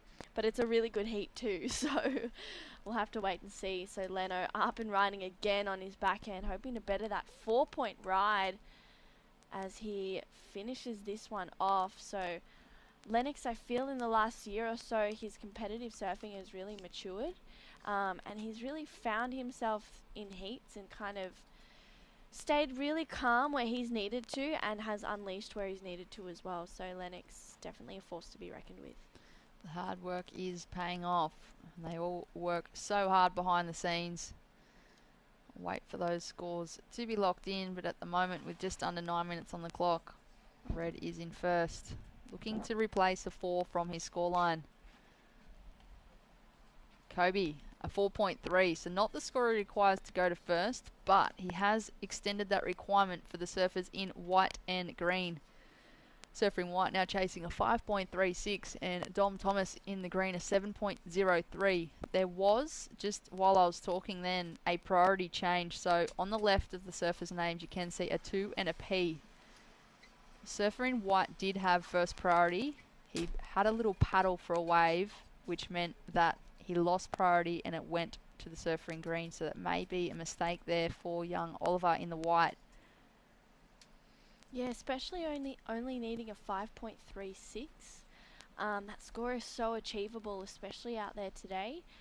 For Dom Thomas, it's a good thing for him. He needs a 7.03, so he almost needs to restart and have almost an 8-minute heat, get a 5, and then back it up with another 5 potentially, so that he can get himself up into second spot. Here he is up and riding, utilising that priority. Unfortunately, just goes a little bit too big and almost lands on his board on his way down, so that may have hurt just a little bit for Dom Thomas. Dom Thomas is looking for a 7.03. There's just under 7.5 minutes on the clock. It does sound like a pretty massive ask, but he does have time to just re-establish and reset once he gets out the back. And if it were me, I'd be looking for 2 scores, not necessarily that 7.03. Lennox Chell's last wave, a 7.17. So the surfer in red has well and truly broken away from the pack. He's got a 6.67 in his scoreline and a 7.17. Kobe Clements in the black, now chasing an 8.51 to go to first. Oliver Reisenbeek in the white, now chasing a 5.36 to move to second. And Dom Thomas chasing a 7.03. Yeah, I couldn't agree more. 7.03 is a big score, so if I was Dom, I would also be looking at 2 scores and trying to connect that. 6.5 minutes. He does have time. I mean, we've seen people have literally 1-minute heats. I didn't even know that was possible, but every now and then we see it happen. So if he can just really dig deep and find the courage to just hit the lip where he needs to, then he's going to get a good score. And if he can back it up nice and quickly, then he could potentially bump Kobe Clements out and progress through the next round, which, in my opinion, would be a bit of an upset, as I think Kobe is a favourite going into this one. So from white there, just paddling around, hunting the lineup. He's been very patient. He's only got that 1 score locked in. Kobe Clements belts that first section straight into a nice looking bottom turn to top turn combo. So the surfer in black chasing an 8.51 to go to the lead. I'm not sure that's going to be it, but I feel as though that is going to extend his second place position, and the surfers in white and green might be chasing a little bit more. Yeah, I definitely think that's going to be the case at last turn. He got a little bit of slide on that one, and I think the judges are going to really enjoy that. A little different compared to what everyone else is doing, so having that bit of variety really excites them. So that could be leaving Dom Thomas and Oliver needing more than a 5.36 and a 7.03. Here's Oliver up and riding, floats that first turn, carves it for a second. Unfortunately can't ride out of that one, so he was on his way to a good looking number, but unfortunately with just under 5 minutes to go, Oliver unable to connect with that one. Up next we have Heat 7. The Maroubra man, Kobe Killorn, will be up against Bodie Williams, Byron Stapleton and Sydney Masters. That will be our second last heat for today. After that we have heat number 8, Ty Richardson, Joel Vaughan, Huey Vaughan and Baxter Hurt. But be sure to tune in tomorrow, because we have finals day of the Central Coast Pro Junior. Quarterfinals, semis and the final. Winners will be crowned. The winner of the Pro Junior takes away 1,000 points and $1,500 in cash. 900. Nice. Yeah, it would be, wouldn't it, for young Pro Juniors? Yeah. Cashing in. Here's a regional New South Wales wave replay of Kobe Clements' last wave. So I believe scores still locking in. So there it is, last of Kobe Clements, a 6.17. So Oliver Rissenbeck now requiring a 7.23. And Dom Thomas chasing an 8.9. And we saw in the women's finals, Molly was looking for an 8.9 to take it out, and she just decided that she was going to go to the air because she felt as though she was able to get a high score if she was able to complete that, which she did complete one, unfortunately just unable to connect with another. So maybe that's the road that Dom Thomas will be going down towards the back end of this heat with 3.5 minutes or just under to go. In saying that though, True, it's great to see that progressive surfing coming out on both the men's and women's side of the draw, and obviously Molly knew that she had to go big to be rewarded. But Macy Callahan, who won that final, she just stuck to her rail game. She stuck to those lefts, really strong on her backhand, and she locked in some excellent scoring rides well into those 8 ranges. Yeah, she definitely did. I think it's all dependent on how the heat kind of plays out, I guess. Molly was chasing a big score with, I think, 6 minutes to go, which there's heaps of time for her to get 2 separate scores, but I think her focus in that was just, I just want to go big, and she's a character. She wants to go big and prove to people what she's got and what's in her arsenal. And I think she just wanted to unleash that a little bit and show everyone just a teeny little snippet of what she's got in her back pocket, which I love that about Molly. She keeps her cards close to her chest. Here we go, Kobe. Good snap to start this one off. And again for a second. So scores locking in. He needs a 7.67 to go to first. I'm not sure if that's going to be the score. And Dom goes to the air and rides out. We were just talking about it. We were just talking about it. I feel like they can hear us. I feel like he just heard what you were talking about, True. Told him to go to the air, and he did. Wow. Needs an 8.9 to move into second place. It'll be interesting, too, to see whether or not Kobe improves on his scoreline, looking to replace a 5.33. With 1.5 minutes on the clock, what will those scores come through as? We have the regional New South Wales wave replay. Talk us through this one, True. Yeah, Kobe snaps that first section and eyes off the second for a huge finish. So he's just so stable with those turns. He can do them with his eyes closed pretty much. And here we go, Leno Chell up and riding on his backhand. Quick up and out. So last of Kobe Clements locked in at a 7.2. So that has increased his lead. Oliver Rissenbeck now chasing a 9.1. Dom Thomas looking for a 13.37 combination. Here we go, Oliver up and riding. Oh, just gets a little bit caught up on that one. Goes for a nice finish. Can he ride out? He almost does. I need to get the WSL app because I feel like the scores for last of Dom Thomas should have come in already, and I have a feeling that they may have deemed it incomplete, but I'm not too sure. I don't want to speak too soon. With 25 seconds on the clock, 7.2 for Kobe Clements, the single highest wave score of this heat so far. And here we go, Dom Thomas, the little Mikey Madonna lookalike, racing down this section, takes to the air and just unable to stick it. It was a 5.8, there it is, True. It was looking for a 7.57 on that wave with 5 seconds on the clock. That looks as though that is the end of that one. There it is, men's round 2, heat number 6. Lennox Shell takes out that one. Kobe Clements in second. Dom Thomas third. Oliver Rusbeek in fourth. We're moving into heat number 7. We'll be having a short commercial break. Stay tuned.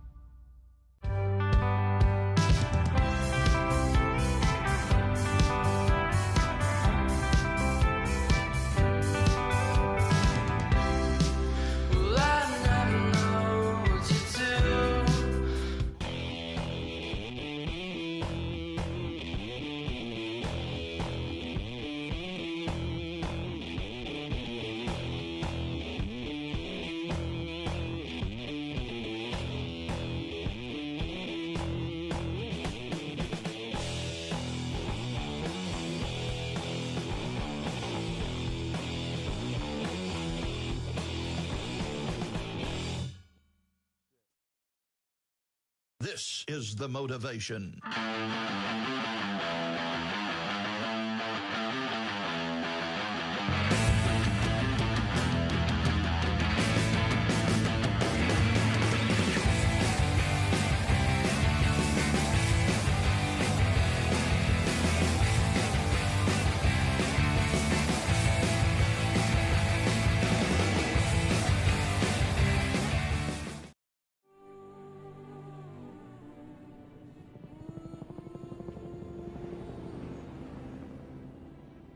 Some say we've got engine oil in our veins.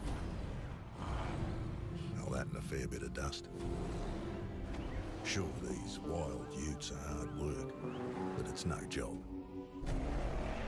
The roar of them. Pure. Takes some rare skills to settle one. A band of brothers and sisters. Where man learns from machine, learns from man. Those that visit are transformed, almost as much as the V6 Amaroks. It's like this place rubs off on them. You gotta see it to believe it. The only ute, reared for the road.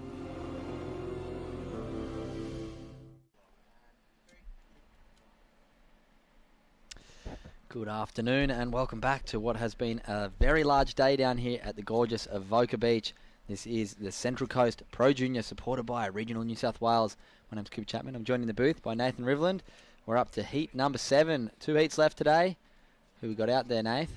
Yeah, we've got Callahan, Byron Stapleton, Bodie Williams and Sydney Masters. Bodie Williams going to town on those first couple of sections, unfortunately. Falling on him. He fell on that last section. It's been a big day of action all day. We crowned our champions in the Central Coast QS earlier. And we're into Pro Junior action. 2 more heats to go. And it'll set us up for an exciting finals day tomorrow. Absolutely. Tomorrow we will be moving into women's and men's Pro Junior quarterfinals. Make sure you tune in live. It's great to have the Pro Juniors live streamed. We haven't had that very often over the last couple of years, so a big thank you to the Fresh Air broadcast for bringing that to us. Also, Mad Mex, Volkswagen, and the crew over at KO Freebies. So, big thanks to everybody getting to watch this live surfing. I'm sure there's some very, very happy family, friends, supporters of all these junior surfers getting to tune in and watch them blow up here at Avoca Beach today. Absolutely. So, best score of the heat so far belongs to Callahan in the red. He's got priority as well. Coda surfed really well in the QS draw in all 3 stops of the New South Wales Pro Surf Series so far. And Bodie Williams also has been surfing in the QSs. So a couple of QS competitors in here. Byron Stapleton, Sydney Masters. Both just entered in the Pro Junior here, but both great competitors in their own right. Coda rocking the mohawk. It was bright pink at the start of the week. He might have only used a bit of Kool-Aid and it not stayed in. And we see Bodie Williams locking in a 5.17. First wave of consequence in this heat. This is round number 2, heat number 7. Coming up in the next heat. I'm excited for this one. The brothers going at it. So we're going to have Ty Richardson in the red. Jolie Vaughan in the black, who was the ratings leader for the qualifying series up until this event. Huey Vaughan in the white. Little bro, micro little bro, and also Baxter Hurt in the green. So that's going to round out our day. Exciting to finish the day off with the brother throwdown, and also Ty Richo and Baxter Hurt. Bunch of little fellas versus Jolie Vaughan, who is the powerhouse on this junior tour. Yeah, absolutely. Yes, like you said, Cooper, Joel was in front of the rankings going into this QS 3000, and I wonder if it's been updated yet. I'll have a look. Yeah, it may have been. So, yeah, Bodie Williams with the best score of the heat so far here, 5.17. Callahan with that 2.83. See, Byron Stapleton's locked in a 1.93. Here is Bodie Williams from down in Vico, down my neck of the woods. He's a ripping guy, Bodie, and here's a wave from Sydney Masters. Good hit off the top to start off with for Sydney. And trying to keep the flow as he goes past this whitewater bowl. And that'll definitely be his best score of the heat so far. He's only looking to go beyond a .57, so no doubt that'll do that. Yeah, Sydney had a nice heat yesterday afternoon. Great first wave, I remember calling that one, as we see huge first turn. Byron Stapleton, that is aggressive. Second one, whips it around, and that's going to be a great score. Just the 2 turns, but I really like that first one. Came nice and compressed off the bottom, exploded into the lip, and the judge is going to eat that up. So wait and see what that last wave for Byron Stapleton was. He's going to move up into, I'm going to say, the lead with that one. Yeah, I think so. It was Probably not now. Bodie nice Williams just ride. dropped to 4.03, so nice last wave for Byron Stapleton. And there it is, 4.73. I'm wrong. And I've been wrong all day with the scores because it's been quite difficult to call it, but all morning it was so great to watch the men and women QS 3000 Sisstrevolution and Vissla Pro here on the Central Coast. Presented by Mad Mex, we did crown 2 champions, 2 very deserved champions at that. We had Kalani Ball take out the men's over Billy Stairmand in the final, and a repeat of last year's final, Macy Callahan getting redemption on local favourite, local best friend, Molly Picklum. So yeah, it was a cracker. yeah, there was some great surfing done all day by the men and women in that qualifying series, fighting for those 3,000 points. The dust has been settled, and we did take out a few great champions, but now into the junior competition. It's been a fun afternoon. The junior men have been lighting it up out here right in front of the pines at Avoca Beach. It's about 200 metres down the beach from the southern corner, where we like to call it Avoca Point. Conditions are still holding in very strong. Tide's been almost at the bottom of the low tide right now. Maybe the best conditions of the day, I think, from watching down on the beach just then. What do you reckon, Nath? Yeah, I was calling a couple of heats with Dimmy just started this round, and it was pumping. There was some awesome waves and some great performances put on. Jarvis Earl being one of them. Saw him lock away a couple of excellent scores, and yeah, the waves have been on the cook all afternoon. Yeah, Lennox Smith, Lennox Zeb Smith, Stokes, another they one, had a great yeah. heat too. They It's on the did. beach calling that one. Saxon Reba surfed great. Did you see, were you in here for Jay Pink's heat? He No, had I one, wasn't. he did a huge first turn, and unfortunately fell on his second turn. Got a 5 for the first turn, but maybe one of the best turns I've seen in the event. Unfortunately, he Wow. bowed out, Missed just that not one. getting the completion, but that was great fun to watch. Who else? Leno Chell went mad in that last heat. Great to see the local boys putting on a great performance here at Avoca, and of course right now we are out there with heat number 7, round number 2, out there in the lead right now. Bodie Williams in the black, 517, 403. Byron Stapleton in second right now, 473 and a 1.93. In third, Sydney Masters, 357 and a 0.57. And Cody Callahan, maybe the most experienced competitor in the draw for the junior surfers, especially in this heat, 2.83 and a 1. So coming down to the halfway mark of this heat.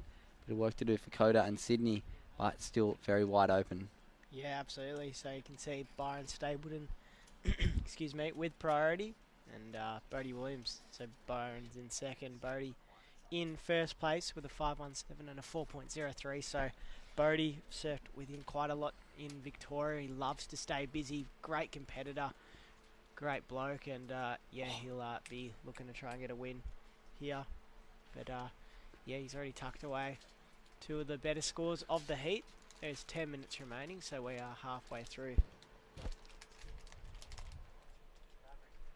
this 7th heat of the round. So Byron Stapleton in second, needing a 4.48 to go to first. You see Sydney Masters needing that 3.10 small score to move into second, and Coda Callahan, like we were speaking about, probably the most experienced competitor in this heat.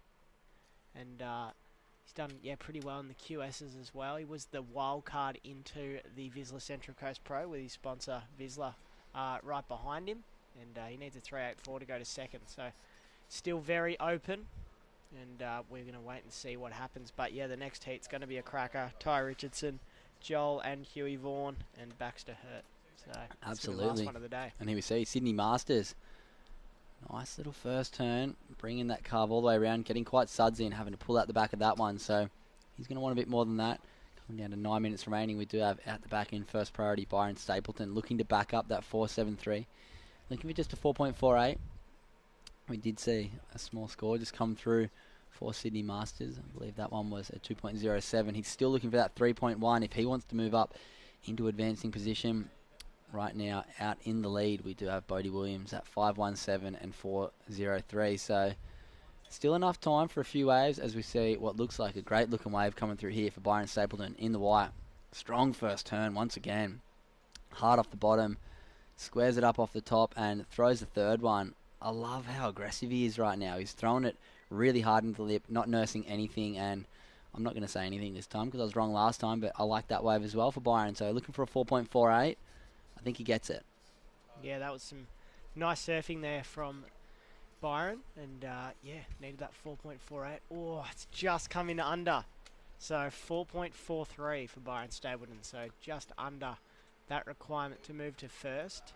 It's very hard to predict. The judges are... Yeah, I've been so off today. I'm sorry, Byron Stapleton fans. I'm a Byron Stapleton fan, so just missing out. But what that does do for Byron right now is edge himself further out in front of third and fourth. So right now, Sydney Masters sitting down in third is looking for a 5.59, and Coda Callahan looking for that 6.33.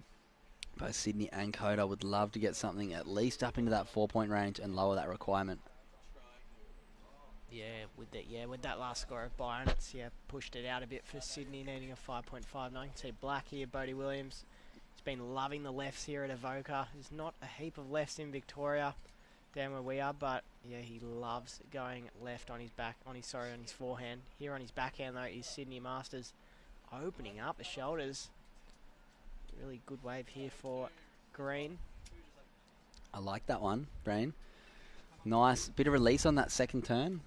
Got a bit of a fin drift and then went up nice and vertical for the third. So great composure, really smooth. Also, Bodie Williams, that first turn, that carve looked real nice. Brought it around all the way back. Finished it off nice and clean. So we'll wait and see what scores come in for those last two waves. It's going to give a bit of a shake up to the lineup and to the standings, I believe, in this heat, as we see Coda Callahan in the red, trying to get a fight back wave and get himself something solid on the board. First turn, nice, through the foam. Second, racing down the line through another sudsy section. Third one, throws a bit of a fin ditch, holds on, maintains a bit of speed down the line, and that's going to be his best wave. So Coda Callahan, it's taken a while, but he's got one on the board now that he's going to be happy with. As we saw, the scores just come in. Bodie Williams, 5.3, extending his lead, and Sydney Masters, 4.7.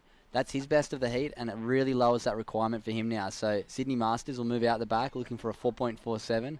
And we just saw that last wave for Coda Callahan, 4.13. Lowers his requirement also. So with 6 minutes remaining, Coda Callahan looking for a 5.03 now. Sydney Masters looking for that 4.47. Byron Stapleton looking for a 5.74 if he wants to chase down the lead. That is being held by Bodie Williams, 5.3 and 5.17. First priority out there with the surfer in white. And here we go. Destination New South Wales replay of Coda Callahan's last one. Jammed that second section there, keeping a nice flow on this one. Little fin ditch there. Did wipe off quite a bit of his speed, but definitely picked it up as he approached this sudsy inside section. So yeah, that was his best score of the heats. Got him back in it with 5 minutes on the clock. Here's white Byron Stapleton. Good looking wave here. Oh, love that turn. Really digging the rail in. Getting up high. Heap of projection on this one. So Byron Stapleton needing a 5.74 to go to first. I wonder if it's going to be there. I'm not going to say anything. I've been wrong every time, but I did love that wave. One really explosive turn. The obvious one in the middle there where it threw lots of spray. We look back at that replay of Coda Callahan. Didn't get that big aggressive maneuver. The judges have been super cruel to everyone who hasn't attacked a big section on a wave. We did see the score just come through. Byron Stapleton, 5.53, just under what he was requiring for Byron Stapleton. But what it does do, once again, extends his second place. So Sydney Masters now looking for a 5.53 and Coda Callahan looking for that 6.1. So continually building the house. Byron Stapleton, Bodie Williams, every wave they seem to be improving and edging themselves further out in front of the surfers in third and fourth. Yeah, so just over 4 minutes remaining. Bodie lead with a slender lead over Byron Stapleton. You know, Byron, pushing that his scoreline up with that 5.5. So yeah, he's needing a 4.97. And see Sydney Masters with priority, needing that 5.53. Certainly capable, as is Coda Callahan with that 6.10. But it's about finding those waves. Ocean has been probably a little bit more dormant in this heat than the last couple. There hasn't been as many really good, bigger set waves come through, but so far Byron Stapleton and Bodie Williams have been on those bigger waves and have those bigger scores. Absolutely. With just 3.5 minutes remaining in this one, time is ticking away and going to be the enemy for Sydney Masters. What Sydney does have going in his favour right now, the surfer in green. Anyone out there watching, you can see a P next to his name up on the left-hand quarter as we see Coda Callahan looking to fight back, looking for a 6.1. A little bit of a catch on the start of this one, coming around the section. That's a better turn, nice and vertical. Throws up one more. This wave, I don't think it's going to be what he was looking for, and with 3 minutes remaining, he's going to have to get back out the back. He's trying to edge further out in front of that 4.13, but I don't think that's going to be the one. We'll go into his top two, I think for sure, but it's not going to be that 6.10 that he needs to advance into second place and go into the quarters. So just over 2.5 minutes to go. Black, Bodie Williams setting the fins loose on that one, throwing it down the line. Rock and roll floater to finish. Would have liked that one. I like that. The Victorian crew will be behind him on the webcast, so big shout out to the crew back home watching Bodie and keeping an eye on all the amazing talent from across Australian Oceania in this QS and Pro Junior. Yeah, here's his replay. One nice turn there for Coda. Little caught up on that one, and the wave just dribbles out, trying to milk it for all it's worth. Coda would have been looking for something a little more than that if he wanted to advance through this heat. He will have time potentially for one last crack at it, but we are going to wait and see what that score for Bodie Williams' last one. I did like it as we see Sydney Williams paddling back out too. His last wave just a 3.8. Coda's last wave 4.37, so his best, but still needs 5.86 with 2 minutes remaining. It did become a little easier for him, but still a big task at hand. And right now Sydney Masters looking for a 5.53. So Bodie Williams, Byron Stapleton holding pretty right now with just under 2 minutes remaining. Sydney Masters did just pick up priority. He may get a shot with a minute and a half on the clock, looking for a 5.53. Yep, getting towards crunch time here. You can see, yes, Sydney and Coda tied for points in third and fourth. Both just have different best two-wave scores, but same total. And so Sydney, with the priority, might get another chance at it. Byron Stapleton with second priority. You can see the 3 next to Bodie Williams' name, meaning his third priority. Coda still paddling out. Still anyone's game if there can be another couple of waves coming through. Certainly will make for an exciting end to this heat in the Mad Max minute. Yep, hitting that Mad Max minute. Second last one for the day. Here we go. Last throw of the dice. Sydney Masters. Nice first turn up through the lip. Looks like good second section. Throws it up. Big spray on that turn. And a third vertical snap. Lots of spray out the back on that one. He's going to try and milk this one for all it's worth. Another little wrap section in here. It's going to be tight. First turn, just a little bit caught. Second and third, really nice. So Coda Callahan, his last fight at this. Great first turn, opening up the shoulders. Throws another little snap, gets a little caught up there. He's going to need maybe a punt here. What's he got? Throws the air reverse and sticks it. Wow. Wow, Coda Callahan and Sydney Masters. Yeah, we could see a major reshuffle here with those last few scores. I wanted to see a bit more excitement from Coda. He didn't sell it to me. I think it's going to be very close. But yeah, I think it's going to go right down to the wire. I don't know, with that bit of flair at the end. Maybe Coda gets the score. Look at this, 6.33. Coda Callahan straight to the lead. Judges have been loving any aerial manoeuvre, has been scoring very well. There hasn't been many of them all event long. And Coda Callahan, boy sponsored by Vissla, doing it with the same sponsor as the event, making sure he marches on through to the quarterfinal. He had a very sleepy heat, didn't look that good the whole way through, but really brought it home strong with that air reverse buzzer beater. So we'll bring you back. We'll be right back, actually, right after this break with the last heat of the day, Central Coast Pro Junior, supported by Regional New South Wales. See you soon.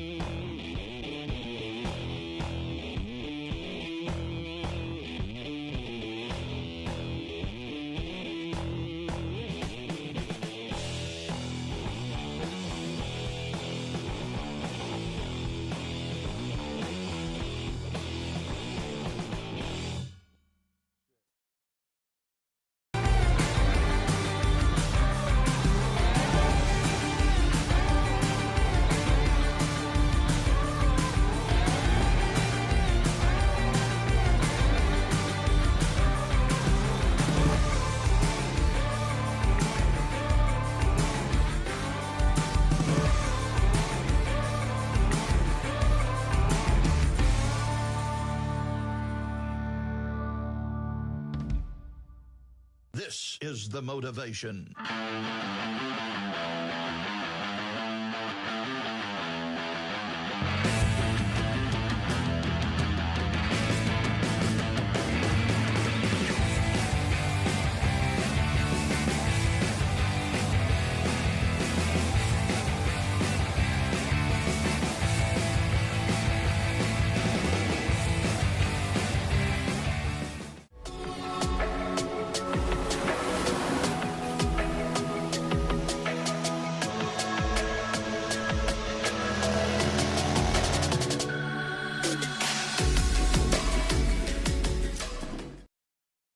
Welcome back to the 2022 Central Coast Pro Junior, proudly supported by Regional New South Wales. We're into the last heat of the day, round 2, heat 8. Ty Richardson, Joel Vaughan, Hugh Vaughan and Baxter Hurt. Nathan Riverland in the booth with Cooper Chapman for the call of the last heat. How are you, mate? I'm tired, but this is probably the heat that I've been most excited about all day. I'm glad I'm in the booth calling it. And here we go, Jolie Vaughan in the black. Must have picked up a wild card in this event if he's in the black, and look at that. That is exactly why he was leading the qualifying series up until coming into this event. And Huey, little brother, back to back. The boys going hammer time. Nice first turn for Huey. Wraps it around, brings it through to the inside. He's going to get the double up here. That one, he just had a bit of a tricky read there, but looks like opening scores came through for Jolie Vaughan, 6.17. Huey Vaughan, 4-point ride. So the Vaughan brothers off to a quick start, living just around the corner at North Shelley Beach. And here we go. Surfer in the blue, backs hurt. Great surfer from down on the Northern Beaches. That was a nice turn. Tying together 3 back to back to back. He's got to love the feeling of that one. I'm sure all of the crew down on the Northern Beaches, Nick James, Matty Granger, and all of the other legends who take care of all of the hot talent coming out of the Northern Beaches would have loved that one to kick off this heat. Fins out the back, I love that. Yeah, that was epic. Second turn. From Baxter Hurt. Bringing it all the way around. I love the commitment to those turns. He's not just half turning his way through the waves. He knows this is a tough heat, and he's really putting everything into those turns. 4.83. I thought it was maybe going to go higher. Me than too. that. Yeah. After looking at Huey's first one, I'm a big Huey Vaughan fan, don't get me wrong, but Huey's first one had kind of one snap and a few cutties and nothing at the end. Whereas Bax had 3 nice turns, maybe a smaller wave. It is quite difficult from this commentary booth to gauge the wave size. But 4.83, pretty good start either way for Bax Hurt. And I think having someone like Joel Vaughan in his heat, they're really expecting big things. I wonder what the vibe would be like out there in the water between Joel and Huey going, oh, you go this one, or I wonder, or are they full in comp mode going, nah, holding no prisoners? I reckon they'd be having fun because you got to look at Joel, and his focus, I believe, must be on the QS. He's a big talent and a huge threat to make it to the Challenger Series. So I think this is a bit of fun for him. And for Huey, he's quite young, so I reckon he's just having a bit of fun here too. So maybe between the two of them, they'll have a bit of a laugh out there. I'm sure they've surfed plenty of heats in board riders together. Yep. And we'll see if they can, we'll have a see if we can see them having a chat out there right now. But yeah, we'll see if any tactics come into play. If Joel can pick up another 6 or a 7, he might be able to use his priority and give a couple extra ones to Huey, but you never know. They're all such good surfers. You don't know what way it's going to go in this last heat of the day. 14.5 minutes to go. See, Joel Vaughan's locked away the best score of the heat so far, 6.17. Baxter Hurt with that 4.83 for that really nice combo on his forehand, and Huey Vaughan had a 4. So still, Ty Richardson yet to open his account, but I'm sure he'll do so shortly. He's got priority, and looks like he's going to jump up on this one on his backhand. Good looking wave. Yeah. Beautiful first turn. Comes off the bottom with some aggression. Really like that turn there. Squaring up once more. Wow, that is a very well put together wave. That was sick from Ty Richardson. Yeah, Ty Richo. His dad Richo was the coach at the ISA World Junior Games for many years when I was over there. Actually, I think I went to New Zealand and I went to Ecuador with Big Richo. Great surfer in himself, has won many Australian titles, master titles, and great to see his son Ty Richo stepping up and blasting his way to a 6-point ride on that first wave as we see backs again. First turn, we might pick up the replay of that one. Looks like he went down anyway. So first wave, Ty Richo. 6-point ride. Really aggressive last turn. I loved how he dropped out of the lip on that last turn. Very critical. And yeah, fires out a pretty good warning shot to the rest of the field. Yeah, absolutely. So Baxter Hurt locked in at 3.5 on his last one. So he's shot out into first place with the 2 scores. You can see Joel, Ty and Huey only with the 1 single score. So they're in a good position, especially Joel and Ty locking away low range 6s. And Huey's in 4th, but only needing a 2.18 to go to 2nd and overtake his brother at this point in the heat. It's been an awesome day of action. What's been your highlights, mate? Oh, it's great to see Kalani Ball take out his first ever QS event win. He's been doing it for a long time. It's crazy to say that because he's such a good competitor. Oh. It's crazy that he's never won an event in the QS. Yep, I know that feeling. But yeah, it was great to see him take out an event. It's been a long time coming. Such a great competitor, such a great surfer, and a really good human. So stoked for Kalani. That was one highlight. It was also really nice to see Macy get payback on Molly. Yep. I called it before the heat. I was talking to True and I was like, Macy hasn't been the standout the whole event. And she would agree with that. She'd kind of just been working her way through the draw quite consistently. Bunch of 5s and 6s. Molly, on the other hand, standout the whole event. Big scores. But right when it mattered, Macy drops an 8.83, the highest wave score of the women's draw. That was very impressive in my eyes. Right when she needed to, she stepped up. So that was, obviously they're the 2 finals and they're the 2 highlights for me. So that was great fun. Also the semi-finals in the men's, the buzzer beaters. Jagger Bartholomew, I think he looks in incredible form. Yeah. Very unfortunate. He scored one of the highest heat scores of the event, but unfortunately went down with a 14-point total in the semi-final. So great form. Well done to Jagger. Big result for him. And yeah, watching these juniors this afternoon has been great fun as well. It has. So there's 11 and a half minutes to go, almost at the halfway point of this 8th heat of the round, setting us up for an enthralling finals day tomorrow in the Central Coast Pro Junior. It's been a huge week down here at Avoca Beach. Here's Black out in the water, Joel Vaughan. Jolly Vaughan. Enthralling. Good word, dude. Thanks, mate. That was an enthralling turn. That was an enthralling turn.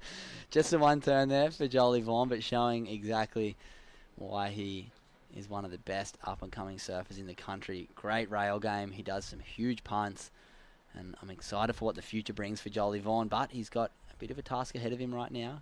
Little brother, Huey Vaughan, sitting out the back with priority, 4-point ride on his first wave. Ty Richo, very impressive first wave, 6-point ride, and backs hurt.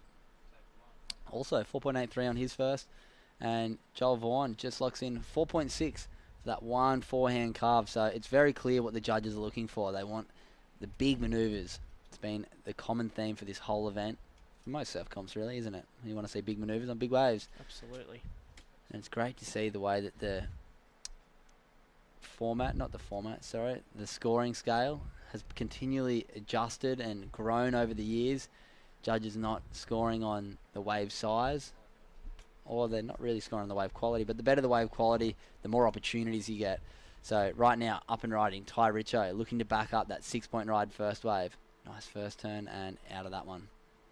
Yeah, it wasn't as much potential on that one on the inside. You could see when he took off, he was kind of half looking at it going, oh, do I turn, do I not? And then did the one turn and went, okay, flicking off. And Dimmy and I were talking about that quite a bit earlier, like in the earlier rounds, and we saw it in 1 or 2 of the heats in round 2 at the start. Just that maturity of going, okay, like there isn't like a heap of scoring potential on the first or second section, which are the major ones, and then once there's, and you know, just kept flying down the line, wasting not wasting the wave, but just for that one little turn at the end.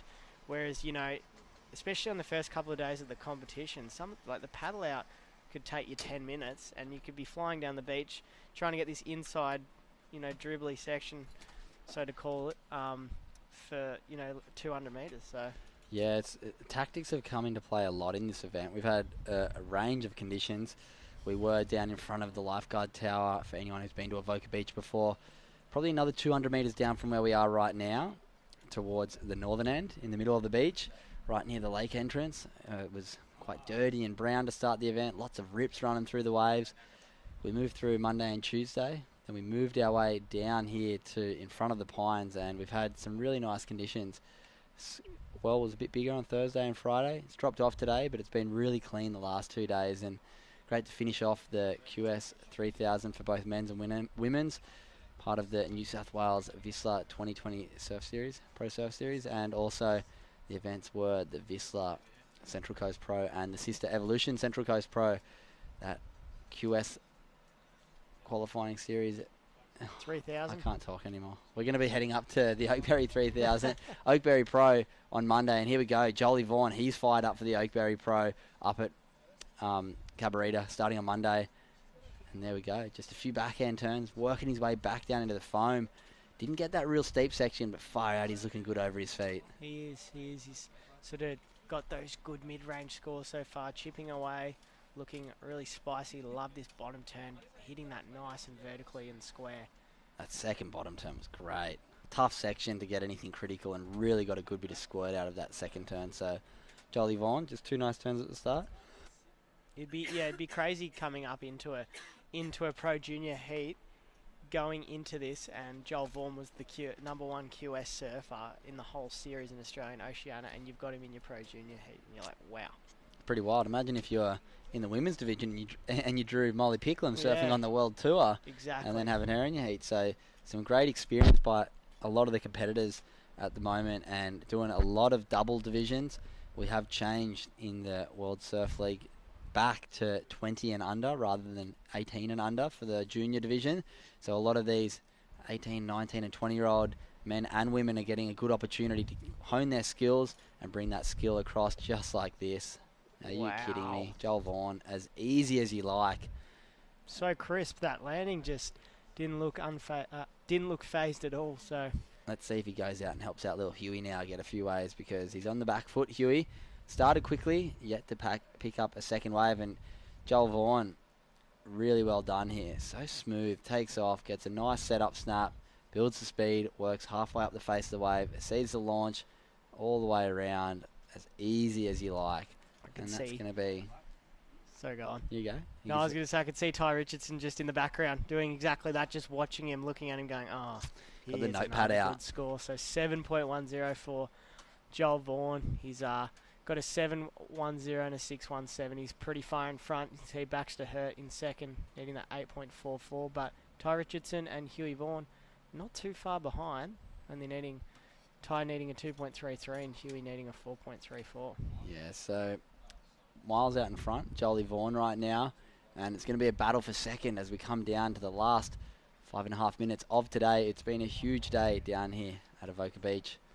Been so much action as we see one of those big boats out the back right now. Huey Vaughan got a quick start in this one, sitting with first priority, struggling to find that backup. He is still in the heat. He's only looking for a 4.34, but you've got to remember, if Ty Richo can pick up something over the 2.3 and put something into the 4-point range, it is going to make it very tough for both Bax and Huey Vaughan right now as we come down to the 5-minute mark. Yep, getting towards the twilight of this heat here is Ty Richardson. Solid first turn, gets a bit caught up there, jams it around it. Really like that turn from Ty. Nice aggressive hook again. And he's needing a 2.33, so I think he's definitely going to get that. Yeah, I really like that wave. It had good variety, put a lot into the turns. I love the third turn, the carve down.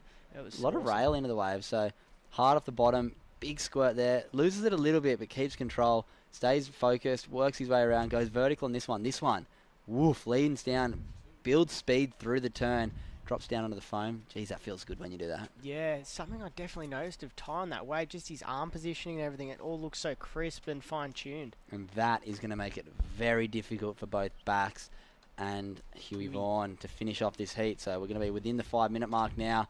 Ty Richo, last wave, 5.6. Dad would be stoked on the beach. Tied together a very nice heat right here. So 6 and a 5.6. Great heat for Ty Richo. 7.1 and a 6.17 for Joel Vaughan. Wouldn't expect anything less from him. And right now it's Baxter Hurt and Huey Vaughan on the back foot. Bax looking for a 6.77 and Huey needing something large. Here we go. Bax up and riding. Yeah, Baxter Hurt linking this one through. Nice section there. Drops down, maintaining his speed. This one running off quite nicely for him. Gets towards his end bowl. Jams it on the back foot. So he gets a finish there. 6.77. Don't think it's going to be thereabouts, but might go into his top 2, replace that 3.5. I can see it being between 4.83 and 3.5 probably. Yeah, he definitely got some nice turns on that wave. Maybe just not the size and the strength in those turns as we've seen with a few of the other competitors in Joel Vaughan and also Ty Richo. Those ones, they're nice snaps, they're building speed, but they just don't have that aggression that the judges have really been looking for. Really nice surfing nonetheless by back, so he can take a bit of confidence out of that wave. We'll see what score he picks up. 4.1, so it is his backup. He's still looking for that 6.77 though. With 3 minutes remaining, he's got a tough ask, paddling back out and finding something else. Would love to see Huey Vaughan have another shot, at least on a wave, just to see and showcase his surfing. I'm sure the Mad Mex crew down there, one of Huey's sponsors, would love to see him have a nice little shot at this 7.6 to finish the heat. Absolutely. So 2.5 minutes remaining. Joel Vaughan out in control, the 7.10 and a 6.17. See Ty Richardson in second in the red with a 6 and a 5.60. Baxter Hurt and Huey Vaughan in third and fourth, both fighting for a pretty solid score. And here it is, Huey Vaughan on his second wave, comes off the bottom.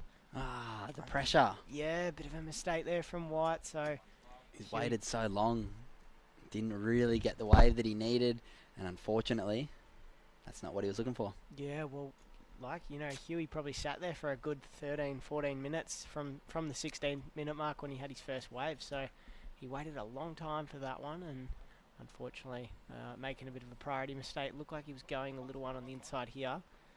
Give us a big punt, Huey. What do you got? Bang! Throws the air reverse and goes down like a rag doll. But good indication of what he's looking for. Unfortunately, he's got a bit of a paddle on his hands and a minute 30, so it might be a little too late for Huey. But a great showing nonetheless, showing what he's capable of. Had a great heat yesterday. Nice heat score today. Unable to find that rhythm, just like his older brother, sitting out well and truly in the lead in this one. 7.1 and 6.17 as we come down to the last minute and a half today. Been a great day. What were your highlights today, Nath? Oh, it's been an epic day of action. Definitely watching Macy get one back on Molly was great. That, especially that 8.83 that Macy was able to put on. And then Molly matched it by trying to go to the air, got a really 6 straight air in, got a mid-7. So that was a really awesome final. Great to see, Callahan get his first win on the QS, and Billy Stairmand also making the final. That was great to see. And then, these pro juniors, Jarvis Earl, Lennox Chow, both putting on a show. And, we've seen some great action going down, and Joel Vaughan and Ty Richardson doing so in this heat. And Ty Richardson on an absolute cracker of a wave here. Yeah, Ty Richo, very impressive. I haven't seen much of him surf. I think I versed him in a heat up at Boomerang, but now in the junior, great to see him finding a bit of form. Good to see him throw his hat in the ring with the QS events. Very tough competing against us older guys when you're a junior, trying to find your feet and make your mark.